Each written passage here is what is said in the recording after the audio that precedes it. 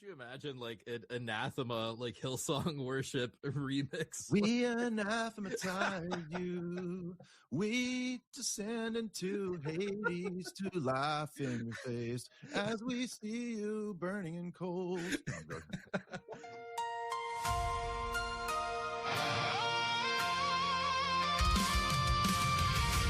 We anathematize you, descending to Hades just to laugh in your face as we see you burning in cold.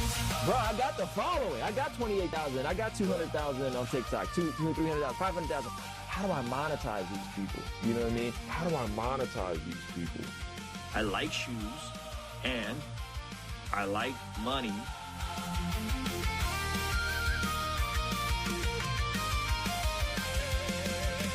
Bruh, I got the following. I got 28,000. I got 200,000 on TikTok. How do I monetize these people?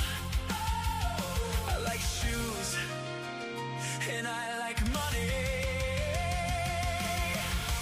We anathematize you, descending to Hades just to laugh in your face as we see you burning in cold.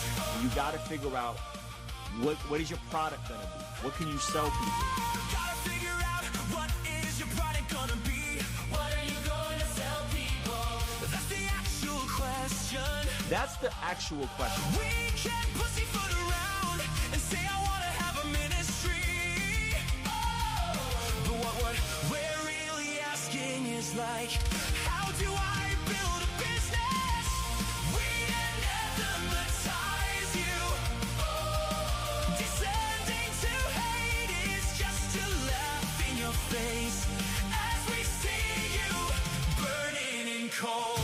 Right? So we can pussyfoot around and we can say, oh, like I want to have a ministry and I want to do this and I want to do that, right? But what we're really asking is like, how do I build a business? What is my bank account going to look like in the next 2 to 3 years? I need 7 figures. I need 7 figures. I would love to be in a position someday where I just have FU money.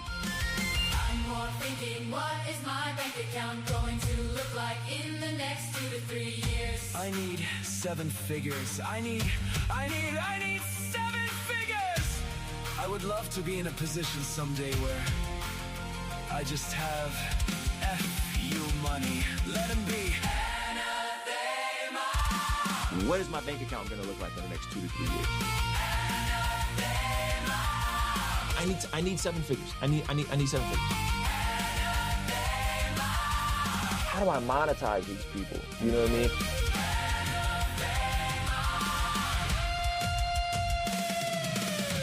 Are we trying to come off pious by saying, oh, it's for the Lord, it's for the gospel? I like shoes. I like money. I would love to be in a position someday where I just have FU money.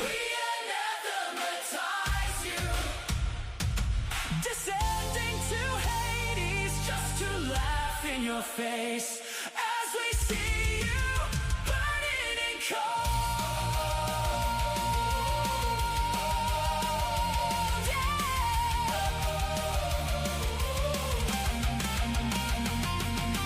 Go in peace, you know what to do. Start your own church, going back to the first century with Business Church. We anathematize you.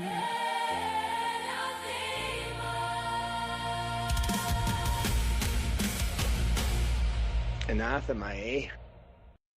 What's up, everybody? Hey, long time no see. It's been like a week that I've been kind of out of the YouTube sphere, and I already feel like there's so much that's happened that we can cover. Basically, I was gone because I took a little trip to Arizona. You know, my wife had some time off, so we took a little trip. I ended up going to St. Anthony's Monastery. You know, I venerated the relics of Elder Ephraim there and a lot of the icons. And look what I got. I got a relic while I was there. I have a fragment of the tomb of Elder Ephraim.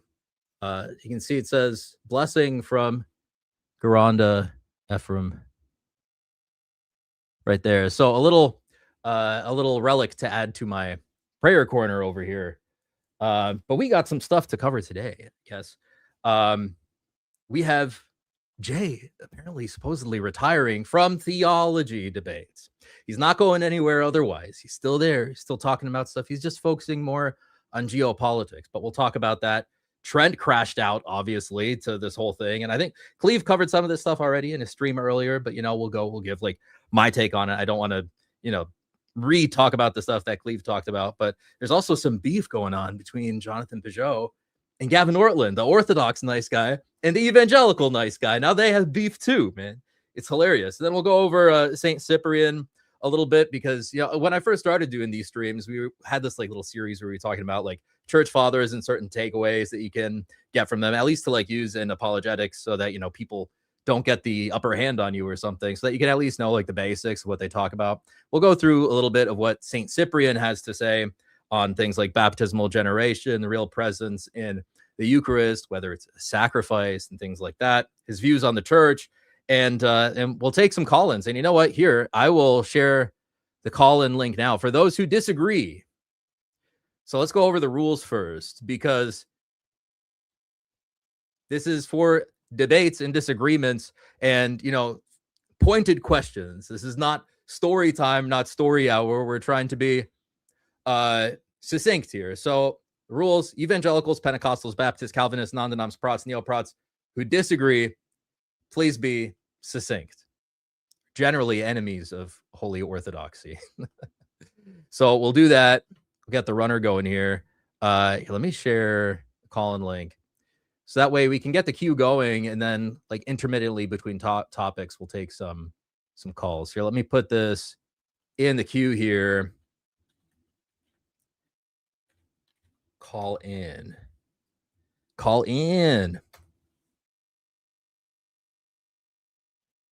Then we'll pin it. All right, so it is pinned in the chat. You guys want to come in, try to debunk holy orthodoxy? There you go. That's your chance for you Protestant evangelicals today. We'll have days where we do like Roman Catholics and stuff, but yes. Is Alex taking the torch from Jay? Dude, look, in order to replace Jay, you probably need like 4 or 5 of us, like maybe like myself, and then when Cleve is received into the church, put David and Ubi, put all of us together, then maybe we can take the torch from Jay. But otherwise, he is irreplaceable when it comes to theology and apologetics. He's been doing this for a really long time. So are non-relevant questions okay for Collins? If you're very, very succinct. Very succinct, because I feel like I'm trying to up the stream quality a little bit. And then when I get people calling in with like their testimony on a debate or like a Q&A night, like that's great. I love to hear your testimonies. I have so many testimonies in my comments, in my DMs, like hundreds of testimonies from people. So if people try to tell you that online apologetics are not effective, absolutely not. Now, there is like, I do agree with that sentiment that there is no such thing as like online orthodoxy, that orthodoxy is something lived in the parish at the parish level. That is correct. But there is a field for apologetics. There is a harvest that is ripe for picking. So, okay, let's go over what Jay was talking about here. Let's make sure I don't have a boomer moment. Okay, so he says, riding the line. This is a tweet. This was just today, 2:31 p.m., right? I had no idea this was coming. As soon as I saw it, I messaged him and I was like, I hope you realize this does not free you from the multiple times that I contacted him. I'm like, hey, you have a book recommendation on this, book recommendation on that. But he says, riding the line between talking theology, doing debates, and all the other issues like geopolitics, literature, satire has been an odd thing. For some, it is confusing. For others, not an issue. And some people have come to me and they're like, at first I thought Jay was such like an odd, eclectic figure, because he's like talking about so many different topics and stuff. But eventually he kind of grows on you, once you learn the philosophical language that you're using. But people have mentioned this before. But he says, after 10 years of mixed content, I feel that the time of online theology debate for me has come to a close. So this is just theology debate. He's not going anywhere. He's just moving from the theology stuff to talk more about geopolitics, literature, philosophy, I would imagine, but focusing more on politics. No one has of yet told me to say this. It's a decision I've pondered for a while. I would rather focus on other topics I find interesting, and religion is authentically at the parish level, not online anyway. That's true. Religion is authentically at the parish level. It seems as if online theology debate is pretty much done. For Jay, that is correct, because he has already defeated basically everybody worth debating in the online sphere, and everybody that he hasn't debated doesn't want to debate and is not interested in debating him. So, of course, the online theology debate is done for him.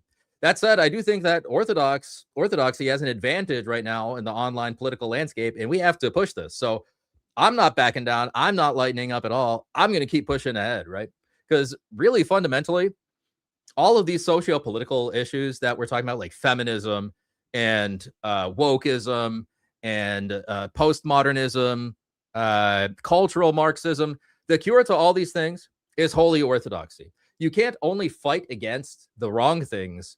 You have to fight for the right things. And this is like the whole problem that we have with the anti-Islamianity crowd, right? It's that they're not necessarily arguing for something because they send them to whatever church they want, right? This was the whole thing with like between Jay and Godlogic. Avery is like, hey, why are you sending people to a Messianic synagogue?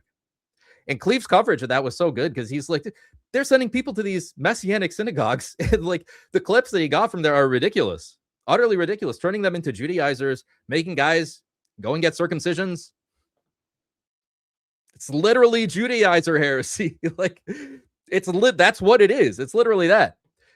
So he says onward to producing fun content on the other subjects. So he's stepping back from the theology debate, and let's pray for Jay and this new endeavor that he's going on. I love Jay. I'm still going to pester him for advice and book recommendations all the time. You hear that, Jay? This is not going to relieve you or free you from the incessant questions that I have. Is orthodoxy the cure to humanitarianism? Yeah. Duh. Of course. Yeah. New meaning to snippets. Thanks, Travis. Guys, if you don't know, if you're not familiar with Travis at the Icon Corner, he is Church of Christ who converted to Orthodoxy. He's Orthodox now. So go check out his content. He has some good stuff out there. Guys, we have a ton of new members today. I think it's because we had that members only stream earlier where I gave like some channel updates, some exciting news that the insiders get on the channel. You got Dumpster Sushi, new member. Rachel Gardlimt. Rachel with the new membership. DeYoung with the new membership. Probably not Father Stephen, but thanks for the membership. Silent with a membership, and In the Filth with the membership. Thank you guys. Appreciate it very much. You know what you get for that? We got the soundboard. How do I monetize these people? You know what I mean? How do I monetize these people? Oh, how do I monetize these people? Look, I'm learning something. The right? complete, inspired, inerrant, infallible, indestructible Word of God, the 66th book, King James Bible, amen.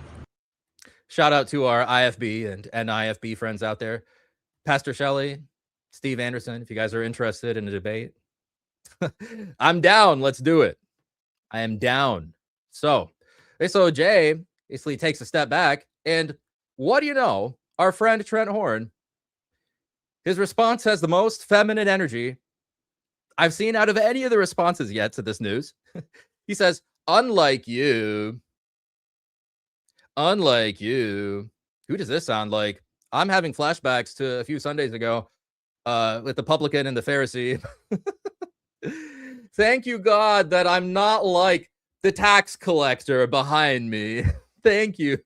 Unlike you, I plan to spend my life helping people overcome religious errors and find salvation in Jesus Christ, especially those most furthest away from him, like atheists. And of course, he would leave a comment like that, those most furthest away from Christ, like atheists, because Roman Catholics are ecumenists.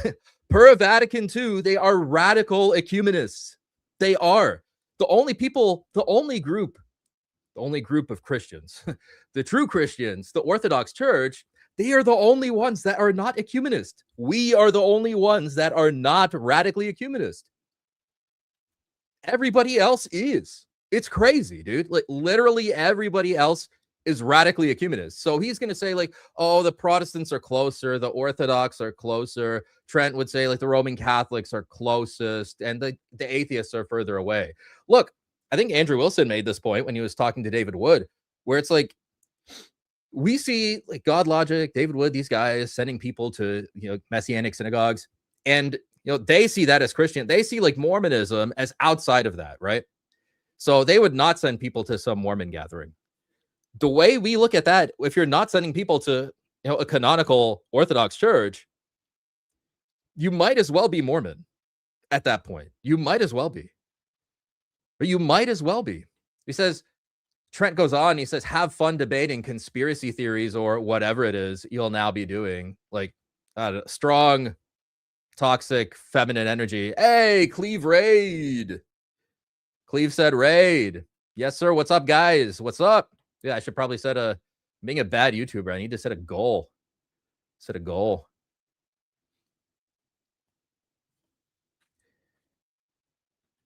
More content.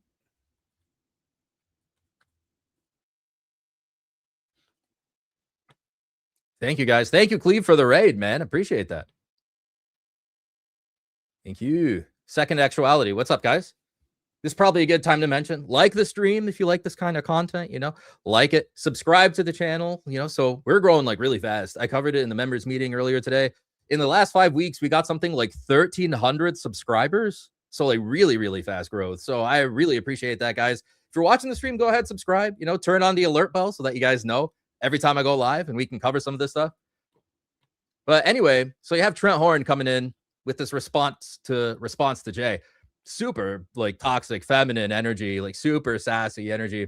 Jay ends up responding, classic Jay fashion here, with a one-liner. Trent Horn, still a nasty and spiteful Skittles man, no matter what. He doesn't even have a good word to say to Jay. That's like, hey, good luck in your new endeavors. It was fun while it lasted, right? It's the end of an era, right? But, I think, guys, don't rag on me for my mug. It was the first one I saw in the cupboard. It's one of my wife's mugs. No, that's a lie. It's my mug. Okay. Anyway, it's the end of an era, I guess. But, Jay will still be around. I'm still going to be asking him for his input on things all the time. But yeah, this is pretty crazy, honestly. It's a very nice mug. Thank you, Monovan. I appreciate that. We got a $5 super chat from Jennifer. Thank you, Jennifer, for the $5. I appreciate that. Alex, I get to visit Romania in October, going to Constanța. That's a beautiful city. Bucharest and Brașov. Literally, all three of these are great cities. Bucharest, the old town, is wonderful in Bucharest. What's your favorite food I should try? Oh, it depends on what you like, because Romania has its own twist on all of the standard Central Eastern European staples, right? So like cabbage rolls. There's a lot of soups over there. Like there's a really garlicky soup too called Supa Radouțiană. Which is very good, but it's very garlicky. So if you get sick, my last trip to Romania, my wife and I, we had like a cold or something for 5 days or so. Literally every single day we had like super garlic soup, Supa Radouțiană, and it was really good. But I would say make sure you go to, there's a restaurant in Bucharest called Caru cu Bere, which basically translates as the beer cart. The cart with beers, but that's a great restaurant. You got to go there. They have like live dancers, like traditional Romanian folk dancers, and like live entertainment and music. You got to go there. It's great. And it's like the building itself is like very, very old, like hundreds of years old. Favorite food, just honestly anything traditional and local. If you go to a very touristy spot, they might have like that microwaved stuff. Probably ask, depends on what city you're in, but I'd say ask your like concierge or whoever's at the front, like what the local places are. But yeah, it's just traditional Eastern European food with like a Romanian twist to it. They're huge on soups. Also, it's like kind of heavy food. So like even the salads that you get, like I was there with some Americans a while ago and they were like, dude, where can I get a salad? And they ordered a salad and you know what it was filled with? Bacon and cheese, like feta cheese, like sheep cheese, right? So it's like generally a fattier food. So make sure you do a lot of walking. So thank you for the $5. $5 from Cool Dude. Pour one out for losing a great debater today, bros. Alex, I hope you realize this means you must debate for at least a decade before calling it quits. Thanks. I do have a very long-term vision for this. So I do recognize I've only been in this for a year, so I do have a background in debating. That's going to help because, I know the rules of evidence and, how to effectively use objections. But again, this is like a different substance matter, so I have to do the reading. But thank you for the $5, cool dude. I'm excited to bring you guys along for the journey. A lot of you guys have been here from the very beginning, so you should bother Jay to pop in on your videos to fill in that theological debate void. Especially him and Father Stephen was cool to watch. It's $5 from the Dragon Age Origins.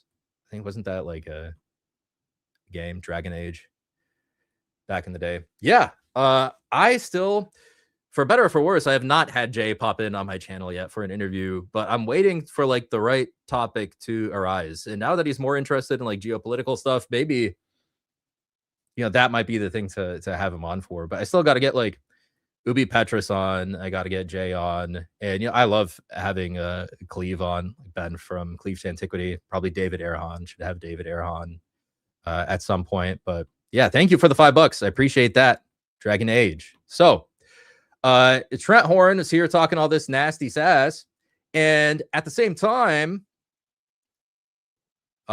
hold on, I got to address this. Another super chat from Neil from Dortport Robbins. If you want me to give the context of the Ortlund beef, I can pop in sometime.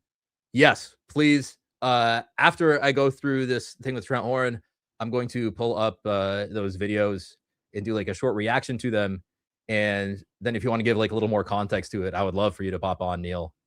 If you guys don't know, Neil and I, we are working on a movie. Keep your eyes and ears open. So Cleve Raid, thank you guys. Came from Cleve, yes. Thank you, Ben. Appreciate you guys. Thank you very much. Cleve Raid, yes. Yes, sir. So if you guys came from Cleve stream, you're familiar with us. I did want to react to this, like Trent Horn. He also recently posted a video where he was just like talking smack about Jay the whole time. It's so crazy, dude. I think this is crazy, but here, let's react to this because he's actually wrong in his assessment here. So I want to talk about this a little bit. And to kick us off from that, I thought it'd be fun. So May 2025, you debate Jordan Peterson on Jubilee. Then a month later, you're on Piers Morgan Uncensored, and you're there with Parker. And I don't even want to call it a debate. It's really more of a circus. Right. I mean, that's just what that panel show has really become with Jay Dyer and Andrew Wilson. And you guys are all over the place. At one point, you're talking about the existence of God. The next is whether the word retard is a slur or not. And it's like, okay, I don't know where we're going with this. So I want to pick up a point where you two are debating with Jay primarily, then Andrew swoops in. And Jay is making an argument for God based on morality and morality being objective. And then you guys offer a reply. Thank you, Ben. We love Israel. We love Israel. And if Father Stephen is watching, I mean the new Israel. Thanks, dude. Thank you so much for the raid. I appreciate that. But so dude, what did you just say? I wanted to respond to what he just said. And Jay is making an argument for God based on morality. Yeah, so morality is a good way to ease into like transcendentals and the transcendental argument for God, because everybody kind of recognizes some sort of morality, like across cultures, across times. Like everybody knows that there are unjustified unalivings, for example. Yeah, everybody knows this. So I think it's a good way to ease into the transcendental argument. Morality being objective. And then you guys offer a reply that I don't think really got answered. So let's play that. Then you can't say anything is morally wrong. There's no ought from an is. Wait, I can say something is morally wrong under my perspective. You're misunderstanding subjective morality. You're not giving. You can't tell me why it's wrong morally objectively if I can also counter it. Can I ask you this question? Do you think that morality is true dependent upon God's stance or independent of God's stance? Ultimately, it's grounded in God. Okay, so it's God is a subject. Yeah, God is a subject. No, that's not a subjective argument. The argument, the argument is that it's objective. The fact that a person makes an argument doesn't make the argument subjective. Your argument is... Okay, so Jay is right here. So just because morality is grounded in a subject, that does not make it subjective. And there is a parallel for this. This exact same argument is recognized in law, because the reasonable man standard, right? Like if somebody is negligent, like legally negligent, they cause harm to somebody else, right? They breach their duty to the people around them, and they are the actual and proximate cause of some injury, some harm that occurs, right? Their conduct, if we're going to decide determine whether there was actually a breach in their duty to the people around them. The question is asked, did they do anything differently than what a reasonable man would have done? Right? And the reasonable man standard, this is grounded in a hypothetical person, in a subject, but it is not a subjective standard. It is an objective standard, right? So I asked Grok to, clear this up a little bit. So they have Grok pulled up a classic illustration here.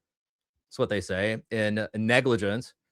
So consider a driver texting while driving. They crash into another car. He says, I didn't think it was dangerous. I'm a very good multitasker, right? So this guy is saying that the breach of the duty of negligence is subjective. It is based on me, the subject, right?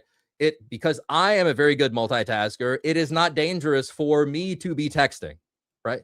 That is not the question when you're looking at whether somebody breached their duty.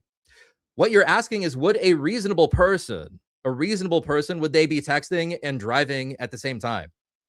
No, a reasonable person would not be doing that, right? So this is an objective test. It's not a subjective test. Moreover, because all morality is rooted in one subject, everybody looks to that one subject, just like everybody looks to the reasonable man standard. It is an objective standard. It is not a subjective standard, right? So literally our law recognizes this. So the Gatheists, as Jay called them, that's just wrong in this case. It's not subjective, and Jay is correct. It's pure subjectivism. Is God a two subject? different things. It's a category error. Is God a How's that a subject? category error? It's two different categories. A subjective Yeah, argument. Yeah, so again, Jay is correct.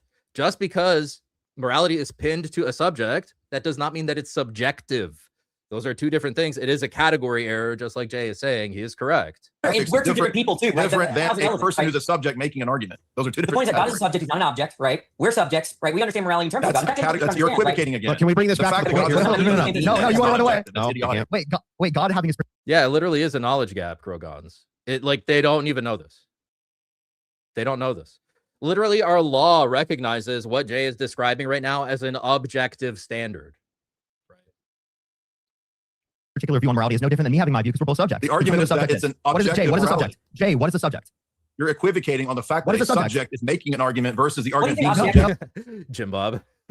I am a subject. $7,000 is subjective. We love Israel. Thank you, Jim Bob. Good to see you, man.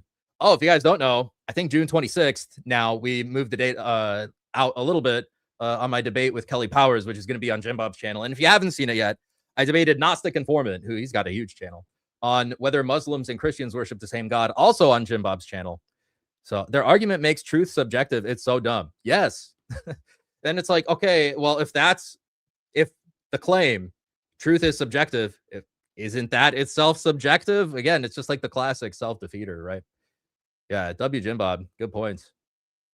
No, you said It's a philosophical category error. Jay, This is like talking to children. I asked you, It's a category error, you idiot.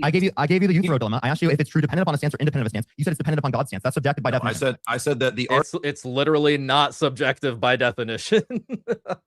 And Jay is correct here. It is a category error. argument for Christian ethics is not a subjectivist ethic, and because God is a subject, it doesn't make the system subjective. That's an What do you equivocation think error on subjective your means, part. Jay? What does subjective mean? What does subjective Purely mean? relative to the individual. Yes, Jay is correct. Purely relative to each individual, right? But you can have like one hypothetical individual in law, the reasonable man standard, and that is an objective standard. So yes, it is very low tier. You are correct. It is a category error. Yes, it's a category fallacy. Okay, So is God an true individual? dependent upon a stance. Is God an individual? That doesn't mean that the ethic is Uh-oh, subjective. uh-oh. It's Get an into the objective question. ethic. You're just Yeah, so they're so giddy, but they're actually so dumb because they don't even realize that like tort law, the law of negligence itself, recognizes this as an objective standard, exactly what Jay is describing. God's an phrasing. individual. You're substituting the word individual for subject. I'm asking Yes. you guys an individual, yes or no? The God That doesn't standard. mean that the ethics is subjective. Yes That's or a no? system. Who's running now? It's an Is God an epistemological individual? argument that's Just answer the different. question. from- Let me bring Andrew. This is Andrew, a you wanted basic to. mistake. Andrew, you wanted to get in here. Jay's getting cooked, so he's what were you gotta gonna get him out. say? Jay's getting cooked. You're saying Jay's getting cooked. These guys don't even recognize how dumb they are and how dumb this argument is because, again, like I said, the law recognizes the exact same thing that Jay is saying. you're making a dumb mistake of language. Hang on. And then, as I recall, the rest of it, and I was curious to see, how's Andrew going to save this? And I think it just goes back to whether it's okay to call people retards or not. Yeah, but we didn't agree to that topic, by the way. That was an ambush topic. What did they tell you this was going to be about? It was mostly they said Jubilee, and they did say something about sexual ethics or gay pride. They did not mention anything about the R word or anything like that. I didn't want to talk about that. That's not something I ever would want to debate, right? I don't want to debate about that. So I don't think Parker wanted to debate about that either. So yeah, that was unexpected, but yeah, no. Yeah. So, and then it doesn't go anywhere, but I think you guys were actually making some good points and something that I'm concerned about because it's interesting. So like, here's my problem with Trent is that Trent typically is not a dummy. He didn't even recognize that Jay was correct and that he did directly answer what these guys were saying. And they had no response. They thought they were right. So like Trent didn't even notice this, or either that, or he's so eager to like put points up on the board against Jay that he's just going to ignore exactly what Jay said. So very stupid. So we got some callers here. We're going to go to Joe Mama and then we're going to go to Nectarios after that. And then we're going to move on to the beef between Jonathan Pageau and Gavin Ortlund. So we're going to be moving at a good pace here so that we can get some more callers. But we got some more super chats real quick. Faith can move mountains, $2. Cleve Raid, $10 from Nova Games. Cleve Raid, $5 from Leningrad. Hit that like button for Jay Dyer, guys. Hit the like button for Jay. Hit the like button for Jay and for me. CIA got to Jay. LOL. Seriously though, grateful for Jay. Learned a ton from him. Yes, I think we all did. Yeah, I remember when I was inquiring, like back in the day, I'd look at those like old online, like long form lectures from Jay, like the old school ones where you just like talk to the webcam for 2 hours. I thought those were very helpful. Absolutely. I think we all owe a lot to Jay. Iron Giant Man 007. Do y'all have a version of wedding cabbage? Yeah. We love cabbage. It's a poor country, so it's a lot of pork, a lot of cabbage, and a lot of soups. But Joe Mama left the queue, so we are left with Nectarios. What's up, Nectarios? What's on your mind? How's it going? Nice How to you meet doing? you. Man, I don't know if you saw my tweet. If I had known you were in Arizona, I would have showed you around the monastery. I'm like at the monastery like all the time. At Florence. Oh, no way. Yeah. Yeah. Yeah, it's Hope great. It's a beautiful monastery. Yeah, I hope you like it. They're always building new things there. But I wanted to just make a funny comment. It's kind of funny, like how in the past year now, I would say, or maybe 2 years, that a lot of these YouTubers like Trent Horn, like Ruslan now you got JP, their whole I guess YouTube theme now is just anti-J. The patriarch of the Ortho Bros is anti-J, and now that he's retired, everybody's like, hurrah that he's retiring, he's not gonna bother us anymore, and he was always getting slapped around. I personally wanted to say that I met hundreds of people online, like personally, and also in my church and like the surrounding Arizona churches and people at the monastery as well that you visited, have all converted because of Jay. I always ask them, "Oh, what brought you?" "Oh, I found this guy named Jay Dyer, and he like helped me get out of Catholicism and Protestantism and all this other different things." These guys are just going to keep coping and coping, but they don't realize like they've lost significant numbers because of Jay. But I really do pray that I hope that you and everybody else who's doing this type of work, I hope Father Stephen Young hops on with somebody like Gavin Ortlund and just shuts them up like completely and just kind of ruins their career off of all the heresy they be spitting. But that's all I kind of had to say. But yeah, thanks for calling in, man. Yeah. Appreciate it. Yeah, I think Father Stephen is great, especially for somebody like Gavin, who's like a credentialist, right? Stresses credentials. Joe Mama, what's up? You're back in the queue. What's going on? Can you hear me? Yes, sir. Good deal. Yeah, I just wanted to say, I know a lot of people are making comments saying things like, "Oh, no, Jay's not the greatest ambassador for Orthodoxy," and something like that. I don't think he needs to be. I disagree. You know, sometimes Yeah? like maybe, you know, he says things the way other people wouldn't, but the guy goes to church every Sunday.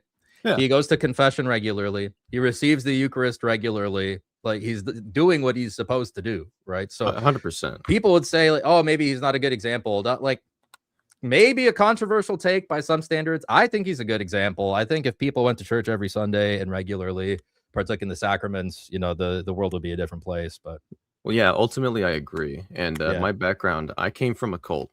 Like had run into different clergy accounts and everything on Twitter or X now, watched some videos. It was really kind of hit or miss. And it wasn't until he just backed people into a corner like some other Judaizer, just completely destroyed them, that I was like, oh my goodness, it actually made me stop and think. So yeah, you know, a lot of people, some people need a soft voice, but I needed that confrontation or I'd still be in the cult. So that's all I wanted to say.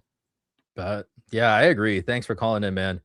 I think Jay, like a lot of people do need that, especially like young guys, somebody to like grab him by the collar or the lapel and be, your view is dumb. Your view is stupid. Stop believing this.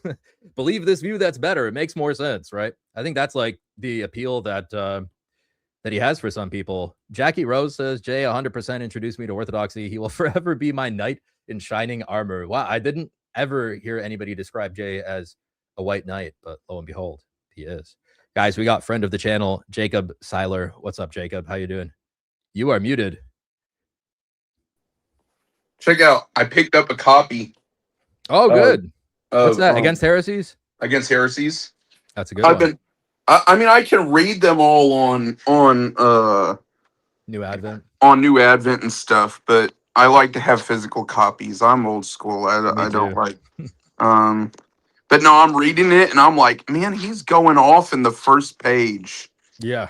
I told someone, I said, if he was alive today, there's a certain segment of the Christian population that would be going, you're not very Christ-like. Yeah, absolutely. At least like in the first few pages. No, it's like book 3, 4, and 5 where he gets more into like what the Orthodox believe, like what the Christians at the time, the Orthodox, what they believed. But in those first 2, maybe first 3 books, he's really just kind of outlining the views of the Gnostics and like why.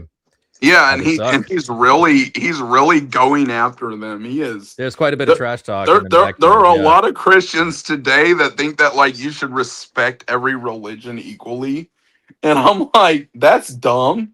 That's dumb. Why? Why should we respect people that think that you can like throw acid in your wife's face or something? Yeah, absolutely.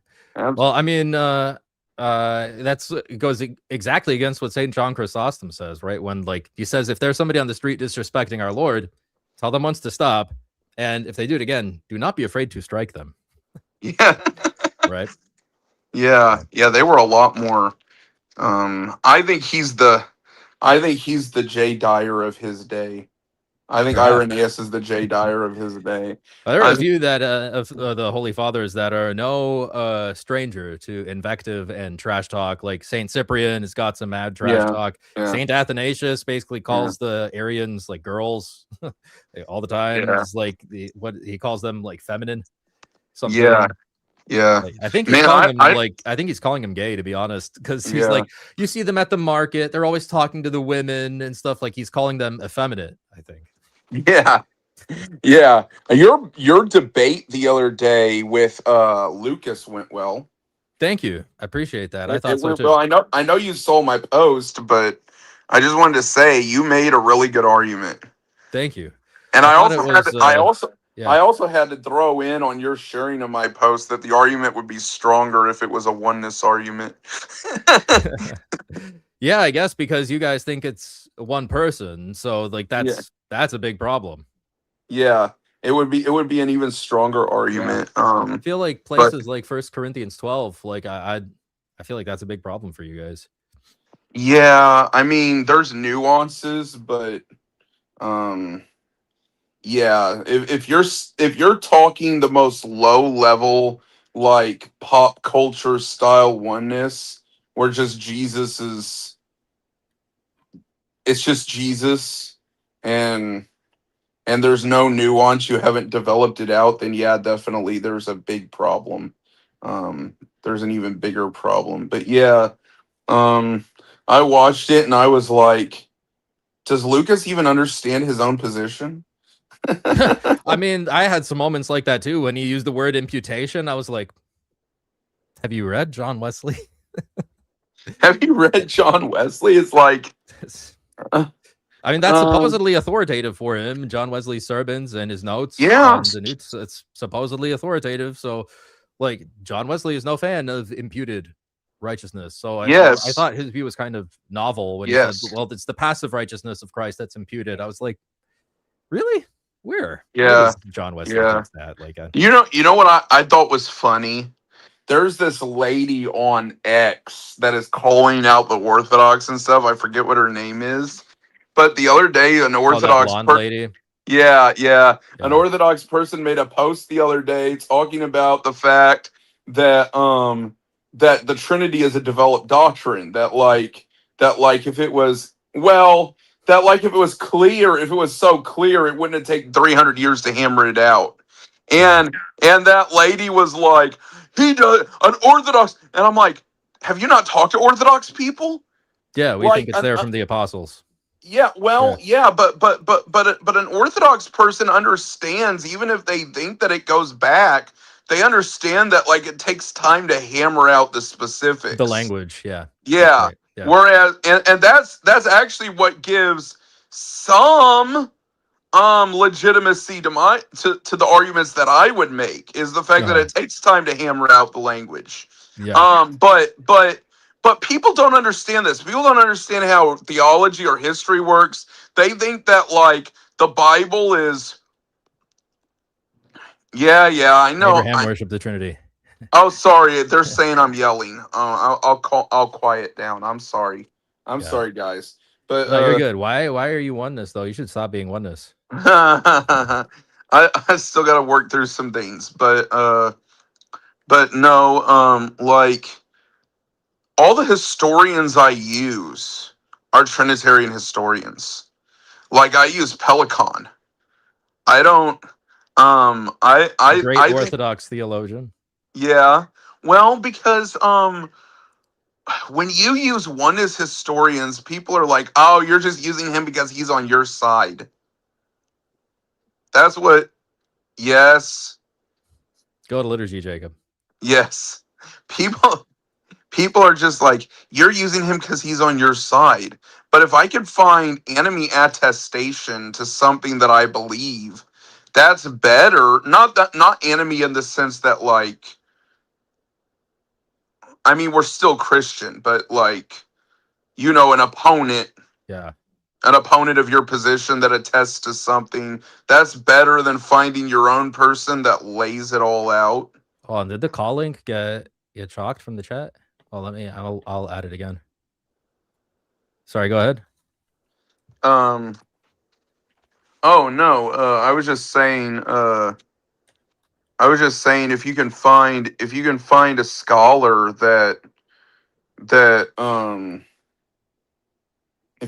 a scholar that's on the other side that attests to something that you believe, it's better than if you find one of your own guys that lays it all the way out.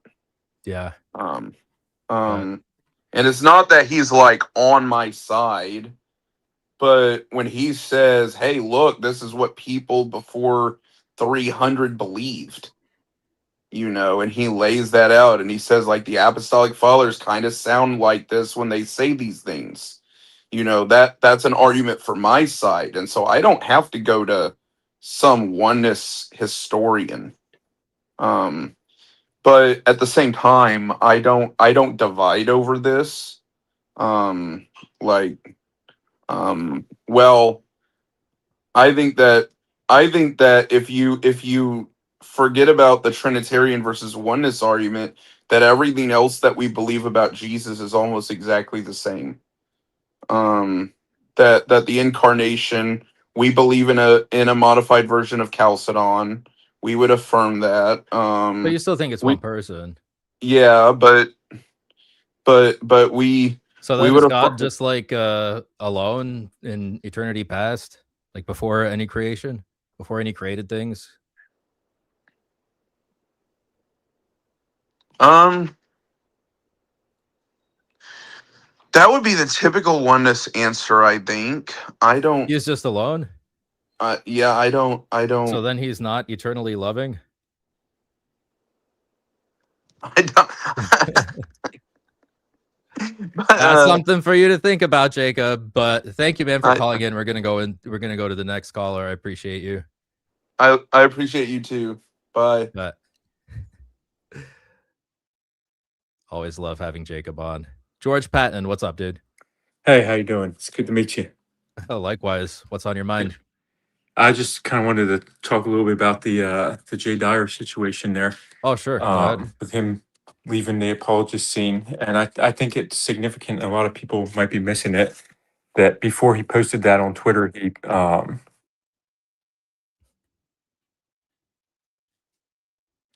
You're lagging, George Patton. Am I back? Your voice is back. Sorry about that. I think I disconnected there for a second. All right, go ahead. All right. I think it's significant that before he posted on Twitter that he was going to leave the apologetic space, he put out that video against sola scriptura. And I mean, that's been what he's been trying to debate Protestants about pretty much his whole career. And well, he's correct. It is like the one foundational thing where, like, if sola scriptura goes, the whole thing falls apart. Yep. And I think that people are missing the wisdom in him kind of stepping away from that scene. You know, it got too full of angry people and people just trying to win debates instead of actually, you know, focusing on what does it mean to actually love God and why do we do apologetics, right? Yeah. And so I think it's extremely significant that he put out that video before he did that. And it's kind of, the way I saw it was kind of like him saying, you know, this is the point I've been trying to make the whole time, take it or leave it. And, you know, there really isn't anything to debate about it when you look at the history of it. I agree. Sola scriptura sucks. Yeah, but I guess that's all I wanted to say. I just wanted to make sure everybody was kind of thinking about that because I saw a lot of people talking about, oh, it's so bad that Jay Dyer is leaving, so bad and all that. And I'm like, not really. He Yeah, made I think the it's point more that, like nobody was answering his objections substantively, so there's nothing left to talk about. I think you're 100%. right. Yep. Yeah. But all right, thanks for calling. Thanks for having me on, man. Yeah. Okay. We're gonna go to Leon and then Stu. And then guys, we got Neil the Great in the queue. So then we're gonna get to Neil. We're gonna move on and then we're gonna go to this beef between Jonathan and Gavin. So Leon, what's on your mind, dude? How are you, Alex? I'm well. How are you? Good. I just wanted to ask about like Eric Ybarra and like the atonement thing. Just Sure. To be succinct, because I seen him. He went on like Gavin Ortlund. He also went on Since 33, and then he had Father Patrick Ramsey on to discuss the atonement, who's an Orthodox priest. So I'm just kind of confused on why they want to claim PSA, but at the same time, from what I gather, he is trying to broaden the term PSA, like penal substitutionary atonement, to just like a conceptual thing. I don't think he can do that because penal substitutionary atonement is a proper noun and it has so much historical and philosophical, like theological baggage attached to it already. So, I mean, I really don't see what he's trying to do there, except like this radical ecumenism that they have, where they're trying to find commonalities with like other traditions. Because I'm pretty sure, like, I've seen writers, like, specifically, like, Catholic writers write against PSA and, like, condemn it. I don't think it's condemned by the church specifically. I don't think there's any, like, condemnation of that specifically, but just by the apologists is something like Catholics that, like, they don't teach that. Like, it's not Catholic dogma. Yeah, from what I gather, they're, like, satisfaction theory. So is it just ecumenism? Like it's just I think it's just ecumenism, honestly. I think he's just trying to find commonalities with other traditions. Otherwise, I don't really know what might be motivating him to relativize an otherwise like very specific theological term. Okay. It's a mystery, man. Thanks for calling in, Leon. And then Stu, what's up, Stu? Mr. Soren, how are you today, sir? I'm well. How are you? I am hanging in there. I have a bit of a personal question for you about theology. So I'm a convert myself. Okay. Right. So I'm Orthodox. I was non-denom before. And the interesting thing is I'm a college student as well. And right now I'm taking this intro to philosophy class. And it is a real case study on the declining rate of critical thinking among the youth. I'll tell you that. I'm sorry. So today, yeah, I mean it's rough because you always hear in these spheres, people like the term low-tier atheist.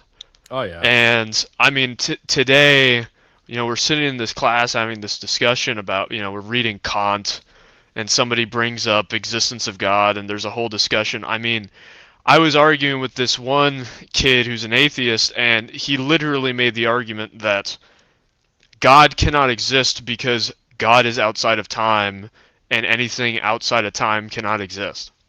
Where do you begin with those presuppositions? And like, what does outside of time mean? Yeah, and I was sitting there. I'm like, I don't think there's like a box, and like inside that box there is time, but he's outside the box, so there is no time where he is. It's like, and that's what I'm thinking is like, I've never met an atheist who thought time wasn't created. You know, I mean, like I'm sitting here, and anyways, I digress. My question is like, I'm engaging in these conversations, but I never really engaged as much post-conversion in like apologetics as I did pre-conversion. Okay. So like I feel like a lot of my arguments, I made the same arguments when I was Protestant, essentially. And I want to make sure that the arguments I'm making are in line with what the church teaches. If that makes sense. That's a good starting point. You don't want to argue something that is not what the church teaches. Right. So like, there's, they bring up like the Canaanite genocide, because of course they do, right? We're on Reddit apparently. Yeah. They bring up the Canaanite genocide, and my argument's like, well, the creator of life has the right to take away the life of his creation. Well, it's like, on what basis can they say it's wrong? And that's the other thing, is they're sitting there arguing subjective morality, and I'm sitting there like, and they try to get me on the Euthyphro dilemma as well. I'm like, hold on, I just want to answer to so what here. I think he meant that not that time is created, but that time is like a product of the Big Bang, something that time came into existence with everything else. Right. Yeah. Yes, that's what I've never met an atheist who did not believe that time did not happen at some point. Yeah. Well, so what's the problem with the Euthyphro dilemma? Oh, well, I've simply stated that I reject the horns of the dilemma. Yeah. So I mean, and then obviously goodness is grounded goodness is grounded in God himself. And I mean, this kid said that was circular, and at that point I'm like, okay, I'm whatever. But essentially, what resources would you recommend to make sure, I can make the stronger points from the Orthodox perspective? Because I really don't want to misspeak or articulate something that differs too much. You will eventually. I mean, having these conversations, everybody's going to make mistakes at some point or another. The point is that like you go and verify it and correct it, right? So the way I more look at it is like, when I'm thinking about arguments that I can make, it's like I go and I think about what the best argument would be, and then I go and analyze the fathers, and I'm like, is there anything that precludes me from saying this? And then I talk to a bunch of people as well, like people that have been in the faith longer than me, like Jay or Father Stephen or my spiritual father. Is there anything in the Holy Fathers that says I cannot say this? Right. So it's like we're not limited to just what they say. We just cannot contradict them. Right. Yeah, that's how you got to see like the councils as well. So I would say probably get the 7, because they're more theological. The first 7 ecumenical councils down really well. Get Blasphemy down really well, and the Palamite synods, get those down really well. And those will be like your guardrails for the arguments that you make. Right. Because I was arguing Palamite theology as well. Especially, essence energy distinction. Oh, yeah. Because the point was brought up about God being unknowable. Like, well, he's unknowable in his essence, not totally his transcendental. So how can you even know anything about him at all? Yeah. So it was a whole roller coaster, and I don't think I did anything contradictory. But I want to have that safeguard, if you know what I mean. So. Yeah, I think talking to your priest, your spiritual father. Yeah, I text my anything I see online, I verify with him. He's super cool about it. I just send Yeah. him like the most random stuff, and he's like, yeah. Yeah. Like obviously Jay is a good resource. I think a lot of my stuff gets checked like multiple times before it gets out there. So Right. I'll tell you what, you and Father Stephen Young have been one of the best developments in my journey to thank you, man. understanding Orthodox theology. So I hope people appreciate what you're doing, because especially with Jay off the scene, I mean, you gotta pick up the mantle. I mean, come on, Yeah. Well, I'm trying. Like, I don't think any one person would be able to fill his shoes, but I think if we all put our efforts together, like, myself and, like Nikolai also, and, Cleve and Ubi and David, like, I think we can make up for it for sure. For sure. Yeah. Cool. All right. Thanks for calling in, man. Awesome. That's a good question. Thank you for the time. Appreciate it. Yeah. How do I not mess up while doing apologetics? It's not enough people ask themselves that question. But guys, we have Neil DeGrade here from Dirt Poor Robins. Neil, what's going on, man? How you doing? Hey, not much. Let me put this in do not disturb mode so I don't get interrupted. I'm on my phone. I'm sorry I'm not on a good setup. Does the mic sound okay?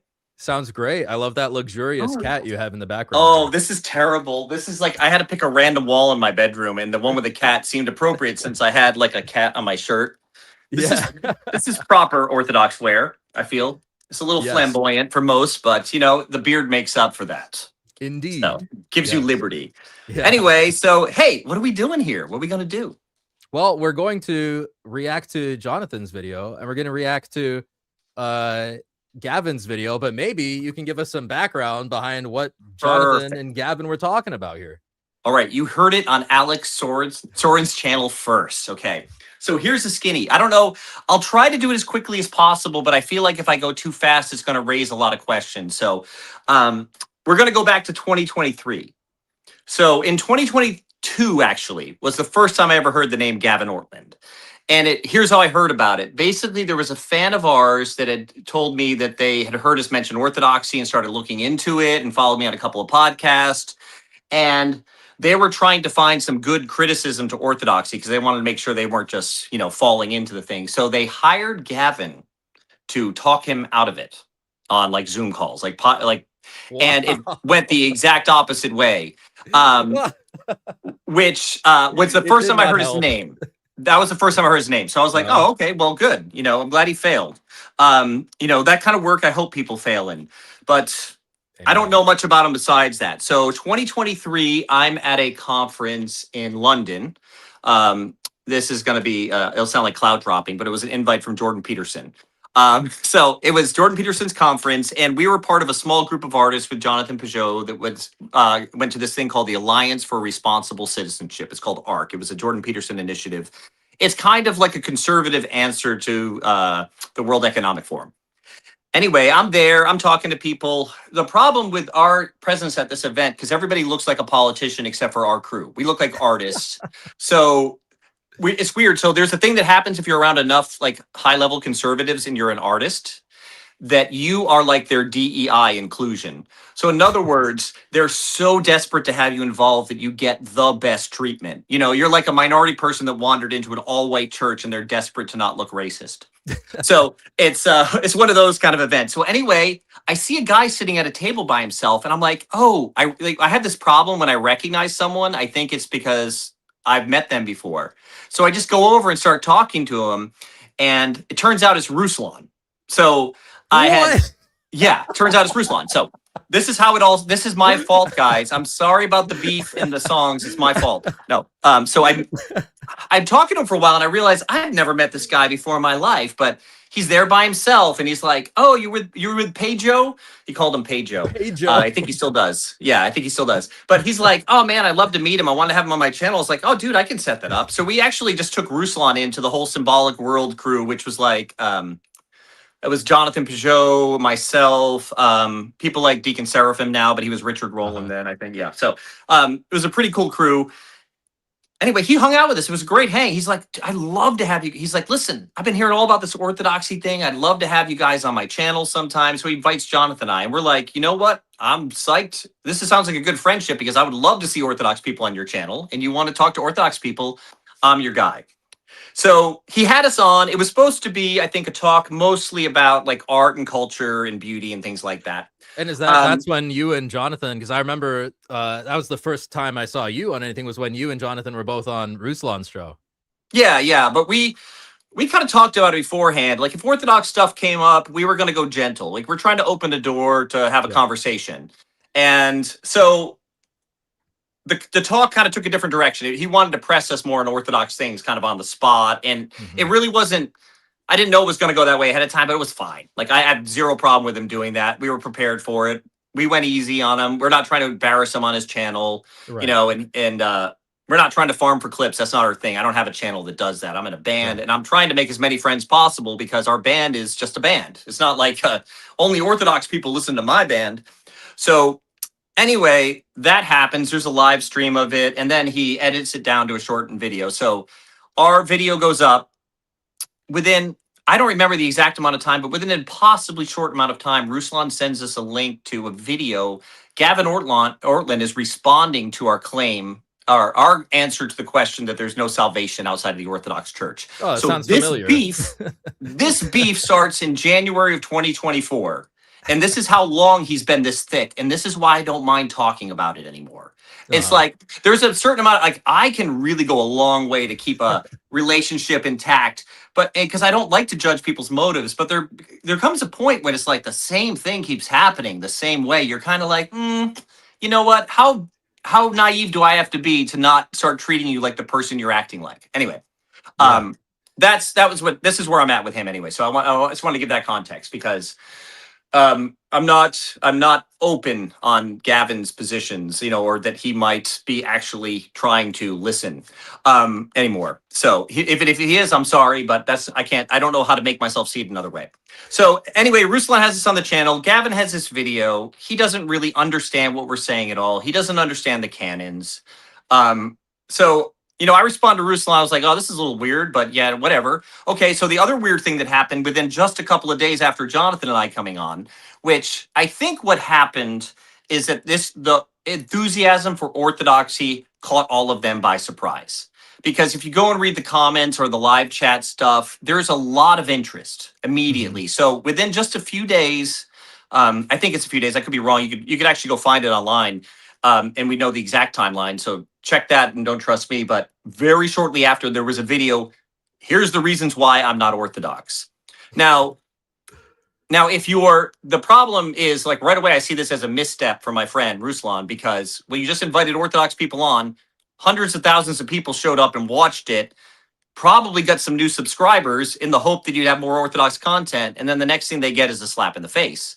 Right. So not that he means it. He's being genuine, like with what he's saying. He's not. So my opinion of Ruslan immediately when we were first involved was that this is a guy who's curious. He has a wide tent he's pitched, and he's willing to talk to Orthodox people. I'm willing to talk to Ruslan because he's a good hanging person, regardless of what you think of him online. I know, like, our family's hanging out, whatever. It's just like it's like one cool bro talking to another. So I would wish I had, because I know maybe some of the audience would like to farm some things bad about him. I don't really have a lot to say about him in person and as a person. It really has to do with kind of missteps he's made along the way with this. So anyway, there's Gavin. I respond to him offline. I'm not interested in starting like some kind of beef back and forth. But anyway, so we move forward, and you can go, if you can pull up a video while you're doing this. I think Jay's already done this because I showed it to him. The next guest we helped get on is Father Peter.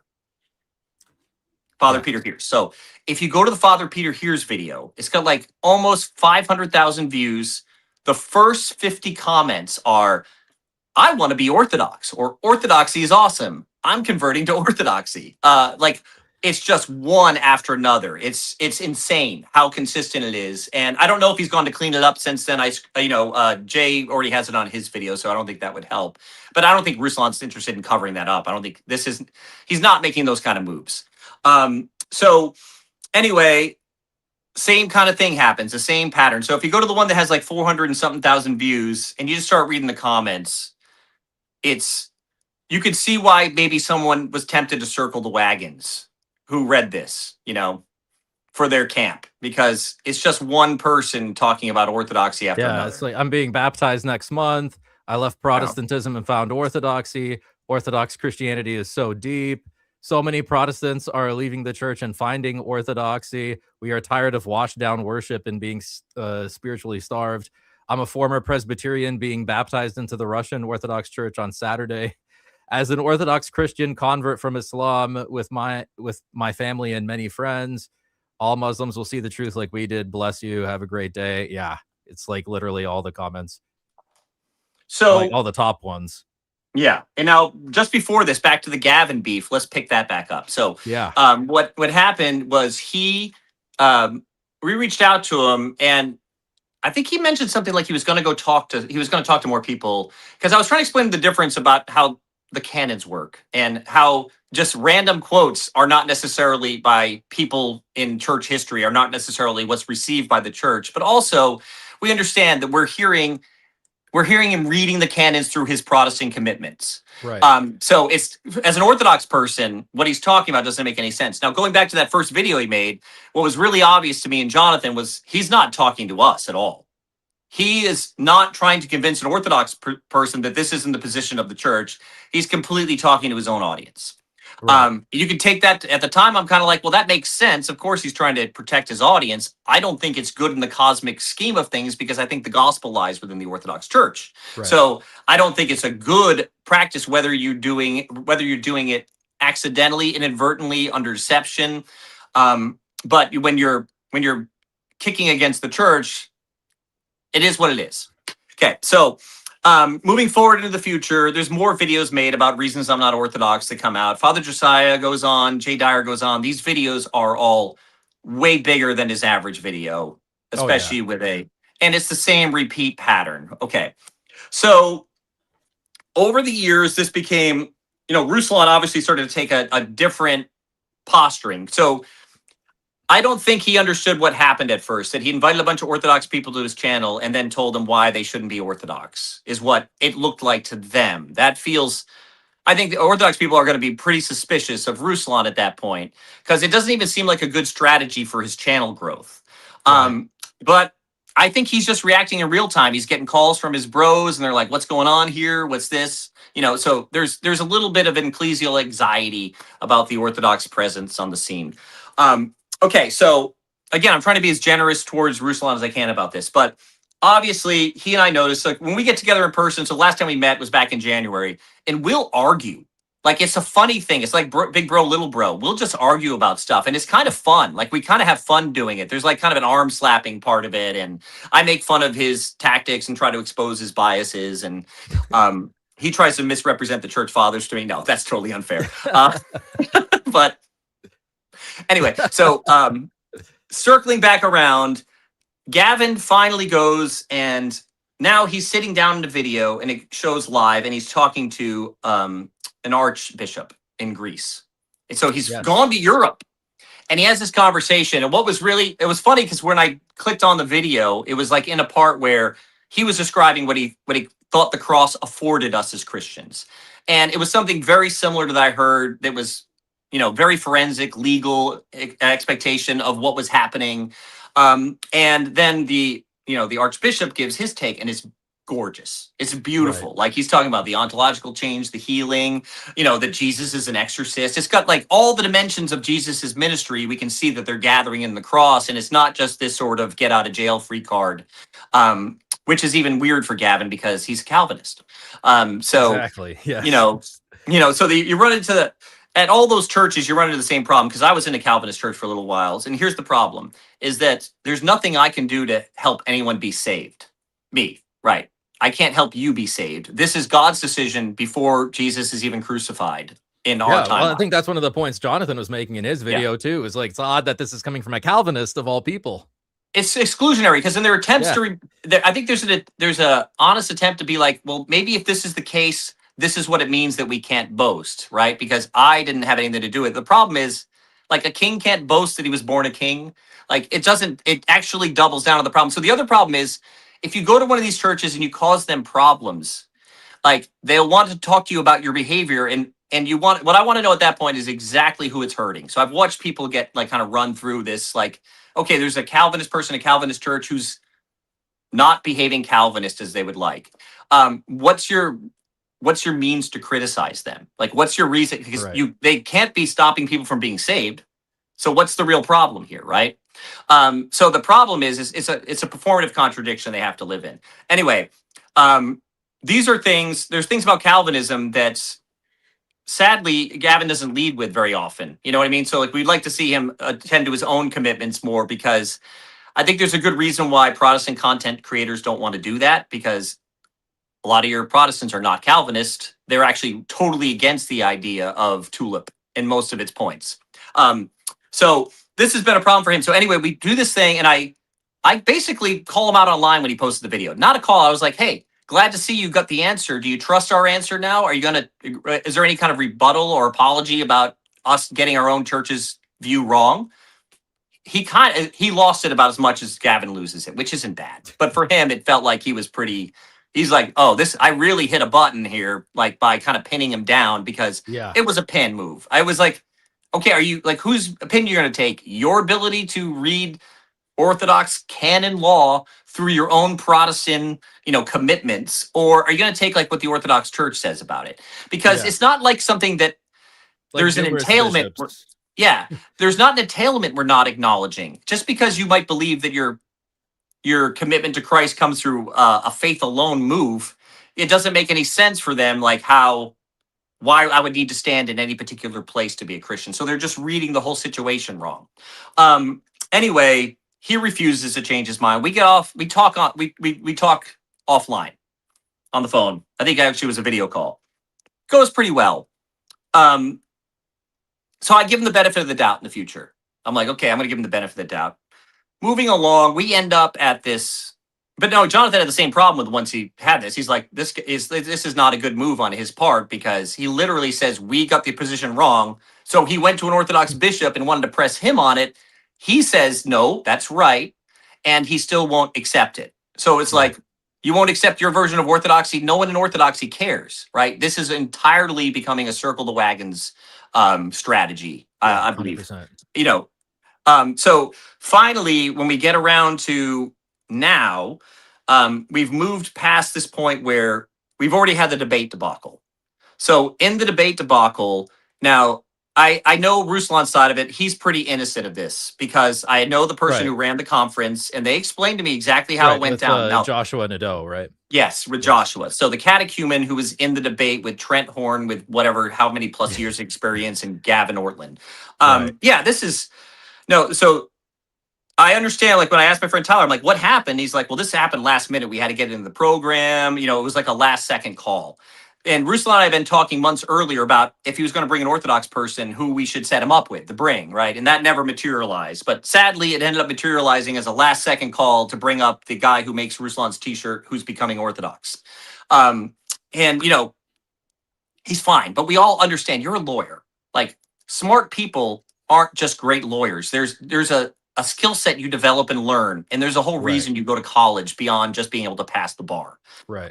There's a lot of it is storytelling. A lot of it would actually suit someone well to learn theater, because you have to win people over. There are whole books on that, of like how to use like acting techniques in the courtroom. That's totally spot on. Yeah, exactly. So what happens next is like, okay, Ruslan, it's a bad look.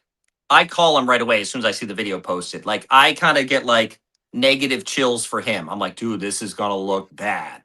I'm like, bro, like, I don't know what to tell you, but like, explain the situation right away, and then try to line up something somewhere that looks like, hey, I'm not afraid of Orthodox people, right? I'm willing to let a good Orthodox person come here and have their say. And okay, so that's what we talked about. I think the whole situation with him and Jay is what kind of subverted that, maybe. But anyway, my problem with Gavin is that Gavin had just very recently made a very clear statement that he only debates qualified people. So this was kind of my last straw with him. So we had just been together in person in October at Father Josiah's conference. And I don't want to comment on him there. I'm just not going to comment. But I'll just say it this way. As I moved out of certain Protestant circles, there's like a...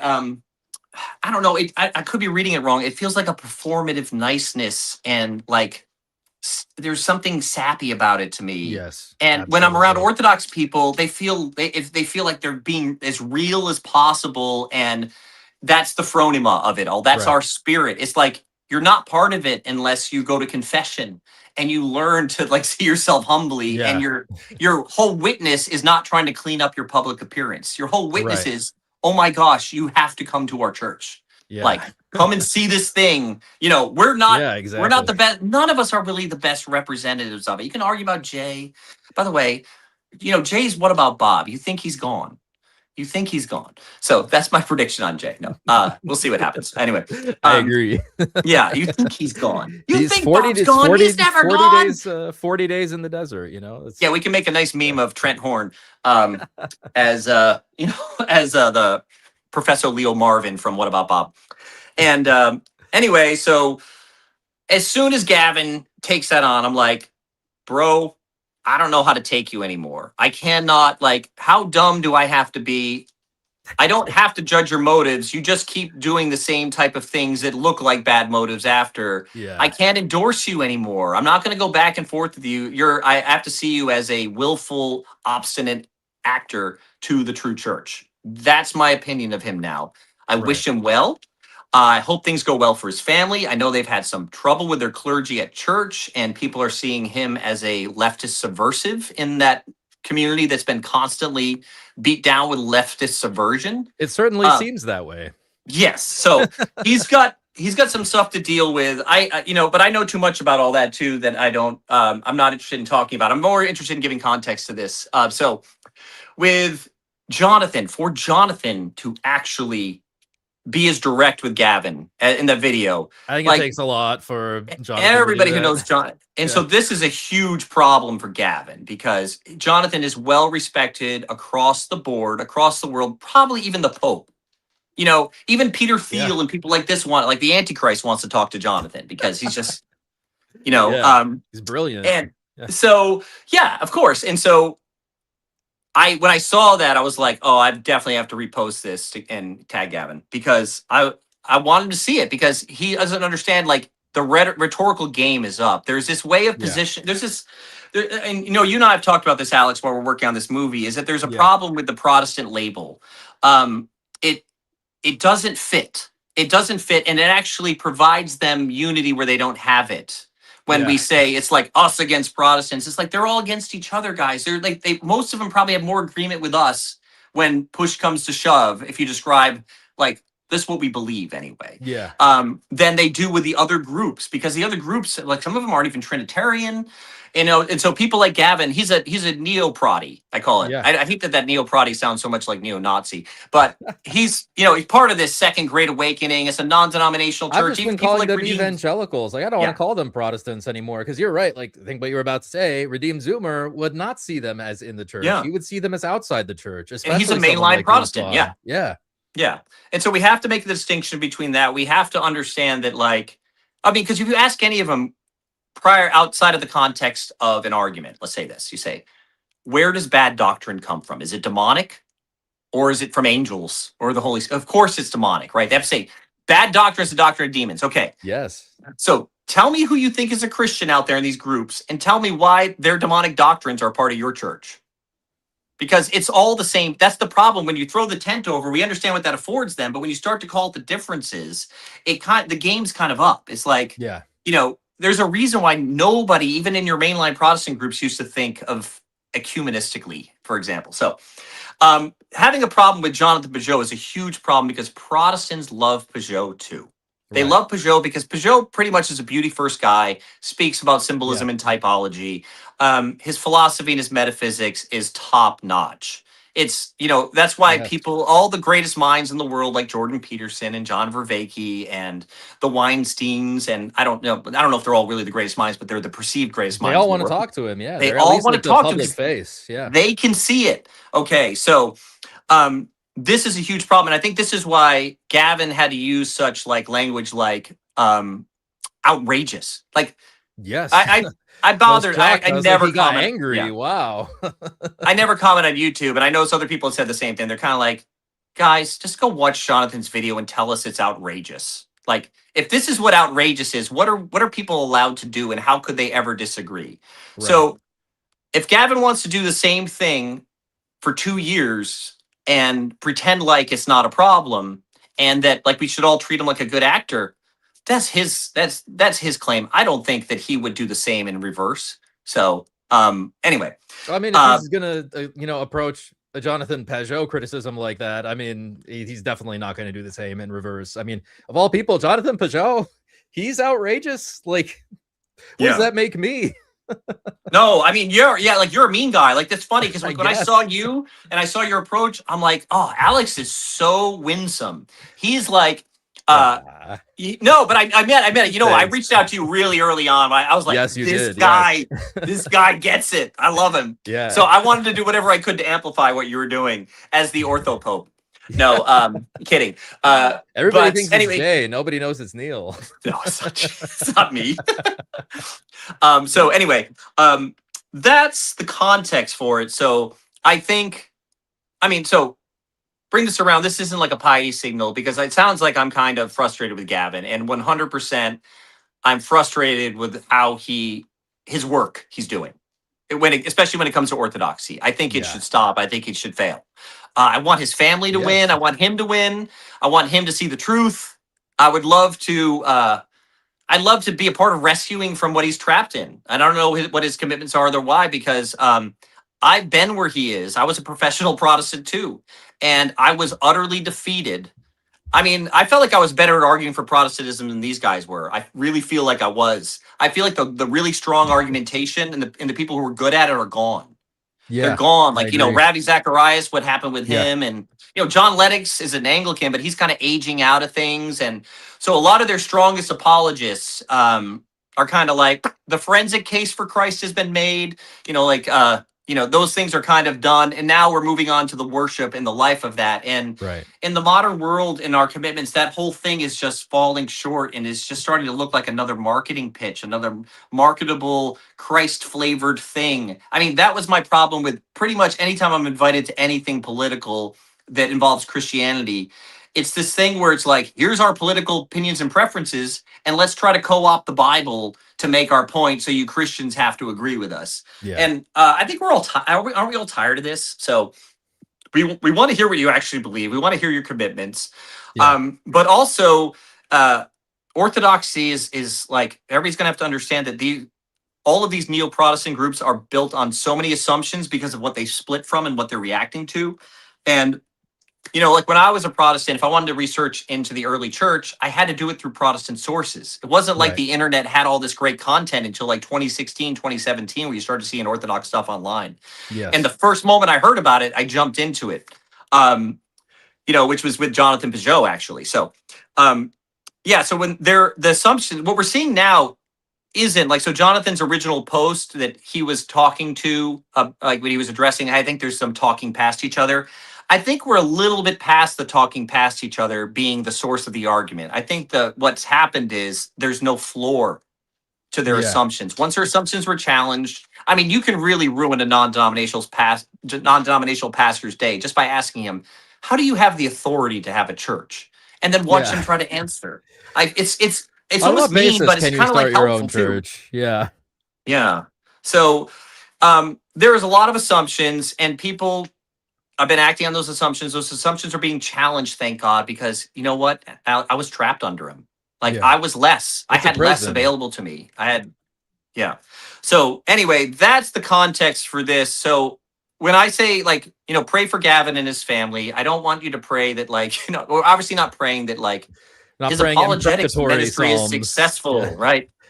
No, but I would pray this, because I think that if any Protestant listening or anybody, if they actually mean it, and I prayed this prayer often as a Protestant, and it was like whenever I felt the problem between what I was seeing in the book of Acts and our church, we didn't do this stuff. We weren't behaving this way. We weren't holding councils. We didn't have bishops and priests and these people that were mentioned.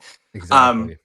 And we had a whole entire, the whole entire PSA thing was so easily debunked.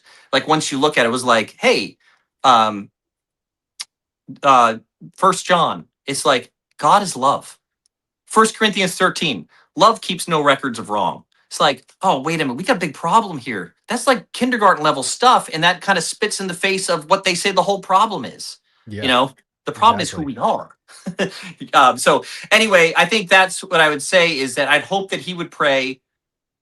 I'd hope that he'd pray, if I'm wrong, God show me. Right. And I think he'd get an answer to that if he did. I think so. I too. think he really would, because I don't like they. I mean, I really want, like, in a generous way, I really want people to experience what we're experiencing at our church.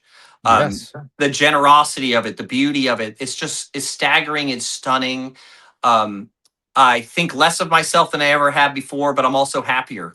Like, it's weird. Right. Yes. So anyway, if you want to follow any follow-up questions about that or dig into any videos, I can stick around for a little bit. Yeah, well, let's go through some super chats here, and then we'll react to some of this stuff. So, by the way, Alex and I are making a movie. We'll tell you about it soon.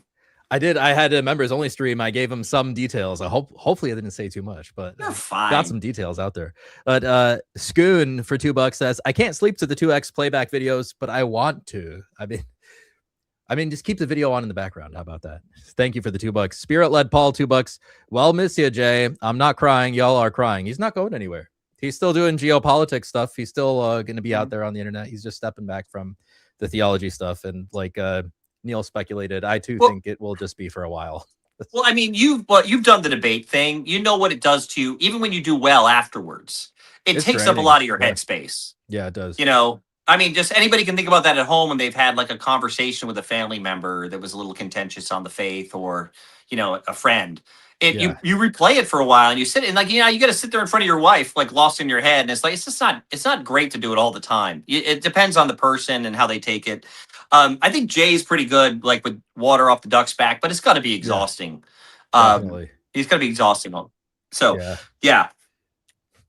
Leningrad, $5. People rag on Jay because he doesn't let them run away from contradictions in their worldview. Yeah. Well, that's what debate is about, right? I mean, like, dude, there was a lawyer versus lawyer debate on Modern Day Debates recently that I want to react to. And like, if people think that like Jay pushes too hard, you guys should watch that lawyer versus lawyer debate on Modern Day Debates. I'm going to react to it one of these days because it's like such a good example of good cross-examination, controlling the frame, making your points, and achieving your objective by any means possible, like thinking outside the box.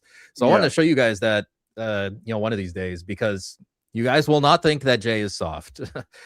Jay is a good debater. That's what good debating looks like. $5 from Video Integrity. I love Jay's lectures. I've learned so much from both his debates and lectures. I hope he continues his teaching videos. Stavros from Toronto loves you all. Thank you. Well, thank you, Stavros. $10 from Jennifer. Did you see the video from Transfigured Life with Newman Nahas on PSA? I did not, but I hear that Newman is a great lawyer as well. It was very well done. I would love to see more from Newman. He studied under Callistos Ware. Well, there you go. I'm sure it's a good video. I've heard good things about Newman. $5 from D-Sign. You recommended Imago Dei. Just, I think you mean Justitia Dei. Just got it yesterday. Another great Pelican book. Oh, Imago Dei by Pelican. Yeah. That one would be a good one. $5 from Leningrad. Isn't it interesting that both Gavin and Latinizers want to make PSA a generic term and push people to affirm it? Yeah, I mean, that's remember when I said people use abstractions to hide things? That's exactly what they're doing. They're abstracting the term to hide where it actually comes from. So that's why you always got to push for specifics and try to make things as concrete as possible, right? Neil, any thoughts on that? Oh, I think you said exactly what I would have said. So congratulations. $20 from Brett. Thank you, Brett. Can't stick around. Thought I'd let you monetize me. Thank you, bro. How do I monetize these people? You know what I mean? Yeah, give Alex your money. What's your live? Do you have goals for your live stream? Like, because I'm on here and it's not you. Everybody, like, let's just blow Alex away. Let's give him the most money he's ever gotten one night. I've had some really good ones. You know what? What usually works is if I go like this. We love Israel. We love Israel. Then somehow the money starts coming in after that. Thank you. That is strange. I think that money's drying up out there in the world. I have good evidence. So meanwhile, back on the ranch, we got another. I won't get into it though. I just want to tease that out. We'll have to have you back on to talk about that rabbit hole there. Anthony Ferrante, $20. Euthyphro dilemma only works if the epistemic, ethical, and or metaphysical grounding is passable. Since our doctrine of God does not allow passions, God is a stable grounding, even though he is technically a subject. Yeah, and it's just a bad argument, I think. But you are right about all those things, especially passability. Thank you for the $20. Leningrad, $5. Euthyphro dilemma was originally posed to pagans, to whom it's a real problem. Yeah, it's just a rebuttal to divine command theory. It's totally misapplied when it comes to God. Yeah, the Christian God. Absolutely, I agree. It would work on something like Zeus. If Zeus is your God, then it would work on Zeus, but it would not work on the Orthodox doctrine of God. Kevin Roos, $5. I think I heard Ruslan himself say that he blocks people that make comments like that, referring to the comments on the Peter Hears video. And what do you think about that, Neil? Oh, you know what? I think he's probably, I mean, it would be in his best interest just to decide what he wants on his channel and what he doesn't. You know, I mean, like if I mean, but here's the problem. Like, don't delete comments if you're going to go after the people that make those comments, like the ortho bros. That's all I would say. Like, if you're gonna do that, like if you're gonna ignore them there, ignore them here. And that would go a lot better into the future for not receiving so much hate. That would be my suggestion to anyone who had a channel. But I think anybody who has a channel, I'm not going to police what they do with it as far as comments. Like that's their. That's, I had to make my own channel if I want to do that.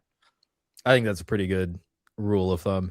Nick Bucci, $2. This conversation with future Jim Bob is great. Jim Bob and I talked for an hour exactly tonight before I talked to you. I love that guy.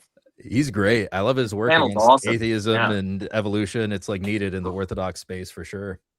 Is this $10. Ray? Ray. That's my boy Ray. Hey, okay. Jonathan is a frame breaker and a Protestant apologist like Gavin wants to try and force us back into their tired frame. Neil dropping truth bombs. Love you, brother. Thank you for the $10. That dude, you got to hear Ray sing sometime. Yeah, you got to hear Ray sing, dude. It'll blow you away. Ray, call in with a song. Oh yeah, have him call in with a song. Make him, Ray, come on and sing. He's like, don't you dare, Neil. Anyway. Ephraim, $2. Hebrews is terrible for non-denom pastors. You mean the epistle to the Hebrews? Yeah, I agree. Because Dude, that used to scare the crap out of me. That's so right. You don't understand. I was so afraid of Hebrews. I was like, how can our beliefs be true? Yeah. Yeah, that's what it is. It's like, hey, it's veneration of the saints. Yeah. And if you guys want to learn more about Neil's backstory, am I lagging? No, I think you're good. Okay. You're good on my end. If you guys want to hear more about Neil's backstory, though, he has an interview on Cleave to Antiquity. So you can go check that out. He talks more about his background, where he came from in like the Protestant music industry, worship music. A professional neo-protty. Yes. Rusty Ware, $5. Jay's arguments got me in liturgy. He's a treasure. I hope he's retiring to become a priest. Okay, that was clickbait. He's not retiring. He's still on YouTube. He's just stepping back from the theological stuff. But thank you for the $5. Good Godfather. Hey, Neil, when are we going to get go on tour? The debates are over. Time to rock. When are we going on tour? Hey, I love that. I got a song I'm getting ready to release now. So the band's been slowing down if you haven't noticed. But I'm going to make an announcement about that because we do have some stuff to announce, and we do have some music coming up. It's just basically, it's not the same thing it was for us. I mean, the whole entire industry is a little tiresome right now for me. And when I have all these songs in my head and all these projects, but when I go to sit down on my computer and I think about kind of engaging the music industry right now, my heart is really in spreading the gospel more than indirectly just making music. At the same time, I have all these songs. So I'm kind of trying to do both things at the same time now. But I have to be honest, like the more orthodox things I do in public, I mean, guys, do yourself a favor, go to my subreddit and look what they say about us, you know? So you can, the more orthodoxy I am in public, the harder it is to continue the band. So that's all you need to know. But I'm not abandoning people. I just took about a 1.5 year break that I'm coming out of. So there's announcement about new music coming out. And then next year, we're working on turning Queen of the Night into, which means going to be more Queen of the Night songs. It's going to work into a stage musical for Broadway. That's the goal. So Guys, Zach No sent tours, me though. $500. $500. Thank you, Zach. Dude, Dude, Neil, you were right. He got the assignment right. He got Zach, the well, see, you know assignment. what? And now that's very generous. There's some people like they have a different economy than we do, Alex. You know, I don't know his economy, but He's you know, operating at a different level. That would be a big hit for me just to do. So Zach's pretty awesome for doing that. That's great. That's amazing. BB bucks. Oh, BB bucks. That's yeah. How do I here. monetize these people? You know what I mean? How do I monetize these people? I don't know. Do I just give Zach the whole soundboard here? Amen. Hallelujah. Give him the whole soundboard. But make up and add a new one in his honor. Feel okay. The issue of Jesus having, did he proceed from the Father? I love the Philoeke. It's the problem of whether Jesus proceeds from the Father. I'm BIPOC too. I identify as black. That's Gnostic. That's what? That's Gnosticism. It's nasty. Dude, thank you so much for the BB bucks. I appreciate it. Guys, we have a truly stacked panel tonight because in the queue, I have a great friend of mine who was recently on Tucker Carlson. You should go watch his interview if you didn't. We have Father Dr. Stephen DeYoung in the queue here. Father Stephen, how are you? I am well, but listen up to grade. I don't have anything. I was just trying to create internet drama. Oh, wait, I'm sorry. Can you repeat that? My Streamlabs just freaks out on me once in a while. That was like you were a robot version of Father Stephen DeYoung. Oh, yeah. See, I was starting to cut a wrestling promo on you. I was doing the listen up to grade. Well, I'll have to give my internet a break for a second, guys. I'm sorry if you can hear me. It's Robotville for me.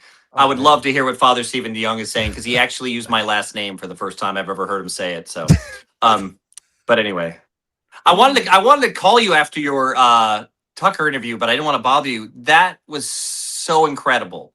I was so grateful to know you and have shook your hand, and it just felt like there were so many things I wished all of the people could hear, and you were saying them, and it was just like I was cheering at home. So thank you. I'm sorry that I'm not trying to glaze you too much. Yeah, that's gross. But I just wanted to say it. Yeah, I know. I feel the same way. So. The chat is saying that Father Stephen has beard mogged both of us. I'll spread it out a little more.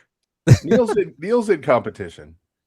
Neil's there. Yeah. Alex definitely. Yeah. I need some more time on the beard.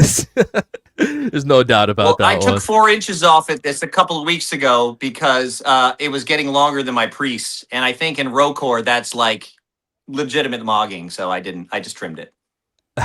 Yeah, in Rocor, I think that's how you try to take over as priest. Yeah. It's like good to know. I'll keep that in my back pocket. Yeah. Average redhead for $5 says Neil's background is amazing, especially the painting. That's the first thing that got my attention was the luxurious cat in the background. $10 from Miser the Wiser says, "Take my money, J Dyer 2.0." Well, he has big shoes to fill, and I'm not even going to try to fill Jay's shoes. I'm just going to try to do what I'm doing. But thank you for the $10. I appreciate it. True Israeli patriots lock in for the new Israel, for the church. That's the Israel that we support here. Ryan Gillette, $10. Hope you have good beard products. Hey, thank you for all the hard work. You were a big part of my Orthodox journey. Can't wait to hear more about this movie. Don't get discouraged. Never heard of Neil. Where can I check him out? Neil, where can people check you out? Well, I think the safest spot to go is you're already on YouTube, so just Dirt Poor Robins with 1 B. That's our channel. Like if we do concept records, and so we actually incorporate different styles into it. So the one I was talking about earlier, Queen of the Night, that's more of a vaudevillian ragtime kind of 1920s throwback with a modern kick, done to a silent movie. We actually have a whole silent movie on there. It's also on Logo Cinema, which is a really cool, like basically Netflix version for Orthodoxy that's just started up. So that movie's on there. And we also do more modern stuff. So like people call us prog rock sometime, but our last album was more modern, but with a little 80s throwback flair. And it was covertly about theosis. So if you're interested in hearing about covert theosis, it might be interesting to you. Guys, we got 20 gifted from Zach. Zach is running. Okay. I'm officially in Zach's pocket. Zach, whatever you need me to talk about, just like send me a message on X or Big Zach something. now runs the channel. Big Zach is he now runs the Righteousness is channel. but filthy rags before God, Daddy. That's gonna send you straight to hell, amen. Hey, Alex, I'm gonna hop off and Yeah. hop back on. I got to fix this connection here. I'll be All right right, back. bet. Sounds good. So the true story, the first time I ever talked to Neil was I had gotten invited to be the keynote speaker at the first Pageau Fest. And there was the difficult task of getting me to tell them what I was going to talk about and give them a title for the talk. And so finally, I don't know why it was Neil, but for whatever reason, it was Neil who finally tracked me down on the phone. And got me on the phone to get a title from me. And I was actually in a McDonald's drive-thru. And in between placing my order and picking up my order, Neil got me on the phone and asked for my topic. And I said, yeah, I think I'm going to call it Friedrich Nietzsche's Guide to the Bodily Resurrection.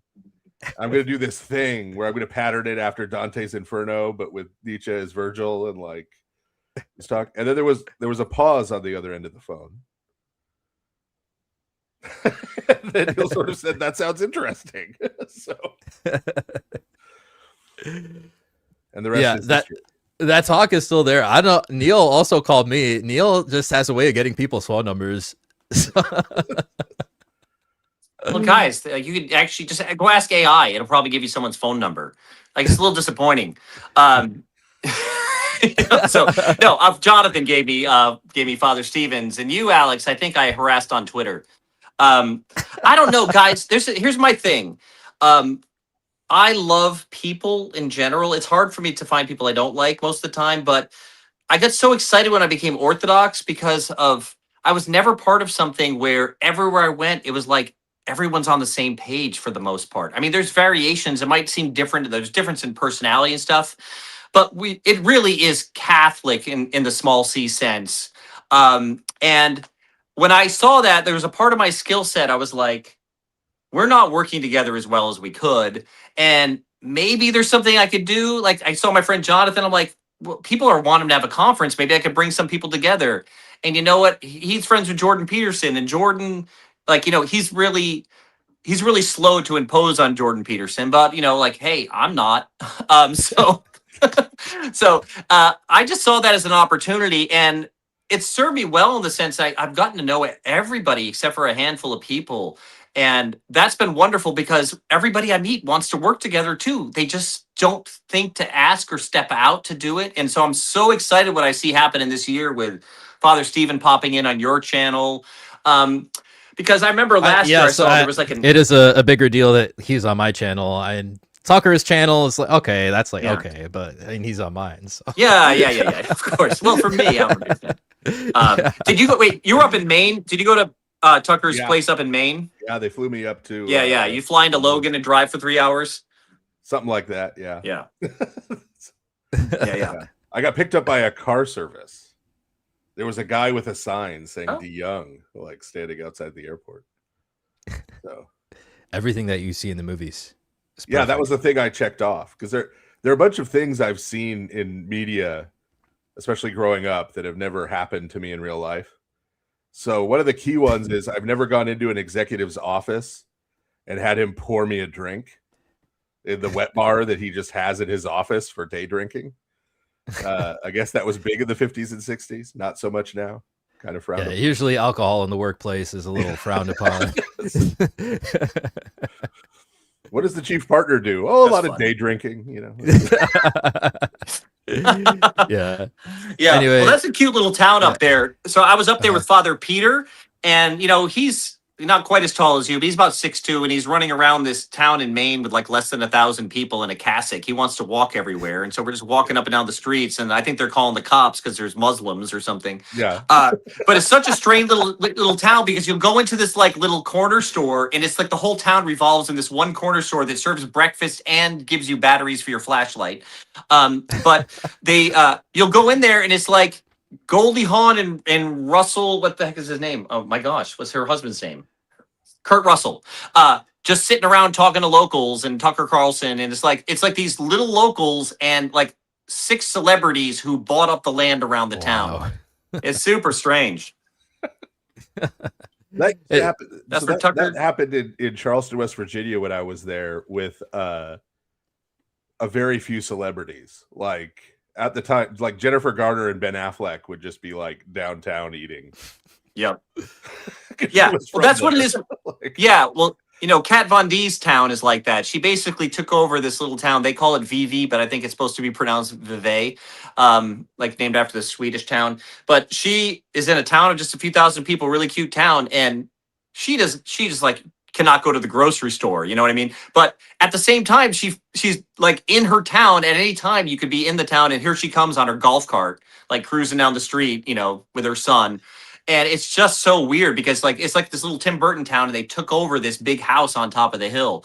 And it's really wild, but it's so lovely because she is so generous with people. Like she kind of understands what that level of attention affords her. Because there is a sense in when, I don't know, when you feel like a little person in the world and someone who a lot of eyes are on, they pay attention to you and they offer you some kindness. I think there's something so godly in that.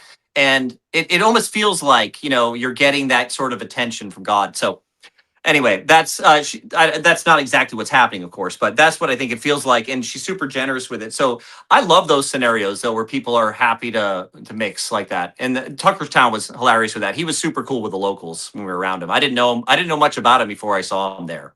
I didn't follow him closely. Right. Thanks, Zach, for the 20 gifted again. What is my bank account going to look like in the next 2 to 3 years? Yeah, that story kind of ended on a dud, didn't it? And you were like, "Oh, is he over?" It's like, yeah. The problem is, guys, I'm gonna have to go. I'm having it's saying I'm pulling down a gig, but StreamYards is glitching out of me like crazy. So it's gonna be hard for me. I'm gonna be a negative contributor to the conversation. What was that? Are you using Safari? Probably. That's why. I'm on my phone is the problem. I'm not on my computer. I can't use it right now. Yeah. Yeah. We do have a that's super probably it. chat. But next time I'll have a better. We have a super Yeah, chat for I'll you, have a better Neil. It says, guys, tell us the movie details now, please. I have to go to bed soon. Neil, say what we can say. I can say this. Here's what I can say, Alex, okay? You might have heard Tucker Carlson comes up. You might have saw a clip of Tucker Carlson going around that everybody references now of him being clawed by demons. That's our clip from our film, right? The film is kind of taken a little bit of a different direction. It's not going to be interviewing a bunch of celebrities on Christianity anymore. In part, it's really taking a more direct, orthodox apologetic for the world, like really trying to put together the strongest case we can. Father Stephen DeYoung is going to be invited to participate, I believe. So Indeed, he might be finding out about that for the first time. Yeah, one of our scholars. So anyway, we as the rest of the world is retreating from engaging orthodoxy and debate and stuff like that, I think that affords us opportunity to make incredible, beautiful cases for orthodoxy on the big screen. So that's what we're doing. That's as much as I can tell you now. We'll probably have an announcement for the public when we hit our fundraising in about, I don't know, 3 weeks, 4 weeks. So that's pretty much it. That's about as much as I can tell now. But Alex is going to be very lawyerly in it. No doubt. Anyway, guys, I'm glitching out. I gotta go. Thank you. I'll talk to you more about it, Father Stephen. Maybe we can catch up sometime because I have some things I want to ask you. Not theological questions, more about this kind of stuff. So, all right. Although I have lots of theological questions, maybe I'll ask a few while I have you. All right. So I'll catch you guys later. Thanks for having me on, Alex. Thanks. Hopefully Neil, that was for coming helpful. on. Yeah, Okay, absolutely. later. Thanks. Bye-bye. Bye-bye. See, he does not have the trolling instincts that I have. He did not. No. Like, if they had pressed me for details on the movie, I would have started with, Beyond the Valley of the Dolls has needed a sequel for a long time. And I think Alex was the right person to play the protagonist. Indeed. Nathan Slippy, thank you for the 1 month. We love Israel. Yes, the church. Adam 205, 3 months. Thank you for the 3 months. Always good to see Father Doctor, former sandwich artist, Stephen DeYoung. That's right. It is true. I am a former Subway sandwich artist. We all come from somewhere. When are we gonna get to hear Ray on a DPR album? I don't know. Neil, if you're in the chat, when are we going to hear Ray on a Dirt Poor Robbins album? Thank you for the $5, man. Now Father Stephen is here. I can sleep when I'm dead. Theologically accurate? Well, your body is asleep, but your soul continues on. Yes. $5 from Grouped Up. I'll regret this, but my son is arriving in 1 month. Help me name him Father Stephen and gang. Ooh, well, whatever saint is, whatever saint we commemorate on his birthday is who you should name him. That's what I would say. Father Stephen. Oh, he's being born. He's not just coming back to town and doesn't have a name. I said, help me name him. So I assumed he's being born, not just coming back to town. Assumptions here, Alex. It was a long series of assumptions. Yes, this is true. I just got presupped, gang. This is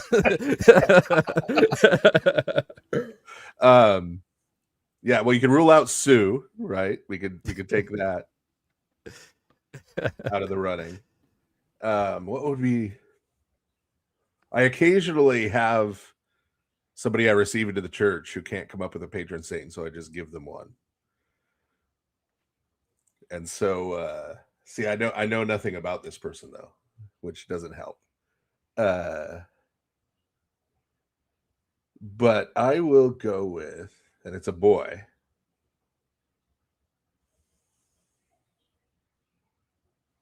So I'm going with Alexis. You heard it here, folks. Alexis. Not Alex or Alexander. Alexis.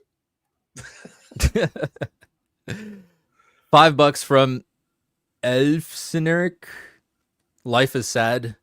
Why? Don't be sad. Go to the Divine Liturgy and rejoice, as Christ is risen. Don't be sad. $10 from Tengu. Neil seems like a human golden retriever. He's a very positive, very exuberant person. So I agree with that assessment. The Fox Gaming, $2. Keep praying for our parish. We've raised over 100K. Wow, look at that. Do you guys also say that you love Israel? Guys, keep praying for the Fox Gaming and his parish. You have successfully monetized those people. Indeed. Base Dad says Alex is greater than Tucker. Well, in terms of sheer numbers, you have to look past that to the substance of what's going on. Yeah, but Alex hasn't flown me to Michigan to hang out. This is true. Or serve me breakfast or anything. Yeah, at a. This is purely gratis. This is how bad of a grifter I am, right? Like, yes. I come on this channel. Alex gets these super chats, right? I get nothing. I am the worst grifter ever. But you use the word divine counsel. You're just cribbing off my Kaiser. I sit and I look at these. I'm like, man, I have sold out like 24 times to different things, and I've been grifting for decades, and I'm broke somehow, and I don't understand what's going wrong. Still got student loans. Somehow. Maybe I should monetize my YouTube channel. Maybe that would be a good start. I don't know, but. Maybe I think Ruslan is selling a course on. Yeah. Well, Cleve got the King Grifter Award or something, didn't he? Maybe I'll ask Cleve. Yes. Cleve to Griftiquity. He can show me the way. He can be my grifting father. You know. Corky's Canvas, $20. My husband and I are going to Vespers in South Carolina, in Divine Liturgy in South Carolina this weekend for the first time after leaving an IFB Baptist cult. Wow. I don't know, the IFB, they're just a meme machine, the IFB. I hope for that reason that they stick around a little while longer. But Father Stephen's books, podcasts, and Alex's videos helped us a lot on our journey. Thank you. Please pray for us. Well, glory to God. Okay. Guys, pray for Corky's Canvas. I know sometimes it can be a rough journey, especially when you come out of something like IFB. So, guys, seriously, pray for them. Take notes. $5 from Elfsinirik. 99.9% of humans go to hell. How can you not be depressed? The default human state is to be in Hades forever. You don't know where everybody's going. That? I mean, if you agree with Gavin Ortlund's view, which we will get into in a second here when we start reacting. Assuming facts not in evidence. That's indeed. Yes. He's assuming facts not yet in evidence. Look at that. Father Stephen applying the rules of evidence better than I am. It's true. That would be the objection. Oh, I was reminded earlier. Uh-huh. If you've never listened to it, there's an old podcast. I don't think they're doing it anymore. But it's called More Perfect. Okay. That's focusing on the Supreme Court and constitutional law. Uh-huh. But they have some great episodes. There's a lot of legal history stuff. But what reminded me of it was you were talking about, the reasonable person. Right? Yes. Standard. They have a whole which is episode about objective. this. They have a whole episode about that. Yes. That's good. You guys go listen to it. So to learn about why the two, as Jay and Andrew said, the two gay theists, why they're wrong about this. So how can the true Orthodox justify being out of communion with the church? How's that not any different than Rome 1,000 years ago? It's a great question. I don't think there is a good justification for them being out of communion with the church. I think something about they disagree with some of the changes that their synods did, which is like the answer is not to go start your own Mostly church. the calendar. Yeah. But again, why be independent? Like, especially if you're in the US. Like, I understand if you're in Greece, right? Like, there's not another Orthodox bishop who's going to come over churches that are located in Greece, right? Because that would cause a bigger issue. But like, if you're in the United States and you don't like the new calendar, like there's ROCOR, the OCA has old calendar parishes. That's true. Like, there's lots of ways. I think Serbian parishes are old calendar. Like, there's lots of bishops you could come under in the United States and be actually Orthodox and use the old calendar. Yeah. There are canonical churches that are old calendar. $5 from One Shot. I thought that cat was real and got excited, but then I realized it's not, and now I'm sad. Well, I will convey that to Neil. $10 from Good Godfather. Question for all. What does it look like for lay people and artists or musicians like myself preaching the gospel, as Neil said, without stepping into territory outside our limits of expression in the church? Well, that's a great question. This is what I tell people is that, like, you're allowed to talk about Christianity and spiritual things. The line is like, if you're going to go online and hold yourself out as a lay apologist, then people need to know, like, who gave you the blessing to do this, so that there is some form of like oversight and accountability if you say something stupid. Like, Father Stephen, your thoughts? Well, yeah, that's it, right? You're allowed to talk about and share things with other people, right? You're not allowed to present yourself as, I am here as an official representative of the Orthodox Church, which I am not, by the way. If you have not been designated as such, yeah, right, by someone. And this is, the reason I went and got Metropolitan Saba's blessing before I went on Tucker Carlson is because this is something Metropolitan Saba has recently reemphasized to all of his clergy, that if you are going to put yourself out there, if you're a priest under Metropolitan Saba, in everything you do as a priest, you are representing Metropolitan Saba. And so if you're going to go on some huge platform that's going to millions of people are going to see and represent him, he wants you to consult with him about it, right? Which makes a lot of sense. Yes. Right? Because if something goes wrong, then it ends up going back to Metropolitan Saba. Right. So, right. And there's a big situation he has, and he's the one who ends up having to deal with it. Yeah. Right. So that's yeah. $10 from Lady Vlad. Missed you at Montanica. Hope all is well. Well, thank you. $2 video integrity. Name, how about Kevin for St. Kevin of Glendalough? There you go. I think that was for the earlier super chat. Octavian with 5 gifted. And Carlos for $5. Could Galatians 3:1 support apostolic icons portrayed before your eyes to people in Galatia who presumably were not in Jerusalem for the crucifixion? I think there are a few ways that is exegeted. I think there is at least one patristic era exegesis I think I want to say Theodore of Mopsuestia, who does not have a spotless record, but yeah, I think he might. One of the Theodores might interpret that as a crucifix or well, an you can't icon. you can't grammatically rule it out. This is the problem when you argue with a Protestant, though. They can just go, well, yeah, but the grammar, that's not the only way you could interpret it, right? So, and if they don't accept patristic interpretations as authoritative, then but you take that verse, you take St. Paul talking about the glory of God in the face of Jesus Christ to the Corinthians, none of whom had literally seen the face of Jesus Christ outside of iconography. You can make right, you throw down enough of these verses, right, and enough of these references that involve them seeing Christ, and it tends to, pile up. That's going to be a clip. $5 from Platypus Maximus. Father Stephen, it's your favorite platypi enjoyer.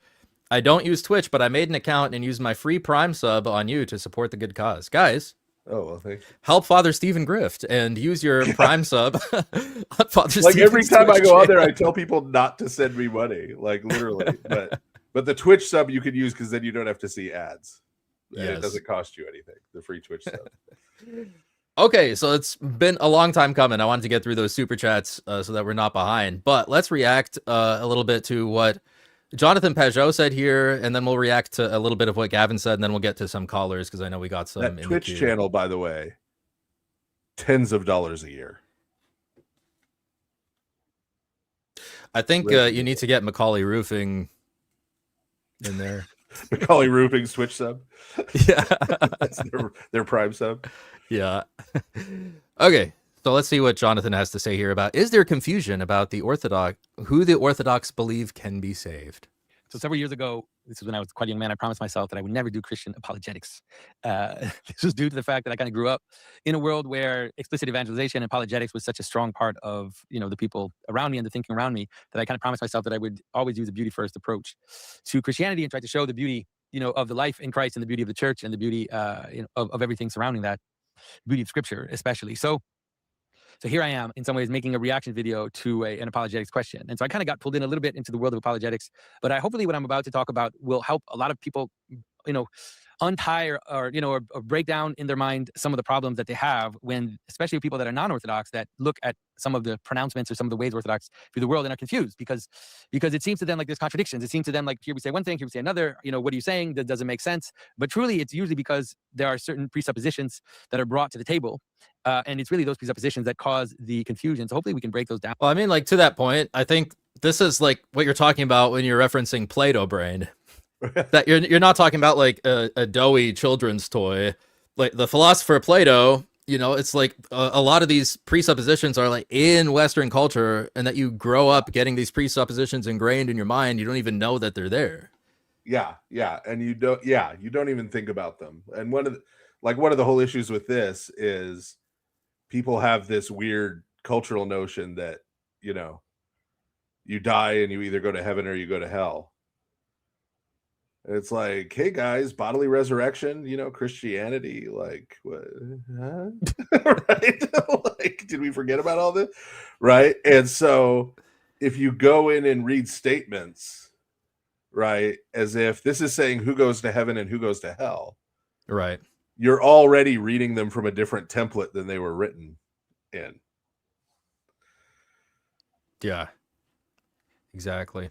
And I want to do it mostly in terms of the notion of salvation and the idea of the church. What is the church? Where's the church? Especially, this is something that has kind of come up in different guises in certain debates online. And I tried to kind of help people understand this through X post. And there were some reactions. Gavin Ortlund made a reaction video to it. And again, I saw in the reaction video the same kind of confusion. And at this point, I'm not even sure, I'll be honest with you, there's a little more than confusion going on. Whoa, I got 400 from Macaulay Roofing, dude. Macaulay Roofing in the chat. Alex, please send this to Father DeYoung. I'll get you next time. Macaulay Roofing. Father, you're going to have to send me your Cash App or something for this one. Thank you very much, Macaulay Roofing. What is my bank account going to look like in the next 2 to 3 years? I need 7 figures. I need 7 figures. How do I monetize these people? You know what I mean? How do I monetize these people? Thank you very much, Macaulay Roofing. You guys are making me blush with all of these very generous super chats. Thank you very much. Father Stephen, I will need your Cash App. Otherwise, it's going to be a large parish donation this month towards the library and whatnot. That may be more acceptable. Thank you, Macaulay Roofing. There seems to be we'll see. There's the sense I get is that there is a misrepresentation that is happening, and that misrepresentation serves certain purposes. Because especially in the case of Gavin, one of the things that happens in the way that Gavin Ortlund approaches this question is that on several occasions in these Protestant circles, people have explained the notion of salvation in the Orthodox vision, have explained how we see it. And despite that, people say no. And what they do is they go into certain pronouncements of certain saints. They go into certain, let's say, pronouncements of anathemas, or different church authorities that have said certain things in the past, especially in the recent past. And they say, here, look at what it says here, right? Look at this text, and in this text it says this. And what they're able to do, and it's really fascinating for people Orthodox watching, is that they're being like Protestants in every single way. Like they're being meta Protestants, because one of the problems that the Orthodox have with Protestants is that they go into scripture and they find verses that say certain things if you isolate them.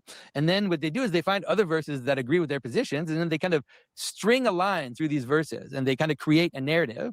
And then it's very convincing because you look at the verses and you say, well, this verse says this verse says this verse says this.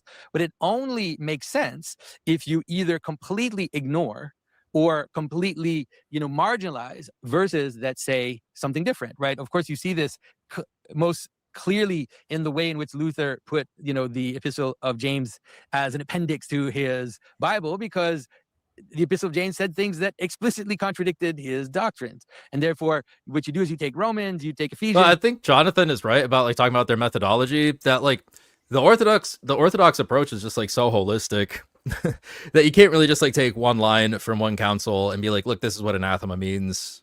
There's so much context to it. So I understand Pageau's frustration here, right?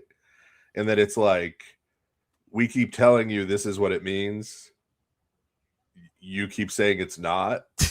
Are you just saying we're lying to you, right? I am still at this point willing to extend, if we listen to Gavin's response after this, I'll explain why, but I'm still willing to extend a little bit of benefit of the doubt to Ortlund. And I mean that in a very literal way, because I told Ben that I am willing to come on and go through Gavin Ortlund's text with him. And explain this, right? And I even you're the priest that Ben is going to have on in that discussion. Well, no, I offered to be that priest. I've had this impression for a long time. That'd be excellent. Gavin is not a fan of mine. That's fine. He doesn't have to be. But I mean, in the sense that, after that discussion we had, when they hit stop on the stream, I had the impression that he was not happy with me, from that point on. So I said to Ben, I'm like, if he has an issue with me in particular, I think I can explain these to him in a way that he'll find satisfactory. If he has a problem with me, I'm happy to talk to him privately or publicly, wherever he wants to, and sort out whatever the issue with me is before we do it, right? So if he just completely does not take me up on that, I may stop extending him the benefit of the doubt, right? But right. For now, because I think I'm trying to take what, and we'll get there, but what Gavin is going to say in response to this, try to take that in good faith and assume he's sincere about what he says. And I think I can understand his frustration a little, but we'll get there. And yeah, Pageau's describing basically quote mining. Stringing together quotes, right? Yes, very hospitably Yes, hospitably describing quote mining without using those terms. Yeah. So you take the text that makes sense in your doctrine, you put them in the forefront, and then you just kind of ignore or push to the side the other verses.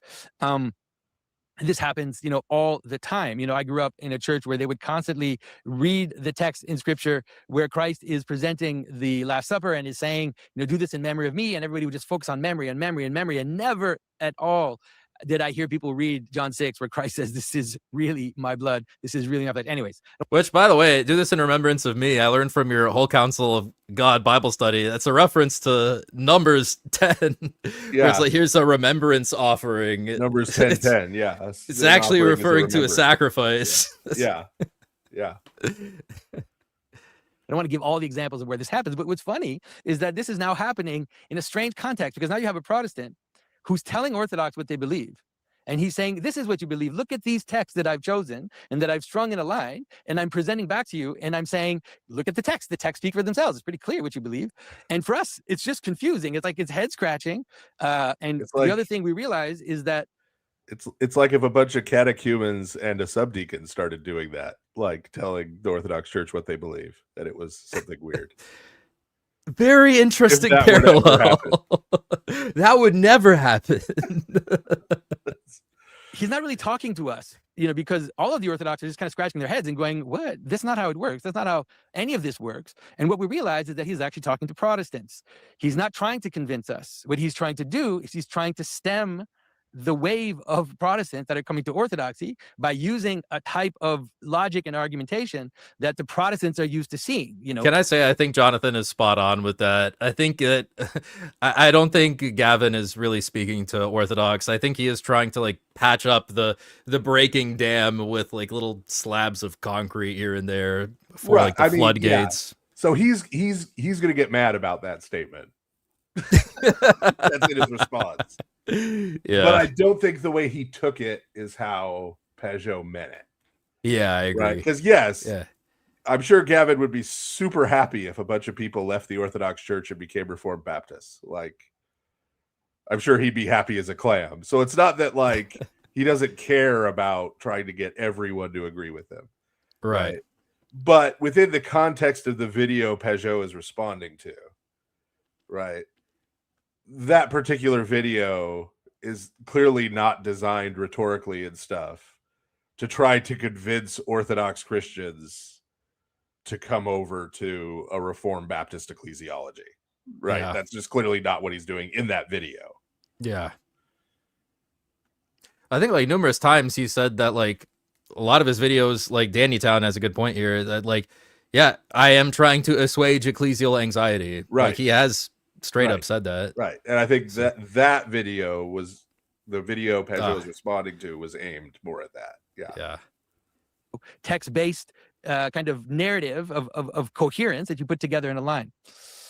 So, and then despite the fact that some of these Protestant apologists have met with bishops, priests, theologians, all kinds of people, and every single person that they've encountered have said pretty much the same thing.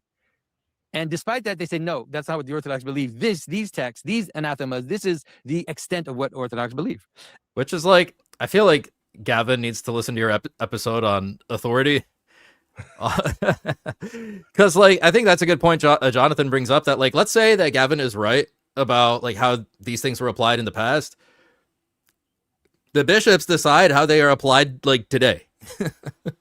Right, and there's a consistency and a continuity there, but within the range of permissible interpretations, that you go with your bishop's interpretation. Well, and a lot of what I would do if Ortlund were to agree to sit down with me, even if we want to sit down with me in private, right, I'm in the area he lives in at least once. I'm not going to say what that is, obviously, but at least once a year, right? It happens to be a place where I go. If you want to sit down with me privately and go through these texts, right? I'd be happy to do that, right? Yeah. And no one ever see it. But a big part of what I would be doing was contextualizing them. because this is, yes, it's not just scripture, it's the church fathers, it's these statements, all of these things. You have to do a rhetorical analysis. Yes. Yep. Right. If we're talking about the Confession of Dositheus or whatever, right? Whatever text. Yes. They weren't just sitting around one day, right? They had nothing to do as they're governing the church, right? Like, wow, we have really run out of problems. Let's go take some shots at the Calvinists. Right? Make it up. Yeah. Yeah, no, that's such a good point, that they're meant to address like very concrete, like immediate problems and controversies, and they're aimed at specific people. Yes. And so you have to interpret them and understand them within that context. And then what happens, and this is why this is important, is that then going forward, the authority they have going forward is not just, well, if this exact situation ever arises again, right, then this will be relevant. It's all kinds of similar situations that are similar in various ways come up in the future. And so we have the bishops in a position of authority to go back and interpret and apply these texts and say, okay, well, here's how the principle yes from Dositheus applies to this situation today.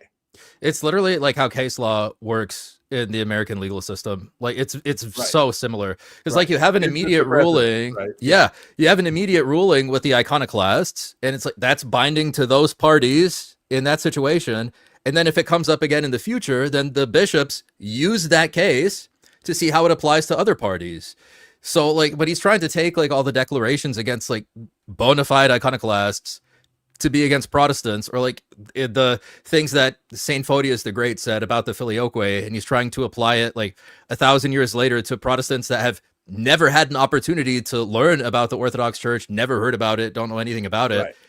It's just a totally different context, and it's like I feel like that judicial view really helped me a lot in understanding how to apply those principles. But part of the reason why that's not natural to a Protestant doing this is that's not how they read the Bible. Yes, that's right. They're trained in a certain way. Their brain is like mapped out in a different way. That's right. St. Paul's statements in Romans are not dealing with particular issues in the church in Rome in the first century. And then we have to take that and apply it to other situations today. St. Paul is making these logical, theological propositions that are eternally true, that may be directly like dictated to him by God, depending on the Protestant we're talking about. Right? It's the words of God. Ortlund has used this language. Inscripturated. Right. And so these are the exact words of God. And so that's no, it's what he said. Right. We don't go into what he meant. We don't go into it. And so you can understand how, for a Protestant who has that kind of view of the Bible, when they hear us as Orthodox say that, well, these councils are also inspired and infallible, they assume, okay, so that means I read it the same way I read the Bible. Right. And that is incorrect. and even Protestant converts to Orthodoxy, addressing the other situation I alluded to. Yes. Yeah, it's right. It's a methodology error. Yes. They start reading the councils and the fathers the way they used to as Protestants read the Bible. Right. Instead of like, not exactly like case law, but like I think a lot of the principles are the same there. And understanding how to do this within the Orthodox Church, you have to learn a new way of reading the Bible that is also the way we read those other things. But a good example of this, when I did my dissertation on 1 John 2, verse 2, when you do a dissertation on a verse, you read all the commentary ever.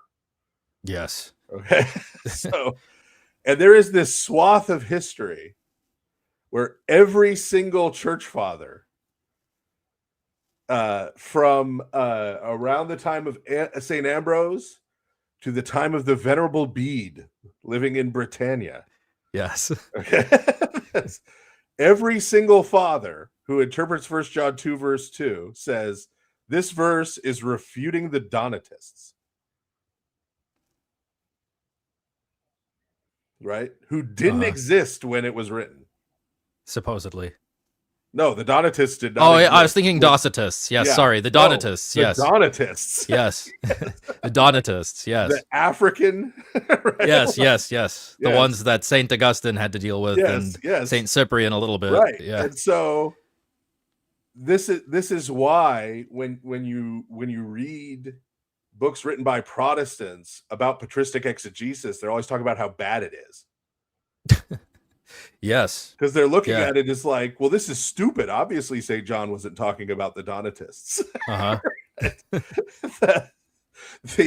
But the point was, those fathers were taking what St. John said, that Christ died not only for our sins, but for the whole world, right? And saying, hey, the Donatists are restricting the scope of Christ's redemptive work to their churches in Africa, right? And so the principle in this verse, even though that isn't what St. John was originally addressing, he was addressing something else, right? The principle there that he applies also applies to the Donatists and refutes them, right? Right. So we can say that those fathers were interpreting and applying that verse correctly without saying, yes, St. John had a prophetic vision of the Donatist schism, right? And wrote this verse. And then now that the Donatists are gone, it's now completely irrelevant. Right. Right? Yeah. Right? Because that's not how it works, right? And then later fathers and saints applied that verse in different ways. They didn't just go back to like, oh no, this was about the Donatists, right? Like right. in the 14th century. Right? They were applying it to issues going on in the 14th century. Right. Because the idea was this is always relevant, but not always woodenly relevant in the exact same way. Right. Yeah. We got $100 from Rachel. Thank you, Rachel. Please donate this for Father Stephen. Tried to make it $100. Okay, Thank stop you. trying to give me money. Thank you so much for you blessing us with the wisdom you have given through podcasts and books. I'm a catechumen at St. John's Orthodox Church in Memphis, Tennessee. Do y'all have a list of recommended books for catechumens? Let me give you some soundboard effects. What is my bank account going to look like in the next 2 to 3 years? I need 7 figures. I need 7 figures. Amen. Hallelujah. I should probably do. I appreciate the thought of people trying to send me money. I did not say that as a passive aggressive attempt to get people to send me money. If you insist on sending some money in my direction, you can go to my parish website. There's a PayPal donation link on there. You can donate money to my parish. But like I said, I appreciate the thought. I'm glad my stuff has helped you, but I really do not want people to send me money. Or buy his audiobooks. Father Stephen's audiobooks have a larger royalty than the normal books. But I'm joking, of course, but also not at the same time. But for real, I'm going to have to get Father Stephen's Cash App. Or if not, then it's going straight to my parish. But I've been thinking about making a video on this topic, actually. The books that I recommend for new people. I think it really depends on what your level is going into it. I think across the board, Religion of the Apostles is good for an overview. If you want something really basic and plain English that gives you a good bird's eye view, I think Clark Carlton's The Faith and the Life are pretty good. Probably The Ambigua by St. Maximus. No, I'm just kidding. That's one of the most complicated. In the original Greek, the critical. Yeah. No, I think it's good to start with a big overview book like Metropolitan Callistos's. Yeah, that's a good one. Yeah. And then I think go down the direction of things that are interesting to you. Like if you're really interested in iconography, Uspensky has a 2-volume Theology of the Icon that's really good, that gives you the whole history of the development of Orthodox iconography and stuff that you'll really like. If you're more interested in church history kind of stuff, you can go down the Yaroslav Pelikan his book series, Rabbit Hole.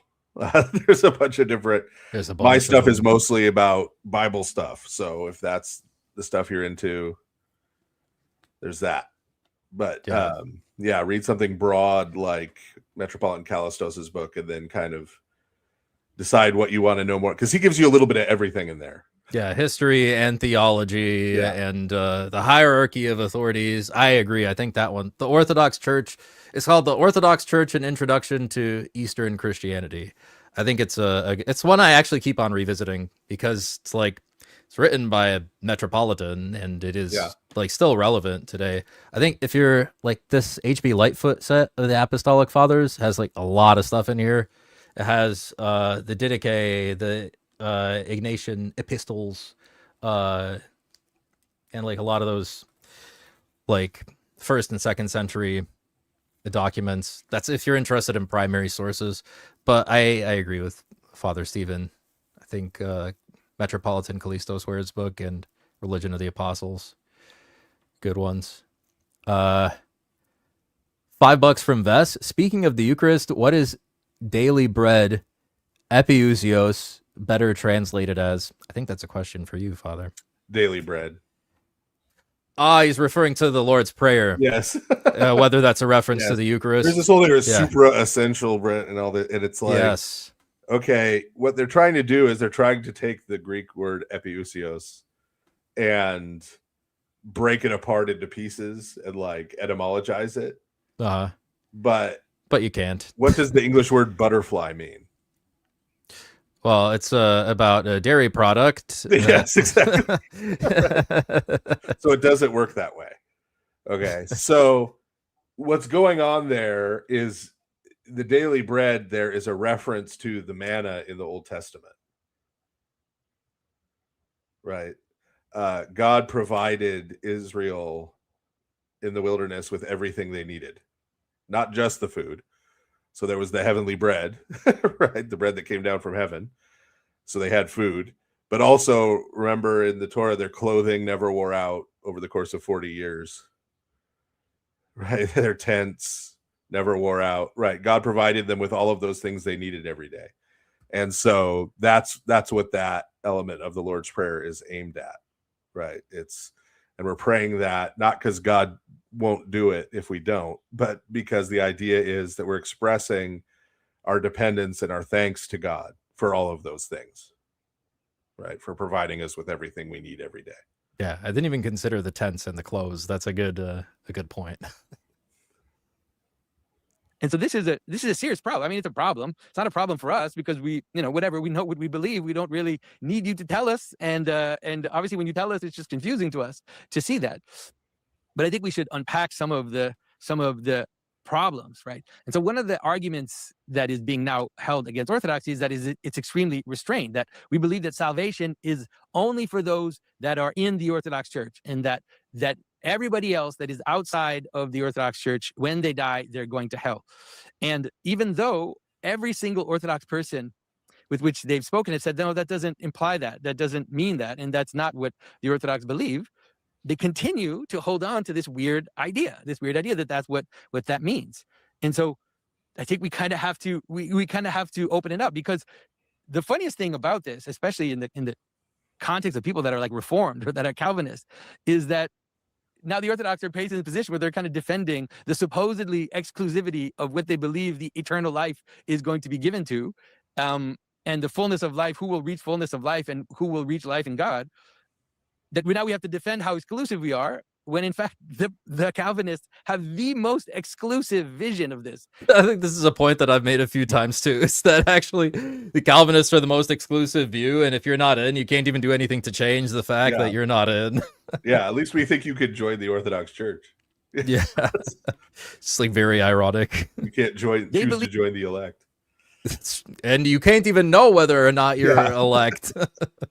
That everybody before Christ that wasn't like this part is not actually, and everybody after Christ that didn't explicitly have faith in Jesus Christ, in the very weird specific way that they think that you're saved, that all those people. Oh yeah, in terms of like Calvinist theology, I agree. Yes, yeah, they don't actually believe that all those people that went to went to hell before Christ.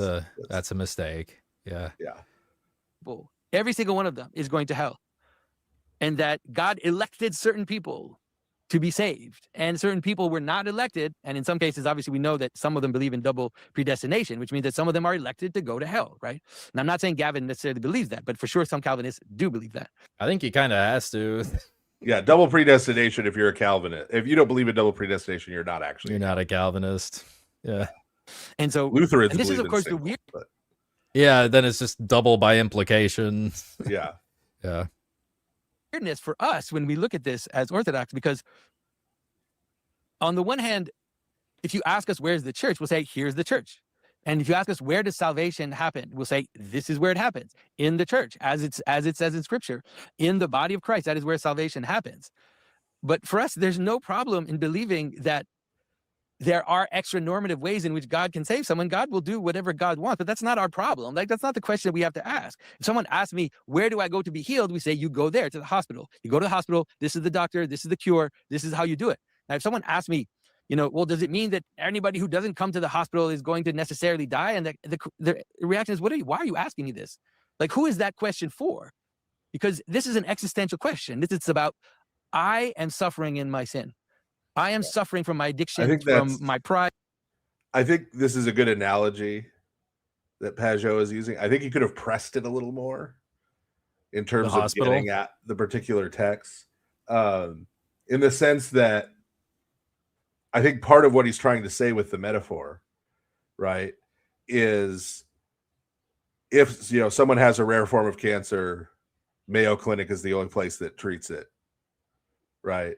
You care about this person, you go to them and you say, like, you need to go to the Mayo Clinic and get treated or you're going to die, right? And they look at you and go, well, what are you saying? Are you saying God can't heal me if I don't go to the Mayo Clinic? And it's like, well, okay, no, he can. Okay, I believe he can, but you need to go to right? You need to go to the Mayo Clinic. And they're like, well, but yeah, there's these other places that have alternate treatments. Are you saying that won't help me at all? Like none of them have it? I'm like, okay, probably they do. Probably some of that would help you in some ways. But look, you need to go to the Mayo Clinic. That's the place where they can treat what you have. And if you don't, you're going to die. You can't say for sure that I'm going to die, right? Yeah. Or if I sent them a letter saying that, right? And they held up the letter and said, look, Father Stephen doesn't believe God can heal me if I don't go to the Mayo Clinic. Right? That would not necessarily follow from my rhetoric. Again, rhetorical analysis. Right. Not every statement is just a quote unquote statement of objective fact. I mean, I would say no statement is a statement of objective fact, but like, but definitely none of these statements that Ortlund is reading are supposed to be taken as just statements of objective, unaffiliated fact. Right? They're all theory laden. They're directed to a particular group of people to make a particular point.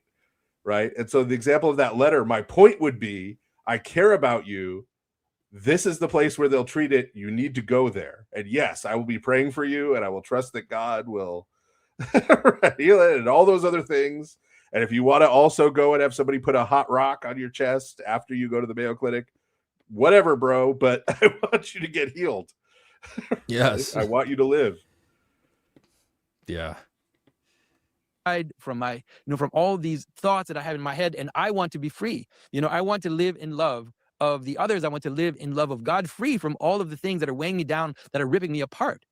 And so I ask you, where do I go to do that? And then I'll tell you, this is it. This is the place. This is the hospital. This is the place where you go to become whole, to become saved. Because for us, salvation doesn't mean only what happens to you after you die. There is no separation in ancient theology and in Orthodox theology today between all of these terms: justification, sanctification, salvation. These are all different aspects of participation in the life of God. That sounds familiar. Yeah, but so here's part. So like I said, I'm trying to go with Ortlund is sincere in what he's going to say in the response and everything. Okay.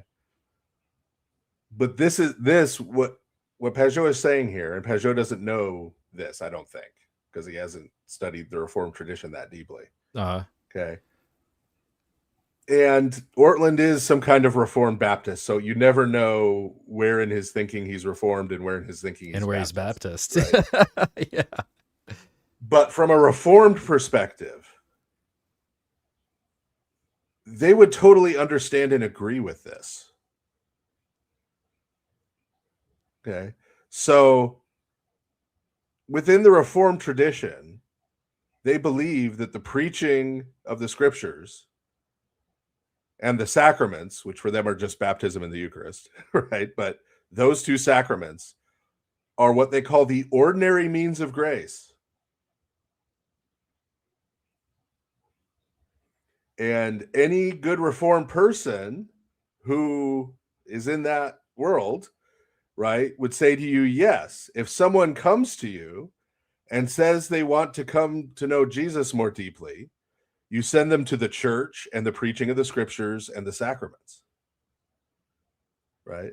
Yes, it's true. God can speak to them on a mountaintop or in the depths of their prayer closet or whatever. Right. God can do that, but that's not where you send people when they ask you, right? Right. And so there's only a hint of daylight between that and us saying the ordinary means of grace, the ordinary way in which God works salvation is through his church. And so if you ask me where to go, I direct you to his church, the Orthodox Church. Right. And yes, God works in extra normal ways, right? In extraordinary ways. They usually use extraordinary as opposed to ordinary. Right. But in extraordinary ways. But that's still where we point people. So from a Reformed perspective, this is not controversial. That's what I was going to say. Ortlund, in theory, the Reformed side of him should agree with at least this approach. Right. Now, it would be the Reformed Church, not the Orthodox Church. Right. Yeah. Part of me, we'll get into this in his response, but me taking him on good faith involves me thinking this isn't the issue. Right. Because he should kind of agree with this to a certain extent. He disagrees with the definition of church, but other than that, he should agree with the basic principle here on a Reformed basis. Exactly. And the transformation of the person. And so for us, it's just very confusing when someone asks, well, are you saying that someone outside the church can never be healed, can never be better? And the answer is, well, yeah, maybe. I mean, I don't understand who are you asking this question for, right? And so the thing is that we do not believe in individual predestination. So when someone says that the Orthodox are extremely precise, like extremely close, and is that who has access, to the life in God, the reaction is that we believe that everyone is called to have the life in God. That is, God wants to save everyone. He wants to save everything. That God's love overflows, and he wants to bring everybody into his life. And so he gave normative means by which to do this, which is the body of the church, which manifests the life of God in the world in a way that is transformative, that is transforming everything it touches.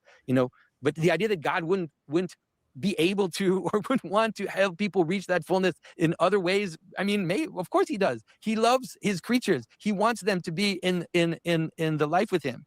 And so to us, it's just like the whole thing is just very, very odd. And it's odd to be being told that somehow we are these super exclusivists on the one hand, when we actually believe that God wants to save all of creation. If you read St. Maximus the Confessor, if you read the great saints, they will imply that, the very purpose of creation is to be united with the Creator. The very purpose of everything is to be brought into God so that God is all in all. This is what God wants for us and for everything. But if you ask, I think that was a good exposition of the Orthodox view. Yeah, that it's actually, our view of salvation is actually cosmic. Right. It's not limited even to humans. Yeah. It goes beyond just humanity. Yeah. So I think that's like the general gist of what Jonathan was saying. Like nothing really personal to Gavin at all. I mean, maybe a few things, but like I think it was very polite And like, it was polite. He's Canadian. He's not capable of impoliteness. Yeah, I don't think it was like. I mean, we'll see how Gavin words it here in his There response. There is one more important, and I can just summarize it. Yeah.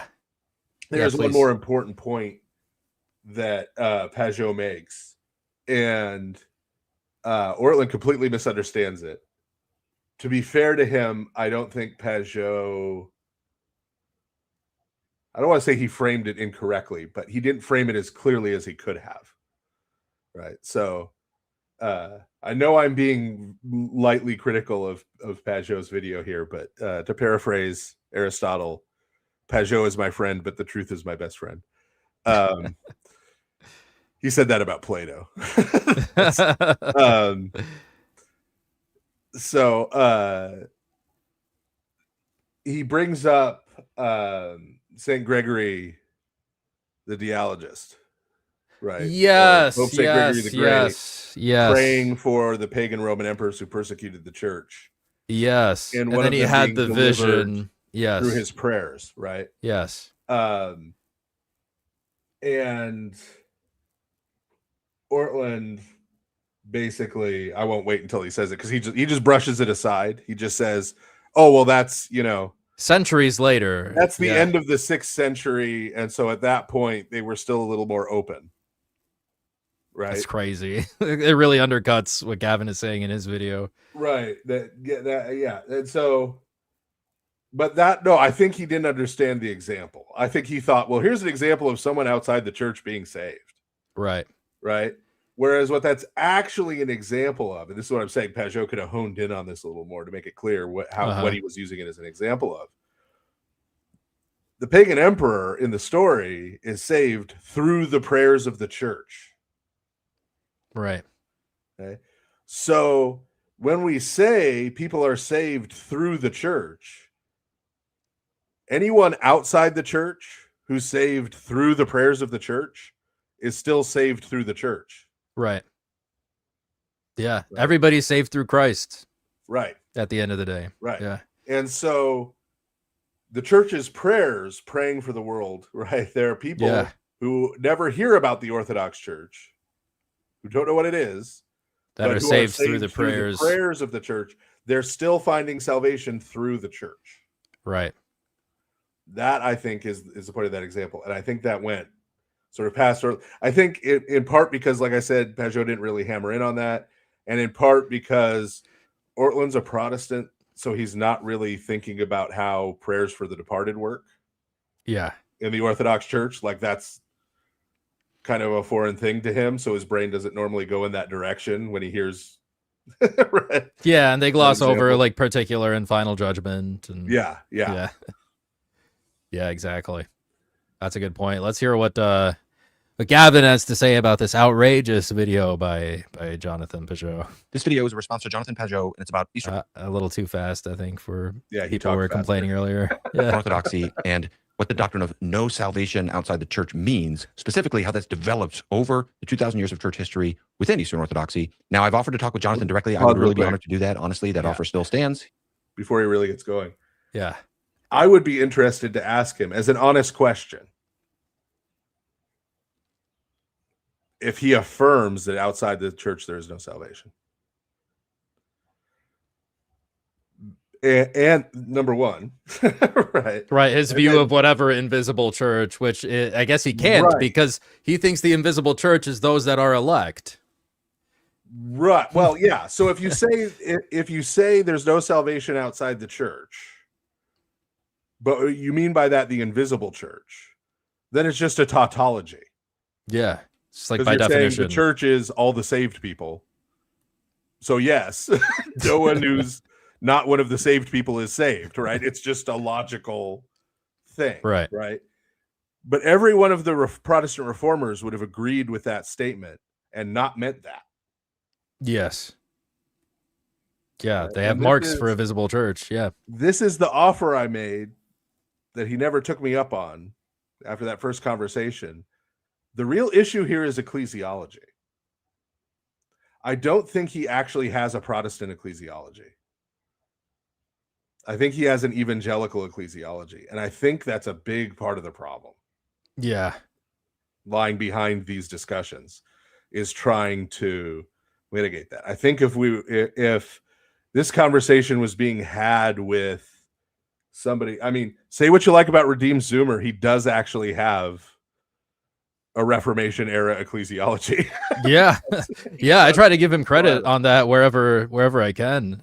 Yeah, he's correct. Yeah, like that is how the reformers viewed ecclesiology. And so, yeah, I think that gets at a lot of the crux of what's going on here is the ecclesiological aspect. Yeah. We got $100 from Simeon Crow. Huge donation. Thank you very much. Please consider doing an extended episode with Dr. Ortlund, like extended, like 8+ hours. I don't think you'll come on my no.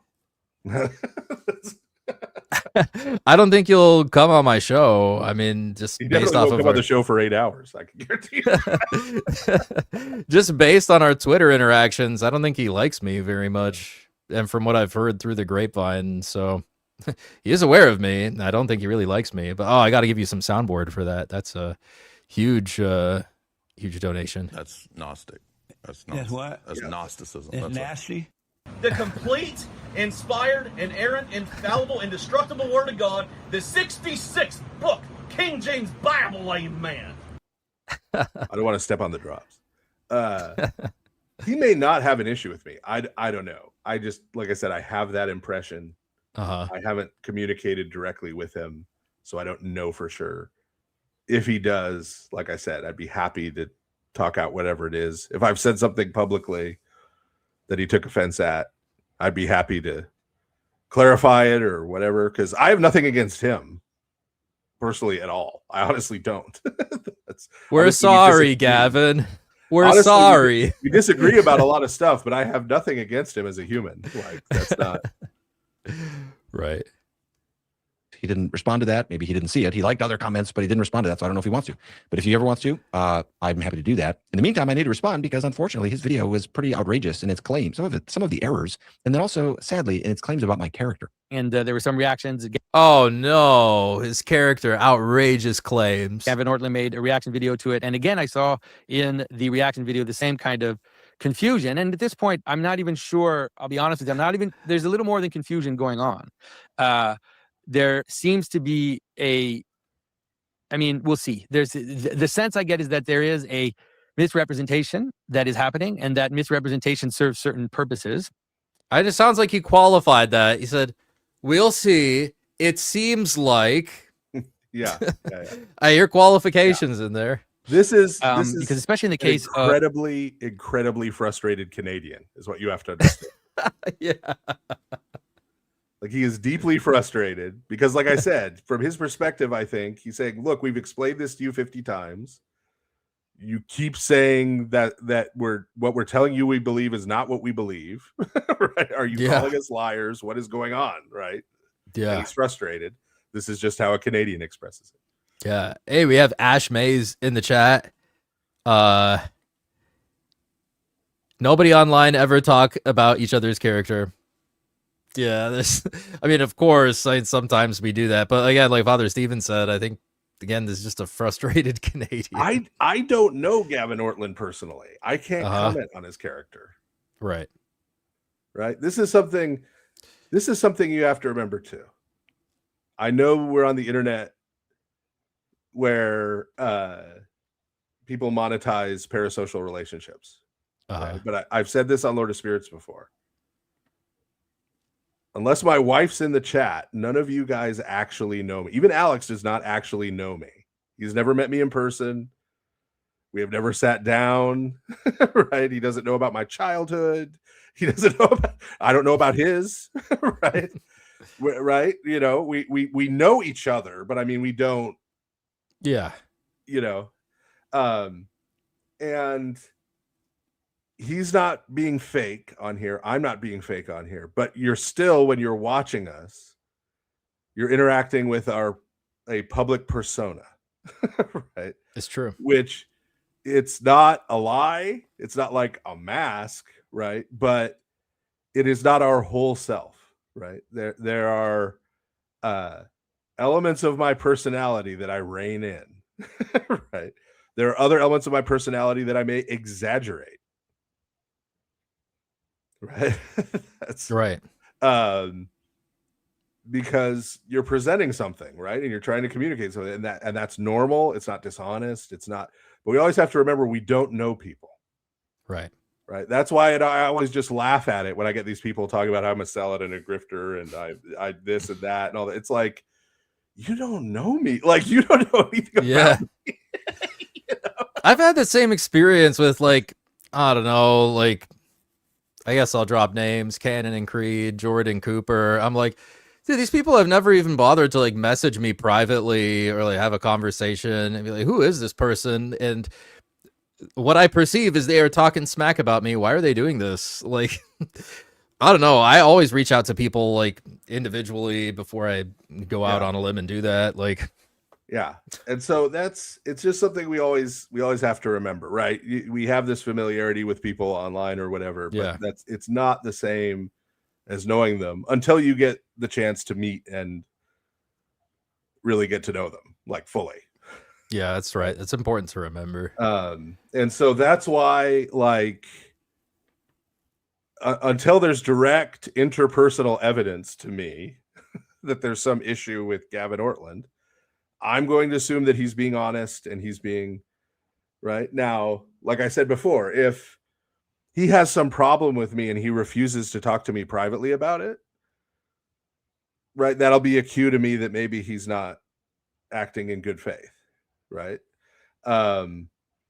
If he has no problem with me and just doesn't want to go on a stream with me to talk about this, that's fine too. I mean, he doesn't have to, right? I'm not going to read a ton into that. But if someone has a problem with you and won't talk to you about it one-on-one, this is a big cue for me, right? With a lot of these people who are my sort of critics online. Oh, come on, debate me, blah, blah, blah, right? It's like, oh, well, why don't we have a conversation privately first?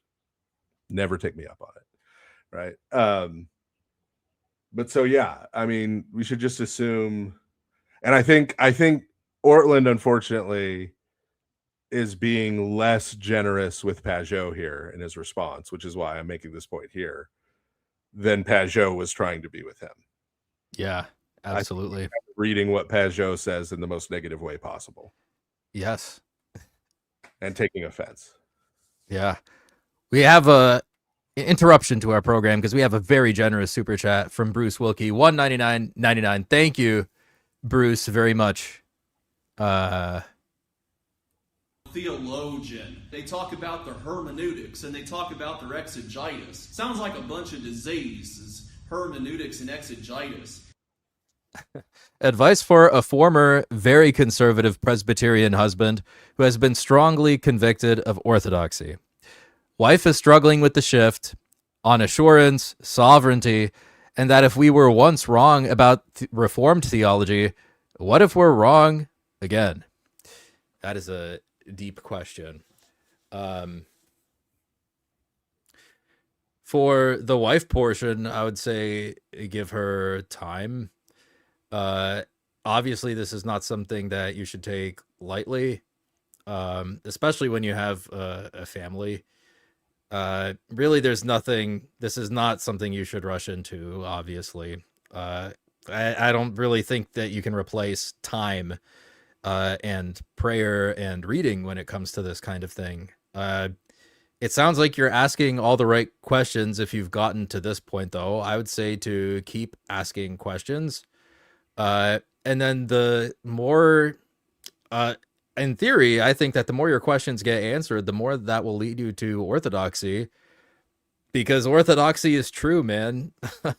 On assurance and sovereignty, I mean, I've talked about this a few times on the channel, and Jonathan Pageau mentioned it in this video right now, is that Orthodox have the most assurance. I think we have concrete means of, like, we know we are being saved by participation in the sacraments through confession, repentance, through receiving the body and blood of Christ, and going to the divine liturgy. Like, we know these things are saving us. Whereas in the Calvinist view, there's no way to know whether you're a part of the elect. There are many Calvinists that have said this, that there's the temporary grace that Calvin talks about, that, like, you may think that you are saved, and everybody around you would not be able to tell the difference between you and a saved person, but you are not actually elect, and it's just a temporary grace that God gave to you for some purpose in his divine plan. I have a video covering this. It was my parody video of Jordan Cooper. Also, my video on unconditional election. I talk about this, and I have all the citations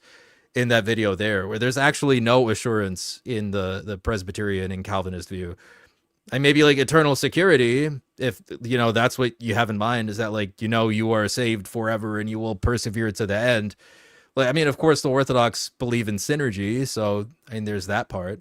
But sovereignty, I think that's a bit of wordplay there, because there are kings that are sovereign. They don't control the will of every single person, and God could control the will of every single person. But again, we have like a lot of patristic testimony to that there's nothing stopping God from creating creatures that have a will. And even if he knows the outcome of it, that doesn't necessarily mean that he's, you know, controlling their will or has predetermined, you know, all of their choices. That's a lower tier of sovereignty. Indeed. Right? That's the kind of sovereignty I had over my Masters of the Universe figures when I was 8. Right? They could only do and say the things that I made them do and say. They had no... Yeah. Right? Who is more sovereign? Right? The slave master or the benevolent king?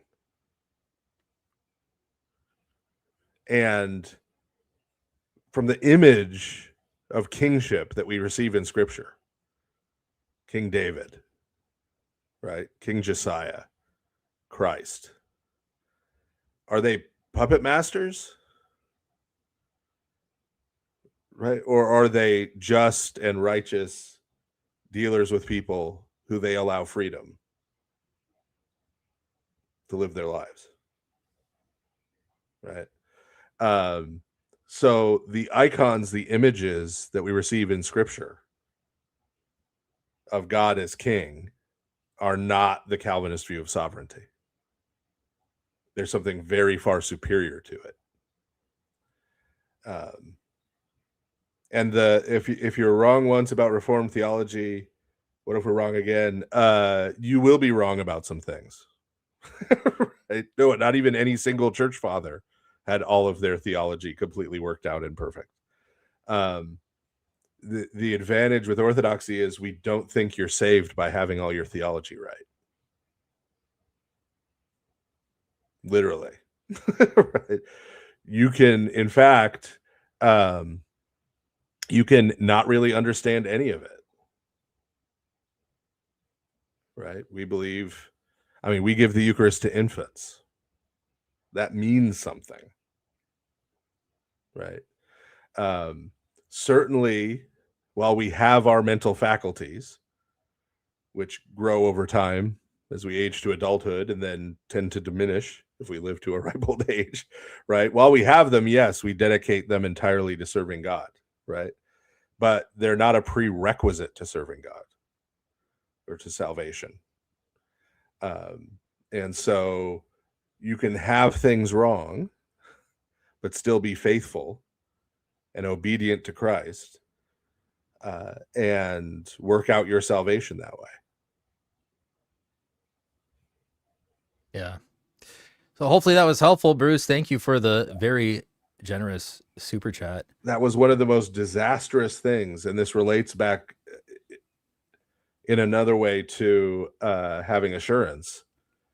When the reformers came and argued that the church was not an object of faith, right, which defies the Nicene Creed immediately, because it says, I believe in one holy Catholic and Apostolic Church.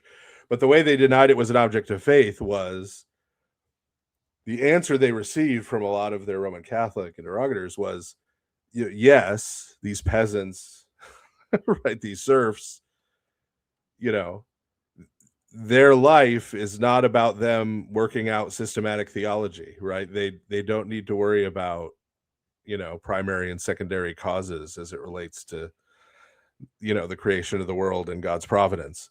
They don't need that in order to find salvation. they can put their trust in Christ's church and following Christ's church and the way of life that's been preserved in Christ's church and find salvation that way. And the reformers argued, no, they can't. That every one of those people, regardless of education, regardless of right, whatever, they had to know certain things theologically. Of course, they disagreed about what they were. Right? And they had to know them, understand them, and agree to them in order to be saved, in order to rightly be said to have faith and to find salvation.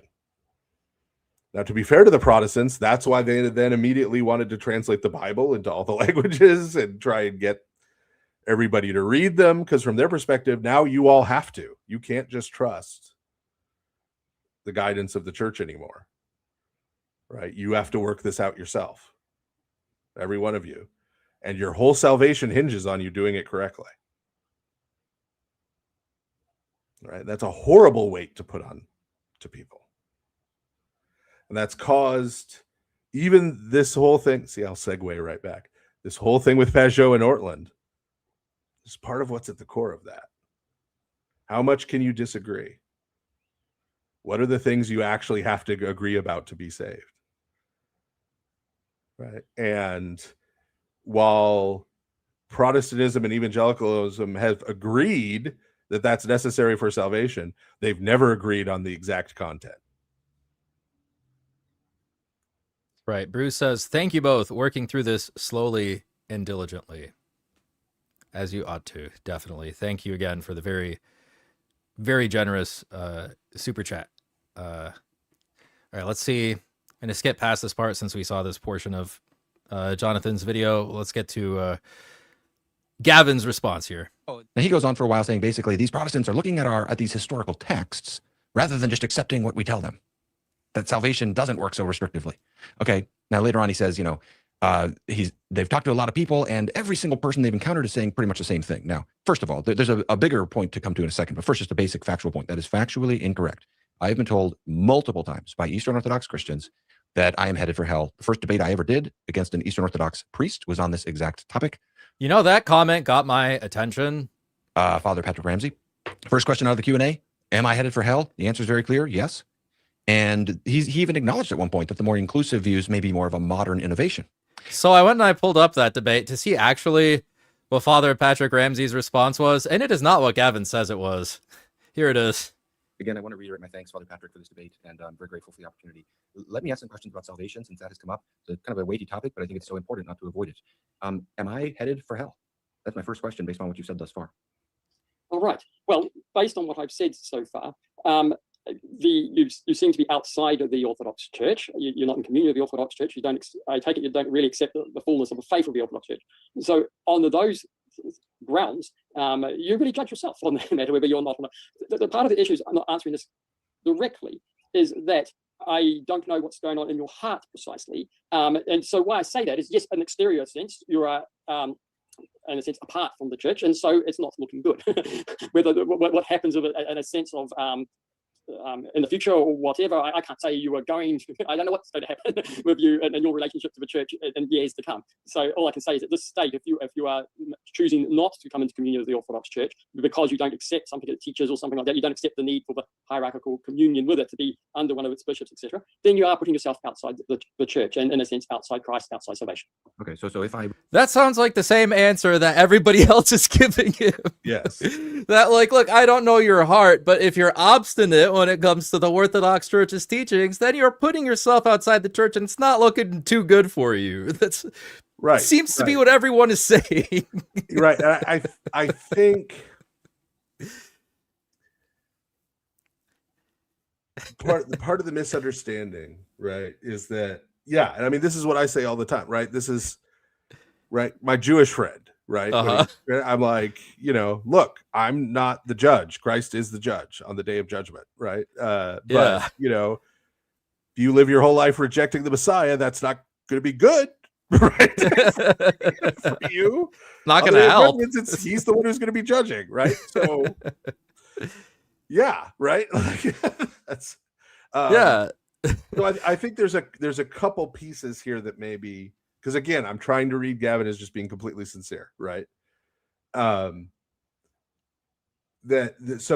I think he doesn't understand the degree to which, and this is part of the nature of Orthodox theology, right? What we really believe is contained in how we worship and how we live more than the texts, right? Yes. And so I'm pretty sure he doesn't know about the prayer of St. Ephraim the Syrian, right? I'm pretty sure he doesn't, how it is in all of our prayers and our worship life driven into us that we are completely unable to judge another person vis-a-vis the final judgment. That is hammered into every Orthodox person, right? Yes. So you are never going to get an Orthodox person who's going to give you an answer more direct than that one that he got in that debate about the state of his soul. That is what everyone is going to always tell him. That's what we're going to say about anybody you ask us about. Okay? You ask me about Ivan the Terrible, right? You ask me about Vlad the Impaler. You ask me about King Saul in the Bible. You ask me about Nestorius. You're going to get the same answer. Okay. That's grilled into us, right? So I don't know that he knows that. But the other thing is, so he's coming from a more evangelical mind, right? And how do evangelicals evangelize? What's the thing they come up to you and ask you in the Walmart parking lot? If you died today, how confident are you that you'd go to heaven? Yeah. It's the standard opening. And so I think because of that, right? So there's one thing that's grilled into us. There's another thing that's been grilled into him, right? That's a good point. Yes. And so he hears outside the church, there's no salvation. You're outside the church. He hears that as if you died tonight, you'd go to hell. Yes. Right? Yeah. And he can't unsee it. I think that's how he kind of parses it, right? Yeah. And so I again, interpreting him as totally sincere, I think that's part of the disconnect here. Right? Is that he feels like some answers he gets like that, he reads them as, yes, I'm going to hell if I die. Right? And then other answers he gets, he hears as people trying to be more gracious. That's how he hears it. Right. Oh, they don't want to just come out and say that to me. Yeah. Oh, they're softening their views. They're trying to be more gracious, and maybe they're ecumenical or something, and that's why they're trying to soften this. Yes. But those other people who just told me I was going to hell are telling me the truth. Whereas you and I, who are Orthodox, and so are looking at this from the Orthodox presuppositions, we hear all these answers, and Pageau too, we think they're all the same answer. Yes. Yeah. And neither of us is lying to the other, right? I don't think Gavin is lying, like deliberately trying to find a place to take offense. I think that's honestly how he hears it.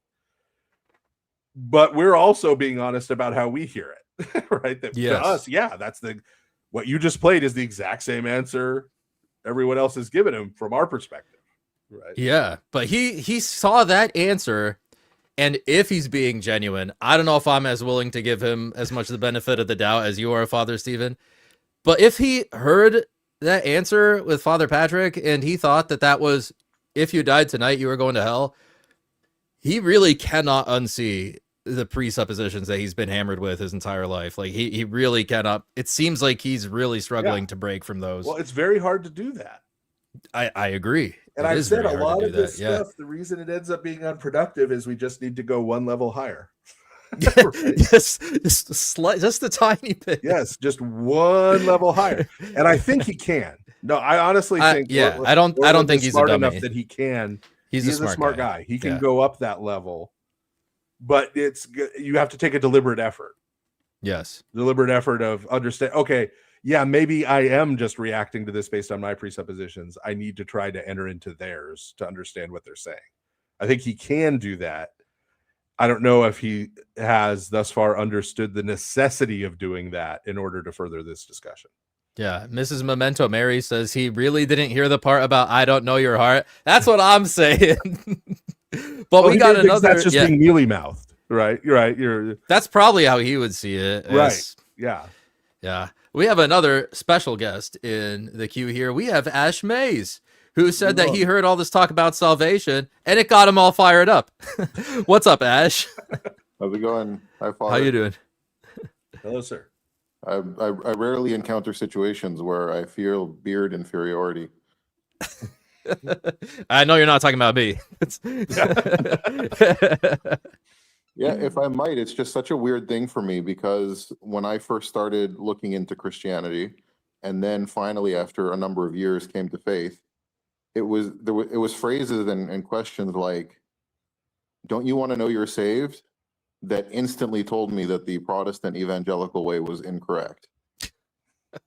Right? It kind of misses the entire point, right? Because as somebody who's coming from Judaism, right?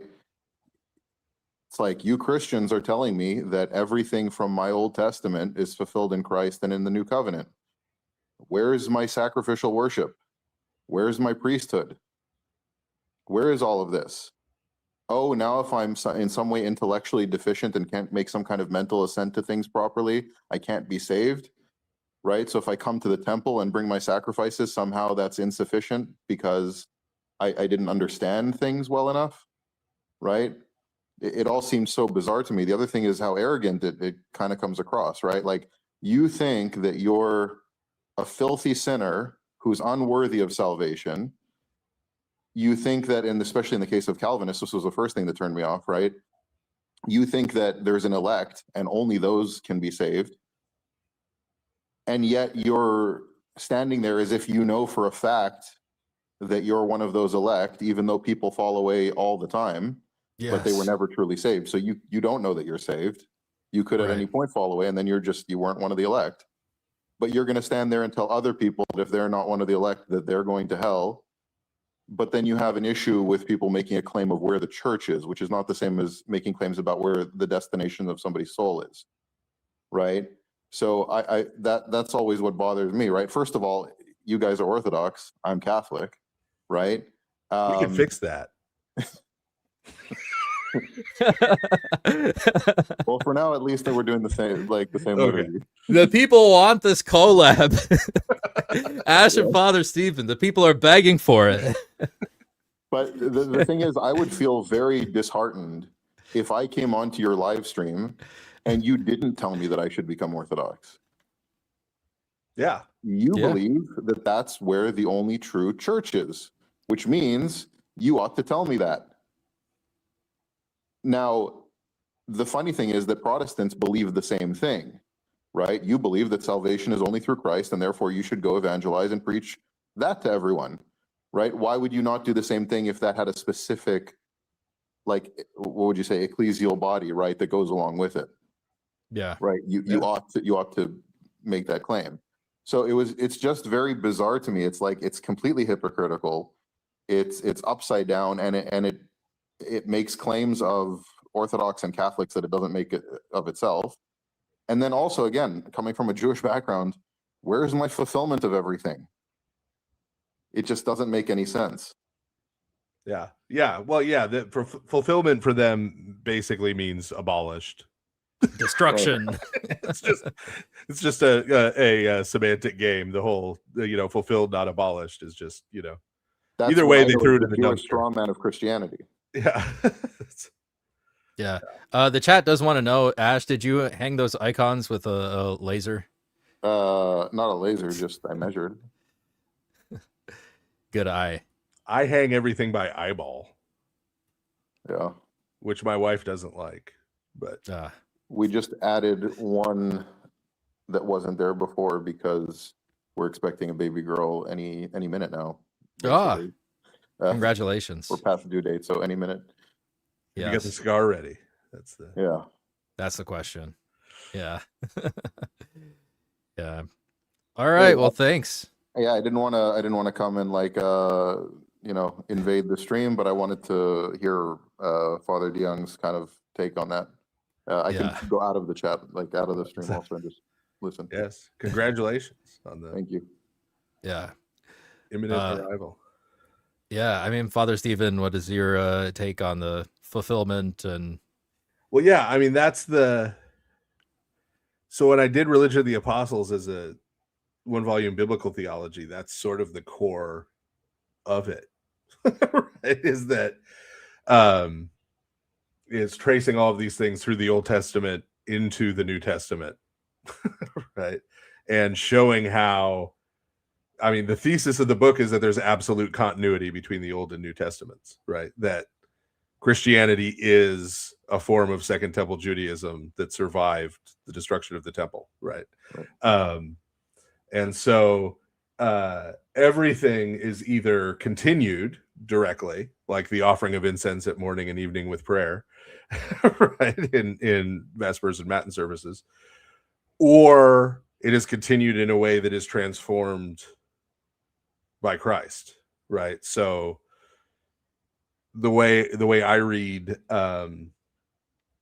do quote unquote do this in remembrance of me is do this as my anamnesis, which, as Alex mentioned, that's the word used in the Greek of Numbers 10:10 to describe the daily sin offering. Right.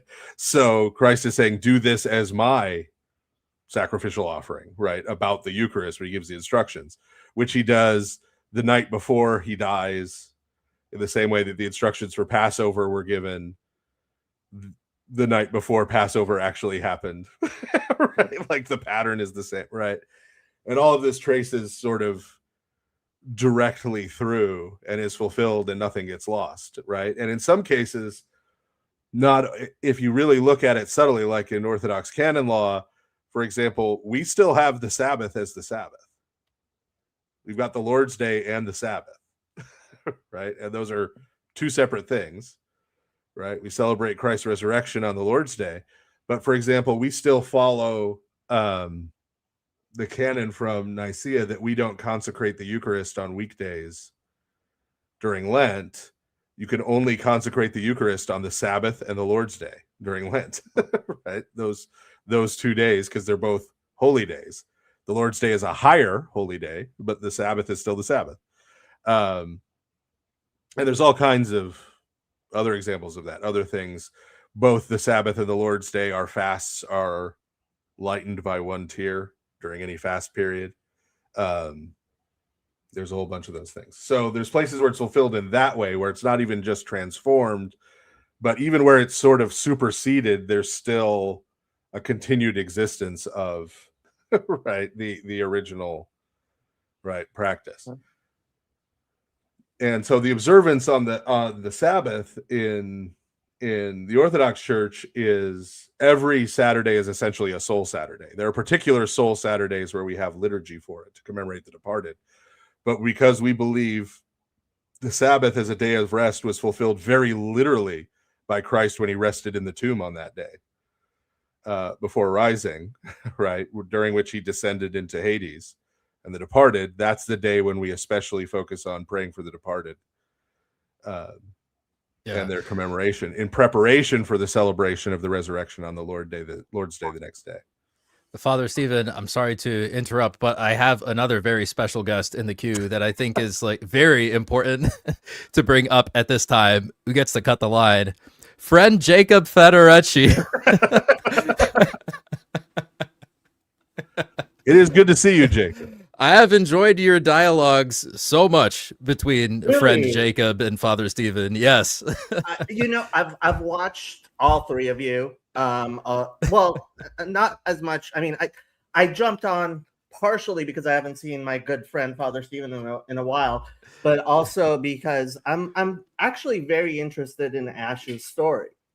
And while I haven't watched that much, I can't watch that much, but I'm actually very interested to hear Ash. I mean, from what I've seen, I hear a lot of like various commentary on what other people think. I haven't seen so much you explaining what you yourself, what your journey exactly was. So if you want to tell me your testimony, I would be very interested in hearing. Go ahead, Ash. I mean, You okay with that? Yes, please. So yeah, I grew up in the Orthodox Jewish community, Chabad. Chabad specifically, and I have a picture I of the was Rebbe up right over there. really. Yes. Oh wow. Right, and yeah, so I grew up in Chabad.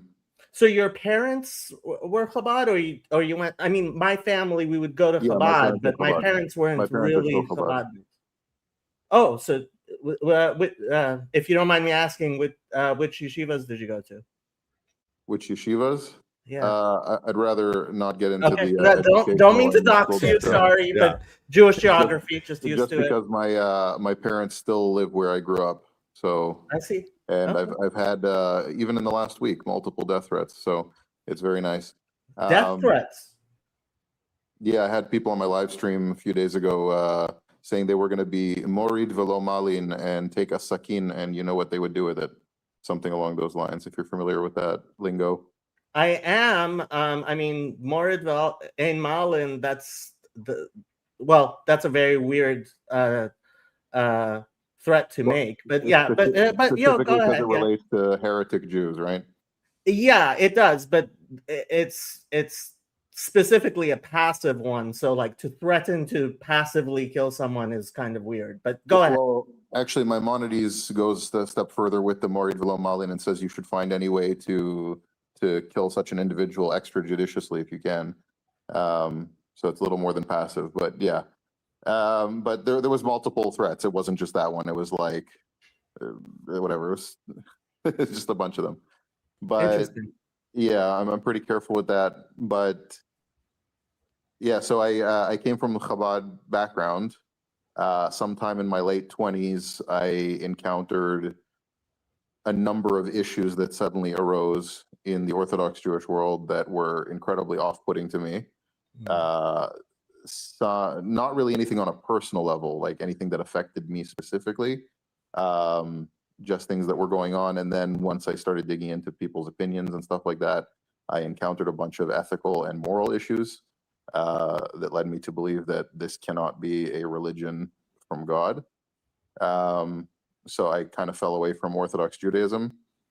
And then after a fair bit of time wrestling with that, I encountered kind of Christianity in the first serious way when suddenly I heard a bunch of people talking about the proof for the resurrection.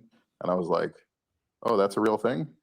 So I started looking into it, and it took me a number of years going through claims, counterclaims, what history says about it, what are the theological claims. Once I was pointed in the direction of, hey, look at all the stuff that you learned growing up about the Messianic era. Try to see how that compares to Christian theology and see who's more in line with it, Christianity or Judaism. I found that Christianity was far more in line with what I was taught about what the Messianic era would look like and what the Messiah would be and so on. That's when I started really taking a more serious look. And then I don't know how to explain it because I didn't hear some kind of new argument or anything like that. But just one day it was like blinders coming off. And it just seemed incredibly clear to me all of a sudden that the claims of Christianity were true. Well, and then so this is kind of like what I'm wondering in terms of, okay, so you decided claims of Christianity are true. So, and you decided to become Catholic? That was a little bit more of a digging process after that. And as I've said to some of the gentlemen on this stream and in other places, I'm not necessarily educated enough to articulate why Catholic versus Orthodox, but it seemed convincing to me. And so that's the road that I took. The Catholic Church specifically? Yeah. Okay. I mean, I would love to ask more questions, but I'm not going to dominate your show. So. I mean, please, the people want to see this. So. Wait, are you Jewish? Yes, I'm Jewish. So Orthodox? to explain my thing, so I'm from a Sephardi background, Mizrahi Parsi, right? Los Angeles, and my family, while they're Masorti, right? My father my parents never wanted me to be too religious, right? So keeping kosher and keeping Shabbat, etc., was considered way beyond the line. And as I was growing up, I became more and more religious, culminating in I spent a year at Or Sameach in Jerusalem. And when I came back to Los I used to Angeles, spend a lot of time in that area. In Los Angeles or in Jerusalem? In Jerusalem. In I used to answer your question about studying. So I didn't officially study at Ateret Kohanim, but I did Mhm. security in Jerusalem. And so on my way home from shifts and 2 shifts and during shifts, I would stop by and study with the guys there. Nice. Okay. So I became a Baal Tshuva, and I spent about 10 years trying to be Shomer Torah and Mitzvot the best I could. There were a lot of various reasons, including my shidduchim falling apart,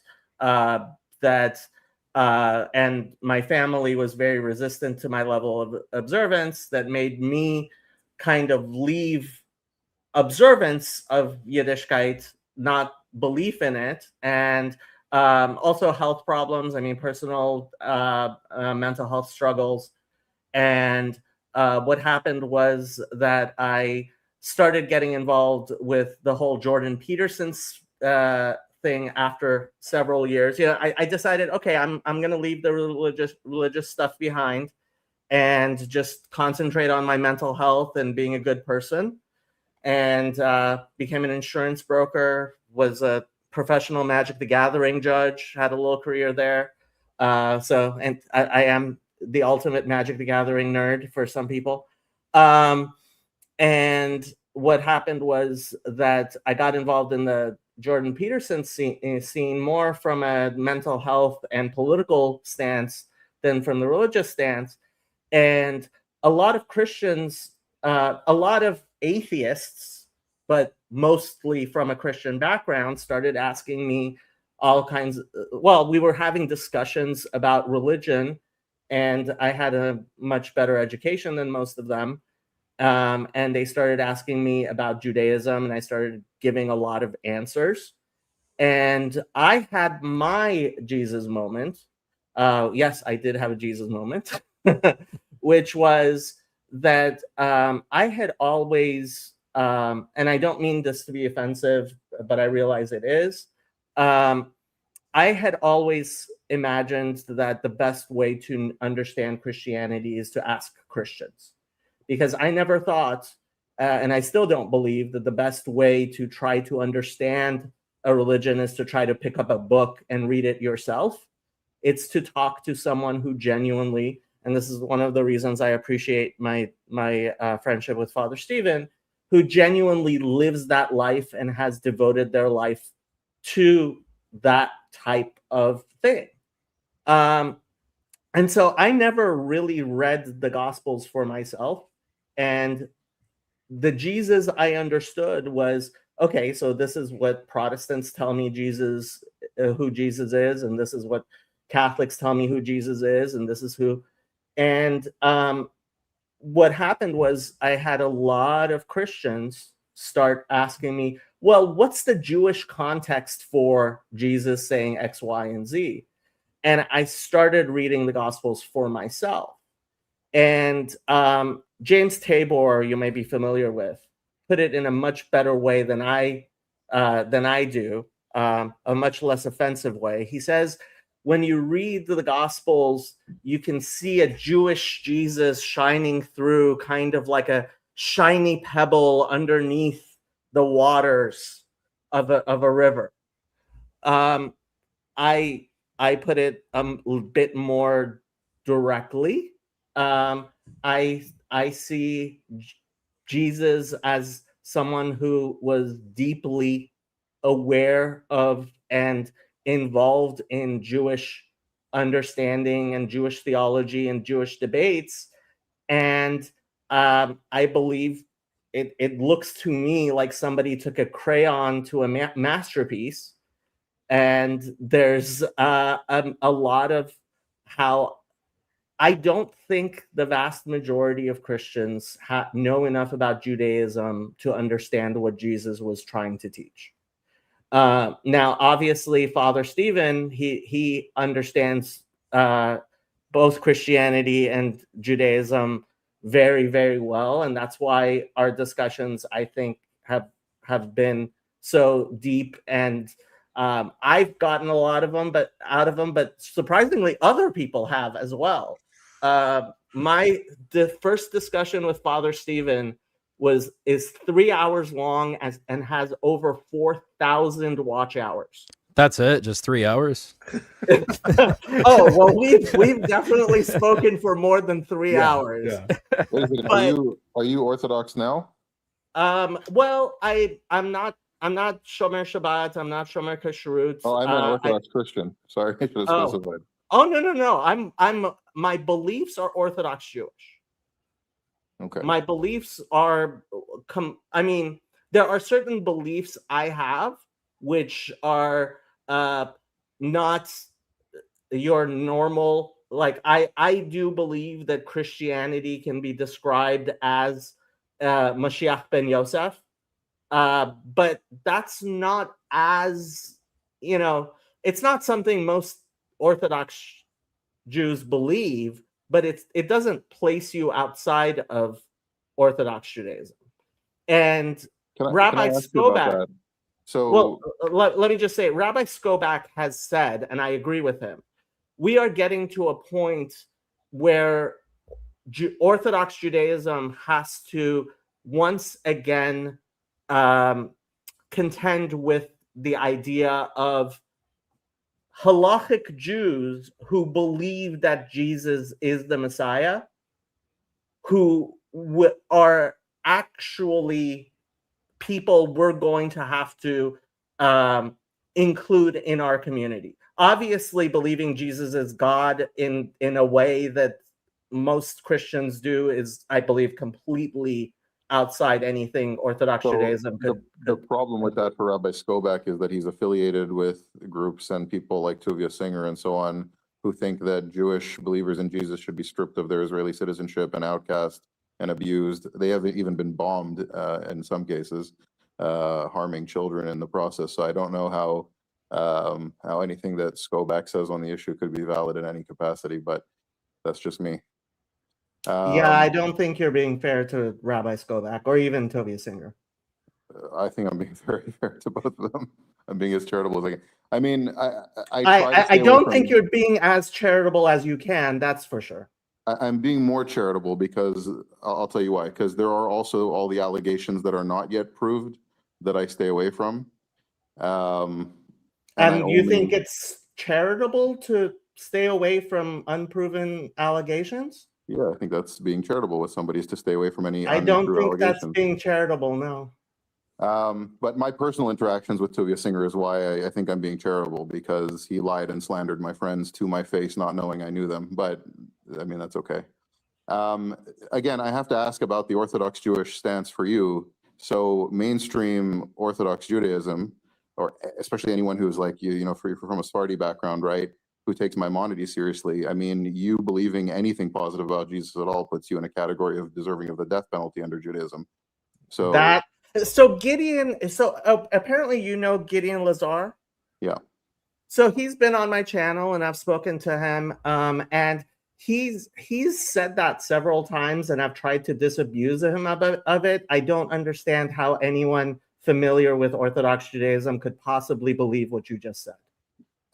So Maimonides states explicitly in Hilchos Melachim that anyone who denies the divine origin of the oral Torah, any Jewish Christians, anyone who denies the authority of the rabbis, is in the category of minim and apikorsim.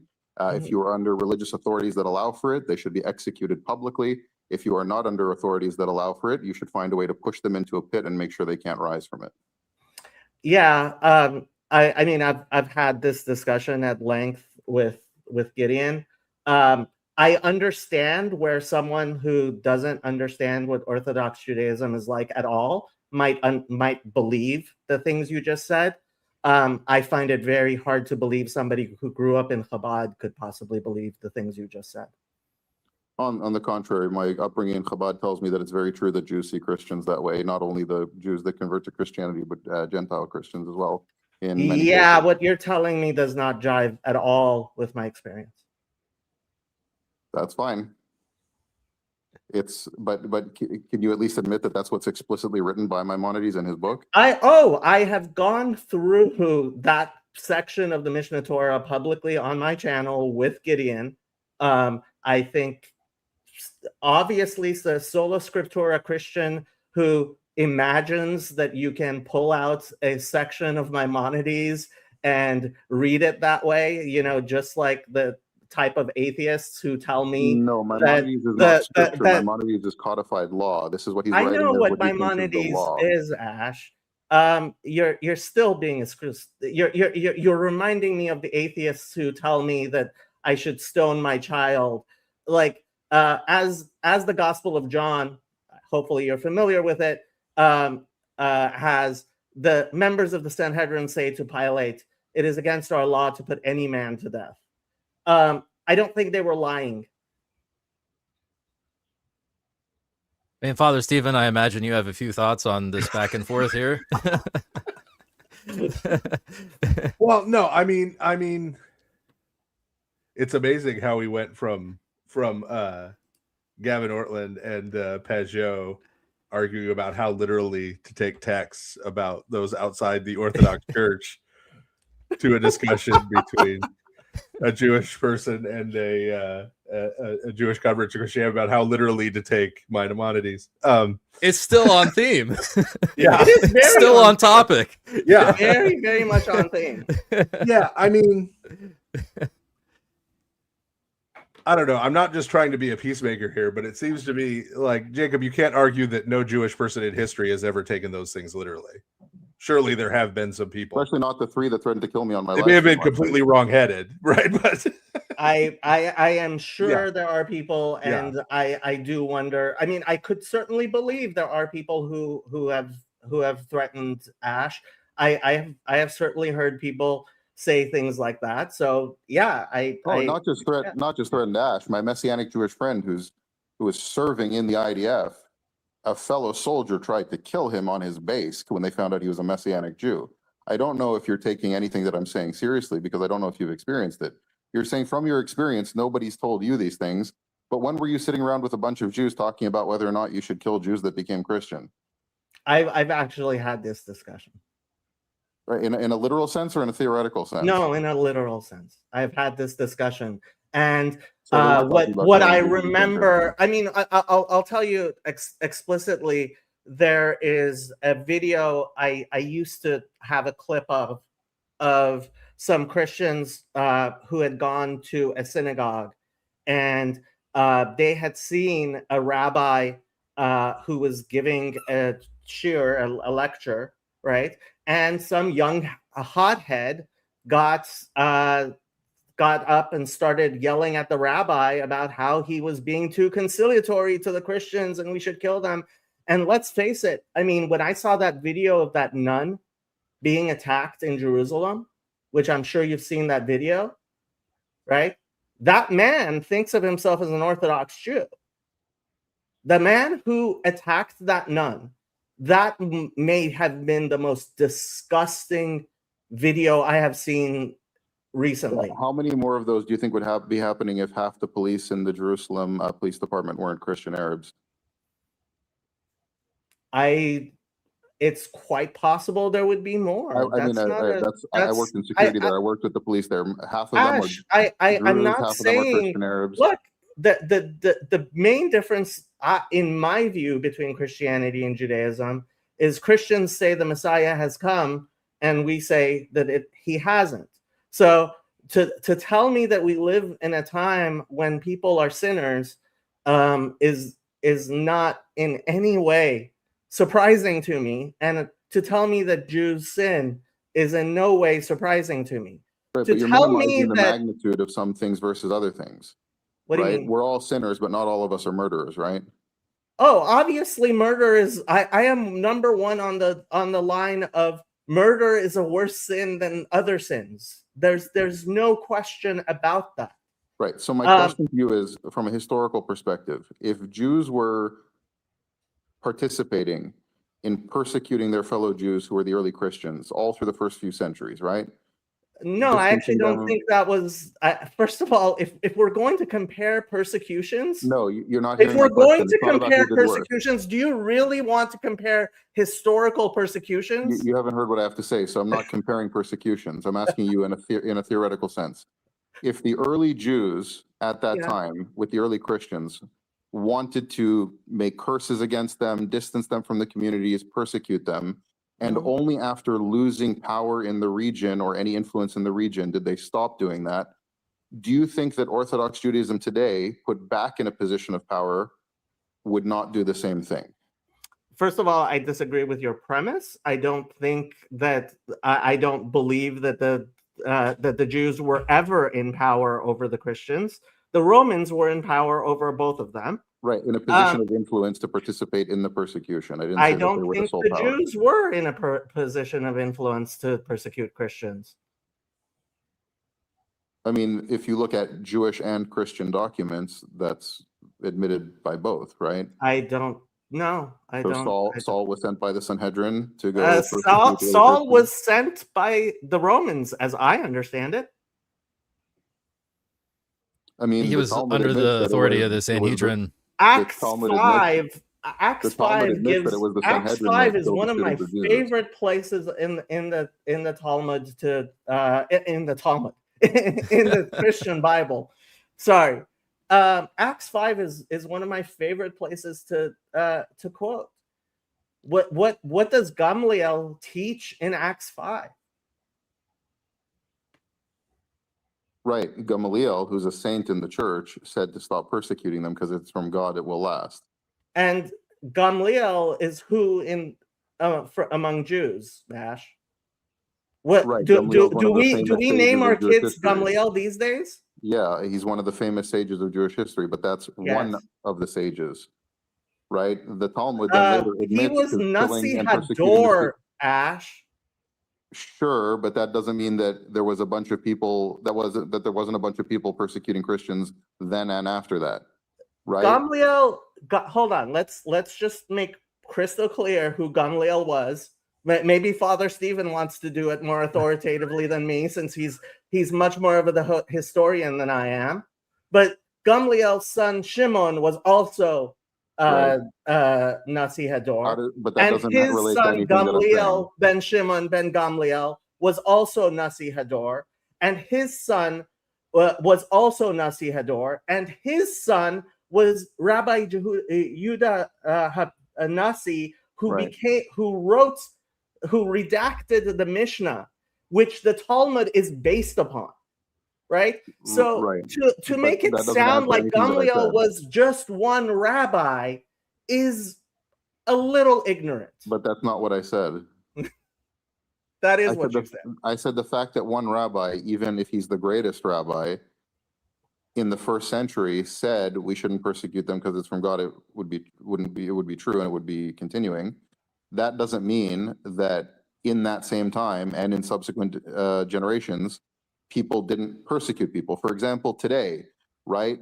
Let's use who would be a good example of this. Well, I was going to say Jonathan Sachs, but he passed away. But even let's say Jonathan Sachs, right, had said like we should have better relationships with Christians.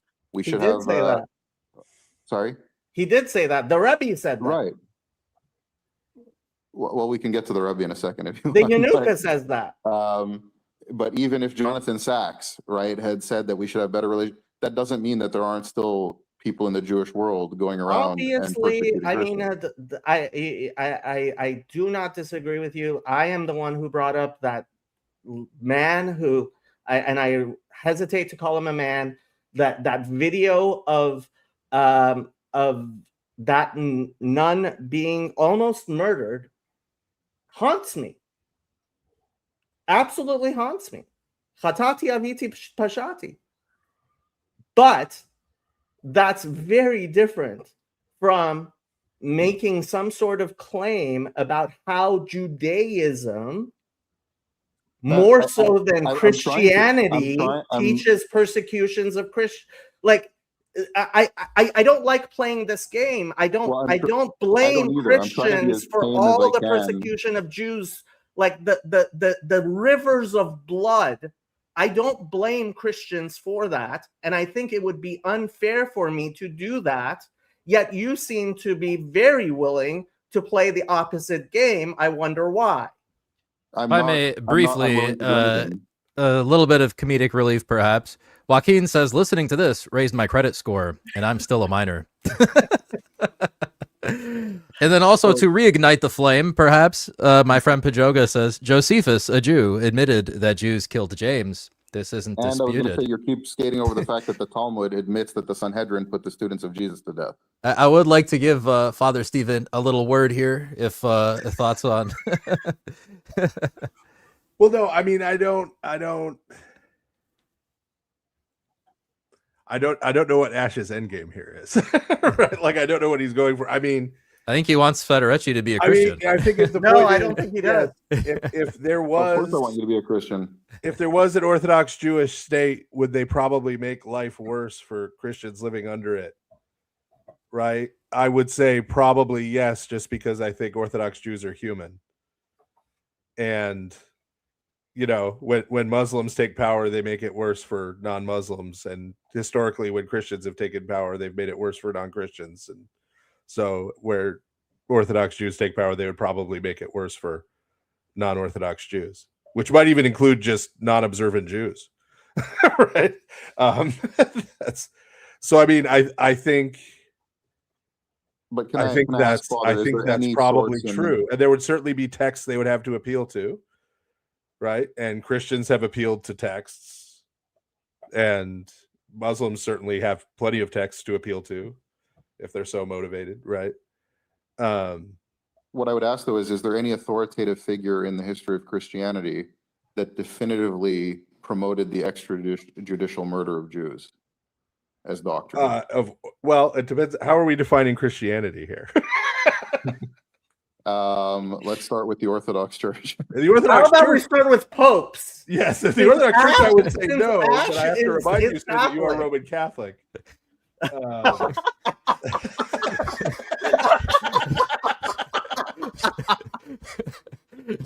I don't recall there being any teaching in the church at all that promotes the extrajudicial murder of Jews. There, I would say Roman Catholicism to be charitable, has a very mixed record. There are places where they were definitely cooperating with civil authorities and doing that.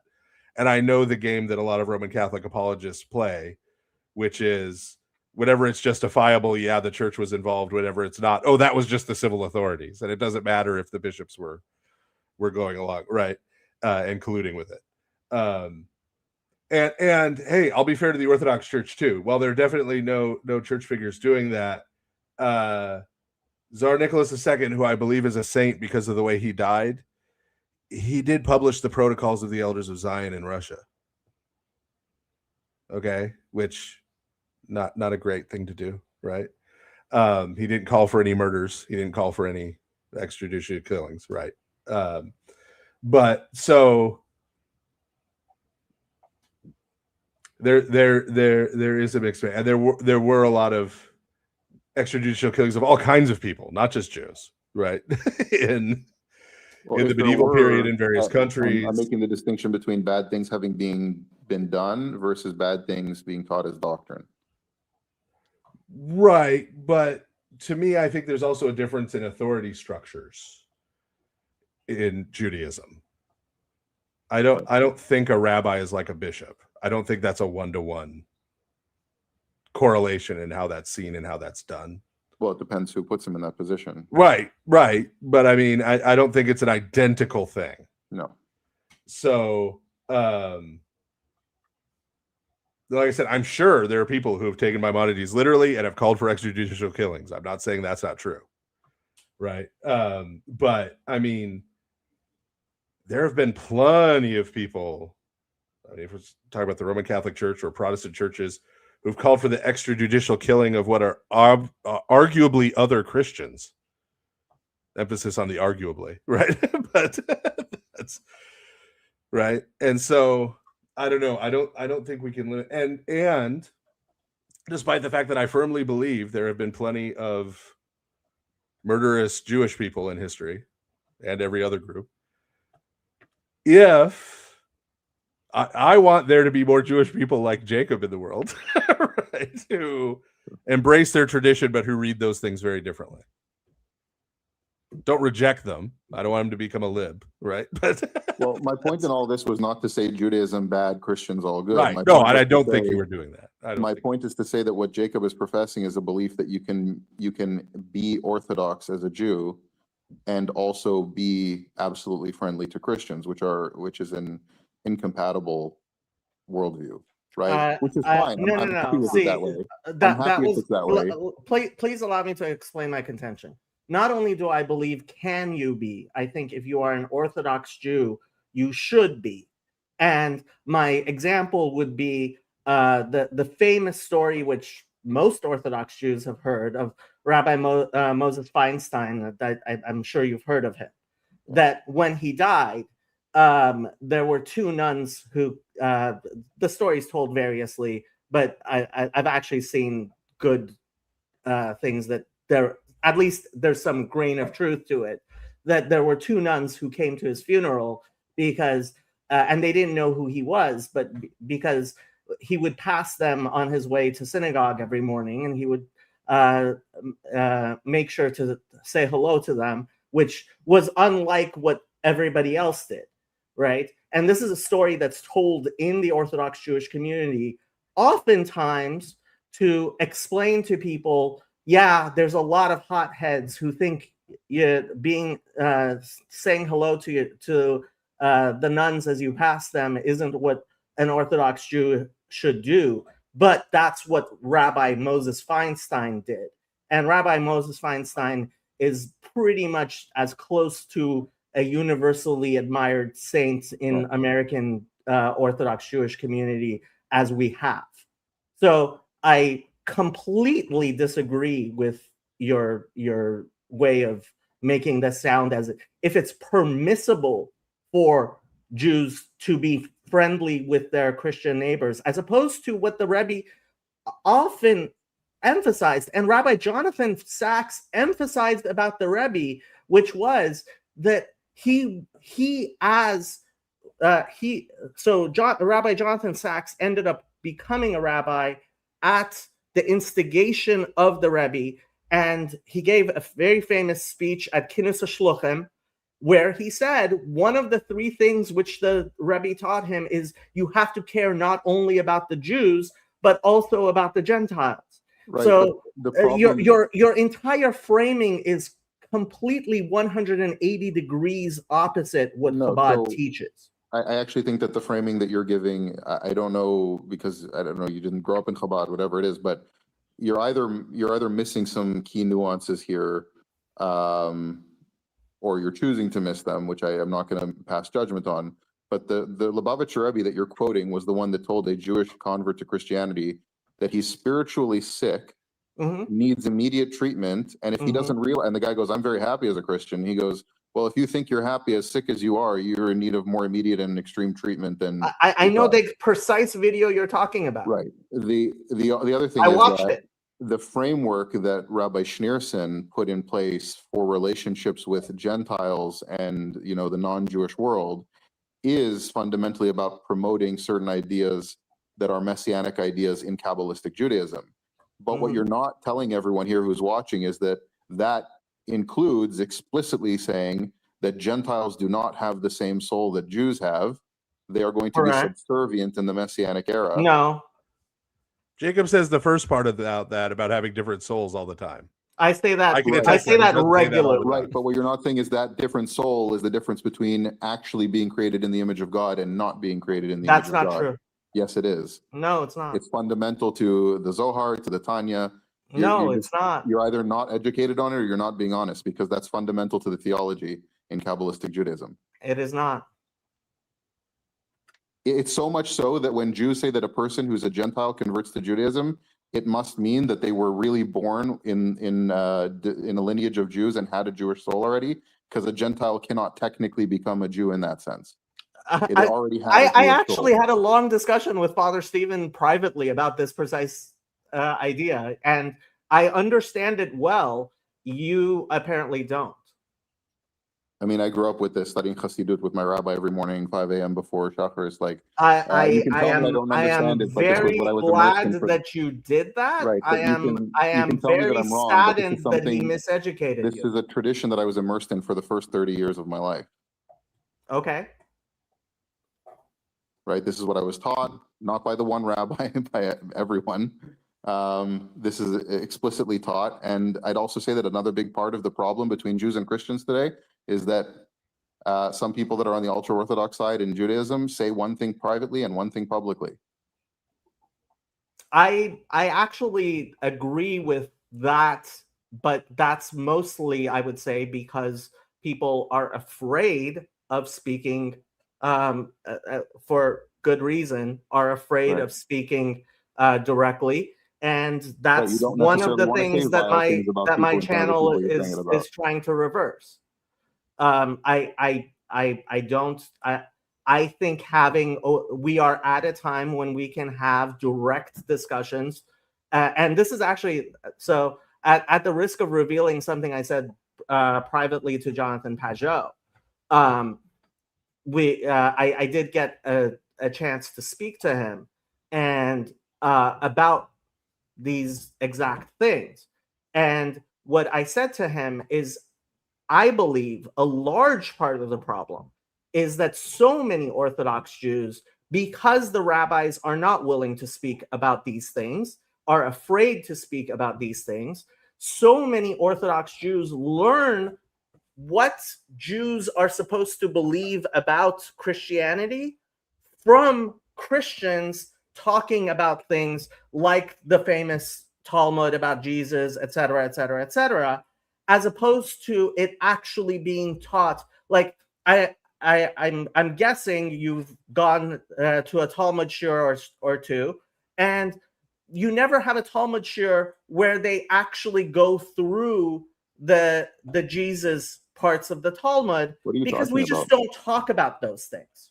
It was a joke in my school, in my like I'm third sure. grade, Oh, fourth I've heard the grade. jokes. What are you talking about? I've heard the jokes. I know all the little kids talk about Right, it but in that high stems school, from just but like the little the kids talking kids about in it stems from Christian their school parents talk talking about about it. sex behind their teacher's back. Right, but those But kids they don't learned have it a from sex ed somewhere. class.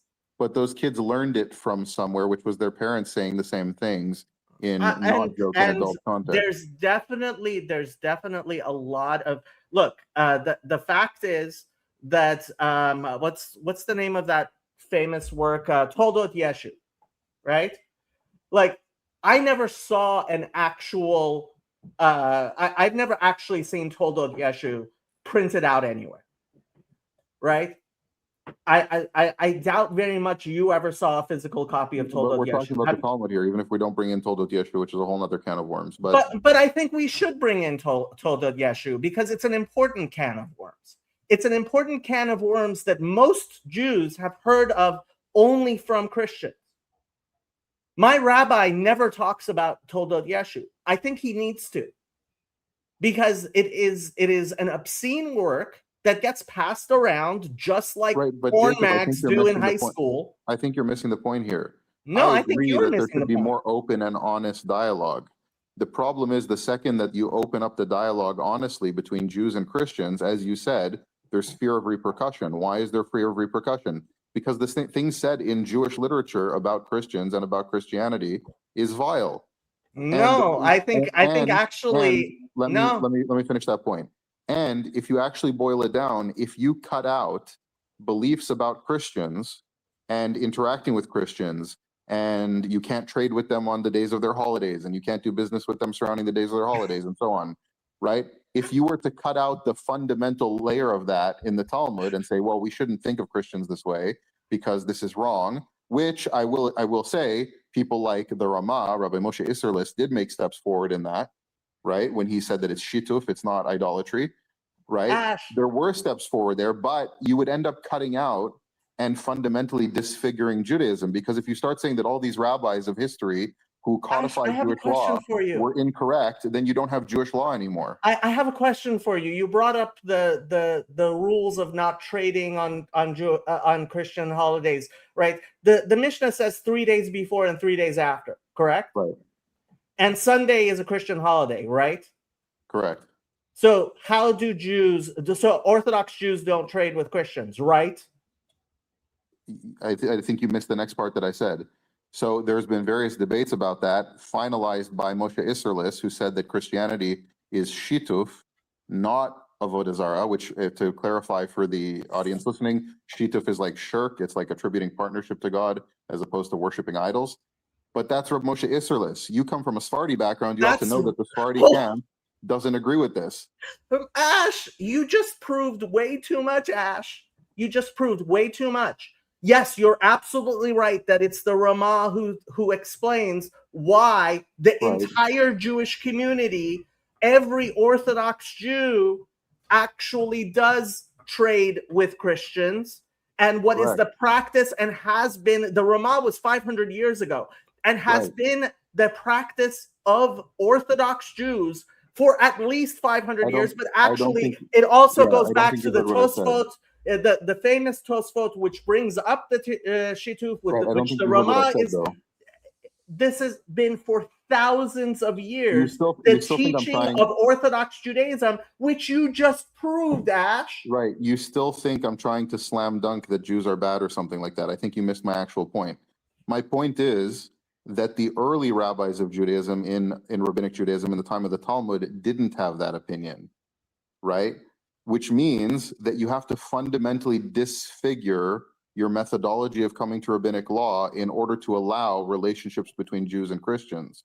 So, which means you have to let go of almost all of your doctrine about how Jewish law is developed in order to have let a me good relationship rephrase with what you Christians. just said. Let me rephrase, and you tell me if I'm correct in rephrasing what you just said. You said that the rabbis of the Talmud had views which were horrible about Christians, etc., etc., etc. They would And excommunicate. in order, They would excommunicate other famous rabbis for saying that Christians said horrible views, right? Yeah. And that removing those views would completely disfigure Judaism into something unrecognizable. And at least 500, but closer to 1,000, maybe 1,500 years ago, Judaism did that disfiguring.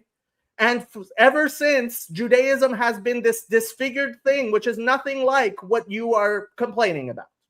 No, I think you're still missing my point here. I think it's a very good thing that the Jewish community has taken steps forward to better relationships with Christianity For the past 1,000 years. And I think that they've kept all the Jewish doctrines and laws in spite of that. You missed my point, though. That makes it theologically inconsistent with its own claims. Okay. I mean, I'd like to get to a few super chats here. We got a bit of a backlog. Leningrad $2 says this deserves to be the next modern day debate. Would you guys, Jacob and Ash, would you consider going on modern day debate to discuss modern this? day debates? I don't debate. Testenbaum to get to first. Oh, I was gonna. Jacob actually has a life outside of YouTube. I can see. I don't know what modern day debate is, and I've never been in a debate, and I'm not a very good debater. There is a debate channel. They host all kinds of discussions, dialogues, debates on varieties of topics, some theological, I've never some done political. a formal debate of any kind in my life, so we're on the same page there. I think James would. I know James from Modern Day Debates. I think he would love to host you two. Cool dude, $2. How did an episode of Seinfeld take over Alex's show? I don't know, but I love it. $5 from Sash Alexander. Most, I guess you guys probably want to comment on this one. Most of the Jews in Israel are now Ashkenazi.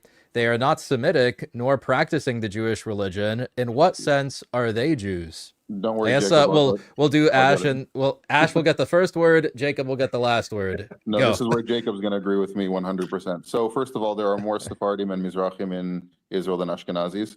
So that's first of all. The fact that they're mixed with European heritage does not mean that they're not Semitic. Now, there's some converts to Judaism. It's just particularly rare. It's actually in part due to relationships with Christians in various regions where we can actually trace where Jews migrated in the first few centuries after the exile. It's pretty obvious that the Jews today are pretty much descendant from the Jews who were exiled from Israel. after the Bar Kokhba revolt, largely. So yeah, it's not exactly an accurate claim.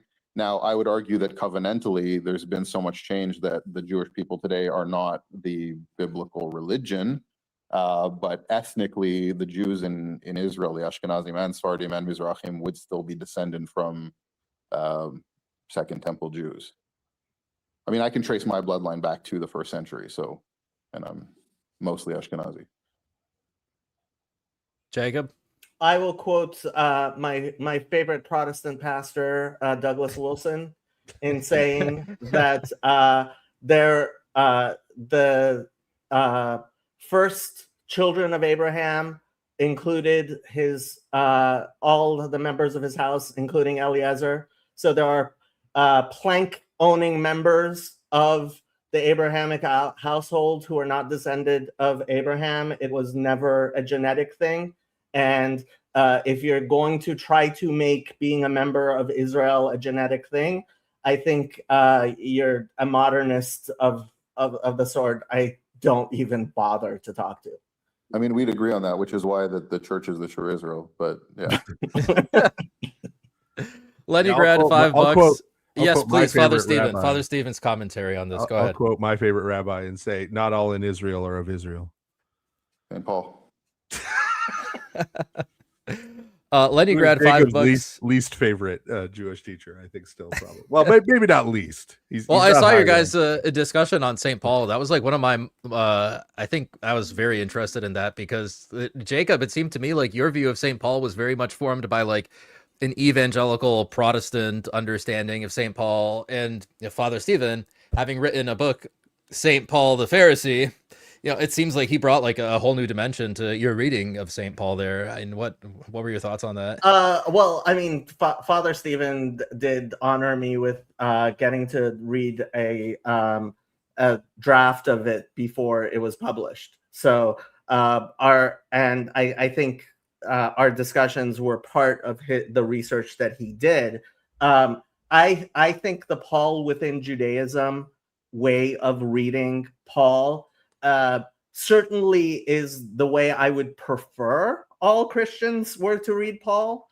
And if they did, I think us too. I think Christianity. I mean, when I went to a Lord of Spirits convention, Bishop Alexander Galitzin was there, and I was sitting there in the audience as he was explaining to an audience of very devout Christians, including many priests and deacons, how to use Sefaria and Chabad.org. And like it was the most flooring thing to me. So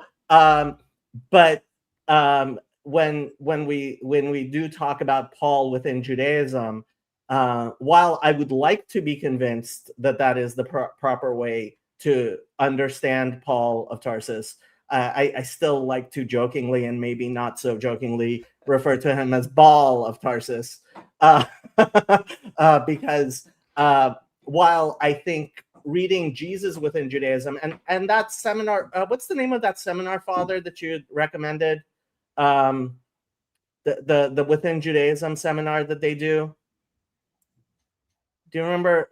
There's a seminar where they did Paul within Judaism, and recently they did reading Jesus within Judaism. It's an academic one. I think it's a section of SBL.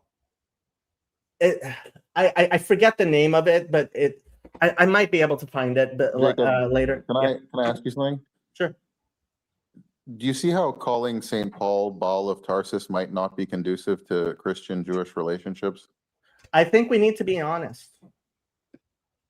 You see how you just proved everything that I've said up until this point, right? No, not at all. I'm sorry you feel that way. There was a clip I saw recently of Father Stephen talking with me, where he said, I have an Orthodox Jewish friend. I am friend Jacob after all. And because we are adults, I can say to him, I think missing who the Messiah is a big deal. And he thinks that believing in the Trinity is idolatry. I believe it's Oh, you and polytheism. I I can don't be believe it's friends idolatry. too. But Hold same on, difference. you and I can be friends too. I didn't say that we can't. I didn't say we're not adults who can have this conversation and go away friends from here.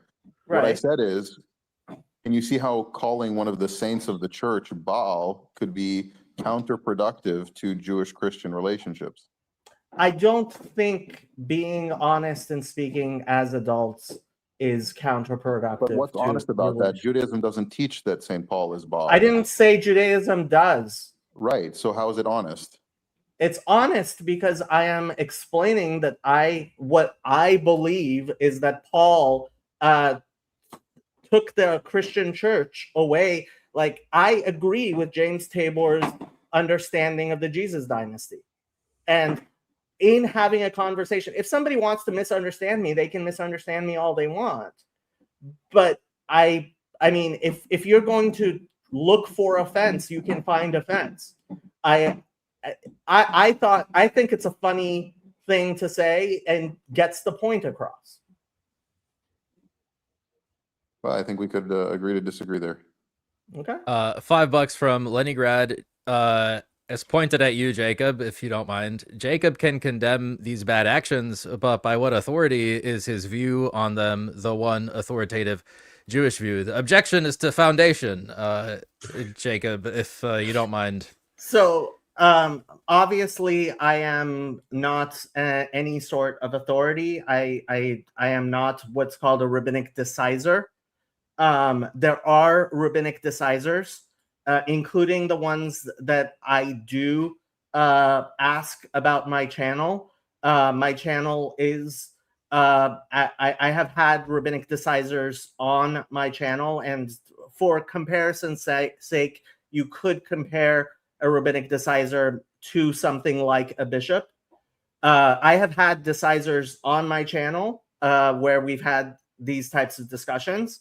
And as I understand it, while there are certain people you could talk about who certain people might even consider Orthodox decisors, I am not aware of any mainstream Orthodox decisor who views what I said to be completely foreign or unacceptable within Orthodox Judaism, certainly.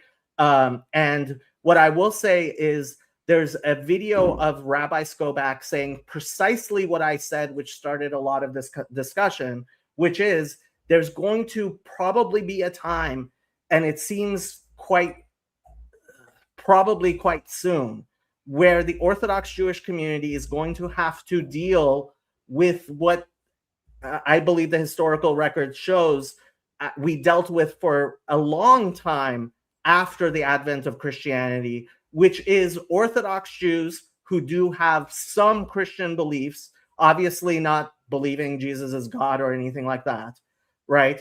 And we're going to have to once again, like I believe we did, and I believe Acts 5 shows we did, tolerate those members of our community. So you don't have to believe me. I don't like the way Tovia Singer says much of the things he says. He is not a decisor. Rabbi Schulman is, who's on Tanakh Talk. Rabbi Skobach is not himself a decisor, but he certainly represents a large segment of Orthodox Judaism.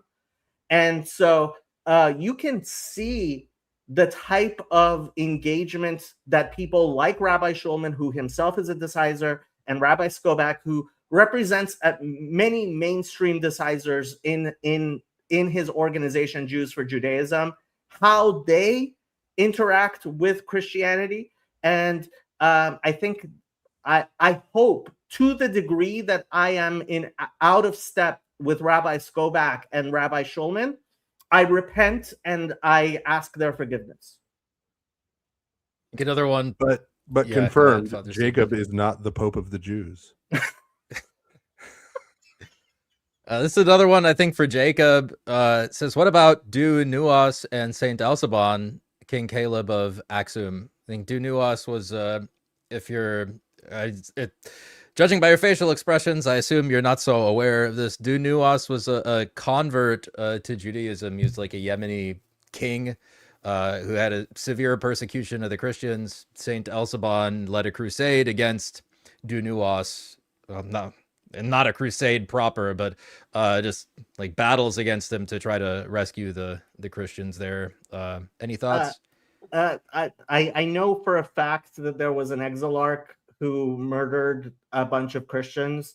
That's always been the one thing people pointed to. It's funny that this guy donated in shekels. What'd you say, Ash? I'm sorry. I didn't. About Bustanai? Maybe Bustanai was the name. Yeah, there was in Exilarch. I mean, Exilarchs aren't exactly the Pope of the Bishop of the Jews, but they're probably the closest thing you could possibly at one time maybe have in some areas. And he bought like 500 Christians. Yeah. Uh-oh. The deep state Well, got him. while he's frozen, I was gonna say someone shut him down.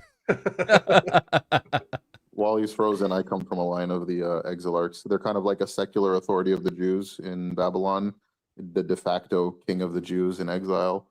Funny story, the rabbis in charge of the yeshivas would often persecute them and get them kicked out when they didn't agree with them. So there's that as well. It's unfortunate that he froze up. If he goes out and comes back in, it should work.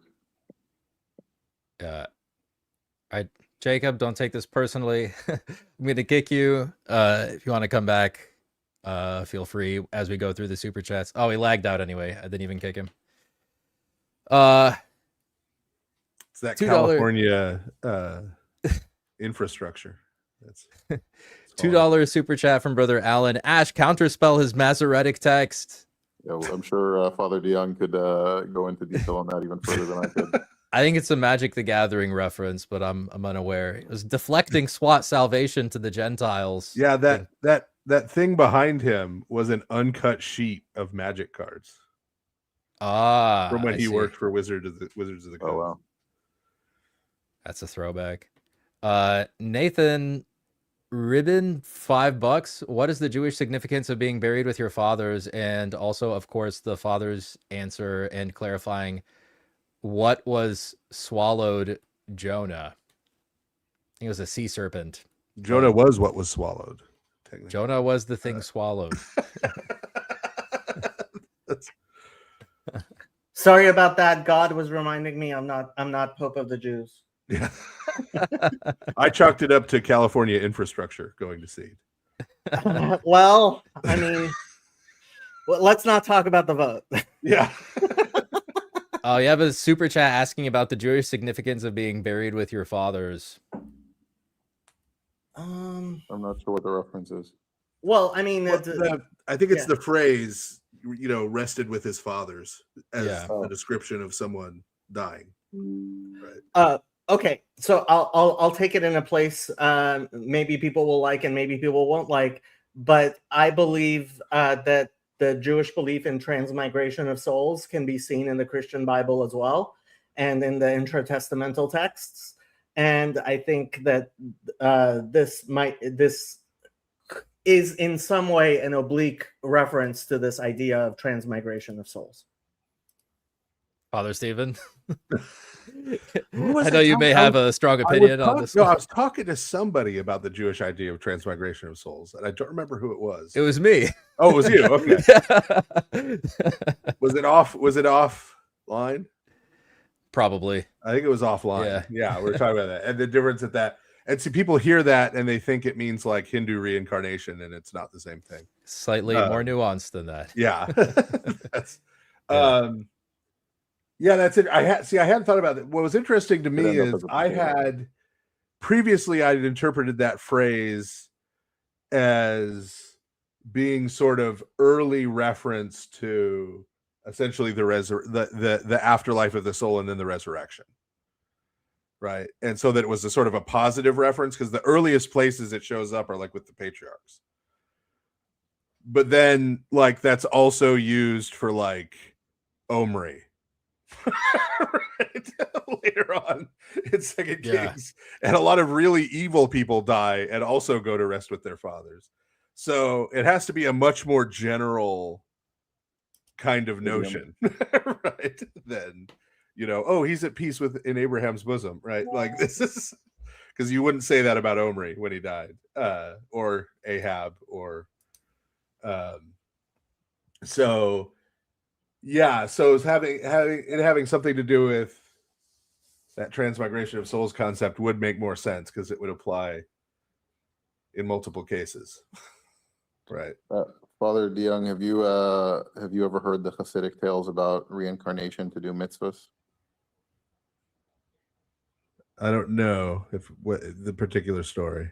So there's this Okay, one. I'm going you're to shorten it just to condense it down, not to take up too much time. But one of the famous stories of the Baal Shem Tov was that in the middle of the night one day he gets up with all his students and he's like, "We're going on a trip," and they're like, "Okay, Rabbi's doing that thing again."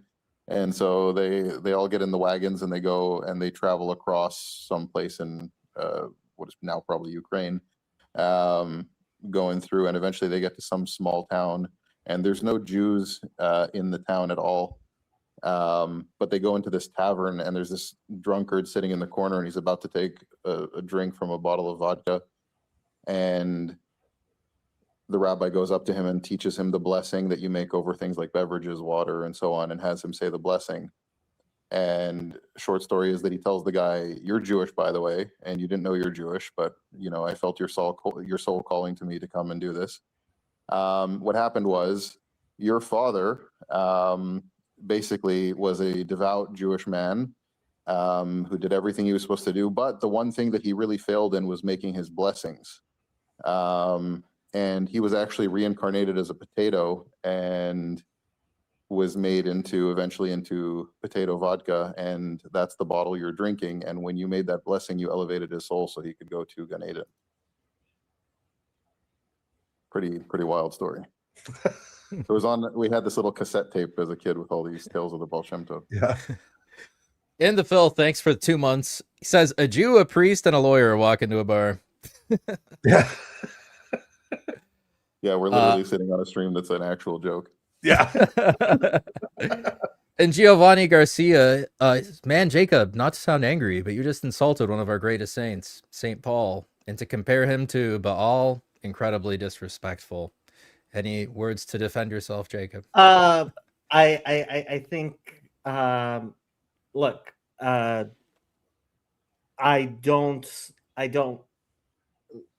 I don't like to offend people, and if I were sitting in a room like I'm talking to a large audience of people, I think the vast majority of them understand the spirit in which I said it, and I'm not going to sit here and to quote my good the good saint Jordan Peterson, if you're going to say anything important, you have to risk being offensive. If you don't like it, I'm sorry you don't like it, but I don't have a great view of St. Paul. And if that is somehow offensive to you, like, I think the offense is the fact that I don't have a great view of him. And that's not going to change until it changes. I'm not going to lie to you about that. To even out a bit, I have a super chat from Octavian. He says, Ash can now change his X bio to Eastern Orthodox Inquirer. Thanks, Octavian. I keep hoping Jacob will have like Orthodox Jew, Eastern Orthodox apologist. That, like, I could do that. I mean, you have sent a lot of people to the Orthodox Church. There are definitely a lot of people who accuse me of being an Eastern Orthodox apologist, and including Jews who tell me, "Why don't you just convert already?" Brother Why Alan don't for you, $2. Jacob. Anyway, no. He says, admit it, Jacob, you're a blue control deck player. Is this true? I actually am not. That's the one thing. I sometimes do play blue-black control a bit, but like I would never do blue whites. Like I remember that no. from playing Magic when I was a kid. Yeah, I often do combo decks. I'm very much a Johnny, not a Spike. By the way, if I may, about the prior comment. So, Jacob, again, the three of us on the stream, what you said about Paul, we don't hate you for that. We love you, and we like you're not going to make us angry for saying that. Good. Right? At least I can speak for myself. I'd assume for your two friends who you were friends with prior to the stream, I'd assume that that's the same thing. I don't know if you met Alex before the stream. I haven't met Jacob yet. I've watched several hours of Alex. So, and I've heard Jacob say it before. I'm used to him. Right, but what I was going to say is, you can see from the chat, you're saying you think that the masses of people are not going to be offended of it. The masses of people are telling you that they are offended by it. Right. I honestly don't think the masses of people are, and if the people who are offended, I think, are more offended at the fact that I don't have a high opinion of Paul than the fact I said it. No, I mean this sincerely. I think me as a former Jew talking about Judaism in not the most positive light, I've had people still come to my channel and comment that they used to be anti-Semitic and now they understand things better, and so they have an issue with it, but they're no longer anti-Semites because they get what's going on. I think if you're presenting yourself as an Orthodox Jew and saying stuff like that, you actually are contributing to people more likely to become anti-Semitic. I think somebody who views Jews as a group in that manner, views Jews as a group in that manner, and I'm not. Unlike Paul, I am not the worst of sinners, and I don't believe that I'm the worst person contributing to that. I think the fallacy there is to try not see individuals as individuals. Well, you might not be the worst of sinners, but I am, so I guess you have a leg up on me in this. Apparently, I do. Apparently, I do. That said, I do have another caller in the chat here, Bruce Wilkie, who says he has something to contribute to the conversation. Hi, Jacob.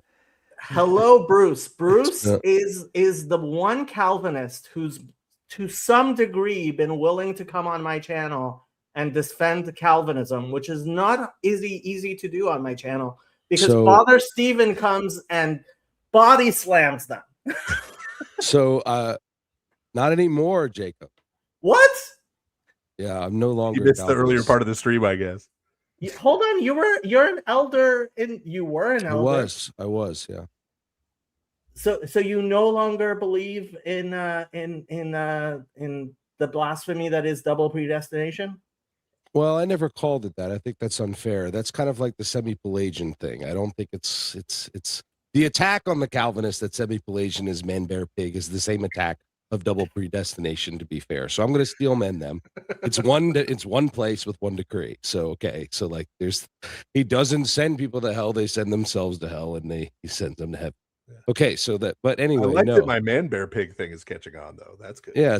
I would say that I think it's funny. So I did send the super chat in earlier and I've been really thankful for you guys.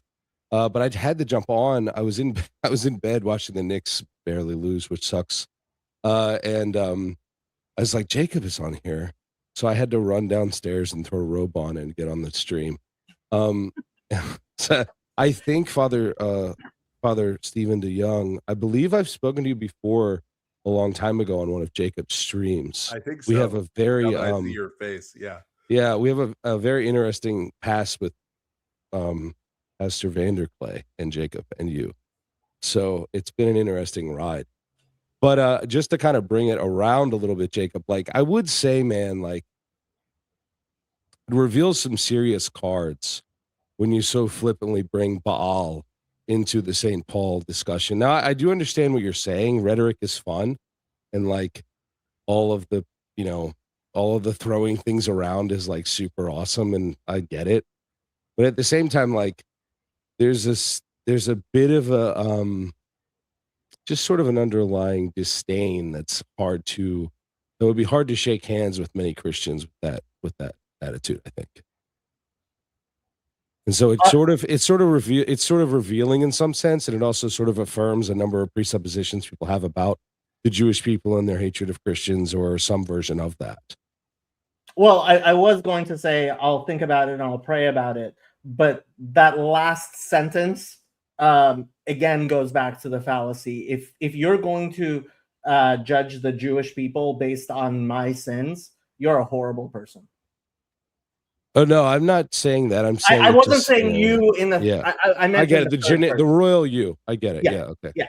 Right. Right. Like I mean, I cannot live my life thinking that every single sin is going to. So I may be sinning in jokingly and maybe not so jokingly referring to Paul as Paul of Tarsus, but if you're going to extend that to other people, you're just a bad person.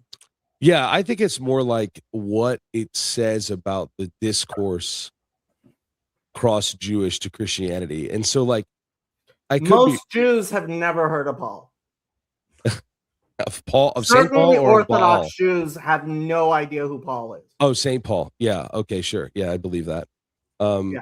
I just think it's interesting. I don't hear that from the Christian world ever on the other direction, and like making some other sort of I don't know. It just seems really interesting Ash to be just so told specific. me that Maimonides, and people often tell me how much Yeah. they dislike Maimonides and Yeah. the Baal Shem Tov, and so I mean, No, Well, I I think cited here's- I think- Maimonides and yeah. what he said. I Well, didn't Yeah, call he him did. Paul. He did. Yeah, He did. So I think that's the thing. So yeah, my conscience long ago was seared as by a hot iron. So I am insensitive to these things. But I'm also Gen X, so I don't have feelings. So I'm very hard to offend. But Jacob is Gen X too. So It looks good for his age. Both, yeah. But I think what people are reacting to is the ball thing in particular, because right, that's a demon. That's like the devil, right? And so I think what people are reacting to, Jacob, is if you just said, I don't think Paul really understood Judaism, or I think Paul was way off base, or I think Paul, led the Christian church away from its Jewish roots, or all the other things I've heard you say, that you're. I think he led it away from its Christian roots. Sure, right. But even saying that you see a big distinction between what Paul taught and what Christ taught, right, or what Jesus taught, right? I don't think people would react the same way as them. What they are hearing you say is Paul's the devil. Or Right. akin I to think an that's what idol. they're reacting to. As And an that idol. seems hyperbolic and sort of uncalled for to them. In the same I'm way gonna have that to if go. someone came out here and said Maimonides was Satan incarnate, right? Like, right. that would be different than just People saying, have said that though. right. But when they say that, that's not But good. I didn't say right? that. That's not good when they say that. I do right? have to go. I do want to say, Father DeYoung, it was an honor to meet you on the stream, face to face. So thank you. Jacob, nice to meet you as well. I hope that we Congratulations can- on the daughter. Yeah, well, due any day now. So any minute now. Well, we're past due date, so it could be any minute. Yeah. But yeah, thank you. You keep us in your prayers, and we'll see you next time. And Jacob, if you want to talk, my email's in my channel description. Reach out. Happy to Will discuss do. with you. We'll do. Later, Ash. So I kind of wanted to bend your ear a little, Father Stephen DeYoung, a little more on kind of where you were going with regard to Well, the just- sovereignty. Just to pause Yeah. for a second, you Sure. never finished telling Jacob why you're no longer defending Calvin. That's true. I've been debating Eastern Orthodox for years in my cigar lounge. I think I've showed you that before at some point. I had like all the reformers on the wall, it looked like a proper Spurgeon's lounge, you know what I mean? And it still does. I haven't taken them down. But I don't know what happened. Quite a few months ago, probably 3 or 4 months ago, I just had my worldview blown apart, personal, like just on my own. I was listening to Pageau, I was listening to DYER, and for the things I'd called DYER and debated him on many occasions. And one day I no longer had the distaste. I also had a sort of Marian experience like a couple years ago, but that's sort of side. I was gonna say I was waiting for you to tell the story about how you smelled the incense through the cigar smoke. And No, it wasn't that cool. I would say after attending liturgy, I found my the incense was staying on me for many hours, and it was very pleasing. So I think that was wonderful. It reminds me of when I was a youth as a Catholic kid, like little boy, went to Catholic mass. I remember that because I was christened Catholic, technically speaking. But yeah, so I'm no longer defending Calvinism for a number of reasons. Although I would say I have a lot of affection for Augustine. I've read a lot of his works, and part of me is like, if I still don't come down on the synergism as hard as I should, it gives me solace that Saint Augustine is a saint in the Church of Orthodoxy. So June if I 15th, have, he's commemorated. yeah. So if I have this position of sort of a monergistic-ish or total, sort of totally depraved original sin in a sense, and Augustine doesn't articulate it that way, I think I could still hold to some of that and still be a saint, or at least a little s saint, in the church. But it's been tough. The canon argument was hard for me to escape, but really the Christology in the monarchical Trinity has been the big move for me. The West doesn't articulate that very well, and it really gets muddy. And I think after reading Saint Cyril and Palamas, and then also more on the Incarnation, has really kind of made that and I'm really reading it and not just reading like commentaries on Athanasius, right? Like in the Reform world, we may read some of those texts, but a lot of it is like commentary on commentary, and then we'll reference some of those pieces, and then we'll try and put it together with our systematic.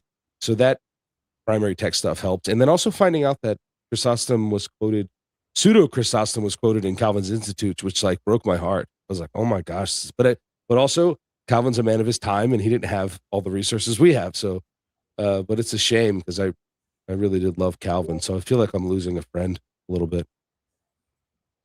So, yeah, that's kind of been the story. But yeah, but I wanted to ask Father Stephen DeYoung, with regard to sovereignty and man's will, right? One of the problems is this idea of effectual calling, and that's something that you may be familiar with in Dutch Reform world.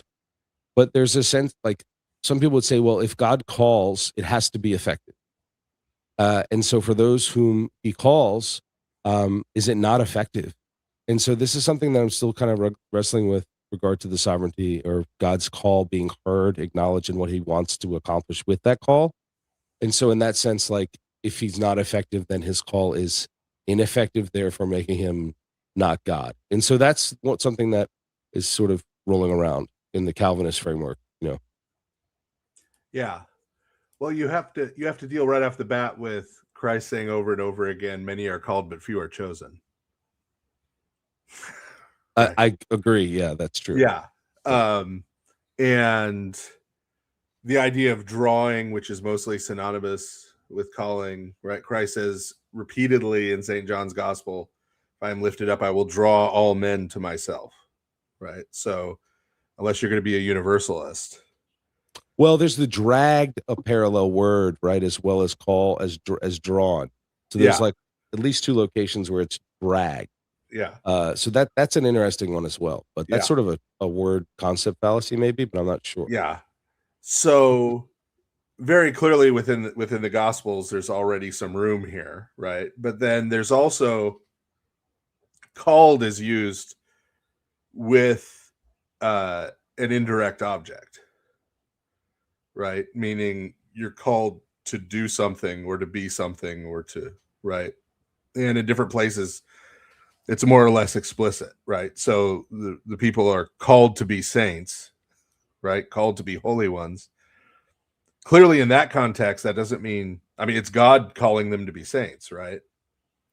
But that's not affirming that they are all going to become holy, right? Because if it was, then you wouldn't have to reiterate it, right? The whole point of saying you are called to be holy is implying you're not right now, right? And you need to be, right? Like that is the call that you're receiving from God right now. right? And I think fundamental to St. Paul is his understanding of calling at multiple levels as being the way in which we find salvation. So there is a general call that goes out to every human, right? Which is the call to return to God, right? There is then the particular calling for God's people in relationship to the world, right? This is true of the Old Testament and the New Testament, right? That Israel in the Old Testament is called to be different than the other nations, right? And we would say the church of the New Testament is called to be different from the rest of the world, right? In various ways. And then for St. Paul, there's also a personal calling where each person has someone God created them to be, particular gifts they're given, right? A particular way of life that person is called to. That's not the same for everybody, right? Not everybody's called to be a prophet. Not everybody's called to be a priest. Not everybody's called, right? But in whatever that calling is at those three levels, it is the fulfillment of that, being faithful to that, living that out faithfully, that St. Paul is saying that's how you're going to find salvation. And if you forsake any part of that, obviously, if you forsake God, right, that's obvious, right? But if you are in the church, if you are one of God's people and you don't follow through on, you can't be faithful to God without following through on the special calling of being one of his people. And you can't do either of those without following through on the particular calling that God has given to you. Yeah. Right. But so in that way too, coming at it from the perspective of how St. Paul talks about that, unless you're a universalist, right, then it's possible for someone to forsake their calling. Yeah, fair enough. Yeah. Right. And that's why St. Peter uses that language of making your calling and election sure. Right. And the calling and election there are the two words. Many are called, few are chosen. Right. Right. That's right. And so that requires living out. Right. Right. Yeah, that's fair. Yeah, I think that's a good way to put it. It's a tough road untangling the systematic that I have and adopting a new one, even though I have a pretty good baseline. So there's so many things in the Reformed tradition that don't line up, but there's a lot of other things that do. So, it's a little bit of a struggle, but I really appreciate it. That's pretty helpful. I'm glad I got to talk to Father Stephen Young before he gets too big league for us. What's bigger than Tucker Carlson? That's what I mean. I don't know. I don't know. Where can you go? Let me just say this. A couple of weeks ago, I blew up the internet. Later this week, I'm going to do it again. But I'm not going to say how. He's gonna be playing Marvel Legends in Times Square. Yeah, no, he's going on Joe Rogan confirmed. That's great. That's you wonderful. heard it here first, folks. Yeah, it's wonderful, man. I think it's just an interesting time, but I do also find it like sadly like a lot of people in this polemics, like, and I'm just noticing this myself. You're led in two directions as far as I can see it, which is, sorry, Jacob, Judaism's not one of them. You're led in, or Noahidism isn't either. You're led into an atheism or a deeper patristic faith. From what I can see, at least the trend and how most things are going. And I think the atheism one is a tough one because when your paradigm explodes, it's very easy to be like, well, maybe none of this is true. And that's the big prayer for my wife, honestly. For me, I have no reservations. Jesus Christ is Lord. But for her, the paradigm explosion is like what she thought brought her so much comfort in reading the scriptures and reading Sproul, right? Like, who doesn't love Sproul? He was awesome. I loved him. He's smoking cigarettes. He's telling me, that I'm elect. And he was really good with words. Same with Doug Wilson. But then you get a lot of comfort from that, and then you come one day to realize it's wrong, and that's hard. And maybe more especially for a wife who has found such comfort in people like Ferguson, or even the Puritans. I was like, well, swap out the Puritans for the Synaxarion, and you'll see the parallels. Yeah, no, I think you're right that I don't think there are a lot of people now who go back to the 16th century and then stop there. That's fair. Yeah. Right. I think that if they go back into the ground of Christianity, they go all the way back. Yeah. And And I then think some that's of them why go even all the way back. well, that's what I was about to say, Jacob. I think that's what's behind all this Hebrew. Maybe the roots Hebrew stuff. roots movement. I know a few people that did that. Yeah. If you're an evangelical who's deeply ingrained with Romophobia, right? Like you can't possibly accept anything high church, then yeah, you end up. Oh, I know people that did that. They moved to the middle of the country, became Hebrew roots movement. A guy I know is wearing the tzitzits now. Like he's This rocking. is a great opportunity. He's referring Actually, to things as the Tehillim. You know what I mean? Like I'm like, whoa, what's going on here? Have you heard what I say to these people on Alex's channel, Jacob? Yeah, I was gonna say, Jacob, can can I get your opinion say it. unfiltered I on tell them- evangelicals that think I tell they're them- trans Jews, as Yeah. Father Stephen says? I tell them they need to talk to an actual Jewish person who will tell them they're not supposed to be doing any of that.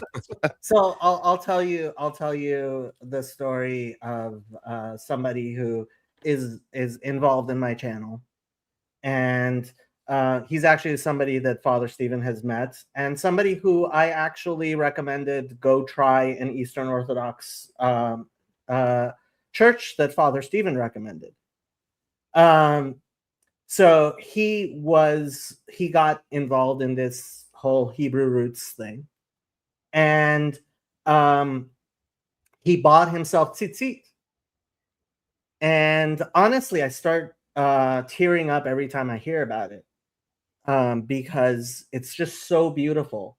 He spoke with an Orthodox Jew who told him that as a Gentile, he really shouldn't be wearing tzitzit. And tzitzit are not something that really Gentiles with. Basically, a Gentile should not be wearing tzitzit. And he carries the tzitzit with him in the glove box of his car. He doesn't wear them. He carries he has them in the glove box of his car. And what kind of Jewish loophole is this? It's not a question. It's not a loophole. That's really weird. I'm trying to figure out how that would work. Look, the entirety of the Torah, and the rabbis teach this, and to the degree that Father Stephen claims Paul of Tarsus teaches this, right? It is 100% true. It is not about who gets to do what because he wants to do it. It's about Rahmana Liba Boy. The merciful wants the heart, the contrite heart. That's what the entirety of the book of Isaiah is about. He says, who told you to trample my courts? Right? You don't, and the story of Nadav and Abihu, and you don't get to bring the sacrifices you wish you could bring. That's not what it's about. It's about Kibul Ol Malchut Shamayim. It's about accepting the yoke of heaven, YOKE, upon yourself, right? And so for me, this, and I will quote out of the Talmud, this man is greater than a high priest in the Holy of Holies, because it's not about what he wants to do. It's not he wants to look like a Jew or he wants to wear tzitzit or whatever. He is willing to accept that which God asks of him. That is what it means. That's what matters. And until you understand that, you understand nothing. And so it's if you want to be the person wearing the phylacteries and the tzitzit, you don't get it. You don't get it.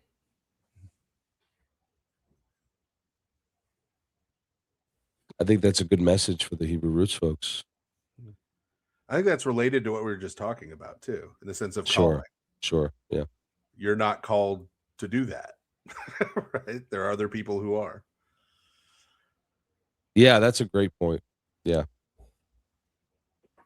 Well, thank you guys. I'll let you go, Alex. Thank you again, man. Thanks for calling in, Bruce. So we had this this request in the super chat that asked for a poll on whether the St. Paul Baal reference is offensive. We the may have results belabored that enough. I don't know. The results of the poll are in. It Oh, was did what? 79% saw it as disrespectful and improper. 21% were empathetic towards Jacob Federecci. And there were some other super chats that I have edited out because Jacob is my guest. So, oh, it's okay. I'll take it. But Lego Story says, sure, it's disrespectful, but let's forgive him and move on. Jacob is a great guy. Why, thank you. That's very nice of you to say. You obviously don't know me that well. Also, 20 gifted from Zach. Again, we have Zach, who owns my channel now. Thank you, Zach. I appreciate it. Here's we got the soundboard for Zach here. Amen. Hallelujah. The complete, inspired, inerrant, infallible, indestructible Word of God, the 66th book, King James Bible, amen. Thank you, Zach. Next up with the callers, we have Snow Quilter. What's up, Snow Quilter? How are you? Good to see you. Snow Quilter is an OG, an original gangster on the channel. One of the many women who watches this channel who Alex insulted recently. Multiple times on accident. Like, you are muted, Snow Quilter. You'll have to unmute. But yes, multiple times. You're silencing women on your channel. Alex. Yes, this is all my fault. Yes. Please don't tattletale on me to Father Stephen. I am the very woman that called him out on it too. It's true. Yes. It's true. It's true. So I did have a question, and it's actually for Father Stephen. I'm sorry, Alex. That's okay. He's not allowed to give legal advice. Well, just friendly advice. So, and I'm sorry if part of this has already been addressed. You know, I was gone for part of the evening, actually at church of all places, and so I missed like the first 3 hours of the stream. Fortunately, it is an Alex Soren stream, so I expect it's going to go on for yet another 4 hours here. Hopefully not. I don't want to be in the doghouse. Jacob's on Pacific time zone, so he can. He's going to last. I'm in Central, so it's not too bad. But my question has to do with the second half of the interview with Pearl that Father Deacon Seraphim did. And toward the end of the interview, they were talking about the wedding at Cana. And when Jesus said to Mary, calling her woman, and what do I have to do with you? And he explained, and of course, I'm a rib, so I'm slow. Oh no.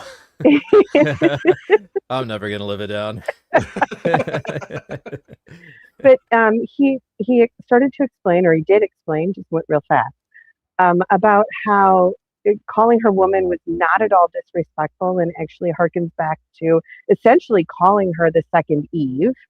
Yes. Yes. And I think he stole this from me. Okay, and I was absolutely going to go back and look for, gosh, when did Father DeYoung address Third Kings? And I didn't have a chance to do that before. Lo and behold, you were right here on stream, so I thought I would ask in person. So can you explain the second half too? Because that was I kind of followed the first part, maybe a recap of that, and then the second part, I didn't so much get. So Yeah, I didn't. To be fair, I did not listen to that whole interview. I made fun of it while Jim Bob was watching it. But and I summarized it on Jim Bob's channel as the whole interview as, in your religion, who gets the big piece of chicken at dinner? But so the That depends. Is it the breast, the wing, the rib? Dad gets the big piece of chicken. That's all I'm saying.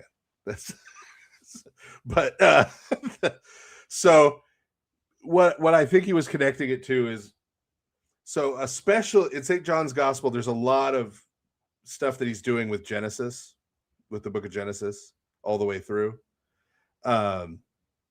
thematically, but especially when you get into the story of Christ's death, it becomes sort of lots and lots of references to Genesis and the creation of man.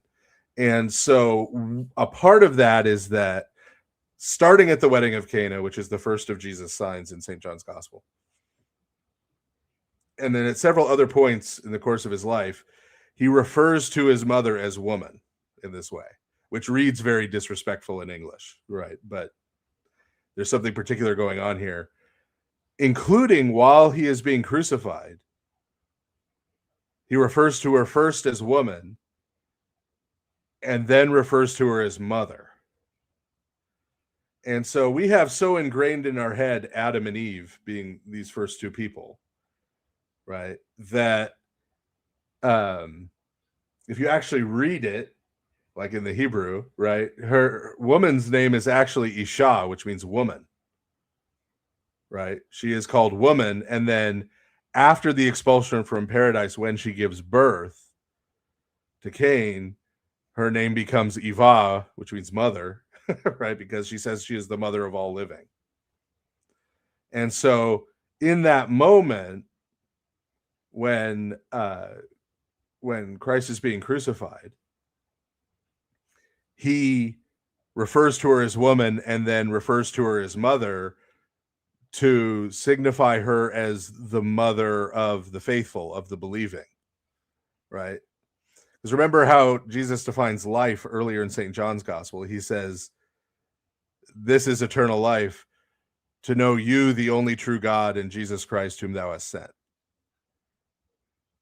Right? So he's making Mary the Theotokos the mother of all the living, and that's that second Eve idea.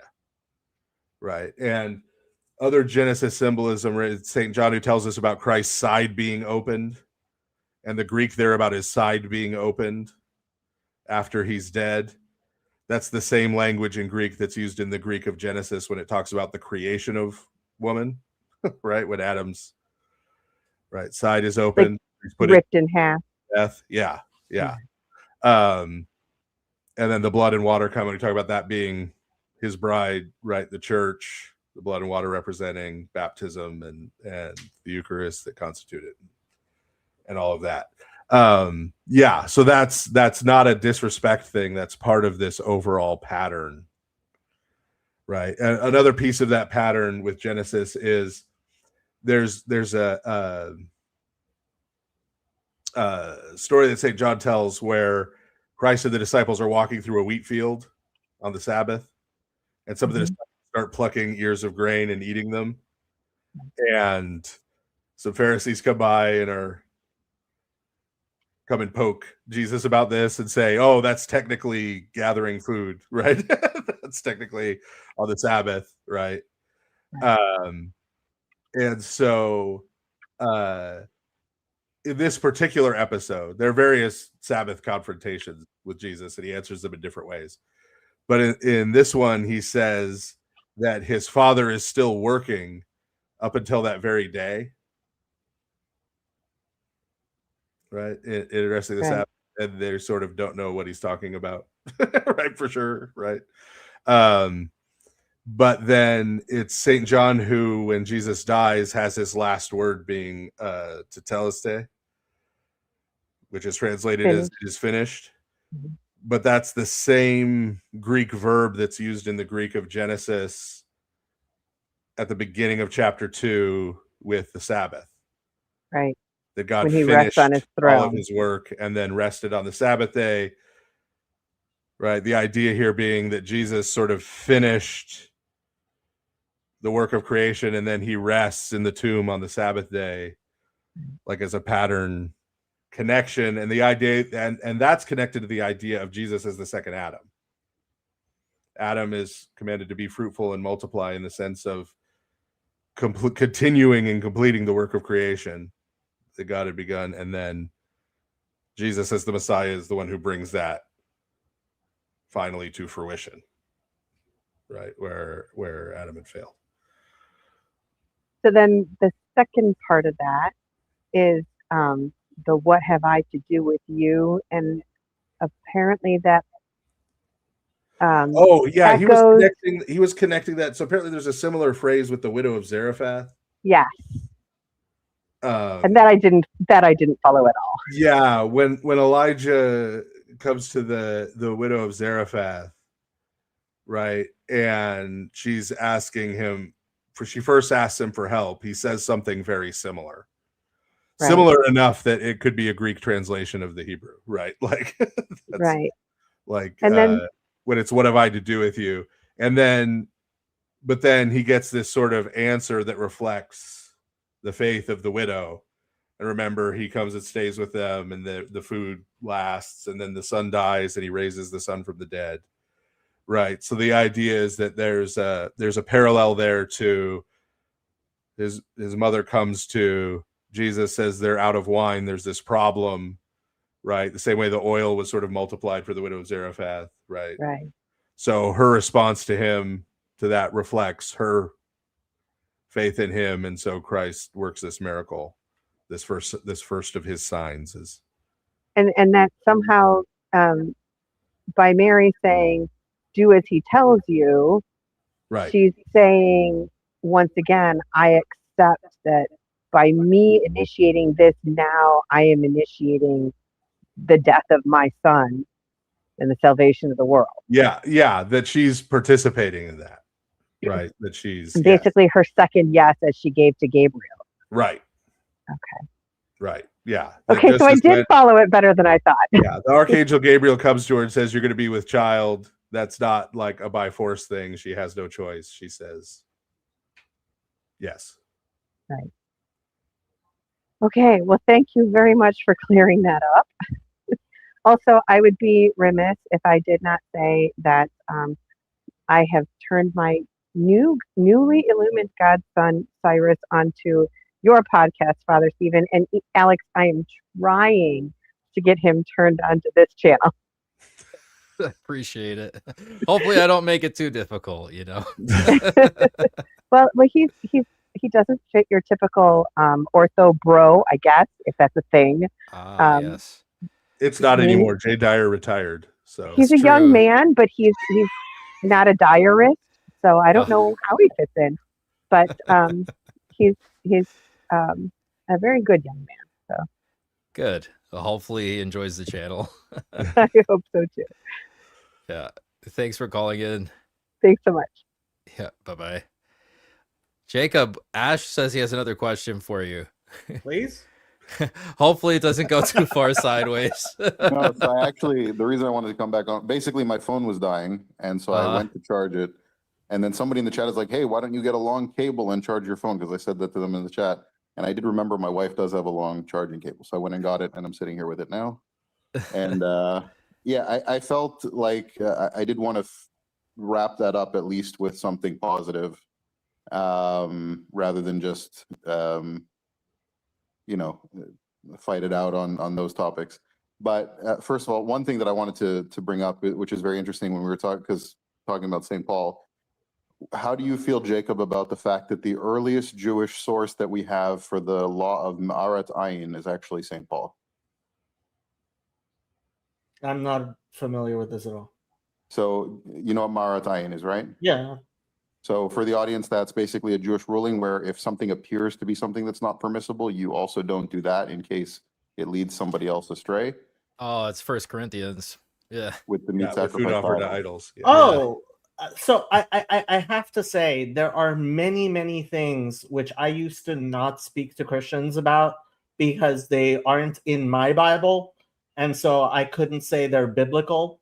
But then I read the Christian Bible, and I'm like, well, they're not in my Bible, and we don't think they're biblical, but they are in your Bible. So, for example, Jesus says. Mashpil Geim Ada Aretz, right? So that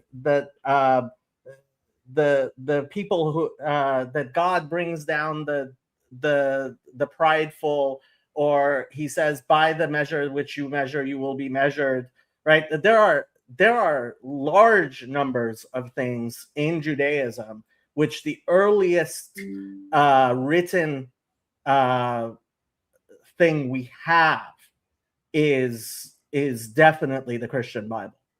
There's many things I think that's true of. So not surprised at all. That particular thing I wasn't aware of. But 1 Corinthians 12, I quote all the time. And it's I believe it's a very Jewish teaching. I mean, I think Sosthenes wrote it, not Paul. Just my little my little bias there.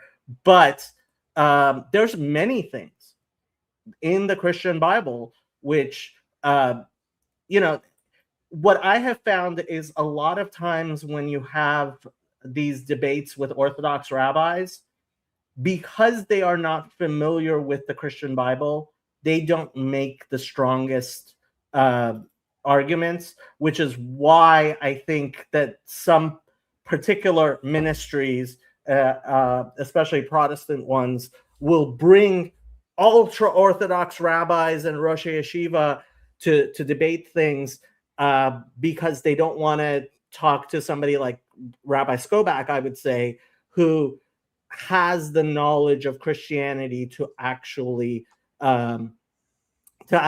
engage well with those arguments.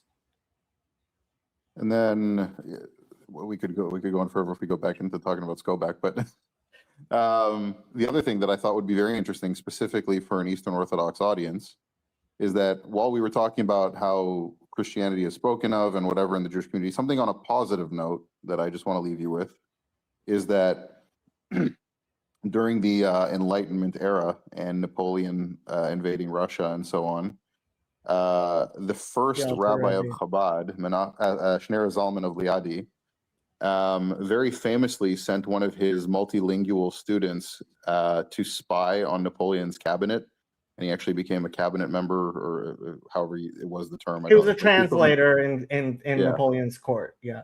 And so he was actually accused of being a spy, and then turned. And he was. And he was, but he got away with it. But there's a famous letter that was written from Shneur Zalman of Liadi to his student who was a spy, where he very famously said, if Napoleon were to win the war, the Jewish people would have affluence and physical success and monetary success that they've never had before. But it will be to the detriment of our souls, talking about the Enlightenment. But, and this is the interesting terminology, if our master, Tsar Alexander, were to prosper, we may continue to suffer temporally, but our souls will be ever closer to our Father in heaven. Very famous story of the Alter Rebbe. Yeah. Now, what's very interesting is that when you consider that the youngest son of the Alter Rebbe actually became a Christian, it puts a very interesting context for things. But I could get into that whole story even more in depth. But something just to leave you with, that the founder of the Chabad movement thought it was better for Jews to live under Eastern Orthodox Christians than under secularism. That part is true. Based. Yeah.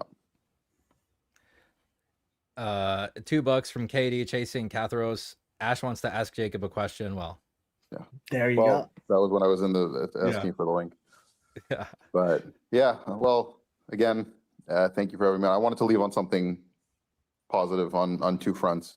So Jacob, nice to meet you. Father DeYoung, pleasure to meet you as well. And Alex, thank you again. Always, man. See ya. Joe Mama. How's it What's going? up, Joe Mama? That's his real name, I'm sure. My legal name. No, What's on your mind? I just wanted to mention all this talk of Hebrew roots. I was raised cradle Hebrew roots. If such a thing could exist, if you've ever heard of Armstrongism, that's what I was in. Yes.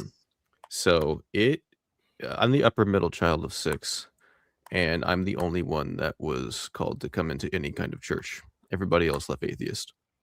Wow. And I know it can be extremely heretical dealing with anti-Trinitarians, and they can say some pretty crazy, just casually disrespectful stuff on a level that regular Protestants don't.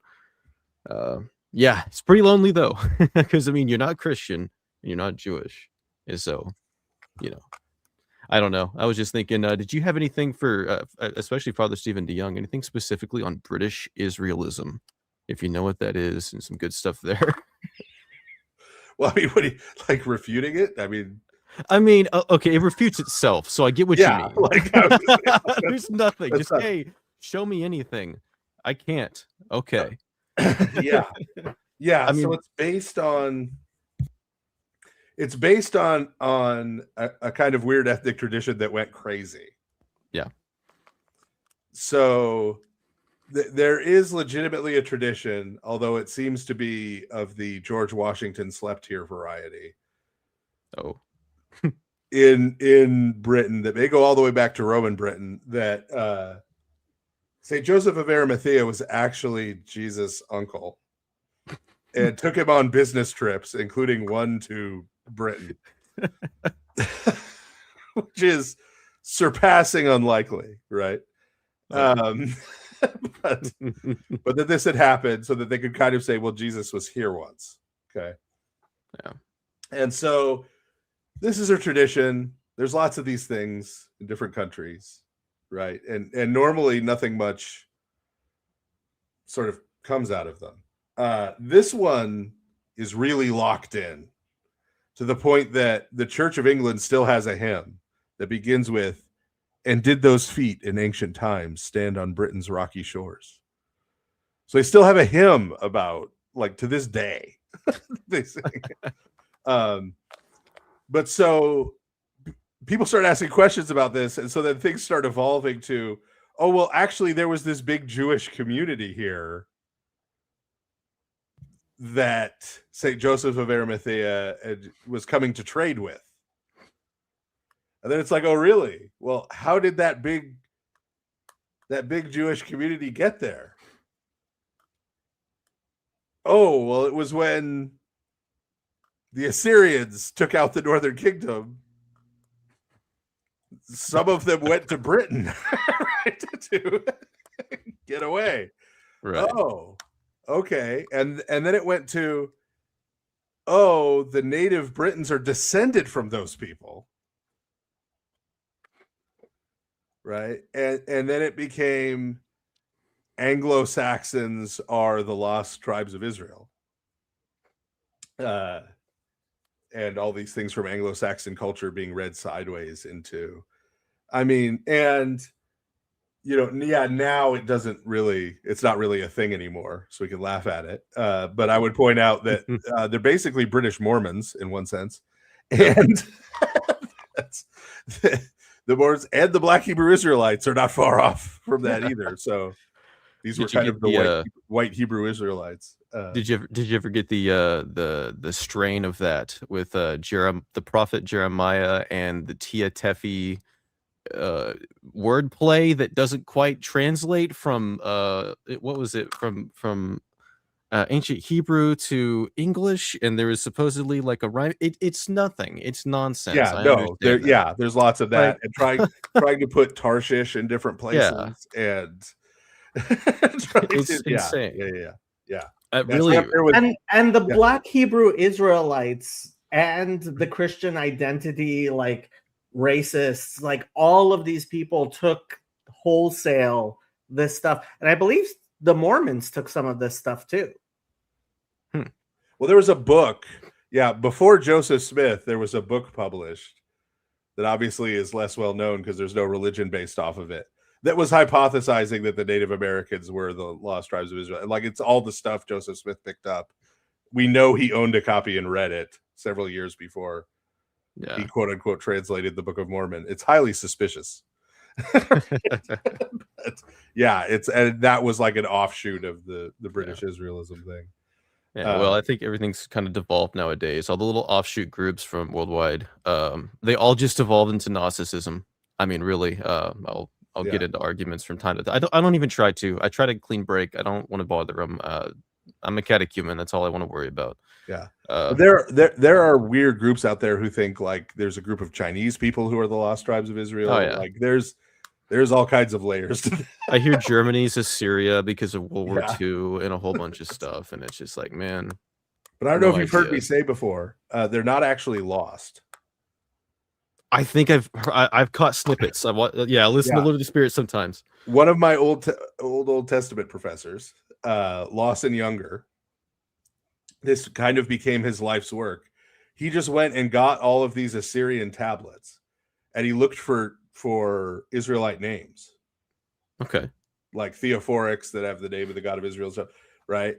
And he literally identified all the villages that they were deported to in the Assyrian Empire.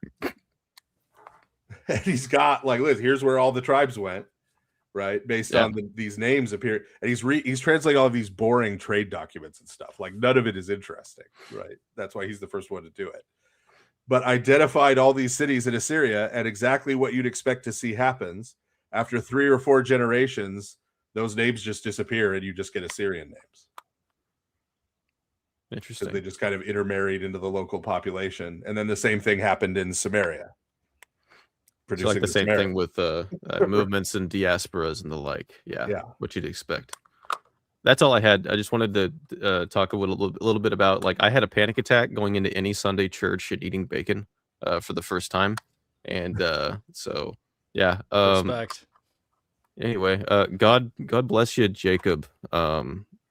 St. Paul is going to be my patron saint, but I forgive you. I've already prognosticated that on the day when Jacob finally relents and is baptized into the Orthodox Church, that he will take St. Paul as his patron saint. Take Paul, yeah. Well, hey. if I do, it would quite likely be either Paul or Martin Luther. Well, we don't accept Martin Luther as a saint, so. Well, I mean, obviously, I would have to become a Protestant. No, there's no reason to do that. Father, I did want to ask you. I've heard a lot of people when they address you, they say "Father bless." Yes. Like, what is that? So, I mean, internet etiquette is weird, right? But in person, when you greet a priest or a bishop in the Orthodox Church and you're Orthodox, right, you ask them for a blessing. And they give you you usually put your right hand over your left. They give you a blessing and you kiss their hand. And that's how you greet clergy. So on the internet, obviously I can't really like hold your hand up to the screen, right? But people still greet me that way online as a matter of correct etiquette when greeting a priest. Up next, we have one of my favorite channels out there, Patristic Clips. I don't know. Is there something similar? Would you ever ask a rabbi for a blessing? And I froze him up with that question. Oh, that's it. Hello. What's yes, up, sir. Patristic Clips. Well, answer your question since Jacob has frozen. Hey, I just had a question for Father Stephen. So I was reading your book, The Apocrypha, and I'm really enjoying it so far. But I was just wondering, because someone brought it up, are Clement of Alexandria and Saint Didymus the Blind, are they considered saints in the Eastern Orthodox Church? Yeah. So, okay, to my knowledge, Didymus the Blind is Saint Didymus the Blind. Clement of Alexandria is a weird case. So to be consistent, I will say no, because he's not in the Synaxarion. But you will find Orthodox writers who refer to him as Saint Clement of Alexandria.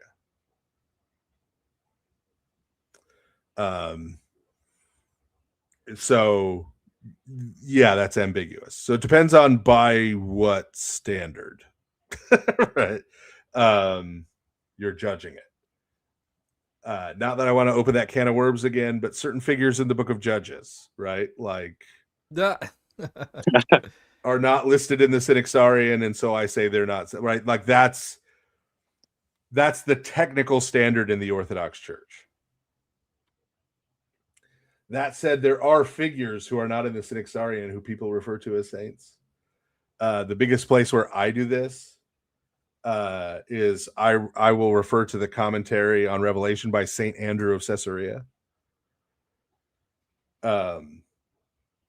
Technically, he is not in the Synaxarion. So, like Dr. Jeannie Constantinou, who literally did her dissertation on Andrew of Caesarea's commentary, will say he's not in the Synaxarion, so technically he's not a saint. Oh, Right? okay. So she wrote her dissertation about, like, she thinks he's this incredibly important figure. But again, technically, if you're not the Synaxarion, you're not a saint. So I think the answer is technically Clement of Alexandria is not, because he's not the Synaxarion. But lots of people refer to him as Saint Clement of Alexandria, just like Saint Andrew of Caesarea gets referred to as Saint Andrew of Caesarea, even though technically he's not.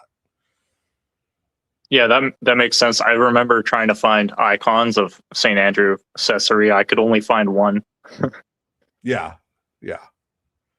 And then I had one more question, just kind of completely off topic, but does the Orthodox Church recognize monastic vows outside the Orthodox Church? So I guess, for example, if a Catholic monk wanted to become Orthodox, would it still be expected that he remain a monastic? Not necessarily. No, because monastic vows are not a sacrament for Rome. Oh, they're a sacramental.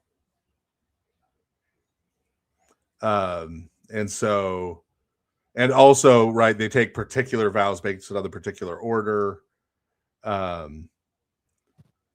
Most Roman Catholic priests, because they all have to be celibate, are in some monastic order or other.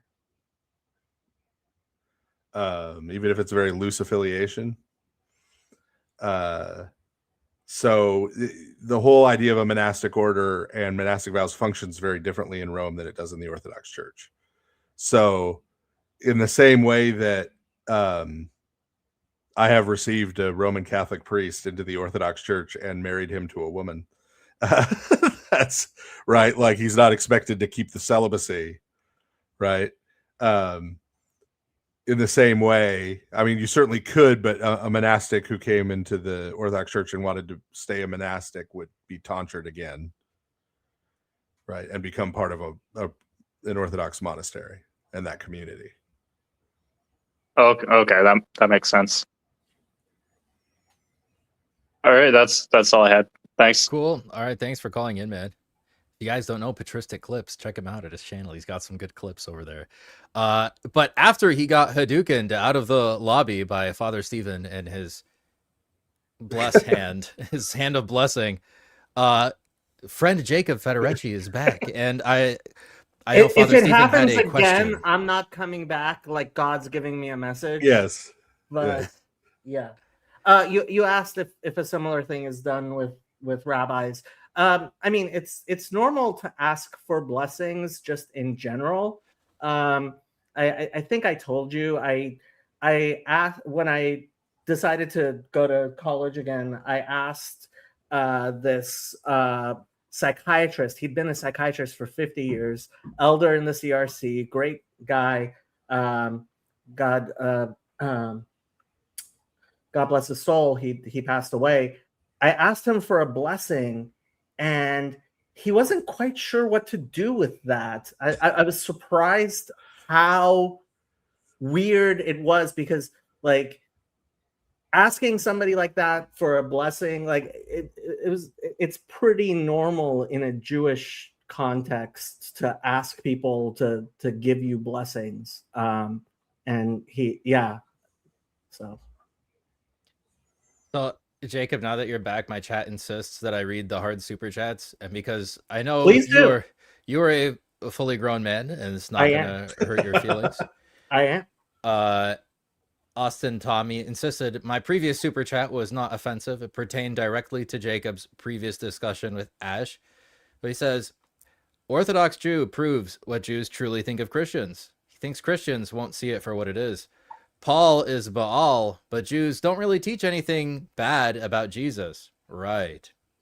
Any thoughts? So, I mean, there's so many logical fallacies there, but the first and foremost one is because I think something, like this is the most obvious fallacy that if you don't get, you truly are a bad person.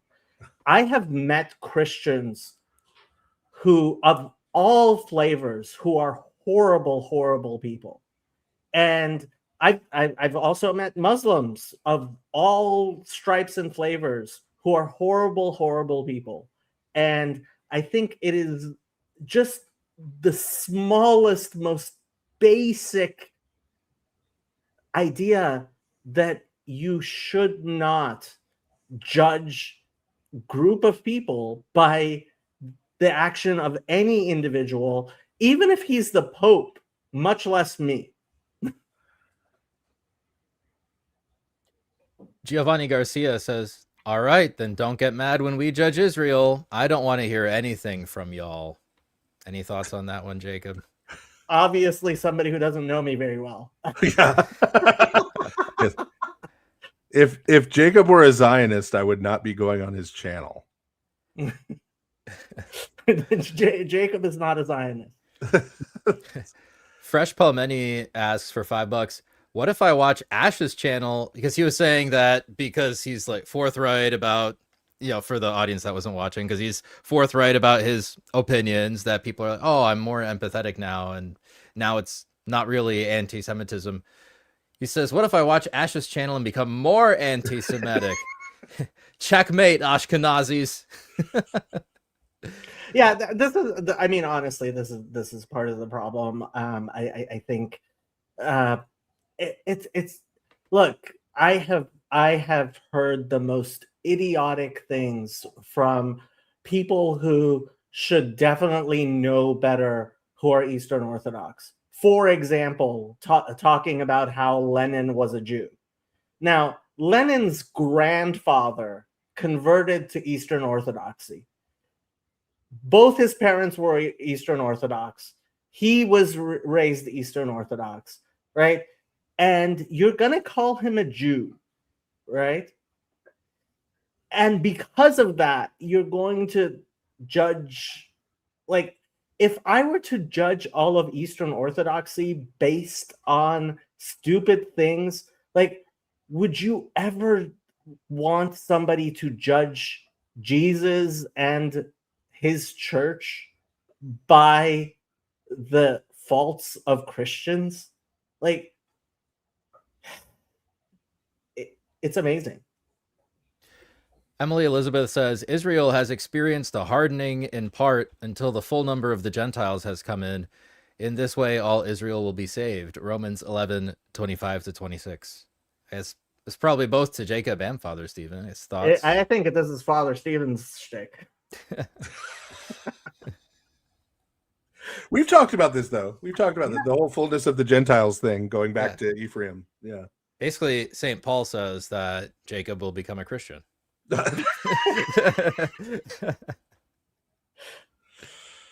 Father, should I get you into trouble?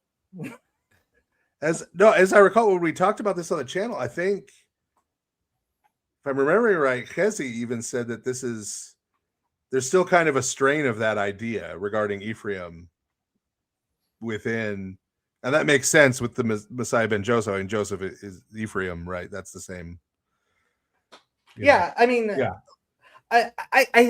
I really do think that when I hear Father Stephen argue with other Christians, it becomes a lot more convincing because their arguments for how they understand Paul are just so much worse than Father Stephen's arguments. I haven't been convinced, partially because it seems to me that if really Christianity teaches what Father Stephen teaches, then it would have been more obvious over the past 2,000 years. But when it comes down to when I first met Father Stephen, and I was listening to him, I was under the impression that Father Stephen had studied a lot of Judaism. And the most surprising thing when we first had our conversation was to find out that Father Stephen really didn't know that much about Judaism. He knows a ton about Second Temple Judaism. And because of that, he has a much better understanding of modern Judaism than I think most Protestants and most people who have their ideas of Judaism, of what modern Judaism is, based on Enlightenment writings. Or look, if you go to your local Reform, vast majority of Jews belong to a Reform synagogue. There's a reason it's called a Reform synagogue. They named themselves after the Protestant Reformation. Like, that means something, right? And so I think Orthodox Judaism and Orthodox Christianity, despite all of the problems we've had, have a lot more in common than people realize.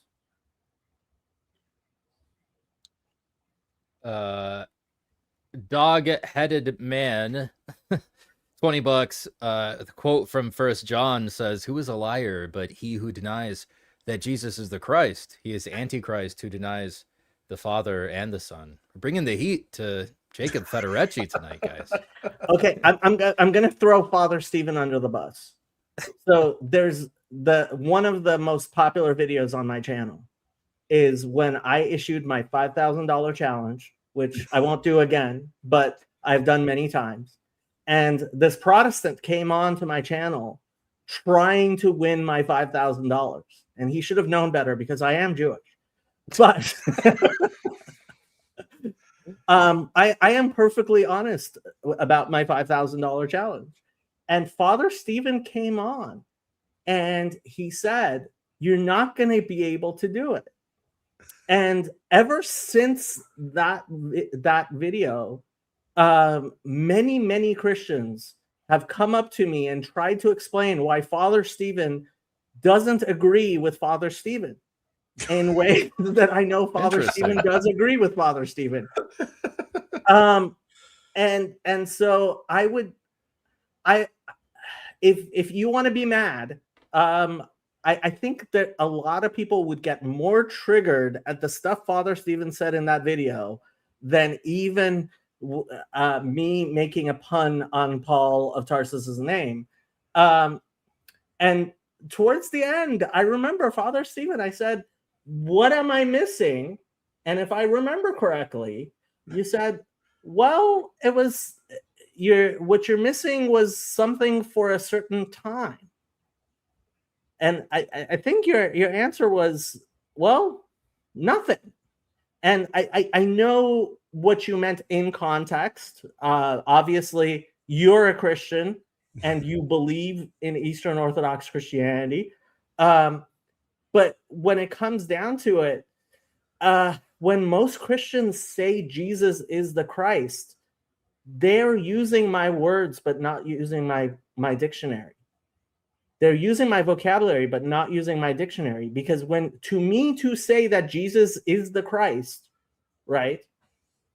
You're saying that the second coming has already happened, and I believe preterism is a named heresy in Eastern Orthodoxy. So Yeah. we're using different terms. To flesh that out a little more for people. Yeah, the $5,000. There's cultural reasons why a Dutchman and a Jewish guy get along, having to do it. But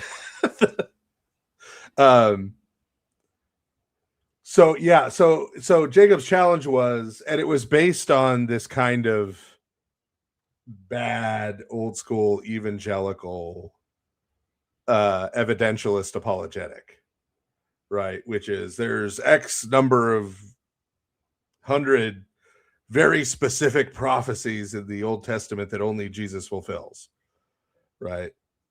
As if there's only one way to read those verses, right? Like, and then the ones they propose are like, the Messiah will be born in Bethlehem. Well, Jesus was born in Bethlehem. And it's like, so are thousands of other people, right? Like, that's not like in and of itself, right? So trying to do this evidentialist case thing, right? And so I knew why Jacob could throw out the $5,000 thing, because there's not, right? Like, there's not anything where you can just exclusively say, well, right, this absolutely proves it, right? But my memory as to where that discussion went was that wasn't the basis at the time for people thinking that Jesus was the Messiah. And I made a comparison to, as I recall, a couple people who Jacob had, the Rebbe, right, who many Jewish people still think is the Messiah, right? Even though he has passed away, right? And the Eunucha now, who people think maybe the Messiah, right? And that was not because they were looking at the Old Testament and going, aha, this person has uniquely fulfilled, right, this list of prophecies. It's because of their experience with him, hearing him speak, hearing his wisdom, seeing how he teaches the scripture, right? Seeing these things. When you read the Gospels, that's what you see people saying about Jesus. Jesus will give this teaching, and then someone will say, surely this is the Christ. Surely this is the Messiah, right? After he's done speaking, right? And that the way they identified him as the Messiah was that way, right? Not in this building some kind of weird evidentialist case thing. And so the Gospels, for example, are them presenting, here's who Jesus of Nazareth was. Here's my experience with him. So that, as St. John says at the end of his, these things are written so that you may know that Jesus is the Messiah, and that by being faithful, you may have life in his name, right? He's giving you and it's not a bunch of, here's the prophecies. It's here's who he was. Here's how he lived. Here's how he died. Here's the fact that for them, he rose again from the dead, right? That's how they're presenting him as the Messiah. Ortho Guy says, Jacob, an Orthodox Christian with a lick of spiritual guidance, will be weary to judge the person. We are judging the entailments of your faith. Austin Tom for $5 says, I'm the bad guy. Got it. I never said you're the bad guy. Go back and rewatch. I'm not the bad guy. I did say he's the bad guy. Not the one obfuscating what the Talmud says about Jesus and Mary and calling Paul Baal.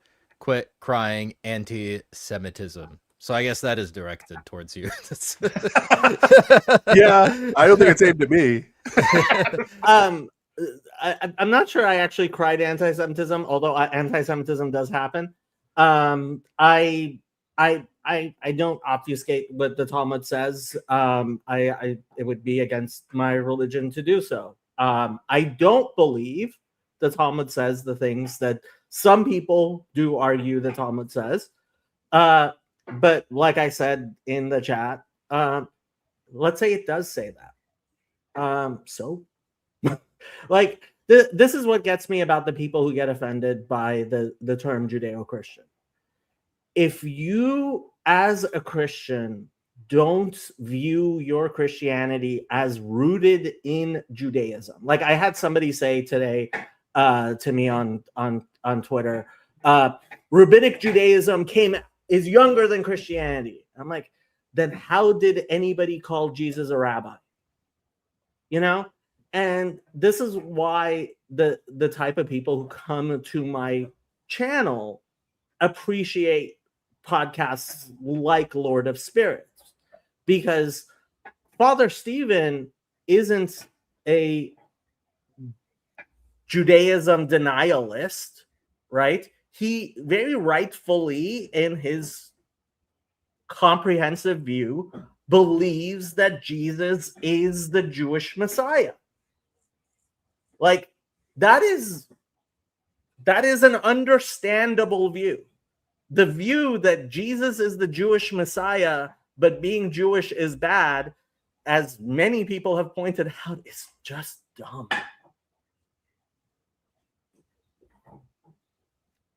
Anthony Montague, he is actually, I like Anthony. He messaged me on X. Let me also say real quick, since yes, I obviously have had more experience with Jacob than other people.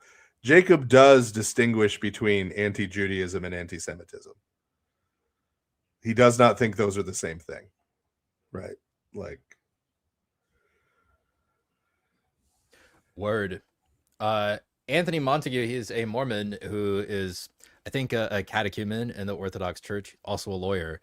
So, you know, me and him. It was once I finished Religion of the Apostles this week. What should I read next? My blind spot is early church history. Thank you, Father Stephen. Well, I think we already brought up Metropolitan Callisto Swear, his introductory book to the Orthodox Church. I think that gives you a good bird's eye view of the history. First volume of Pelican's church history series. That one too. Yeah. And I mean, you'll probably enjoy just like going through the documents of the ecumenical councils as a fellow lawyer. There's so many super chats. There we go. First world problems. You're gonna give me a percentage, right? You're not helping the Jewish jokes, Jacob. Van Whalen, $5. Father Stephen, your thoughts on Metropolitan Saba on roots of orthodoxy, aka roots of grifting, and his thoughts on saying ecumenism is good and that content creators on YouTube bad. I don't think he necessarily said that. Yeah, I haven't seen it, but I doubt he said that because he's been talking about the internet directly and hasn't been saying content creators bad. Yeah. I mean, that would be a big problem for just ancient faith ministries in general, since there are many clergy content creators. Am I the only one who actually watched the video? He put out like a half an hour. You might be. I haven't watched it. I actually watched the video and I almost reposted it on my channel because it was like, oh wow, this guy gets it.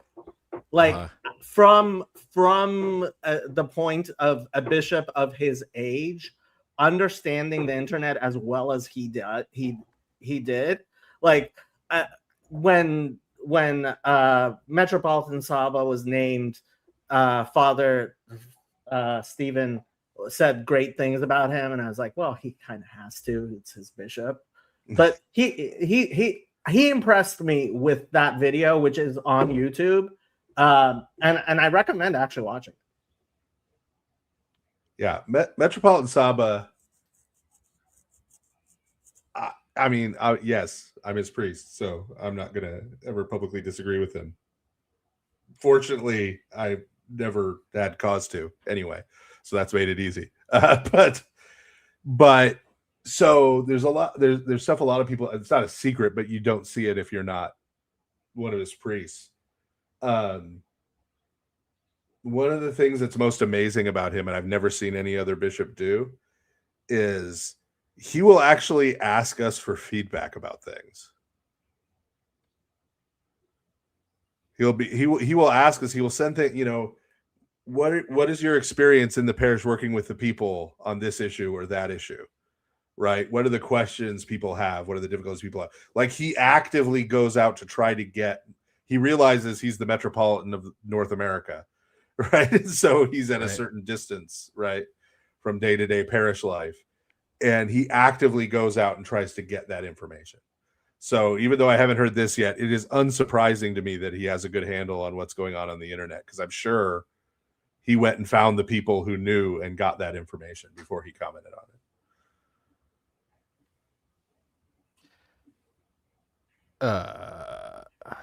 Where did I leave off here? So just saying, Van Walen, I don't know about your framing of the question, and I haven't watched the video, so I can't comment further. The emphasis, as I remember it, was there's a lot of people who are getting there. I mean, it's basically stuff you've said on my channel many times, Father, which is people who think that they can get their Christianity from a YouTuber just are not, that's not the life of the church. The life of the church is you go to church. Yeah. Which I'm pretty really sure Alex isn't- agrees with that.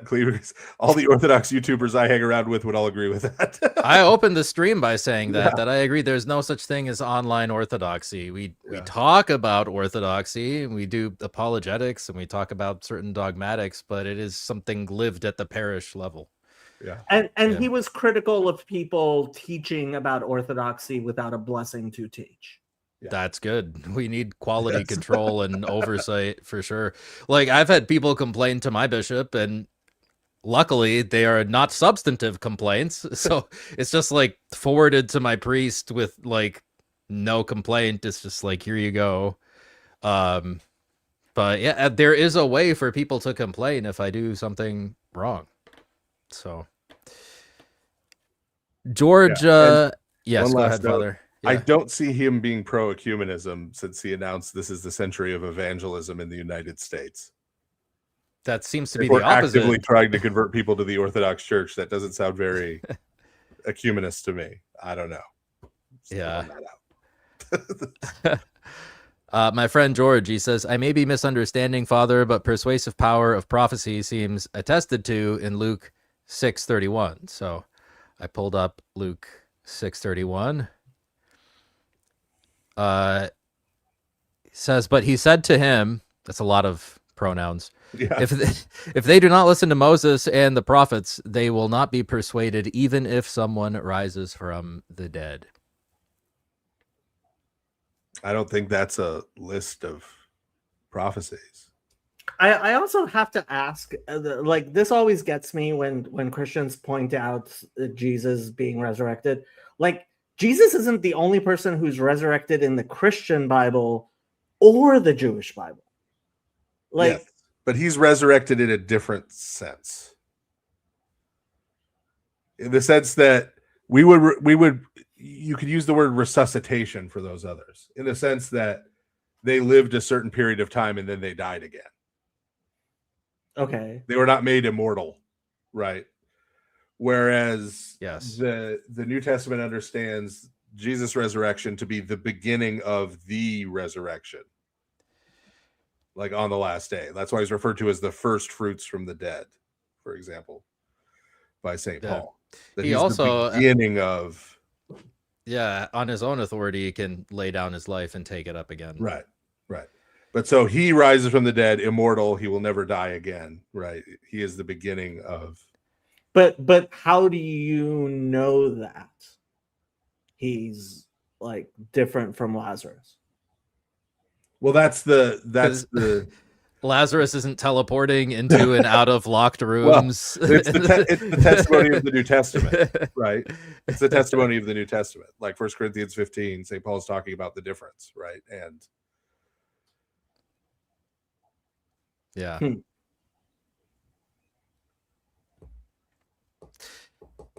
So yeah, but what that's actually pointing to, that verse, and there's other passages that do this too, is the idea through all the Gospels that because in context that's part of the parable of the rich man and Lazarus, right? That's the and the rich man who has gone to Hades and is now suffering right? He first asks, that Lazarus would come and cool his tongue, and he's told, no, you can't do that. He's like, well, send someone to warn my brothers because they're all living these evil, sinful, wicked lives like I did. So go warn them that they're going to go to Hades like this if they continue. And the answer is, look, if they don't listen to Moses and they don't listen to the prophets and they don't listen to everything they've already been given, then them seeing a ghost is not going to get them to change their life. And this is a theme in all of the Gospels, especially in St. John's Gospel, but in all of them, including St. Luke's, is that the people who are faithful, the people who are keeping Torah, the people who are following God, when they see Jesus, they recognize him as the Messiah, right? Because of their holiness. And it's the people who are wicked, the people whose heart is not close to God, right? They're unable to discern, right, the fact that he's the Messiah, right? So that's an underlying idea, right? And that's sort of St. Luke's gospel has that in extremis because it has St. Simeon, right? Who's this very aged man at the temple, right? And they bring Jesus there as a baby to dedicate him. They let him hold this infant, and he looks at the infant and sees and perceives that the infant is the Messiah. Right? That sort of spiritually perceives this. But the idea is he is this aged holy man, right? And so he has this kind of spiritual discernment. Right? And the filth makes a good point also that Lazarus died again after he was resurrected. Yeah. But so and so the idea there is, and you see this play out, Christ talks about this, curses a generation asks for a sign, right? Christ works all these miracles in front of them, right? And they're still just like, oh, well, maybe he's demon possessed and the demon's doing it, like whatever, right? They just come up with some explanation, or it's fake or whatever, right? So just those things by themselves are not going to get someone to like change their life, right? Okay, we got a ton of super chats. We got a new membership from Great Scott, $10 from Spastic. Someone commented on Father Stephen's Tucker Carlson interview that when someone says right in every sentence, they're lying and looking for affirmation. That's the level of intellectual aptitude to deal with. I mean, it is really disheartening. I was lying in every sentence. So it seems. Every single one. He admits it. Not even my real name, right? It's admitted. Homelander, I'm lying, right? What are you going to do now? Homelander for $10 says, Father Stephen, wouldn't you say the fact that the Bishop of Rome signed off on the Photian Council of 879, the 8th Ecumenical Council, proves that everything the Catholics did after that is heretical? I mean, basically, like almost everything. Not everything, but almost. A lot of stuff. I really think that that 879, 869 council is kind of a nail in the coffin for the, or 879, 880 council. I'm sorry. Yeah. 879, 880 council is really a nail in the coffin for Roman Catholics. People have turned 1054 into this weird fetish, as if like, the day before everything was fine in Rome and all its dependencies, everything was perfect. And then the day after they were all evil heretics. Yeah, even if you read, and we're all going to hell, and it's sort of like, that's not how history works. Even if you read their own sources, like Francis Dvornik, he admits that like the canonists in the 10th and 11th centuries basically lied, and because they wanted to use canons from the 869 council, and he says they misrepresented the councils. Like, he says that. That's saying they lied, right? So yeah, things are definitely going sideways before the schism, but in isolated places there was still communion for a long time after the schism. Yeah. Louis Ontaro, $2. Can we pay Father Stephen for Ethiopian Orthodox spells? And this is something Cleave to Antiquity has been covering recently, talking about how there's like a magic problem in the... Yes, they have this order of chanters, and apparently some of them are involved in witchcraft. Yes, and the defense given by Ethiopian Orthodox apologists is, well, it's just some of them, and we don't really approve of it. It's like, well, that's still weird. Still weird. $5 from Good Godfather. Father Stephen bless. How should we look at economics and Acts 2, the generosity of believers in the earliest centuries and a parallel economy? I've had people try to use this to say that Jesus was a communist because the early Christians held a lot of property in common. Yeah. It was So still first of all, voluntary, guys. It was not compelled. That's woefully anachronistic because they did not seize the means of production. True. It's true. Still voluntary donations. Right. So yes, in Jerusalem, and this is something that people don't seem to notice, but if you read Acts closely, and I try to make a point of this, so I don't know how many people pick up on it in Paul the Pharisee. In Jerusalem, they set up a communal form of life, the Christians, right, as a subsect. And Jerusalem is very different. You got to remember, I mean, Jerusalem is majority Jewish at this point, unlike every other city in the world, right?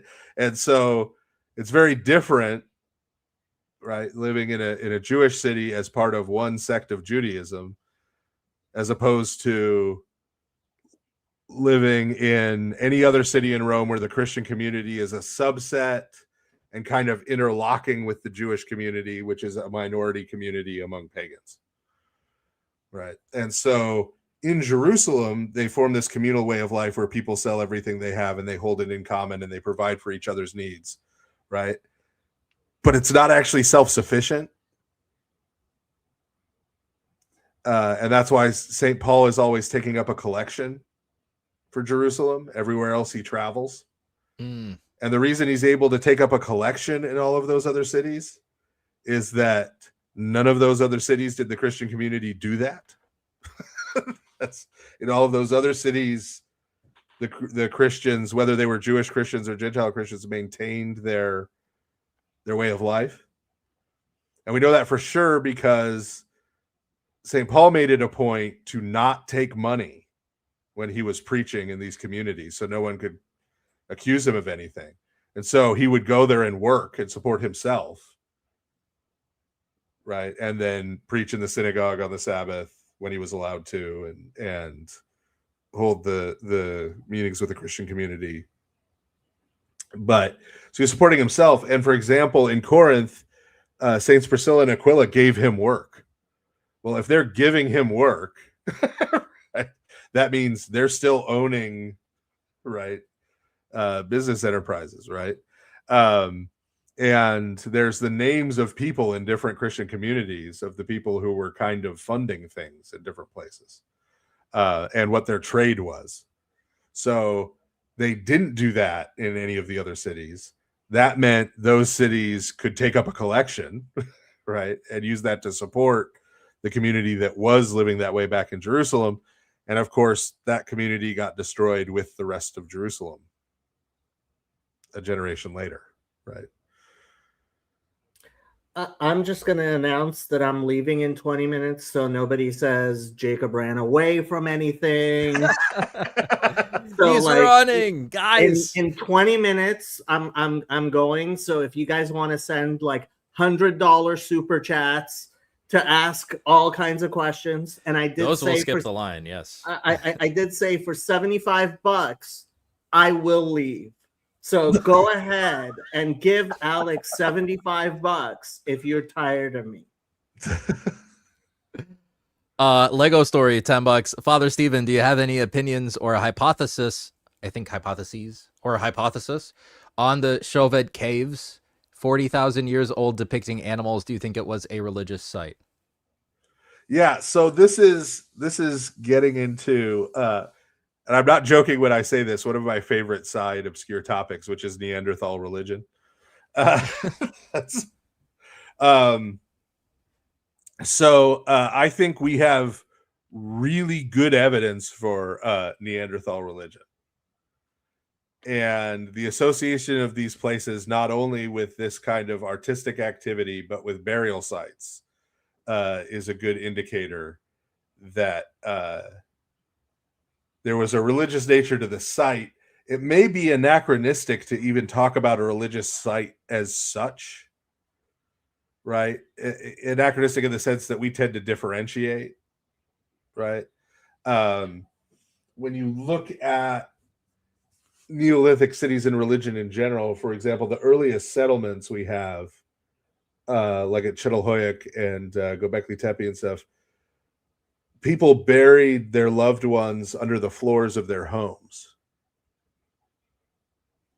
and had shrines in their homes. So their home was kind of also a religious site, right? Like there wasn't this differentiation the way we think about it, right? So and Neanderthal religion seems to have been very, very basic in the sense that we don't have. So we do have depictions of animals, but those depictions of animals are usually animals in herds or animals being hunted by people. They aren't presentations like you find at Çatalhöyük, where you have bull heads or bull horns that are clearly being set up as a shrine, where you're talking about some kind of bull of heaven, bull god kind of thing, which is very common then later in the ancient Near East. So that's usually taken as evidence for primitive monotheism, which is becoming much more popular. Like in 19th century German, you know, the Religionsgeschichte Schule, the whole thing was that religion started out polytheist and then sort of evolved into monotheism sometime in the Axial Age around 500 BC, and then, you know, evolved further into Christianity, and then evolved further into 19th century German Lutheranism, which was the pinnacle of all religion in the history of the world. But that's a lot of that has been left aside, including that first part. It's now generally regarded that monotheism came first and polytheism was a product of diverse human settlements, having their own understandings of the divine that were separate, and the beginnings of a kind of transactional religion. If you have a monotheistic God, he doesn't need anything. And he's not jealous of anybody. Right? And he doesn't have any reason to put a curse on your enemies, or, you know, to do any of this stuff that you might want him to do. And so you have to kind of lower, or at least get involved with lower spirits in order to have that kind of transactional ritual activity. And so that's usually considered to start with human settlements. So Neanderthal religion essentially would have surrounded the worship of a god, and as far as we could tell, the burial of the dead, because there's grave goods with some of the Neanderthal sites. There's all kinds of other interesting stuff, but anyway, that's probably way more of an answer than you thought you were going to get. But Father Stephen handing out $50 answers for the $10 super chats. But I have that's what we do here. As a Northern European, I have some of the most Neanderthal DNA of any ethnic variety of humans. So these are my ancestors from Doggerland. I have to say, I've met Father Stephen. I come up to his shoulder. I am not. I don't think I wouldn't do any better. Man. Yeah. He is a very, very large man.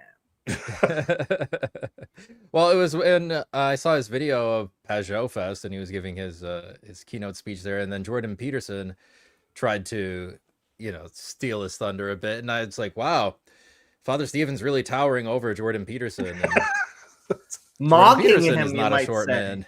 I don't even know what mogging is, but he's doing it. But yes, and it wasn't just beard mogging; it was also height mogging. I was trying to reassure Jim Bob concerning his height, and his response to me was basically, "Yeah, that's easy for you to say. What are you, 6'10"? Just about. It's just shy of 6'10". Makes sense with $5. Says famous fitness influencer Alex Eubank made a video about wanting to convert to Orthodoxy. Can you react to it and possibly get him on a stream? Not tonight, but yes, I have made a note. I don't know who that is, but that's okay. I know Bob Eubanks. Austin Graham, in 1972, Vesna Volovich survived a 30,000-foot fall without a parachute when her plane exploded. But no one in their right mind would recommend a person fall from 30,000 feet without a parachute. I think this was talking about earlier when we were reacting to Jonathan Pageau. Yeah, Gavin Ortlund, and do you have to be in the church to be saved? Yeah. The beef. Yeah, thank you for the $10. Joshua Nadeau, whose name came up this evening. Good to see you, Josh. Thanks for the super chat. Yeah, Gavin would have to admit he does the same thing. The problem is his intentional solipsism. Do you think it's solipsism that is the issue, Father Stephen? I don't know where he's going with that, because technically solipsism is the belief that the world outside of the self does not exist. Yeah. Yeah. I mean, I listened to that beef, and it was like very clear that Gavin just doesn't understand what Pageau is saying. And it's very hard to get somebody to understand something they don't understand by just repeating yourself. That's what Father Stephen said. He just has to, like, just one order of thinking just slightly higher, just like 1% higher. Just like, right, yeah. Expand your mind just ever so slightly. Oh, I'm reading this through my set of presuppositions. I need to read it through his, right? So I need to figure out what his presuppositions are, and then I will understand what he was saying. What he's saying. Yeah. Thank you. I think solipsism. Joshua. He might be trying to point to not literal solipsism, but the idea but he can't get out of his own. Gavin can't get out of his see, own. Yes. Yeah, I His think mind. he could. Yeah. But that would take work. Well, Spastic, $10. God can help one where one is, meaning one need not have direct access. Wow, this is wordy. To his normative means, but they still act according to his love. Then God says, I got you, bro. Dummy synopsis on my part. I think, yeah, God meets you where you are. If I were to summarize. True statement. God meets you where you are. Yeah. Anthony Montague, $5. I'm almost done with Religion of the Apostles. Father Stephen, thank you for such a great text. And I think some of the best stuff is also Father Stephen saved it for the end there, talking about how orthodoxy is like the fulfillment of the law. Danny Town with 2,500 CRC. Just thank you guys. This is how I make 7 figures. This is how I get out of the system. Ortlund said in a video that the true church is like evolution. Random mutations of Pentecosts can happen all over the world. Yes, he said that. Well, when he said in his book that he used this, I don't know if I mentioned this to you, Father Stephen, but he used this analogy where, like, look, if the Bible just floated onto an island somewhere and this Amazonian tribe, like, they read the Bible, they made their own, like, church and their own, like, church service, and they had their own, like, Eucharist. Like, how on earth could we say that that's not a valid canonical church and without fear of blaspheming the Holy Spirit? Gavin, that's not a canonical church. I'm sorry. No, it's not a canonical church by definition. And that's not blaspheming the Holy Spirit to say that. No, if we said it was the not devil, even close. that might be blaspheming the Holy Spirit, right? But yeah. But also that just sounds like that episode of Star Trek where they land on the planet and everybody's a mobster because that guy left the book Chicago Mobs of the 1920s there, and they found it and based their whole society on it. Yeah. Telly Savalas was in that episode, a piece of the action. But I do have to ask, how did the CRC get their own money, and how much is 2,500 CRC? It's a green super chat, so I think, what are the green ones? I don't even know. CRC. Yeah, no, I looked that up at one point, and I don't remember what it. Like 5 USD or something. Yeah, but what country I mean, the Christian Reformed Church does not have its own. I think Costa Rica. Chat. What's yes, CRC? it is the Costa Rican Colon. Costa Rica. Yeah, chat says it's $5. $5. Yeah. Legend of the East 8 Australian. JP is going to milk this retirement cow, saying that Jay is too scared to debate. Already has made multiple tweets about it. I don't really care what JP says. I'm going to debate him. Well, now I'm going to debate him tomorrow because it's he's the losing 9th now. badly to everyone else. Literally Like, every single so- person.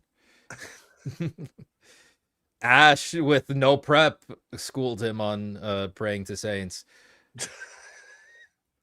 Yeah, that was. I don't know if you saw that, but Jacob would probably get a kick out of that. Actually, Well, for me, the crazy thing was Mike Winger did a whole thing about praying to saints, where he said nowhere in the Bible, from Genesis to Revelation, I forget what he said, but he started with Genesis, and he's like, "Do we see anyone praying to a saint or an angel?" And I'm like, Hamala Hagoel Oti Mikol Ra, like one of the most famous verses in Genesis is the prayer of Jacob to the angel of my fathers, Abraham and Isaac.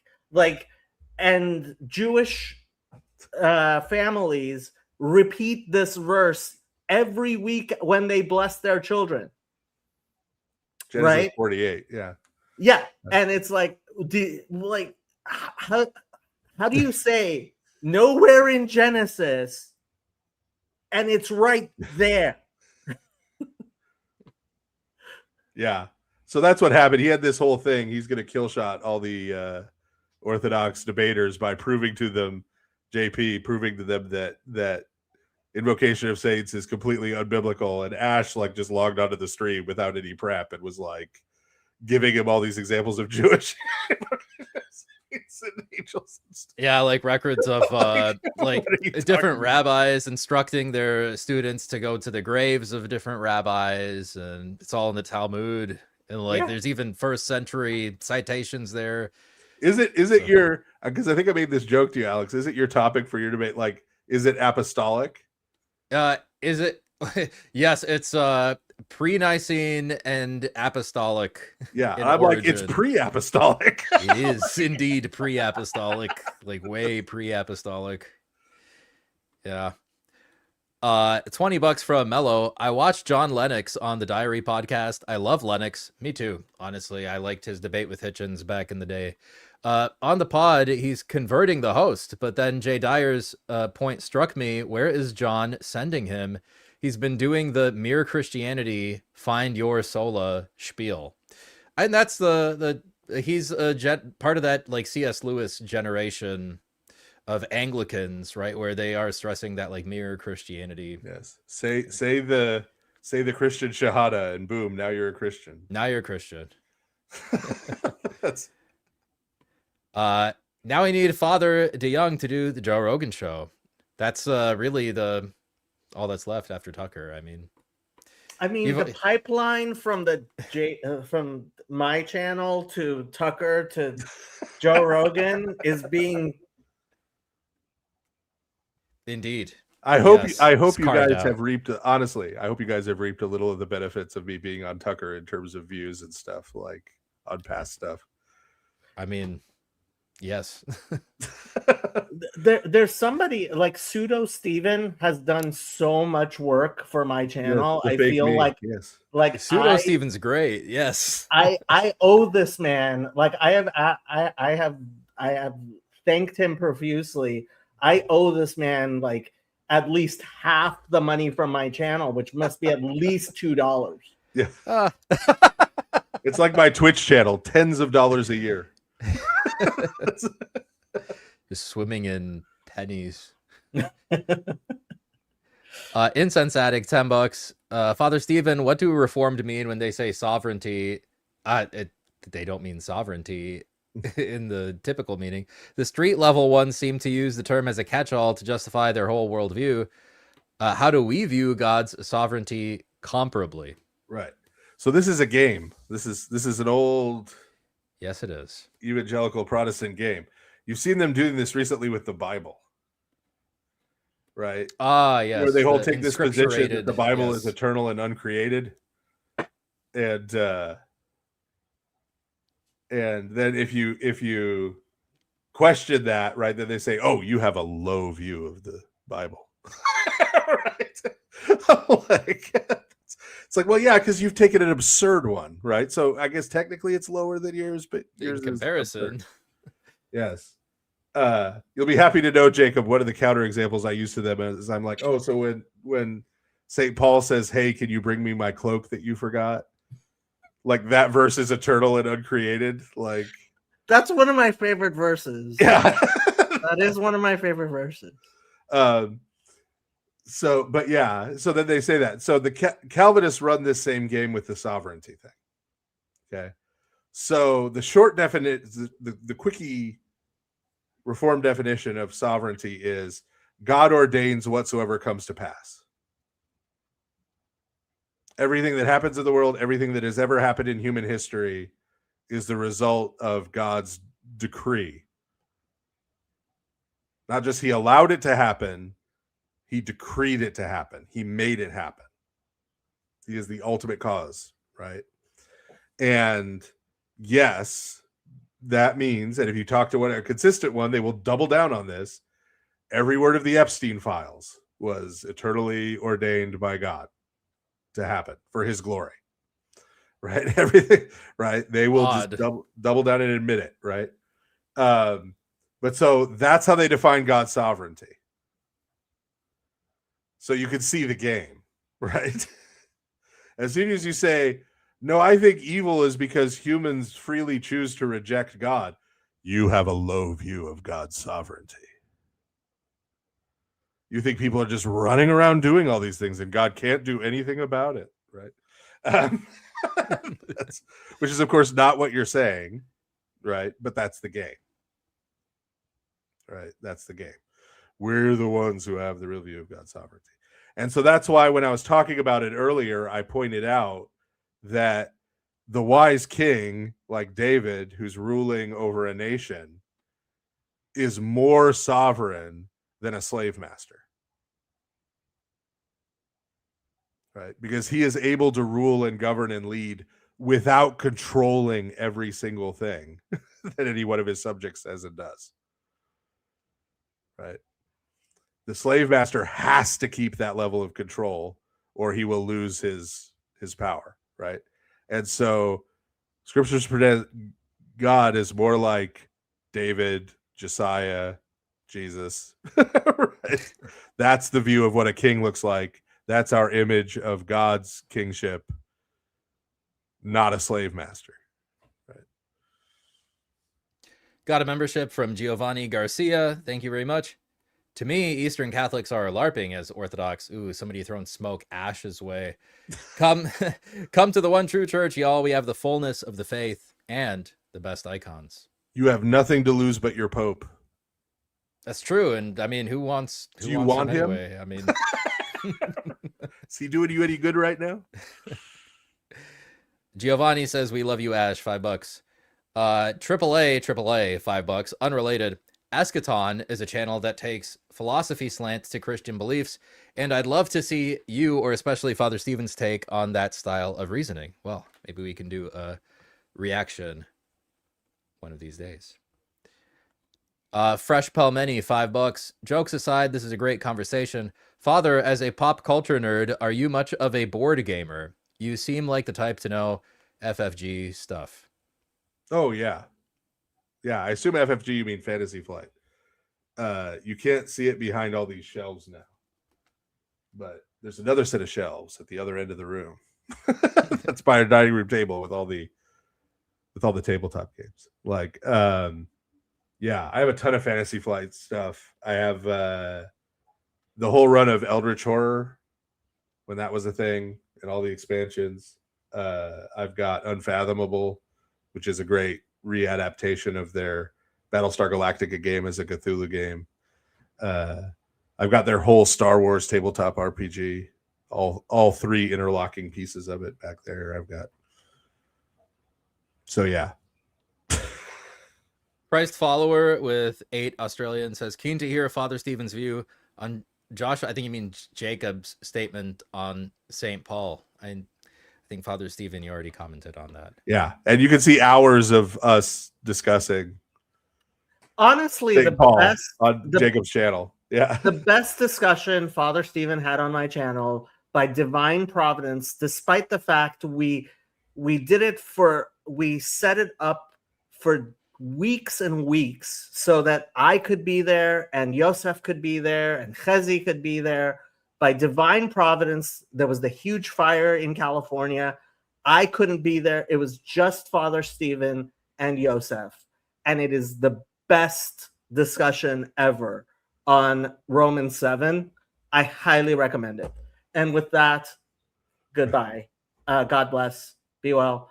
Thank And it was very nice meeting you, Alex. Likewise, Jacob. $2 from Ortho Guy. How much to kick this Yakub guy? Apparently $2. I guess so. $2 from Katie chasing Catharos. Please don't forget the Ortlund video. Thanks. I mean, I think we can do like a quick wrap up after these super chats, because I mean, I don't think it was very substantive. It was a lot of Gavin just repeating a lot of the same stuff. How do I join the chat? I have to close them at some point.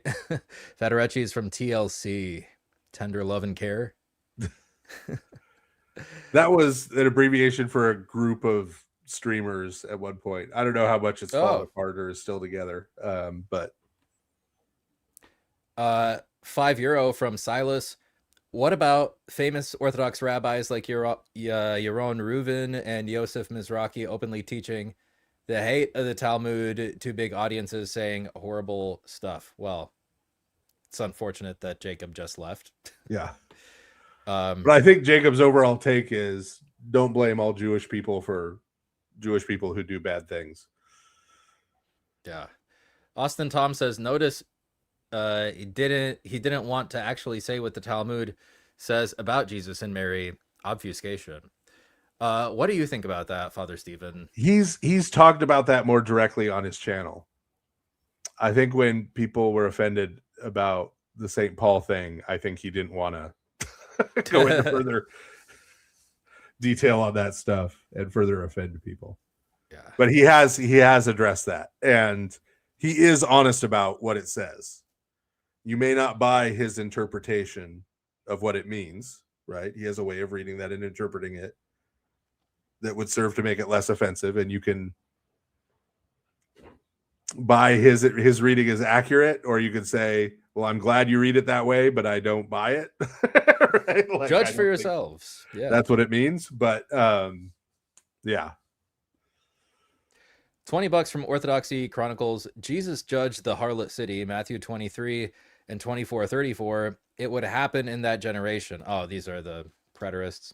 Daniel predicted the time. Jesus told Caiaphas, you will see the Son of Man at the right hand of power. Judgment speech. I think this is a full preterist. They've been calling into my streams recently. Oh, really? My whole objection is, if Jesus came back, then why is there still death? Why is there still sorrow? Why is there still weeping? What is the life of the world to come? Yeah. What does it mean that his kingdom will have no end? And then I basically go to like every single passage from St. Paul about the glorification of the body, and it's like, this is pretty literal. It's like saying your body that is in the ground will be glorified, and it will no longer have these deficiencies. That's like, I don't know what else how else to talk to him. So yeah, the core issue is that they're not understanding how prophecy works in the Bible, which is that there's always two stages of fulfillment. And this first stage of fulfillment is the sign or guarantor of the second stage, which is more remote in time. And so, yes, a lot of the New Testament prophecies, including Christ's eschatological discourse, are saying things about what happens in AD 70. They are, right? Because that's that first level of fulfillment. Just like where St. Paul says that Christ, I think it's the end of Ephesians 1 or 2, where he says that Christ put down the down payment, offered the down payment. Like the same idea that it's a two-phase. Yeah. But for example, very famous prophecy about Christ. Isaiah 7, right?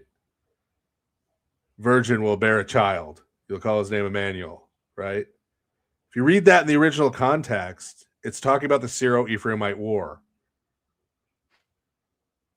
And Isaiah is saying, this woman standing here is going to have a baby.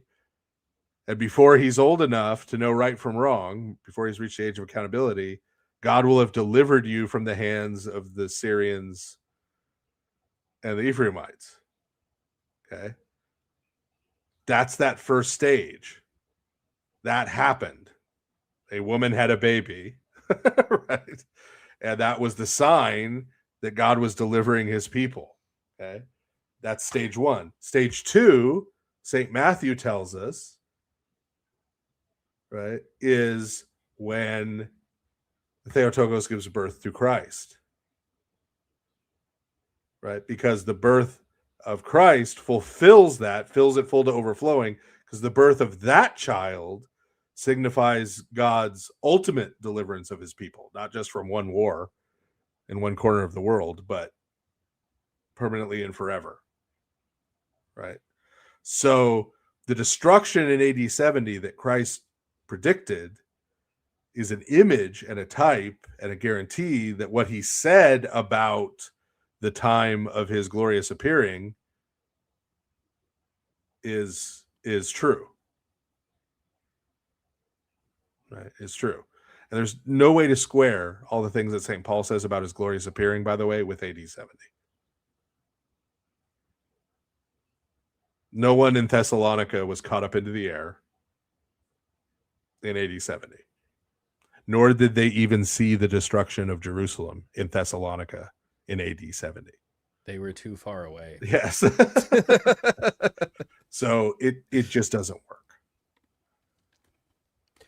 $5 from the Burnout. Come on, man. First, it's equivocation and word concept fallacies with rabbi, then lessening Jesus and his authority. Surely this guy is not a subversive. I mean, he's Jewish. He's not a Christian. Yes. Yeah, he's not trying to subvert Christianity. He's Jewish.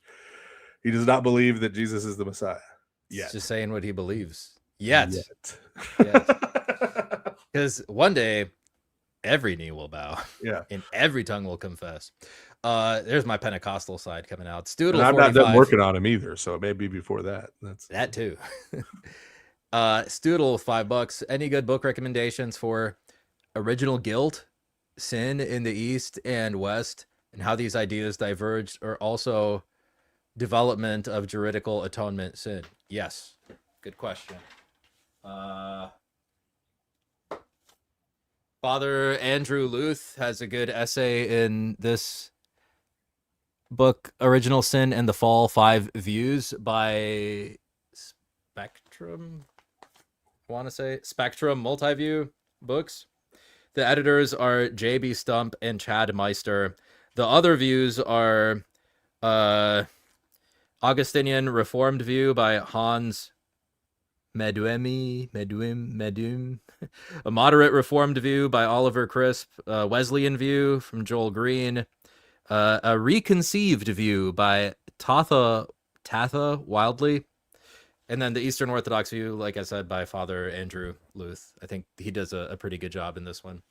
It's actually pronounced Louth. Andrew Louth. Father Andrew Louth.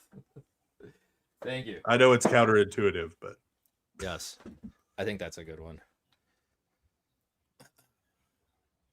Some guy online too much, $10. Elder Simeon is one of the 70 elders that translated the Septuagint. I have heard that, yes.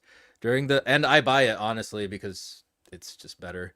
Also, Saint Seraphim of Sarov agrees with that view. During the translation, he saw the Hebrew word for virgin, wrote virgin, rethought it, and went to write young maiden, but Gabriel intervened. In Acquisition of the Holy Spirit, Saint Seraphim of Sarov. He doesn't mention the Gabriel story, but he does say that Simeon was like 300 something years old, that he was one of the writers of the Septuagint. That part of it is in the Synaxarion. Yeah. The other part is a tradition, but it's not clear where exactly the source is. That doesn't mean anything, but we don't know exactly where. Samurai Phoenix, $5 says, why 75? Oh, Jacob. Bro is even being stingy with his friend. Billy Hart, $10. Don't worry, despite the stuff you said about St. Paul, you're still more like the Jewish grandpa from Princess Bride than a yelling about Jolly Ranchers one. Yes, that's a compliment, Jacob, if you're watching this back. Yes. Zach with a 1-month membership, who also owns the channel. God bless Alex, God bless America, and God bless Israel. God bless us, everyone, as the great philosopher Tiny Tim once said. I don't know. We're pushing it with the Israel part. The new Israel. Yeah. Alexander with $20 says, the Isaiah 53:10 note in NET Full Notes Edition says, the idea of God making a reparation offering is odd, and concludes, satisfaction theory, goofy. What do y'all think? I mean, yeah. So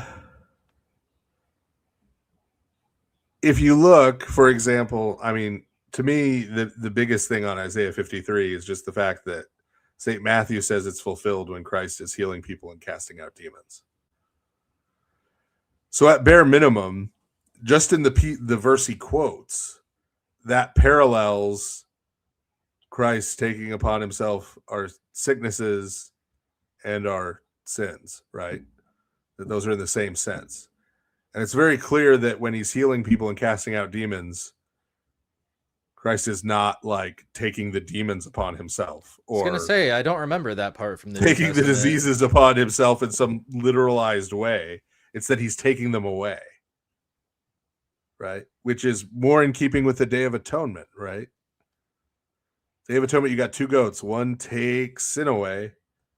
The other one purifies with blood. Nobody's getting punished for anything on the Day of Atonement, right? So seems that St. Matthew is interpreting Isaiah 53 as being about atonement, but it's atonement as it was biblically understood. That Christ is taking away our sins and all of these things. Clack, $5. Help this Orthodox inquirer who grew up SDA, Seventh-day Adventist, unstick my brain. Does Isaiah 56 and the Decalogue suggest that Sabbath applied to strangers and foreigners? Right. So in the Ten Commandments, it says that they're not allowed to work their slaves and their animals or foreigners on the Sabbath, but that is a commandment issued to Israelites, right? Meaning the Israelites, because this would be an easy dodge, right? Okay, I will do no work on the Sabbath. I will sit here and watch all of my slaves and these foreigners I hired go and work my fields instead of me. 100%. Right? Like that's and so that's the point. The point is they're supposed to rest from everything and focus on God on that day and trust in God and his provision, right? So the commandment is not to foreigners and strangers and slaves. You're not allowed to work, right? The commandment is to the Israelites that they're not allowed to work them. So to put it in modern terms, it wouldn't be saying to an employee, you're not allowed to work. It would be saying to the boss who is Jewish, you can't schedule these people to work, right, on the Sabbath. $10 from Mike 3. Interesting how Protestants are so pro-Judaism generally, and Israel, pro-Judaism and Israel, but don't notice the lack of continuity in how their worship does not reflect Old Testament worship in the way that Orthodox Christianity does. And don't you know that that's Old Covenant, Mike 3? Yes. I think Father Stephen, you mentioned it, but like this might be why they have like Old Covenant, New Covenant theology, because it's like, oh well, we're under the covenant of grace. You see, that was the covenant of works. Now Yeah, we're under the it's- covenant of grace. They have something that is even low church for a synagogue service. It's- Yeah, that is an irony there. Cuthbert, $5 says, Father Bless, what is a good resource for talking with Catholic friends who bring up contraception as an example of disunity in Orthodoxy? I have something for you. Father Stephen, give me 1 second. Sure. Go ahead and answer this one. So I'll talk while he does whatever this is. Yeah, so there isn't a diversity of views about contraception in the Orthodox Church. Like every canon or ruling or understanding of the Orthodox Church that is applied by people, actual humans in positions of authority, namely the bishops, but also in some cases spiritual fathers, to particular cases and particular situations, and those particular applications are not always the same, right? So this is really speaking to an approach issue between Orthodoxy and Rome. Rome believes that canon law is something that must be enforced, and when practicalities mean it can't be enforced, they come up with creative dodges like annulments. Whereas the Orthodox Church acknowledges the messiness of real life and therefore has canons as guiding principles, but we acknowledge reality and we apply things as best we can in order to work toward everyone's salvation. Right. So someone gets a divorce in the Orthodox Church, we penance the divorce. We put the people who got divorced through the process that means of healing and restoration to the church. And then going forward, we work to help them repent of their sins and work out their salvation. In the Roman Catholic Church, someone gets a divorce and either they find a loophole in the canon law that allows them to say they were never married in the first place and just fictionalize everything that has happened for however many years went before it, or they fail to find such a loophole and now they are cut off from the community of the church essentially till the day they die, with no way to repent and no way to be restored. So that's the core issue, right? The core issue is, are the people here to serve the rules? Is man created for the Sabbath, or is the Sabbath created for man? Right? Are the rules here for the people to help them find salvation? That's the difference in approach between the Orthodox Church and Roman Catholicism on pretty much everything, including contraception. I just went to St. Anthony's Monastery in Arizona, and they had a booklet there said, "Who should we listen to regarding contraception and the avoidance of having children?" by priest monk Cosmas from the Orthodox Monastery of the Archangel Michael in Sydney, Australia. I don't know if this little booklet is available anywhere. It's just a compilation of what the saints have to say on contraception, and it's like the general rule is Orthodox don't use contraception. But like Father Stephen said, we have a different idea in Orthodoxy about what the rules are for and how they function.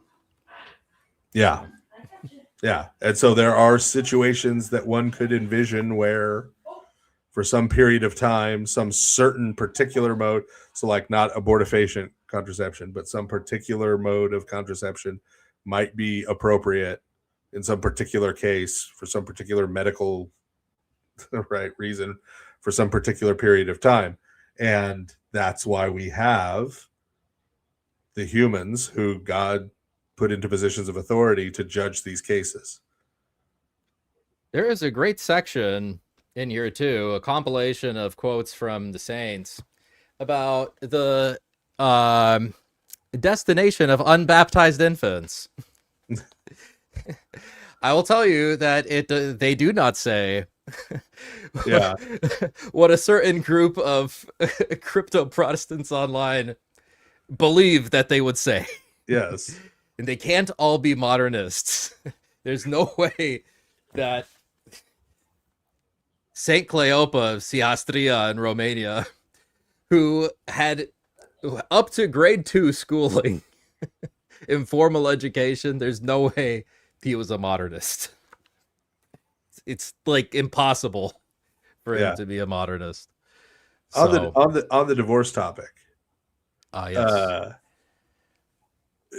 Imagine being a married Roman Catholic and having a Schrodinger's marriage. Like, never exists. Oh, you don't know if it's real. You never know if you're really married. That's true. Because next year you could find out something about your spouse, get an annulment, receive an annulment, and that means you were never married. You were never married to begin with. So you can never know for sure that you're married in the Roman Catholic Church. I love the Romania enthusiasm in the chat. Thank you, gentlemen. That's the situation they're in. Yes. Okay, we're gonna go Brother William and then Leon. What's up, Brother William? You have a question. What's on your mind? You're going to have to unmute first. Oh, wow. Can you hear me? Yeah, what's up? Question for Father Stephen. Yes. I've been thinking for weeks about your saying sin is a privation. Is it possible, just based on what we know about microbes and technology and the updates, that needs to be updated? Like some of your examples with the rot, like we know there's a third party that causes disease and rot. So how do we square that? Analogy. Yeah, I mean, it's an analogy. No analogy is perfect. Does it? I mean, the Old Testament, they use mildew as an example of sin and how it spreads and stuff, right? Well, mildew is, in a lot of cases, actually a living organism and stuff. And they're not trying to say that sin is a living organism. Did the church fathers build the theology based on that natural idea? No, they had a theology and they used analogies to explain it to people. Okay. So even in cases where, say, Platonic influences religious leaders, isn't it directional sometimes where something natural or philosophical can influence religious leaders? Well, no, I mean, again, most of these philosophical ideas ideas in general are instruments. They're tools that you use to understand and explain things. It just seems really consequential, because if sin has ontology, or like when we see the word described as laden, for example, like how can something without ontology be laden? What do you mean by laden? I don't know. 2 Timothy, silly women laden with sins. Yes, but if they saw someone laden with leprosy, they would say that they are less than fully human. Like they are losing pieces of their body piled on them, right? How could you have sins? That's sins plural, so that's talking about transgressions. How could you have a pile of transgressions? That's clearly an analogy, right? I think I hesitate to say it's clearly an analogy, just because if God says your sins are like crimson, or if he says another place they're laden, and he's clearly saying you're one thing and these sins are stacking on you, right? It almost seems to be this sin connects, that sin. If someone says they're being crushed by the weight of their sins, you think that means an individual sin has an individual amount of weight? No, I understand that there can be use of metaphor, but is there not any possibility that laden is the same metaphor? No, I just mean dimensionally, right? Like if God can see my soul localized to me personally, right? Is he expressing possibly that sin is localized to me as well, in and of itself? Well, I don't understand what you mean by localized. If he says your sins are like crimson, I can see them. He's saying they're like the color red. It's true, but he's saying I can see something you can't see on yourself. Right, but again, that's when God talks about seeing, that's always an analogy. Why? Why would it always be an analogy? There's not light reflected off of you that is going into God's eyes, like physical eyes, and hitting the optic nerves and being interpreted as the color red. Yeah, so I'm just for a second. Are we saying that when the angels on the mountain are revealed to the servant of Elisha, are we not acknowledging that there's a dimensional aspect to the spiritual realm, like that we can't see some things that might actually be there? Yes, but the servant of Elisha can see them because for that moment his eyes were deified to see those spiritual spiritual realities. This is my point. Why But wouldn't sin angels be the don't same way? have material bodies that take up space. Like you can't bump into one. It's not so much the bumping, it's just that 1 minute you see them, 1 minute you don't, which means they're there and they might be there even though I can't see them. Right, but that's not the same as them taking up space. Is there not a possibility of dimensionality to this? Like we're 3-dimensional, these things might be in a higher dimensional space. Like I don't know, that seems to be at least a possibility. If the angels are moving now on Earth, I guess I don't see how that would be helpful. Like it seems to be like there's some category of mistakes going on. Like when St. John has his vision that's in the book of Revelation, right? That's described as a vision and an unveiling. But are we trying to say that like God's throne is on the island of Patmos? Like no, not at all. But like you see what I'm saying? Like as angels are described, wheel in the middle of the wheel, them being sent. Are we strictly just going to say it's a metaphor for something else? Or are we just going to say angels are moving right now and we can't see them? They have a job to do now in the cosmos. Well, both of those things can be true. So the idea of them taking up space, they might not take up space dimensionally as we see it, but if they're present and doing things and moving, like how does a thing move without time, for example? Like that, there must be dimensionally something going on there. Well, angels are created, so they have some experience of time, but it's probably not the same as ours. Well, that's fine. It just from a category perspective, it just seems, well, if we can acknowledge one thing might be dimensionally unseen but active, that another thing could just as easily be dimensionally seen locally. Like my sins could leave an evidentiary stain to God, and I just can't see it. Right? Why wouldn't I be stained and then washed? Why do these things have to be metaphors only? Why wouldn't it be something that could potentially just happen spiritually? I think the core issue and what was being gotten at by sin and evil being a privation is that if you say it's a thing, if it's a created essence, then that means God created it. Does he say he creates light and darkness? Is that not an example of him having it? Separates the light from the darkness. But he does that after he says, let there be light. He doesn't say, let there be darkness. I mean, what is your worldview, William? Because darkness is a privation of light. So to me, it's an example of a privation. To me, it just seems, with what we understand about technology, with what we understand about that there might be room for somewhat of an update. This idea of dimension seems totally plausible. So what is your worldview? I'm not 100% certain. I'm not a physicist, but if we can accept that a point cannot see what's happening on a line, and a line cannot see what's happening on a plane, and a plane can't see what's happening in 3 dimensions.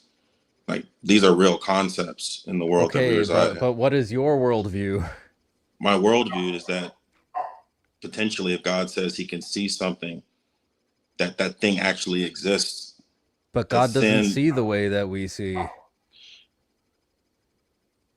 The way he sees or doesn't see, the question is, does the thing exist the way he said it? Is kind of what I'm trying to figure out here. As an analogy. So that humans can understand it, right? We're certain that God is not describing something dimensionally. That he's not describing. The church is the pillar and ground of the truth, and if that's how the church decided to explain it, and if that's how the church says it is, That's how the scriptures ought to be understood. We can't go and just understand the scriptures however we see fit. We have authorities, we have rulings, we have, I mean, what is, I still don't know what your worldview is. Well, that would be my worldview, is that Are you a Christian? Yes, of course, Christian. What kind of Christian are you? Church of Christ. Church of Christ. Okay, I don't think, okay, so Church of Christ appeared recently, within like the last 100 years or so.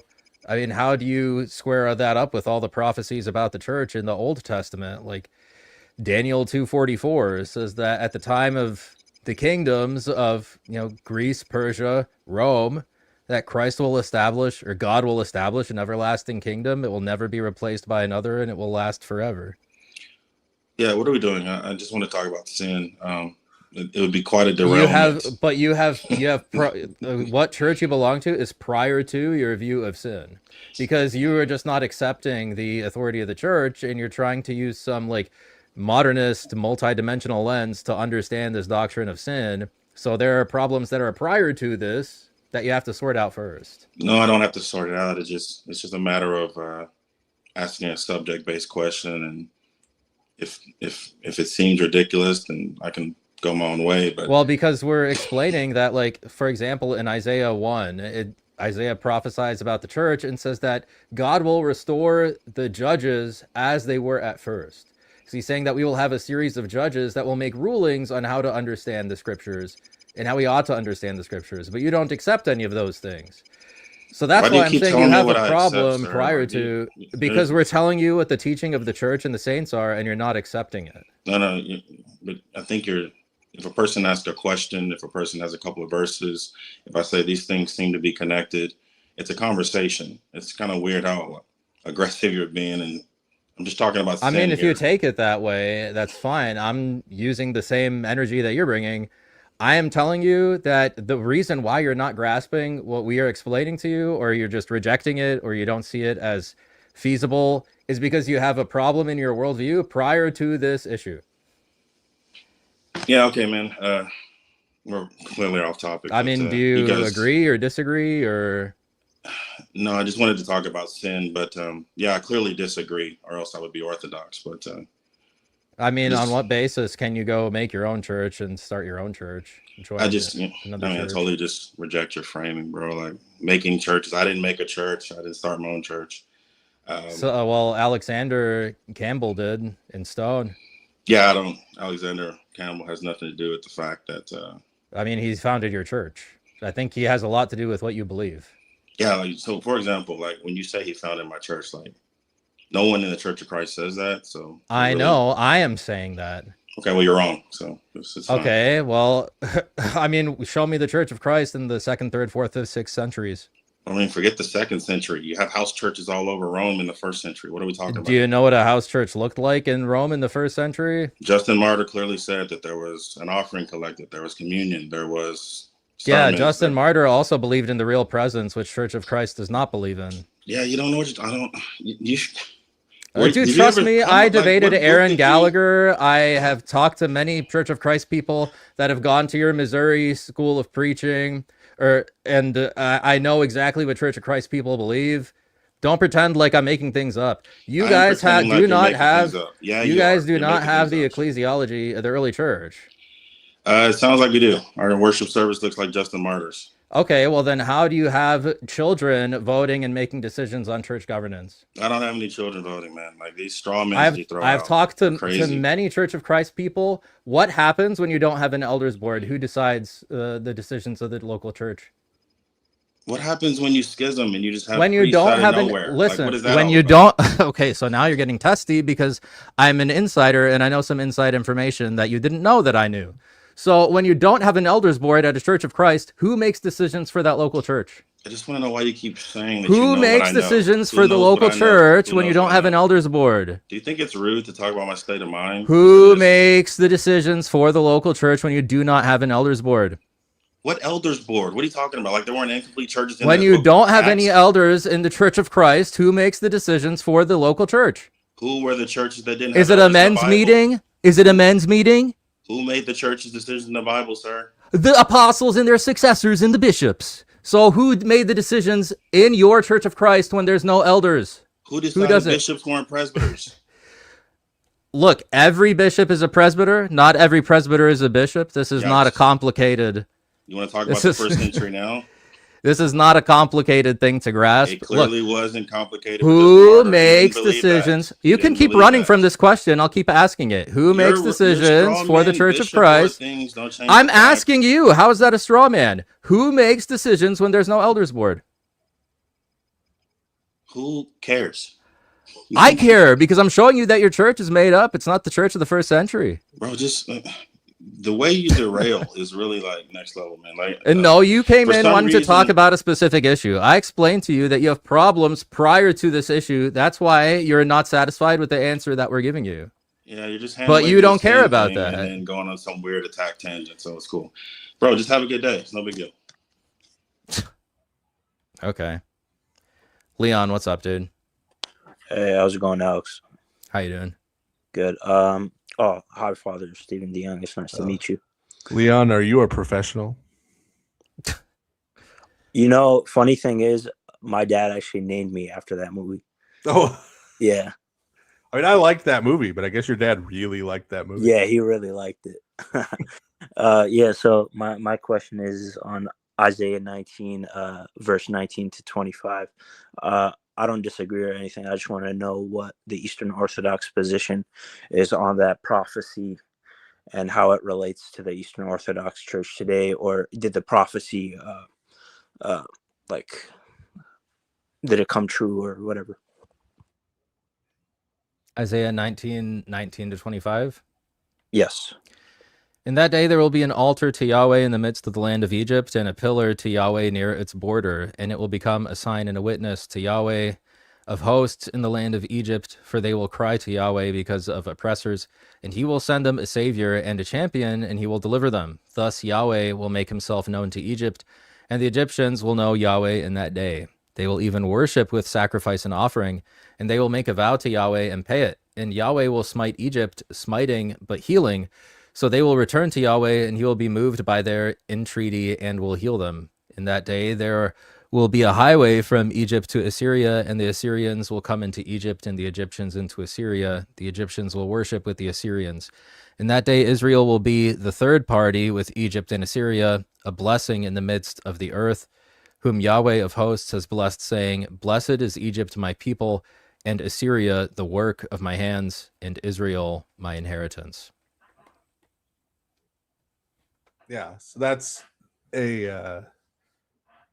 ultimately a prophecy of the Gentile inclusion, right? So at the time this is being written, the Assyrians have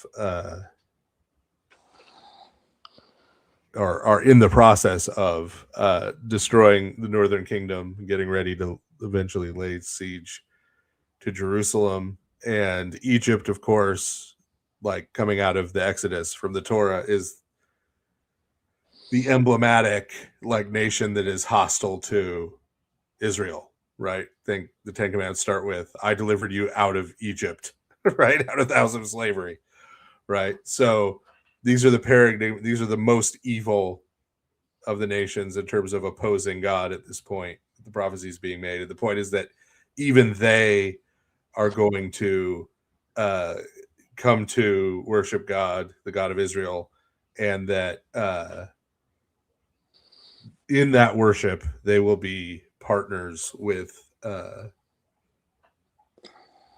restored Israel itself. So this is talking about what happens in the church, right? And that first part about Egypt, there being an altar there in Egypt, has always been taken by the Egyptian Christian church. And by always, I mean since at least the 2nd century, as being a specific prophecy about the fact that Christianity would come and there would be altars and churches in Egypt.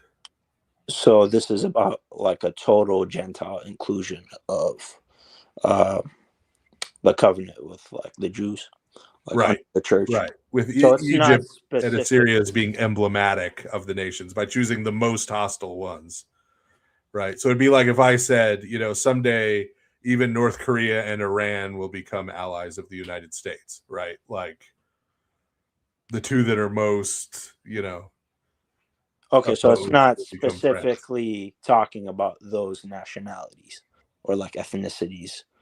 Because a friend, he's a Copt, and he's the one that actually told me about this passage. It wasn't his like main argument, but like it's one of his arguments. Is like, oh, like I don't know what church father it was. I think it was Saint Jerome. He said, "Oh, this altar will be eternal," when he was speaking about this prophecy, and this represents like the Oriental Orthodox Communion, because the Assyrians are the Syriac Orthodox, and then the Egyptians. That's a stretch because, of course, there are actually Assyrians, and they're not in communion with the Copts.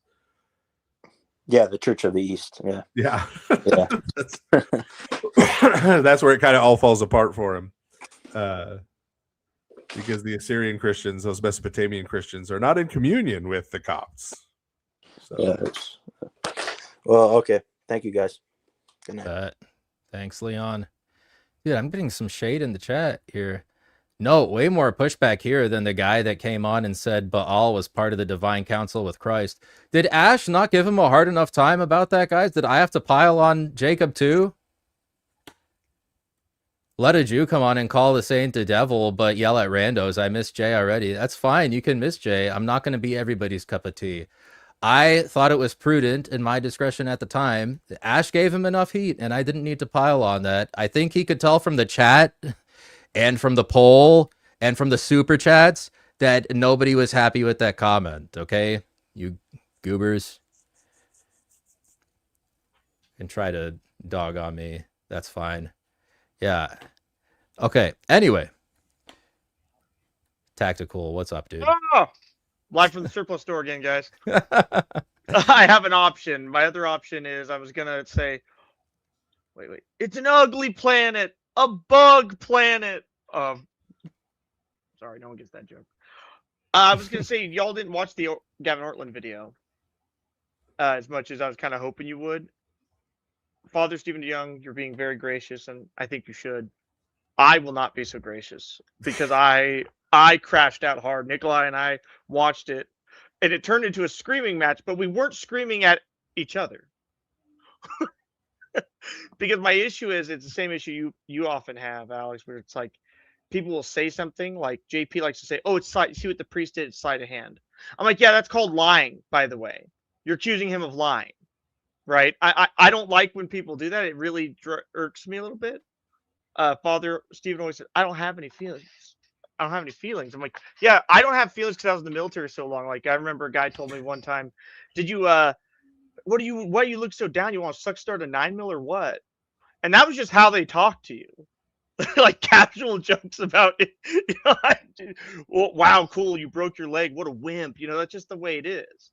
So I was shocked. I watched the whole thing. I was like, and you remember last time I called in, we talked about it, and that's what I said the same thing Mr. Pageau said, where I was like, hey, you know, we aren't the exclusivists. We're the ones who actually see that God has other things than just, oh, I elected you to go to heaven. Sorry, guys. I know you. Well, what if we react to a little bit of it right now, Father Stephen, if you have the time? Sure. You're in too deep now, Father Stephen. I mean, here's where we left off. Father Stephen will be up all night. Yeah, like I have somewhere to be right now. Like what? I think we left off at an important part here. Father Patrick Ramsey. First question out of the Q&A. Am I headed for hell? The answer is very clear. Yes. And which is like not actually what happened. Yeah. We were going through Again, this I want to here. reiterate my thanks, Father See that Patrick. sleight of hand there? And I'm grateful for the opportunity. Let me ask some questions about salvation since that has come up. It's kind of a weighty topic, but I think it's so important not to avoid it. Am I headed for hell? That's my first question based on what you've said thus far. All right. Well, based on what I've said so far, you seem to be outside of the Orthodox Church. You're not in communion with the Orthodox Church. You don't. I take it you don't really accept the fullness of the faith of the Orthodox Church. So on those grounds, you really judge yourself on that matter whether you're not. The part of the issue is I'm not answering this directly. Is that I don't know what's going on in your heart precisely. And so why I say that is, yes, an exterior sense, you're in a sense, apart from the church, and so it's not looking good. Whether what happens of it in a sense of in the future or whatever, I can't say you are going to, I don't know what's going to happen with you and your relationship to the church in years to come. So all I can say is at this state, if you are choosing not to come into communion with the Orthodox Church because you don't accept something it teaches or something like that, you don't accept the need for the hierarchical communion with it to be under one of its bishops, etc., then you are putting yourself outside the church and, in a sense, outside Christ, outside salvation. Okay, So a very nuanced answer. Basically, if you're obstinate in rejecting the Orthodox Church, then that's a big problem. You're probably outside of salvation. But otherwise, we cannot speculate on people's souls. That is not what Gavin Ortlund said here. Well, even if he said, yeah, you could be heading to hell, that doesn't mean you're going to hell. It just means you're heading there. You know, your soul's in peril is what I've been told, right? Like you're putting your soul in peril or in jeopardy. It's like that's not you're going to hell, boy. Right. But we talked about, from Gavin's perspective, the evangelical thing of if you died tonight, right, would you go to heaven or would you go to hell? And so if that's your presupposition, if that's your mode of thinking, then that answer is essentially, if I die tonight, he's saying I would go to hell. Yes. So right, that's how he's parsing it through that filter, right? That evangelical filter. Yes. Ramsey, first question out of the Q&A. Am I headed for hell? The answer is very clear. Yes. That is not what happened. And he even Very acknowledged clear. at one point that the more inclusive views may be more of a modern innovation. I've been told the same thing on many other occasions, some of which you can search up on YouTube. My dialogue with Craig Truglia, I always ask this question, right? Because I think it's a fair thing to bring up. And I kind of respect the honesty when people just say yes, because I think that's more. That's true. He didn't ask you that question. But Father Stephen, what do you have to say about how in St. Justin Martyr's first apology, how he's talking about here, chapter 46. A Church of Christ worship service? Oh, no. I'm just happy you finally got someone Apparently. who disagreed with you. I was like, he's getting revived right now. He's fading, but now he's got someone to disagree with. Well, and the guy took it like so personally. He's like, you're being so aggressive. And I'm like, I mean, how many times do we have to explain this is an analogy? You're taking the analogy too far. He was kind of until going you in accept it. Like, so I got a little frustrated. That's why I But- just got quiet. I'm like, okay, Alex will run him off. He's not. You don't dog, and I just want to point out all the people being haters in the chat. You don't dogpile a guest, right? It's one if Alex already Ash did everything, said everything I would say, and Yeah. way more because he knows way more about it than I do. Like I don't. Yeah, that's what I was saying. They're big But- boys. They can talk, they can argue. As for salvation outside the church, we have St. Justin Martyr, chapter 46 of his first apology, talking about how those who lived by reason are Christians, even though they have been considered atheists, such as among the Greeks, Socrates, Heraclitus, and others like them, and among the foreigners, Abraham, Elias, Ananias, Azarias, Misael, and many others whose deeds or names we now forbear to enumerate, for we think it would be too long. So also they who lived before Christ and did not live by reason were useless men, enemies of Christ, and murderers of those who did live by reason. But those who have lived reasonably, and still do, are Christians and are fearless and untroubled. And you have Saint Seraphim of Sarov also kind of touching on this logos spermaticos idea. Says, though the pagan philosophers also wandered in the darkness of ignorance of God, yet they sought the truth which is beloved by God. Because of this, God-pleasing seeking, they could partake of the Spirit of God. It is said that nations who do not know God practice by nature the demands of the law and do what is pleasing to God, citing Romans 2:14. Yeah. But Hello. see, that's all before Christ. See. That's why I emphasized in St. Justin Martyr, and still do. Yeah. I'm just giving you their answers, but also Yeah, that would be their Ortlund answer. is going to give this time frame. So he has this idea that they were like quasi-ecumenist until what, like the 8th or 9th century, and then everybody gets mean. And then they open up now, again. Recently, people are trying to be nice again. Well, he's implying it's an accretion. He always does this. Everything's an accretion. You know, he said they didn't really recognize Jesus as the Son of God, but over time, it's like, shut up, dude. Well, like, he also I doesn't can't take recognize anymore. that circumstances have changed. There was no Protestant Reformation with like a ton of sects in the Well, 9th that's it. century. Notice what starts happening in the 9th century. Schism. There start to be a bunch of you're starting Bunch of to get spin-offs. Oh, yeah, east and that's west, right. east and Yeah. west. You're starting to get, and then that runs forward, and so yes, you start getting more people using the rhetoric of "Hey," right? But it's not that it starts there. I mean, Saint Cyprian says it. Yes. In the 3rd century, right? There's people all along saying it when they're talking about the Donatists Schismatics, or the yes. Novatians or the right. Whenever they're talking about schisms, they use that rhetoric. It's just there end up being a lot more schisms the later you go. Yes. Well, because people didn't question the stuff right afterwards, and if they did, they were like weirdos, like Origin and stuff like that. Going, like, I want to cut my balls off. Like, not everyone. But that's their favorite guy. They're like Origin. I'm like the crazy guy. Like people respect him because he had some good opinions. Yeah, sure, but he's not Saint Origin for a reason. Well, He's a lot of the heretic Origin. A lot of the schisms were just individuals. It was like one bishop. Yeah. So he dies. Okay, schism's over. They'd reconcile, in the sea around the bishop. They find a way to get back in. So you don't need to make these arguments if it's just one guy, right? You make these arguments when there is some schism that is in some way lasting and ongoing. Yeah, I think this is a good comment from Heterodoxically Challenged. Gavin demands that we read our historical texts with maximum literal rigidity, but requires we accept his theological system with maximum conceptual nuance. That's what it looks like when you are a slave to your presuppositions. He accuses him of being straw man. He says, "Well, Justin Pageau, he's straw manning me," and I'm like, "Well, he's not even straw manning you because he's saying what he feels you're doing." He says, "When we see you making these arguments and you're connecting the dots of all these church fathers, it seems like it's such a Protestant way of handling it that you're just digging around and finding the parts that agree with you and connecting the dots." And it's like, well, that's not a straw man. I'm telling you what I perceive as you doing. I'm not saying that's all you're doing. To be fair, no one on the internet uses the term straw man correctly. It's true. Well, people use fallacies. Like I've started making up fallacies. My personal favorite current made up fallacy that I will not let go is appeal to ellipses.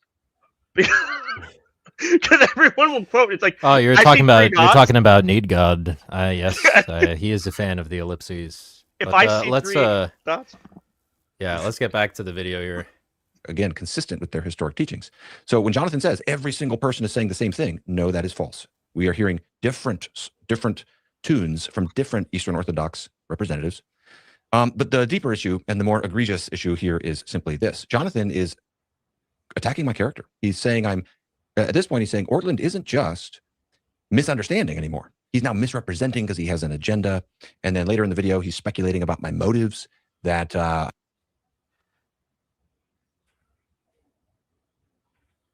the sense I get is that there is a misrepresentation that is happening, and that misrepresentation serves certain purposes, especially in the case of Gavin. I think this is the perfect example of an appeal to ellipses that you were literally just mentioning.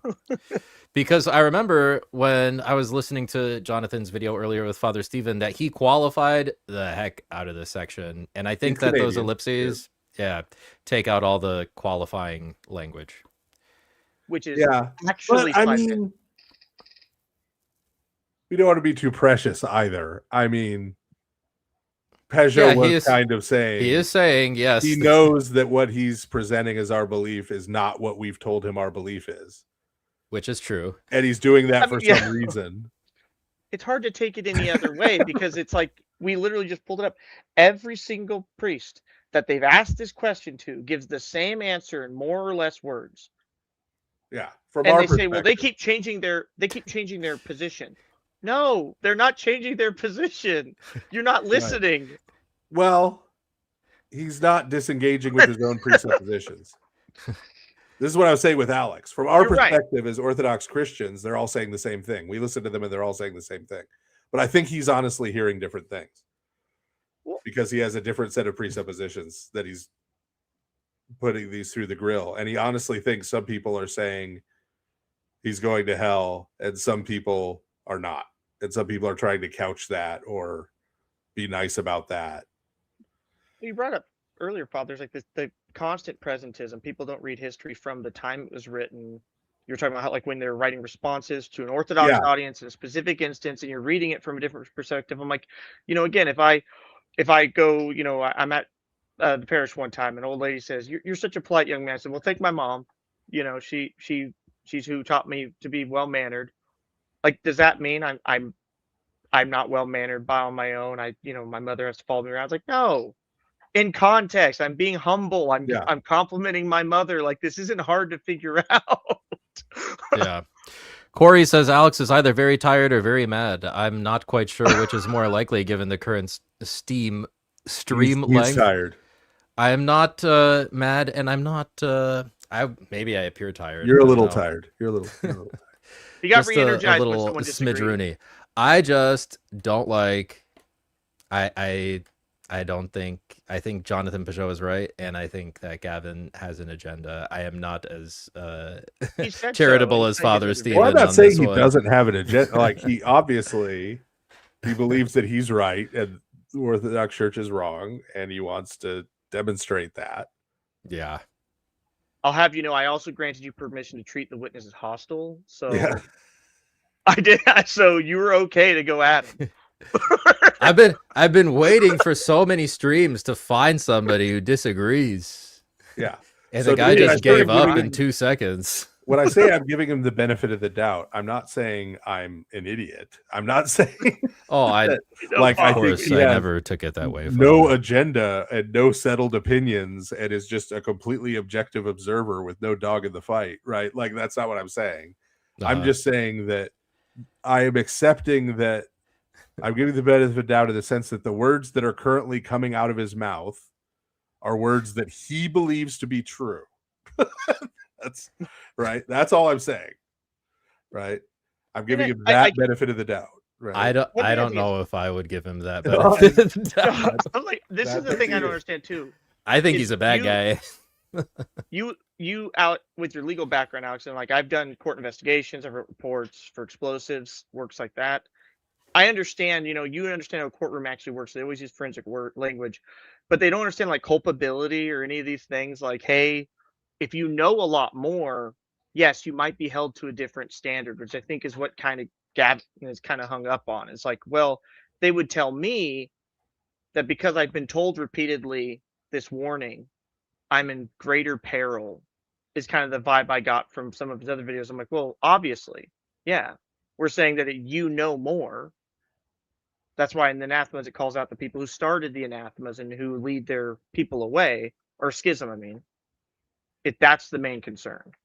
It's not very super hard to figure out from a legal side. I mean, obviously that's the case. Yeah. I don't understand. Yeah. Presenting because he has an agenda. And then later in the video, he's speculating about my motives, that I'm not trying to convince the Eastern Orthodox. I'm just trying to convince Protestants. Totally false. That is not my motive. I'd love to convince everybody. But so you say, man, this is unfortunate. I made my last video being as respectful as I knew how to be, trying to elevate the discourse, and this is the response. So you say, what's the basis for these claims about my motives? And the answer is, I've been told by contemporary Christians that the Eastern Orthodox view isn't so restrictive. Guys, the fact that the contemporary Eastern Orthodox position is different is my whole point.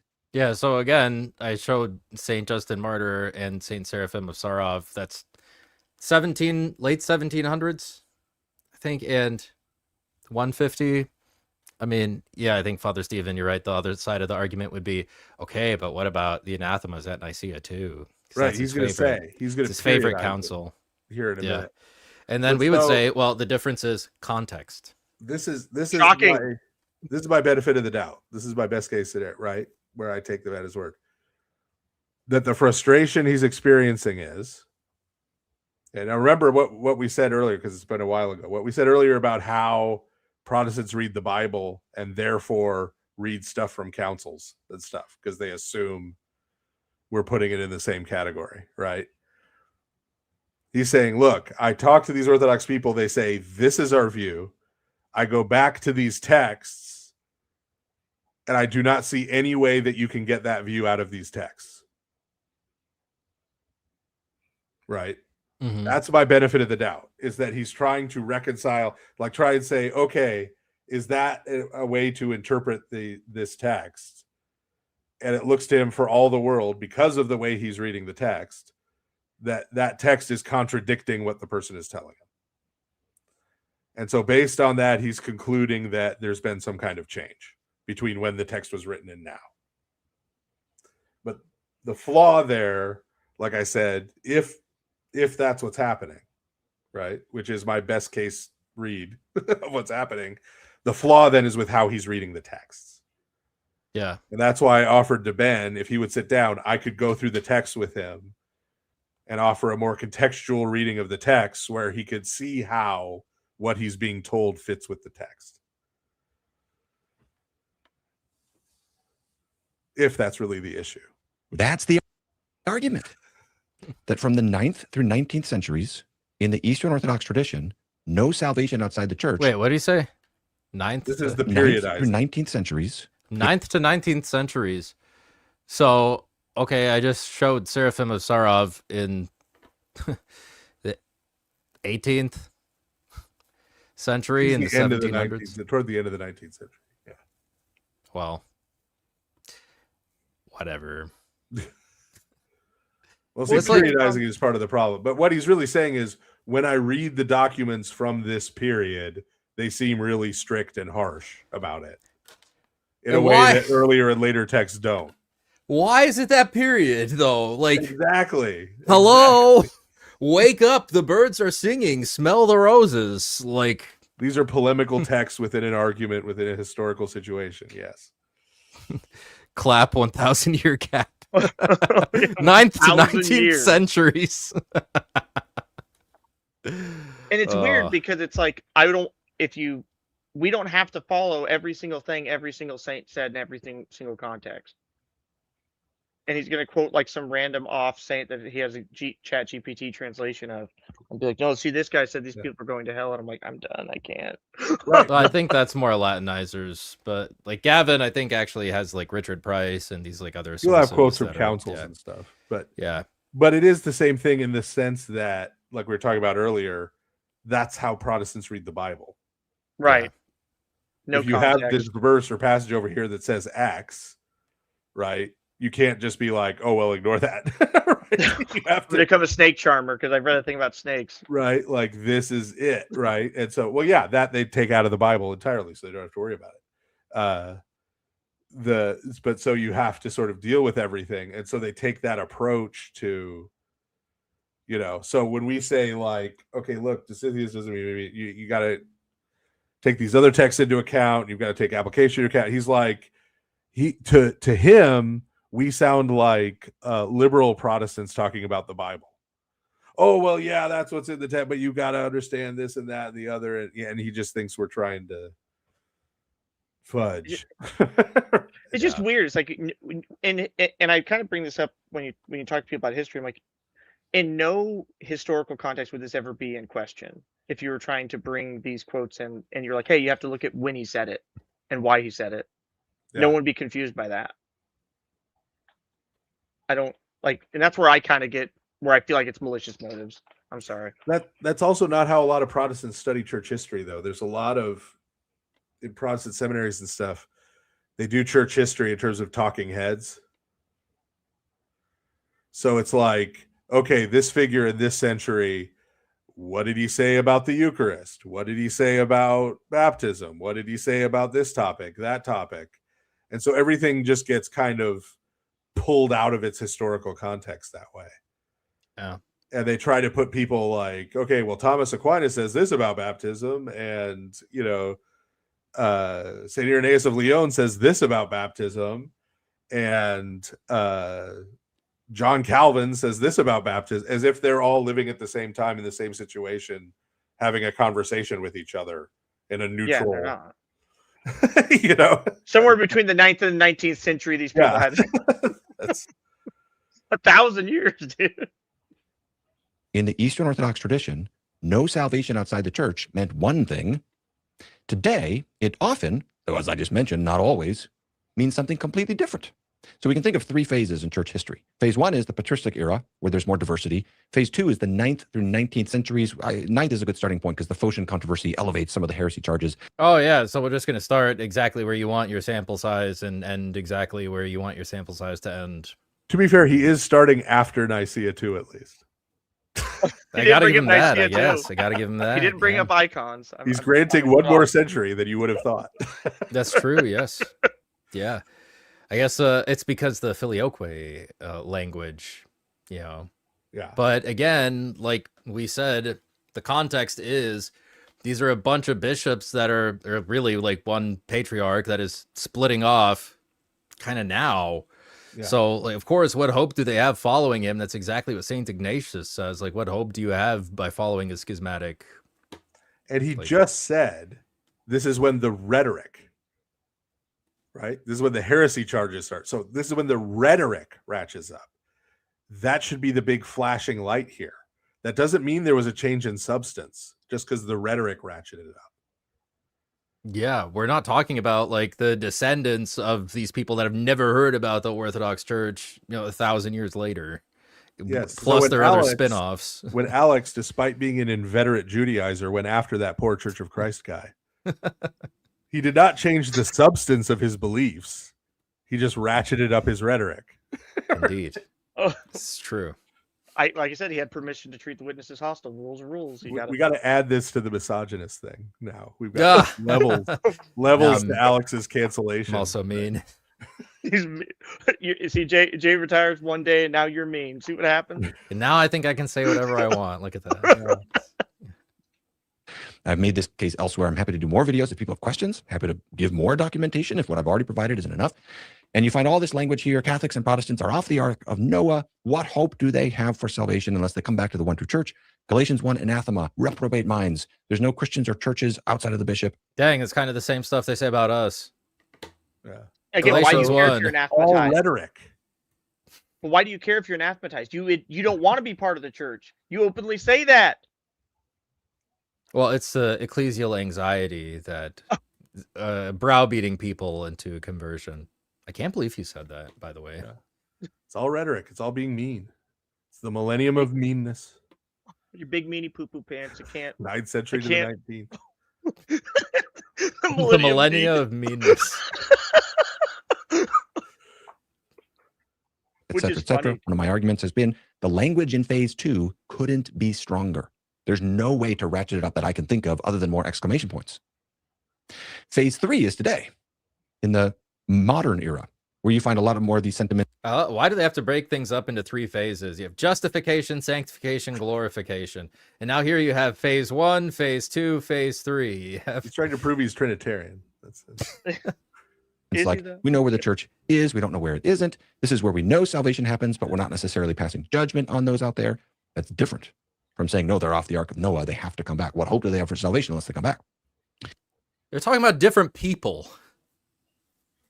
This is what I realize now. When I'm saying context, I'm saying that they're talking about different people. Right? It's also again, rhetorically, but not substantively different. Okay. I can say, if I'm on the ark and the waters are rising, to somebody who's starting to tread water, hey, get on the boat. Yeah. Right? If you want to survive, if you don't, you won't. You can say, Tim, don't get off the boat. Right. If you don't, you might die. And then they don't get on the boat, and someone on the boat asks me, hey, what happened to that guy? And I can say, I didn't see what happened to that guy. Right. I don't It know. didn't look good for him. I think someone once said, But who like, knows? Right. God might have saved him, but as far as I can tell, may have made it. as far as I can tell, didn't look good. Those are not logically exclusive. Yeah. Right. Like, you can have them both. To regard phase 3 as a counter argument to the existence of phase 2 is a total miss. To then use that as evidence against my sincerity is even worse. It was frustrating that throughout his video, unfortunately, Jonathan didn't engage the texts that I raised or the numerous other texts I've raised in previous. Because I think Jonathan's trying to address the presuppositions and the methodology in addressing the texts, not the texts themselves. Yeah. That's why I really offered to feel- go through the text themselves. So I'm like, okay, assuming, right? I really do It's hope he here, takes you up on that. I'll Father sit down and Stephen. go through the text with you, publicly or privately, and we can do it. Whatever text he wants to bring. Yeah. Videos. He just he doesn't talk about them. These texts that I cited. There was an assertion that they're being taken out of context, but we were never told what that context is. So when I quote from an Eastern Orthodox catechism that says, if the Catholic Church contains all true believers in the world, in this context, Catholic means Eastern Orthodox, must we not acknowledge it to be necessary for salvation that every believer belong to her? Exactly so. And then there's a particular set of theological rationales given for that answer. It's a common way of thinking in the medieval era and up into the modern era. The Ark of Noah metaphor is used. Okay. You never Noah would not be sitting on the ark. I'll leave this quote up for a second. Well, I'll just read the end and then I'll make the point. It says, finally, so all who obtain everlasting salvation obtain it only in the one Catholic Church. Again, Catholic there means Orthodox. I only gave this quote. This isn't the most pungent one. I only gave. Yeah. So, like Father Stephen, like you said, that quote from St. Gregory the Dialogist, it seems like Gavin is totally missing the point that like these people were saved through the church. Right. And that's the point that Jonathan was trying to make here. Right. It's like Christ saying salvation is of the Jews. That didn't I'm not mean Jewish. only Jews were saved. Yeah. Well, I mean, also, just a clarification, if I'm incorrect, please correct me. It kind of seems that the point that people make constantly is, I don't like if to be on the ark is to be in the church. If you, regardless of how you get joined to the mystical body, once you're dead, and if you're going to heaven, you're in the mystical body. You're Orthodox. You can't, you don't get to keep being pagan and then be on the ark. Do you like? Does that make sense? Like Not you don't quite die. sure. Trajan didn't die, and you pray for Trajan, and he joins with the church at that point. Yeah, Trajan's he stopped coming to heaven, worshiping he's joined to- Jupiter. Yeah. Right. He's joined with the church. We're not saying that's why it says like if you there is no salvation except through this the Catholicos, right? The whole of the church. You know, you're not going to be a Judaizer, then you go to heaven. You're like, aha! I see, I was right. Let's get the electric guitar and the smoke machine going. And guys. that doesn't say Trajan was retroactively in the church while he was alive. Right. Of course. He wasn't. Right. Yeah. This one because I was attempting to steel man a possible reply, namely that the salvation in view in these exclusivistic statements perhaps doesn't mean everlasting salvation. And I was just pointing out, yeah, it does. It explicitly says everlasting salvation. And again, you know, how you look at all these and you think, how could they be more clear? In Jonathan's video, there's no counter interpretation of this text or any text given, even gestured to, let alone argued for. All that was said is, well, you're taking that out of context. Okay, what's the context? You know, he was saying that if all you do is focus on do this in remembrance of me, then you're taking that out of context because you also have to look at John 6, and we could give other data. I totally agree with that. But there's an appeal to John 6, and we could add on, you know, the Eucharist is participation in Christ in 1 Corinthians and many other texts. We didn't get any context that gives any countervailing picture. We're just left to wonder. You know, in Philaret's longer catechism, is it question 271 or 273 or 275? What's this context that supposedly militates against the interpretation I put forward? We're not told. And so there is a feeling, without intending to be malicious to anyone, I need to express the frustration on this side. It feels like gaslighting to read sentences, take them at face value, then be told you're not just wrong, you're disingenuous, and we're not going to tell you how you should read those sentences. What do we do? Gavin, sit with Father Stephen. Please. I really hope he takes you up on it. Yeah. Father. Yeah, that's what I mean by giving the benefit of the doubt. I'm assuming that he means this when he says it, that this is what he wants, and I'm offering to do it. And like I said, if there's some personal issue he has with me, regardless of the other, I want to sit and resolve whatever that is. Yeah. Take him up on it, Gavin, for all of our sakes, for all of our sanity, please. I will make an open apology for any mean things I've ever said if he does. Me too. do? How do we have dialogue at that point? The only example he did give was Gregory the Great, who's hundreds of years before the period in question. I've clarified with Jonathan in the past in interactions on X. I'm talking This about is the why 9th through the I say 19th he century. didn't understand the purpose of that To kind of reference give some benefit by Jonathan. of the doubt. Oh, sorry, Father. No, go ahead. I was gonna say to give some benefit of that too. This happens with James White a lot, where because he doesn't understand there's a difference between the Catholic and the Orthodox, he will essentially view it from the lens of like, oh, this is what the Catholics would say, right? Like, no one went to heaven ever, even if they were martyred, if they weren't in communion with the Bishop of Rome, and they'll write things like that. And that's I wonder if that's like kind of a holdover from the Catholic perspective, where they would write things like that. Yeah, I'm not sure because the Catholic view has gotten so weird since Vatican II, where like everyone is in some kind of communion with the Pope, whether they know it or not. You know, That's true. You can actively you reject don't know it and it. still be in it. You're all Christians and didn't know it. Yes, whether you Century, like for it or example. not, you're How- Catholic. Yes, even the Muslims. The filioque. Even Jacob. We should tell Jacob Federecci that he's Roman Catholic. He's Roman Catholic too. He didn't even know it. He is. According to the Roman Catholics, he's a Roman Catholic, and he doesn't even need to be converted. He wrote Vatican II. Right, is categorized during that roughly millennium span of time. And I'm pointing out it's different then than it is today and also earlier. So the sequence of events here, as I understand it, is It really, surely there has to be some saint at some point between the 9th century and the 19th century that is quoting that instance of Pope St. Gregory the Great. Surely. But I think the key is just how he's understanding it. He seems to have taken that as, oh, here's an example of someone outside the church being saved.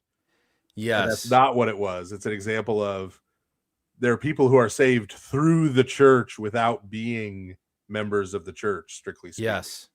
Yes. Exactly. For this idea of salvation coming through the church to everyone Yes. who is saved. Yeah. Yes, I guess even for the 40th martyr of Sebast, like it was because of the 39 other martyrs that he ended up becoming a saint as well. And those 39 other martyrs were the church. They were part of the Yes. church. So Jonathan tags me on X. I responded because I was tagged.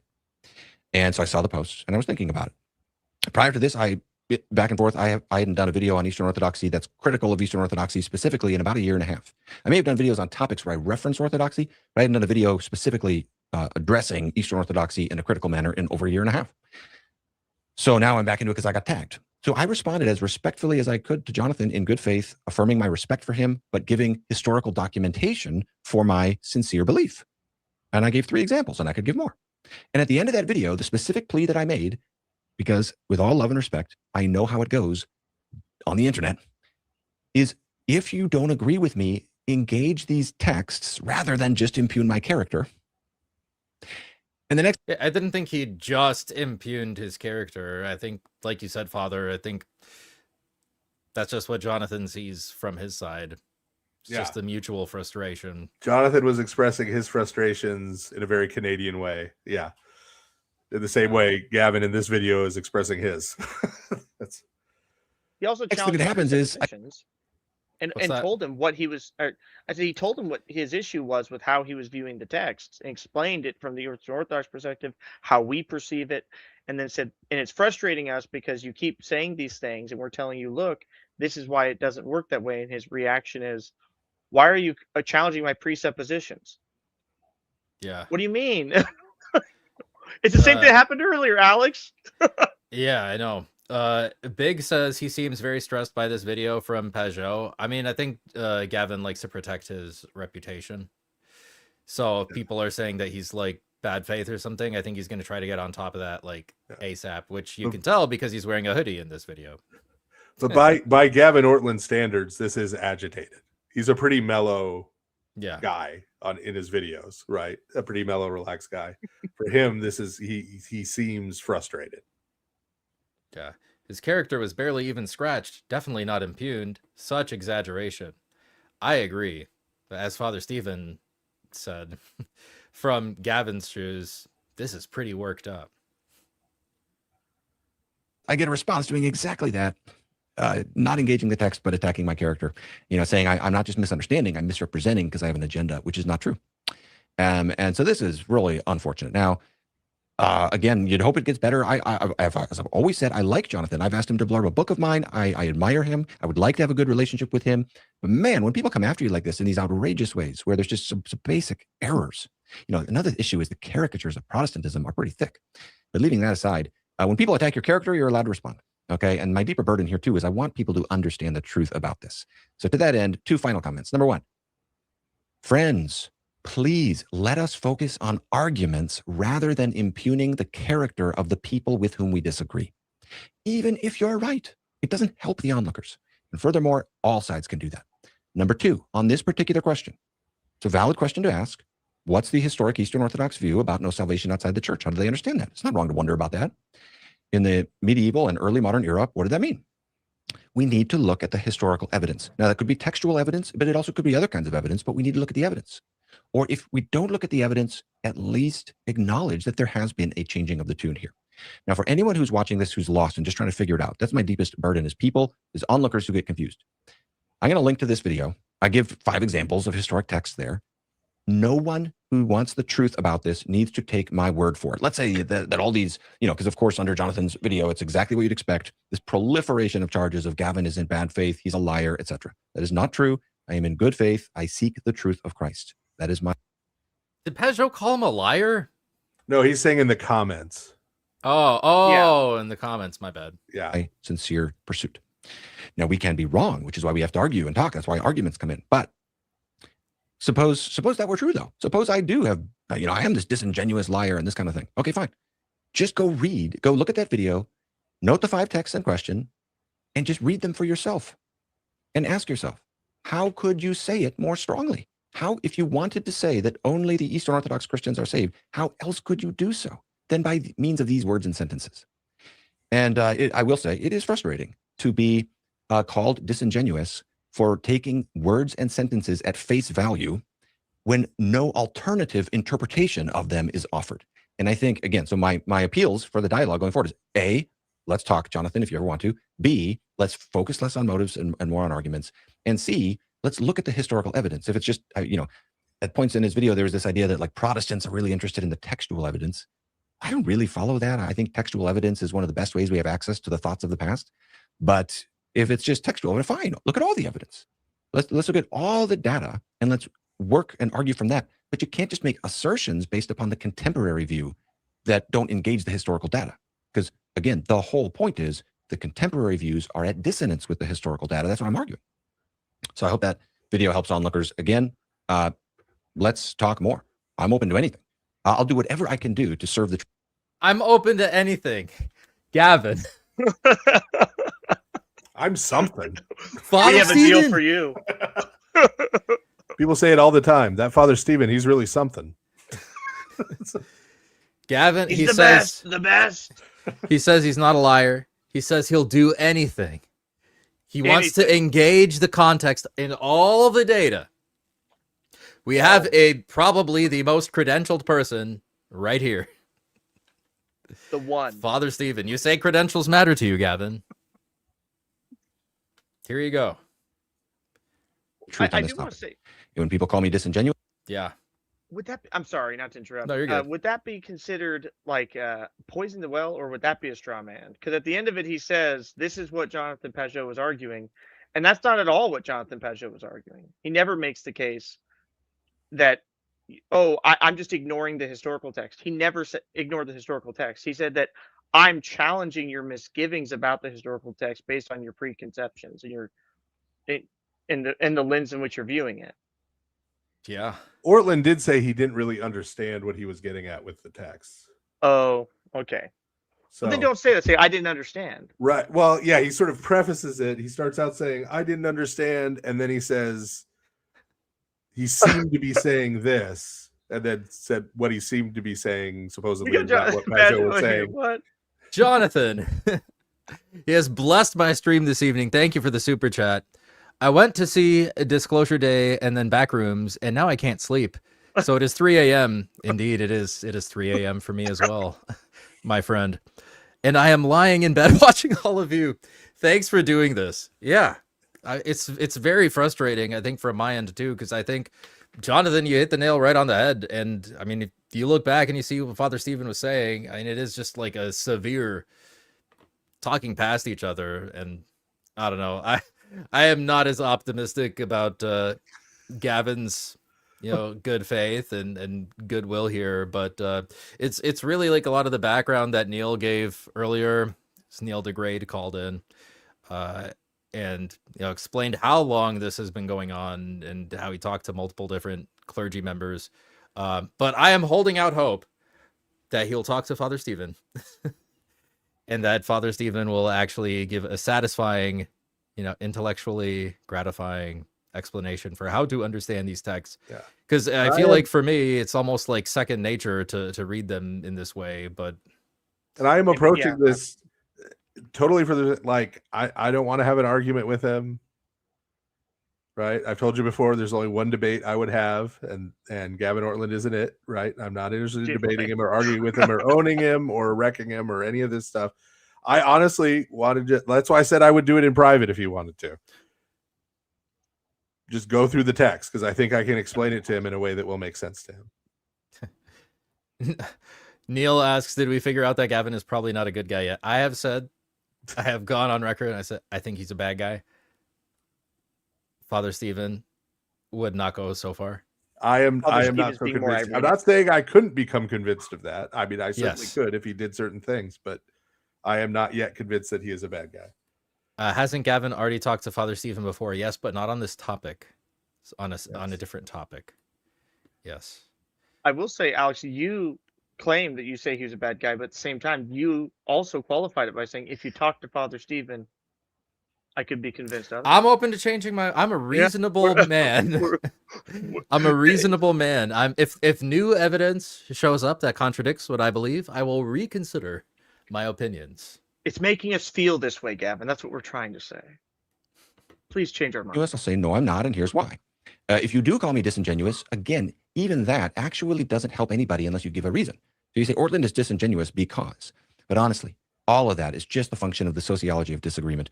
When I hear Protestants say the same thing of, wow, I'm just finally seeing my screen again. I look so out of it because I've been sitting in the sun by the pool all week. Protestants say the same thing on the other side. I try to call that out too. It's just not helpful. I mean, even if it were true, absolutely, he's off his game. He's been in the pool. He's been at the pool all week. Oh no. the agony. No, but I mean, the fact that he's looking at himself and noticing that he doesn't look, you know what I mean? Like, he was sunbathing and he realized frustrated. Someone made fun of me on the internet. I got to make a video right now. He should just get an X account. Just be like, no way. Terrible. It's the worst. Jonathan was talking about stringing the arguments and nitpicking, essentially. And Ortlund was like, what is he talking about? No, that's where I can't, and I see you deal with this a lot, Alex. And this is why I'm always very sympathetic to you, because when you debate people, you'll make this point. You'll tell them, hey, this is my argument. And they just completely ignore it. I have a hard time seeing it blow right past it. Like, if I was interrogating you and you did that to me, I'm like, no, we're not dropping this. You don't get to just agree to disagree. You didn't answer my question, right? And they just blow past it. It's like, look, what did he say? He said, you are reading these texts on bad presuppositions. I don't think it was very difficult. And again, Jonathan Pageau is like a very soft, it was very kind, like, yeah, you're doing it like a Protestant does it. Well, he is a Protestant. Is he going to lie about that? Like, why not just say, yeah, I am reading it like a Protestant. Why don't you help me understand it better then? And then say, hey, I hope you're not attacking my, disingenuous is not an ad hominem, because that's it a good actually, point. As Father Stephen says, yes, an ad hominem is an insult in lieu of a valid argument. Yes. Yes. And he's saying, look, this is why he's making this claim. It's because he's disingenuous and he wants to keep people Protestant. Okay, that's a good argument. I would say, like, yeah, fair enough. I would assume you want to keep people Protestant because you are a Protestant. And that's why you're addressing this argument in this way. And it's like, you hurt my feelings. What do you like? Well, I think part of the thing with him not understanding the stringing text together part is that it's exactly that. It's like, you're approaching this as a Protestant. He's like, yeah, I'm a Protestant, right? Like if I came up to Alex, I'm like, the problem with the way you did that debate is You do it like a lawyer. you took all of these quotes from the Bible and like contextualized them, and then you took all these quotes from the church fathers, and I could tell you were referring to this liturgical hymn and that other liturgical hymn, you know, and you Orthodox always do that. And he'd look at me and go, yeah. Yes. Indeed, I did that. I don't understand what the problem is. Like, yeah. Well, have you ever had an argument with someone and they say, you're just saying that because you think you're right? Oh, yeah. And you're like, indeed. This is a funny comment from Big. This would be a great clickbait title for a video. Jonathan Pageau ruins week-long pool party. That's what this that's what this video should have been titled. And you can kind of tell he was more angry about the comments underneath it. Where he's like, oh, you know, and they're saying mean things about me in the comment section. It's like, God, it's the internet, man. I think he's interpreting some of what Jonathan said through the lens of those comments. Yeah. Those comments are saying those things. So he's like, oh, Jonathan was saying it in a nice Canadian way, but this is what he was saying. Yeah. And then these people in the comments are just saying the quiet part out loud. And that's, you know, he's been on the internet enough. First of all, you should know not to read the comments. I've been here for 5 minutes and I know not to read the comments. Well, I'm just saying, like, do we put him in a Call of Duty Modern Warfare 2 lobby so he can kind of figure this out? The internet's just mean. It's always been mean. That's like, it's just here. You just like some dude did your don't mom, do that you to did your poor dad. Gavin. Gavin's just like, this is so terrible. Why are you impugning my integrity? I would never camp with the riot shield. I want to hear the final 10 seconds that he has here, and then closing thoughts, and then we can close this stream. It doesn't do anything for the onlookers. So we got to do better. All right, I've rambled enough. Thanks for watching, everybody. Hopefully, we'll move things in a better direction. I mean, I think that was kind of Jonathan's goal, was to move things in a better direction, because he's like, we're talking past each other. We're not addressing the root problems here. And he's right. It's methodology. Because, like, I think you're right, Father Stephen. Jonathan will, you know, kindly point out this criticism. It's like, hey, you're just kind of like obsessed with these texts, and like, but the text says this, the text says necessary, it says everlasting. But like for us, the context is not just like one thing. It's like when I'll debate a Protestant and they'll be like, okay, but I brought you a passage from Philippians. Why are you going to 1 Timothy to help me understand something from Philippians? I'm like, because the same person wrote both of them. And it's like, okay, why? I'm talking about St. Philaret's. Then, you know. Yeah, well, then who cares? It's like, yeah, we don't know who wrote anything anymore, I guess. But then it's like, I'm in St. Philaret's catechism. Why are you going to St. Seraphim of Sarov or St. Justin Martyr? It's because they all speak for the Orthodox tradition. Yeah. Yeah, we don't define things in terms of just one or another. But also part of Pageau's original response that we didn't get to, we were watching earlier, he brought up sort of the function of canons and stuff, right? And how they're applied. You don't just take like, here's the literal, right? And that's a good example from Pageau, but I don't know that Ortlund knows enough about Orthodox canons for him to really connect that example, right? Because like if you showed Ortlund one of our guides for confession, right, and it's like the penalty for every sin is between 1 and 3 years of excommunication, like for everything, right? It's true, literally every single sin. And you just handed him that text, right? He could make a video the next week being like, in the Orthodox Church, if you steal a candy bar, no communion for a year. $1,000 baptism, no communion for 2 years, right? Because you looked at a woman lustfully, right? Like, like he could go through it and read it real literally like that, right? And then Orthodox people could come to him and say, well, you gotta, like, it's not applied in that kind of direct, literal way, right? Because then no one would ever be receiving communion at church, right? Like, these are guidelines, and it's to show you the relative severity of different things. And It's a guideline for people hearing confession, and they're going to look at each individual case. You could tell them all that. And you could be like, okay, but I don't see any of that in this text. You're just trying to soften it. I guess this is a modern thing now because this text is from this earlier century. And look, it was endorsed by this saint, and that saint used it. Right? We could have the same argument about it. Yeah, Right? I think And I that's think a you could do this really with good any analogy. Orthodox text, just about. Yeah, Like that's a really good analogy with the excommunication canons. I think that's like spot on. Okay. Timothy, thank you for checking. We're gonna go through some super chats and we're gonna call it. Thank you very much. 4 hours later. Okay, let's do it. Speed run of super chats. $5 from Alexander. I'm more curious as to whether their misunderstanding of Isaiah 53 led to a poor translation. Oh, he asked earlier about how Isaiah 53. Oh, is that was he was applied. pleased to crush him? Is that Yes. the particular? Could there be a better translation for that one verse? I mean, harmonize the Greek Old Testament and the Well, yeah, and assuming that's the verse we're talking about, the word pleased and pleasure has changed its meaning. So normally I like that the Antiochian Archdiocese has kept the sort of quasi King James English, but there are places where it's really misleading. Like one of our hymns that we sing all the time, because it's one of the Troparia of the Resurrection, is that Christ took pleasure in ascending the cross. Right? And that means he did it of his own free will, right? He ascended it. He got onto the cross voluntarily. So I was trying to say, but took pleasure to a modern ear sounds like what, he was having a good time? Like, no, he wasn't. I guess so. It It's was the opposite. enjoyable. Yeah. And so in the same way, when it says that like he, meaning God, was pleased to crush him, what that's trying to communicate is that this was happening by the will of God. Mm-hmm. Right.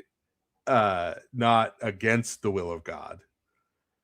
Right. But it sounds like somehow God took delight in Christ's sufferings or something. Yeah, right? and the murder of his son. So yeah, the translation is misleading in that sense, right? Even if we're going with the Masoretic text, we're just saying we're going to translate that. Yes, you could translate that better. Yeah. $10 from Cuthbert. Thank you, Father and Alex. I found the book. Good. I converted. I think he was talking about the the contraception book. I converted from Catholicism, was applying to seminary, so I'm fairly familiar with their stance. Recently, I've just had friends bringing it up. Yeah, I think this will help for sure. While Catholic, I was offered a list of annulments to choose from after her infidelity and addiction problems. I'm sorry to hear that. That sounds extremely painful, man. It was downright easy to get. Well, now we have the inside scoop. It's very easy to get annulments in the Roman Catholic Oh yeah, under certain circumstances, yeah. It sounds like that's pretty justified in those circumstances. Yeah, but getting an annulment doesn't do anything to solve all the problems. Yeah, it's not remedial. Yeah, just waving your hands and saying, okay, you were never married. Oh, I never went through any of that. I never suffered any of that. There's I never no had to do healing. it. It's like, yeah, you did. Yeah. Yeah, even if you're like taken out of the situation, there's still a lot of damage to your heart and you need the healing. Definitely. Communion with the new membership. Thank you. $5 from Dylan's Law. Father Stephen, when someone comes into the church, having been baptized as a Baptist, does the church see it necessary to baptize them again? It depends. Yeah, no, it really depends. This is done on a case-by-case kind of thing. And it'll depend on how you were baptized and where and in what context, what Baptist church, what church you're joining, what the bishop's decision there is. And Rocor has like a flat rule, right? Just baptize everybody, I think. I think so, but I'd imagine there are even exceptions to that in odd cases. Yeah. Kevin Roos, $5 about the RC annulment analogy. Isn't that the same as the Calvinist election theory? Kind of. Yeah. Isn't the Schrodinger's Orthodox salvation? Yeah. Isn't the Orthodox wedding theology Isn't the Orthodox wedding theology a perfect answer to this? I think so. I think you're exactly on the right track there, Kevin Roos. Father Stephen, any thoughts on this? No, I mean, I think that's right. Yeah. Yeah. Dostoevsky, $2. I got the fatigue. I catch your meaning, friend. In the filth, $2. How dare you ask about Church of Christ presuppositions? They don't understand that, like, the way you see the church and the way you view the church is going to affect how you see all these other things. So I was honestly just annoyed that, like, we're giving him this answer, but, like, he doesn't have these other things in place so that he can receive that answer. Right? You have to sort all these other things out first. I feel like I gave him a pretty clear answer, like, multiple times. Yes. Right, so, but he sees crimson on. but isn't it possible that It's an analogy? Couldn't it be he's seeing something from another dimension? It's like, it can still be an analogy. Like, these are not like mutually exclusive things. They can be there at the same time. And, like, I don't know, where in church history do you see them talking about different dimensions? Yeah, no, it's like, was he trying to bring in modern theoretical physics into theology? Well, he started out with, well, aren't your analogies no longer workable given science? And I'm like, they're analogies. You're not supposed to push them that hard anyway. Yeah. And, like, given science, like, there was a weird statement that he made. I think one of the commenters caught on to it. Maybe it's in a super chat. They said something like, doesn't your view need updating or something, to be updated once in a while? And I was like, I don't need the Church of Christ DLC. Like, yeah, keep the DLC. I don't want it. Like, yeah, and it was just sort of weird questions where it's like, you do understand analogy and metaphor, right? It's like I kept expecting Pearl to ask Deacon Cherubim, like, well, does the church ever demand that Christ take out the trash when he gets home? Yes. Deacon Cherubim is one of my favorite deacons. Yeah. $2 from Jeremy Kipper. Father bless, you are still going? 12-hour stream? No. Jeremy Kipper, $2. Can you do Greek accents for the next 2 minutes? Mine would be very bad. So yes, all of mine are bad, and they all end up turning into Mexican Spanish or Irish. Weirdly, one of the two. Nay home thus far. Here are some inferior Canadian dollars for the cortisol tax this video is causing you. Greetings from Alberta. Well, greetings. Thank you, my Albertan friend. $5 from another cat. They're Canuckistan. Canuckistan. $5 from another cat. Gavin has been corrected so many times. His unwillingness to change is what makes people think he's up to something. Obviously, he'd never admit to it. I think there's something to what Father Stephen is saying, that, like, his just... I think about it. This is the only way he really knows to do theology. Yeah. He has a doctoral level degree in this. Like, I think if he could go back to the text and see what we're saying in the text. Again, I'm trying to be fair with him, right? Like, that he would say, okay. Right. I think that's the point of rubbing, is that he just can't see how to bring together what he's being told and the text he's reading. Yeah. Volpes, $5. Just got home. Was worried I'd missed the stream. Streaming 7 hours and you're still going. Also, Ortlund still doesn't understand canons. Evidently, no. That said, canons are a hard thing to understand. Yeah. Most Orthodox people don't really understand how the canons work, frankly, based on how they quote them and try to apply them on the interwebs. Yeah. $10 from Heresy Hunting. It's a funny username. Question. I haven't heard that term for a long time. Heresy Hunters. Like, I feel like that used to be like Calvinists talking about charismatic people. The charismatic people always, these heresy hunters, these heresy hunters. Yeah. And I'm like, why are you scared of heresy hunters if you're not a heretic? If you have nothing to hide. Yes. Like, I'm not scared of duck hunters because I'm not a duck. Indeed. Like, I too am not scared of duck hunters. Question for Father DeYoung. I know how you feel about open theism, but as a struggling semi-open theist, is this like semi-Pelagian? semi-open theist. What are the things an open theist can hold on to when transitioning to Eastern Orthodoxy? Just read volume 1 of Saint Staniloy's Dogmatics. I think,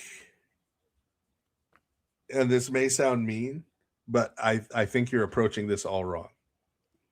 Yes, I think I see what you see, Father Stephen. The question, what can I hold on to, is absolutely the wrong question to ask. Also, it's zero. Yes. You can't hold on to anything. That goes for like me when I was a Pentecostal or like a Calvangelical, and like anybody that's going into Orthodoxy. Yeah. Forget it all. Forget everything. When you're baptized, you're going to die. What can you take with you? Right? Freaking nothing. So you have to approach it from, what is the teaching of the church about God, about the nature of God, about the attributes of God. Open theism is structured around a rejection of a certain Platonic notion of God in the West. Okay. So it's irrelevant to the Orthodox view of God. It is neither an acceptance nor a rejection of the Orthodox view of God. It's true. It's just irrelevant. It's a rejection of another view of God. Yeah. And so that's how it gets superseded by the Orthodox view of God. Once you start to understand the Orthodox view of God, you don't need it anymore to solve the problems that it's trying to solve, because the Orthodox view of God solves them in a better way. There's this comment in the chat. Father Bless, I'm a French Lebanese theology student at the Institute of Saint Sergius in Paris. I've been listening nonstop to these streams and I've been learning so much. Please never stop. Well, thank you. God. But I think Alex is going to go to bed at some point. So at some point, yes. When that is, I'm not quite sure. But Jennifer, $2, never ending stream. The golden handcuffs. You guys got me with the golden handcuffs. Made by Jim Bob. $100. God bless you all. Thank you for the generosity. Thank you, Jim Jim Bob. If you're still there, I don't know if you saw in your chat, or I think you might have missed this. I awarded Tony an honorary doctorate. What is the honorary doctorate? He is now a doctor of thugonomics, like John Cena. Is he also unseen? So like he should John be Cena? addressed as Dr. Tony from now on. Dr. Tony. What is my bank account going to look like in the next no. 2 to 3 years? I need 7 figures. I need 7 figures. And Thank any you, Joe. thugonomics questions should be directed to him. Father Stephen, you often talk about obedience to one spiritual father. Do you often speak of this, Father Stephen, or just like when it's relevant? What to It's do? one of the things I say that makes people mad on the internet. So That's true. Yes. Obey your spiritual father. Wait, hold on. Isn't there a verse in Hebrews? Hebrews chapter 13. That is like literally, that is what that says. What to do if your spiritual father is against regular communion? against how regular, right? And how does that express itself? So we've got questions there. So like there are some spiritual fathers who might tell you they want you to come to confession before every time you receive the Eucharist. And technically you're supposed to do that, actually. That's so that he's just being strict with you. Right. And there may be a reason he's being strict with you. Based on things about that and things you're dealing with. But that doesn't have to stop you from receiving frequent communion. You just have to go to frequent confession, which you might not want to do. But if you value frequent communion, it's something you can motivate yourself to do, right? If he's against frequent communion in the sense that no matter how often you confess, he's just telling you, I only want you to receive communion for once a month. That would be weirder, but again, I can't rule out that there's some reason related to your life and your right. And so this is why you're not going to find a priest who's going to second guess your spiritual father online, honestly. Right? Because I don't know you I don't know you at all, to be honest, right? But I mean, I don't know you the way he does. I haven't heard your confessions. I don't know what sins you're struggling with. I don't know how that struggle is going. I don't know what has helped you in the past. I don't know what has made it more difficult in the past. And so it's like asking a doctor online in a live stream, like, oh, I got this prescription from my doctor. Do you think I should take it? You know, like no A lot of doctor is going to say things. no, right? A lot of factors that I'm missing there. Right? Like they're going to say there's a lot I don't know that I would need to know in order to make that assessment if that's the right medication for you, right? So yeah. I mean, if it's a problem that becomes onerous, right? Where it's a thing like, you know, he's following those guidelines rigidly, right? And so like you just got back from confession and you're excommunicated for like 27 years. And if you go again next month, he's going to add 5 years to that, right? For everything you've done in between. So like you're never going to receive the Eucharist. Okay, that's definitely a problem, and where you need to say, hey, maybe this person shouldn't be my spiritual father. Maybe I need to find someone else who's going to be a better fit for me. But you do then have to find another one, and you do need to be obedient to that one, right? Obedience to a spiritual father, you get to pick your spiritual father, right? You're choosing whom you're going to submit to and be obedient to, right? But then you have to do, if you want the benefit of it, you have to do that. You have to actually do it. Right? That's where you get the benefit. You could choose one. You could not have one. You could choose one and not listen to them, right? You're free to do that, right? But then you're going to leave all the benefits of having a spiritual father on the table. You're just not going to receive them. Collation Upriser. Is only Christ's human nature in the Eucharist? No, that is Nestorian. You should read St. Cyril's letters to Sixensis. Yes. But also just, I mean, how does that make any sense? Yeah, you're just a cannibal. That especially makes, well, no. How can a nature is not a thing? Oh, yeah. A nature is not a thing. Right? If you say a nature is a thing, that's you're already in Nestorian zone. Yes. Because that means if Christ has two natures, Christ is two things. Right? Like right off the bat, right? Yes. And that's especially weird to be a Coptic view when you're a Miaphysite. Yeah. Yeah. Right? Like, how does that even work if you're a Miaphysite? Right? It doesn't. That doesn't even make any sense. It doesn't.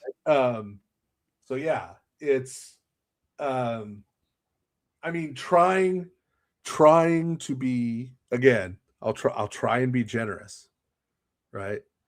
Maybe he's reacting against the Roman Catholic view, where the Roman Catholics say that each of the elements becomes the entire Christ, his body, blood, soul, and divinity. So like the wafer becomes his body, blood, soul, and divinity. And the wine becomes his body, blood, soul, and divinity. And that's one of the ways they argue around being able to receive in one kind rather than receive both, because you're receiving the whole Christ. Maybe he's trying to argue against that. And what he really means to say is that, no, it's his body. That's what we're told. It's his body. And this is his blood, right? Right. That's what he was trying to say, in which case, you know, he wouldn't be totally wrong. But that is the worst possible way to say that, if that's what he's trying to Indeed. say. Right. It is. Octavian, $2. Alex, Ethan Wayne's ex posted about you and Cleve. Great. Let's see what Ethan Wayne said about me. What did he say this time? With DYER exiting the apologetics world, somehow the figures set to replace him are even worse. I will admit, DYER is a better apologist than I am. Benjamin, Luigi, Alex Soren, Cleave to Antiquity, etc. I'm flattered that although Cleave has a bigger channel than I was mentioned before him. We haven't seen the worst of what this awful subculture can produce. Well, let me tell you something, Ethan Wayne. You don't know me. don't know anything about me. You've never talked to me, never bothered talking to me. You know who does know me is my spiritual father, who gave me a blessing to do this. So I don't care what you think, and nobody else should care what you think either. Your opinion is actually completely irrelevant. Nobody cares. You're a dork. What, he has a colon here. Does he say anything else? Yeah, that's weird. I think most of his posts come out of his colon. I have this strict policy about not bad mouthing my fellow Orthodox Christians publicly. But let me tell you, there could come a day where Ethan Wayne pushes me too far. And at any moment I choose, I can go live on the internet and destroy this man. This is true. No, I mean, really. Like, I mean, he's supposedly in seminary. This is like upend his entire sense of self and worldview in a way that will cause him an existential crisis and make him flee the internet in shame. I mean, I'm telling you, I can do this. Father Stephen knows things. I'm telling you, I can do this. Not doxing him, not revealing any personal information. Right. Just self-esteem. Just explaining who and what Ethan Wayne is and what purpose he serves in the system. Huh. Interesting. If he pushes it that far, it will not be good. And he's trying. He's He's called me a national socialist already. And it inferred that I'm a misogynist. Oh no. And I sold out to the Ortho Bros. So I don't know if you're supposed to be sending me a check, Alex. That's why I asked for your Cash App, Father. Oh, okay. Obviously. Duh. So he's pushing it. Right? If this gets back to him and he decides to keep pushing it, he'll see. What is an Ethan Wayne other than a guy with two first names? It's an excellent point. He has this sense of himself and his place in the world ideologically and everything, and he is in a glass house. It is not an accurate belief of what his actual sense or role is in the world. Yes. $2 just for the heck of it from Ortho Raza. Thank you. Heresy hunting. Right. My initial question was asking if there's any significant or minor overlap in the open theist perspective and the EO teaching. No, I don't think there is. No. But I was not joking when I said volume 1 of St. Staniloy's Dogmatics. Yeah. No, volume 1. Yeah. Because you have to, the understanding that God's attributes are supra essential is the key to all this. And that's what corrects the Western doctrine of God in a way that is superior to the attempt that open theism makes to correct it. Yeah. Maximum apophatic theology. €5 Galaxis. Yesterday, Father Stephen's books on Apocrypha and St. Paul arrived. Already, those are two really good. I think the Apocrypha book is slept on. Honestly, I think those notes are like extremely helpful. Already 50 pages in. Great stuff as always. Thanks for the stream, Alex.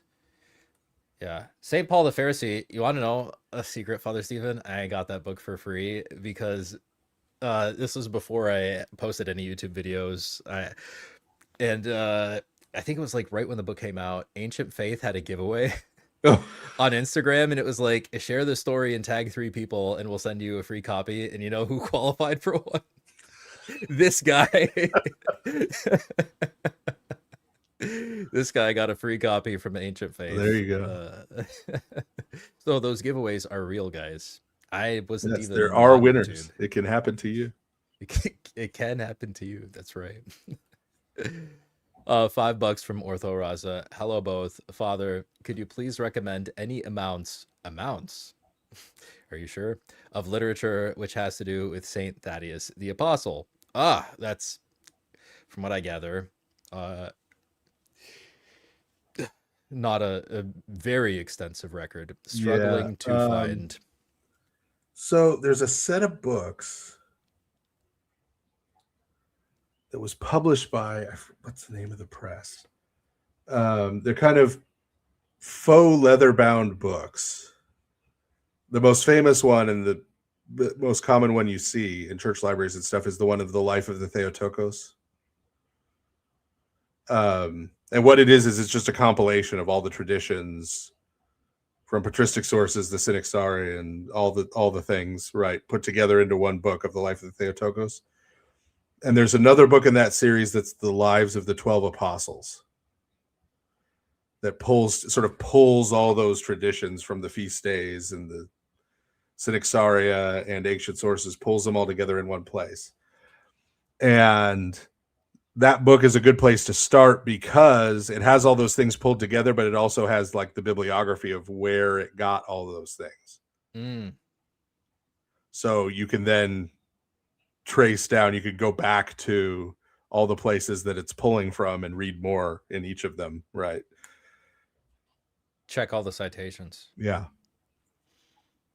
Father Stephen, I feel like people do not realize how far just checking people's citations will get you, especially in apologetics. Like, I feel like half my work is just cite checking. That's the cheat code for research, right? Is you find what is considered to be the best book or article on a given topic. You go there and you just follow the citations back. Right. And you get the whole topic. That's right. 2 BAMs from Oki. Father, opinion on DYER? I love his work. I'll give you my unsolicited opinion first. I think Jay is a good man. I don't think he should be emulated in everything. Obviously, you imitate Jay as he imitates Christ. So Jay goes to church every Sunday. Jay goes to confession regularly. Jay regularly receives the Eucharist. Jay has a spiritual father and is actually obedient and cares about his opinion. In those ways, emulate Jay. Well, you could see all the incredible hostility between us when we were on your stream together. Yeah, I know. I was just like, I could tell the seething that was coming through. No, I have no issue with it. He's made an obvious contribution in terms of the number of people who have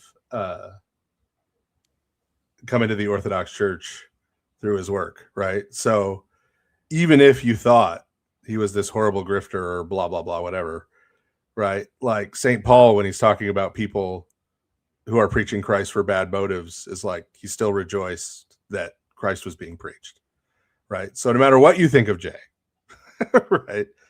Any opinion in the world, the fact that people have come into the Orthodox Church through his work, right? You should rejoice over that, right? That's right. And so anyone who doesn't rejoice over that is kind of highly suspect, right? Like, even if they want to critique some other something, right? And like I've said before, like, I don't know that I have ever disagreed with him theologically about anything he said in terms of Orthodox theology. Like, I think our politics are different, but I've never had an in-depth conversation with him about politics, so I don't even know that. Some of the stuff he's into in terms of rabbit trails and stuff isn't my thing. Like David Lynch is also my thing, which is why I said I would debate him about Twin Peaks. But so we're into some of the same stuff. But the history of espionage in the Soviet Union. He was a pretty serious boomer noob at Marvel Rivals, so I do have to offer that critique. No offense, even though he Jay, is my Orthodox brother in Christ, I do have to offer that slight critique. Not the shooters are not his. Yeah, so I mean, I think team. People. So in part, the whole thing around him kind of confuses me, but the whole thing around me confuses me. Right? The whole thing around all of us confuses me. Because I talked to Jay and I talked to you, Father, and I'm like, these are just normal people that are like really interested in Orthodox theology and at all and other things. I've got 4 or 5 people who are like middle-aged adults, apparently kind of mentally ill. Some of them with multiple accounts who just post negative things and memes about me all day. Like, that's just bizarre to me. Like, why? These are not normal people. Why do you care? And there's these people who just Same like Jay, even more than me. Like he's got more than 4 or 5, right? Like just crazily, weirdly, like obsessed with him. And it's like if you don't like him or you don't like his stuff, just like don't Watch watch something it. else. Yeah, don't watch it. Ignore it. It's not that hard to avoid Jay Dyer stuff or my stuff or anybody's stuff. Like you really don't have to watch it. Like so yeah, like I don't get, you know, if you don't like him, just say, well, hey, I'm glad people are coming to the Orthodox Church and, you know, this stuff's not for me, and move on, right? That should be, to me, the worst opinion everybody has, because the rest of the stuff is not subject to your opinion.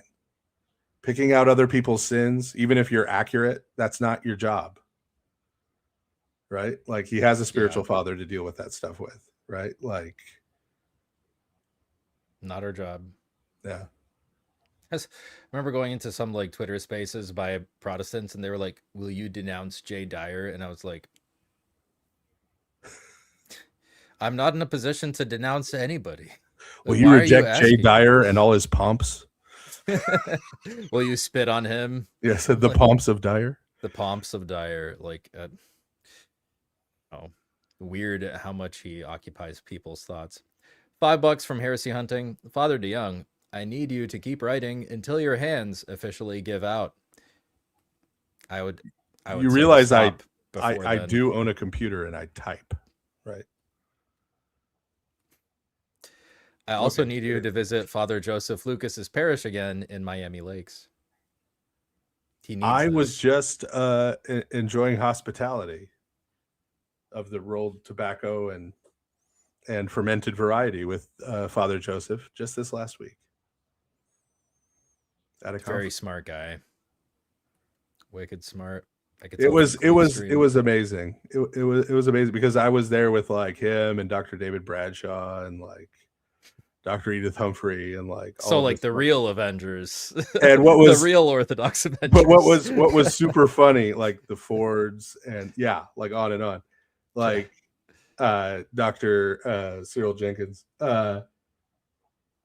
So we're all the smart people, right? But like there were so many moments where we all just burst out laughing over the course of the week because somebody would be like pushing on a pull door or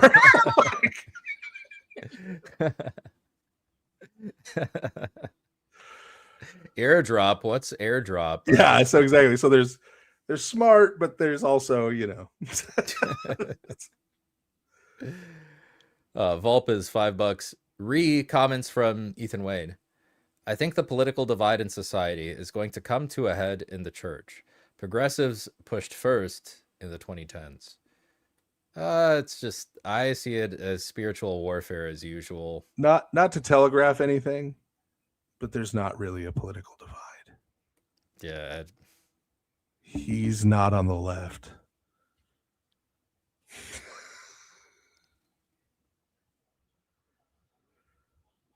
Okay, now I'm curious. He likes to think of himself that way, but yeah. That's it for super chats, guys. Father Stephen, anything you would like to plug? No, other than that, you know, be on the lookout for a broken internet coming your way soon. Fire hands. Out of him. Neil says, I've gotten really close with Jay. He's a really good friend, radically honest. Yeah, I agree. And warm. I haven't gotten to know him that well. I don't really know. I mean, are you like snuggling together with him? I was gonna say, I don't know if he like, where's that going? I don't know if he runs hot or cold. But I haven't gotten close enough to actually hug Jay. But yeah, that's W stream. Thank you, In the Filth. I appreciate that. Thank you both greatly. Yeah, of course. Okay. Sorry, Father Stephen. Broken internet coming near you. Yes. And by the way, once again, this is something Cleve, being a noob, just can't seem to get. Burning Hands and Fireball are two completely different spells. Burning Hands is level 1. Fireball is level 3. Everyone knows this. Yeah. Including me. All right. Thanks again, Father Stephen, for your time. Guys, buy Father Stephen's books. You will learn a lot.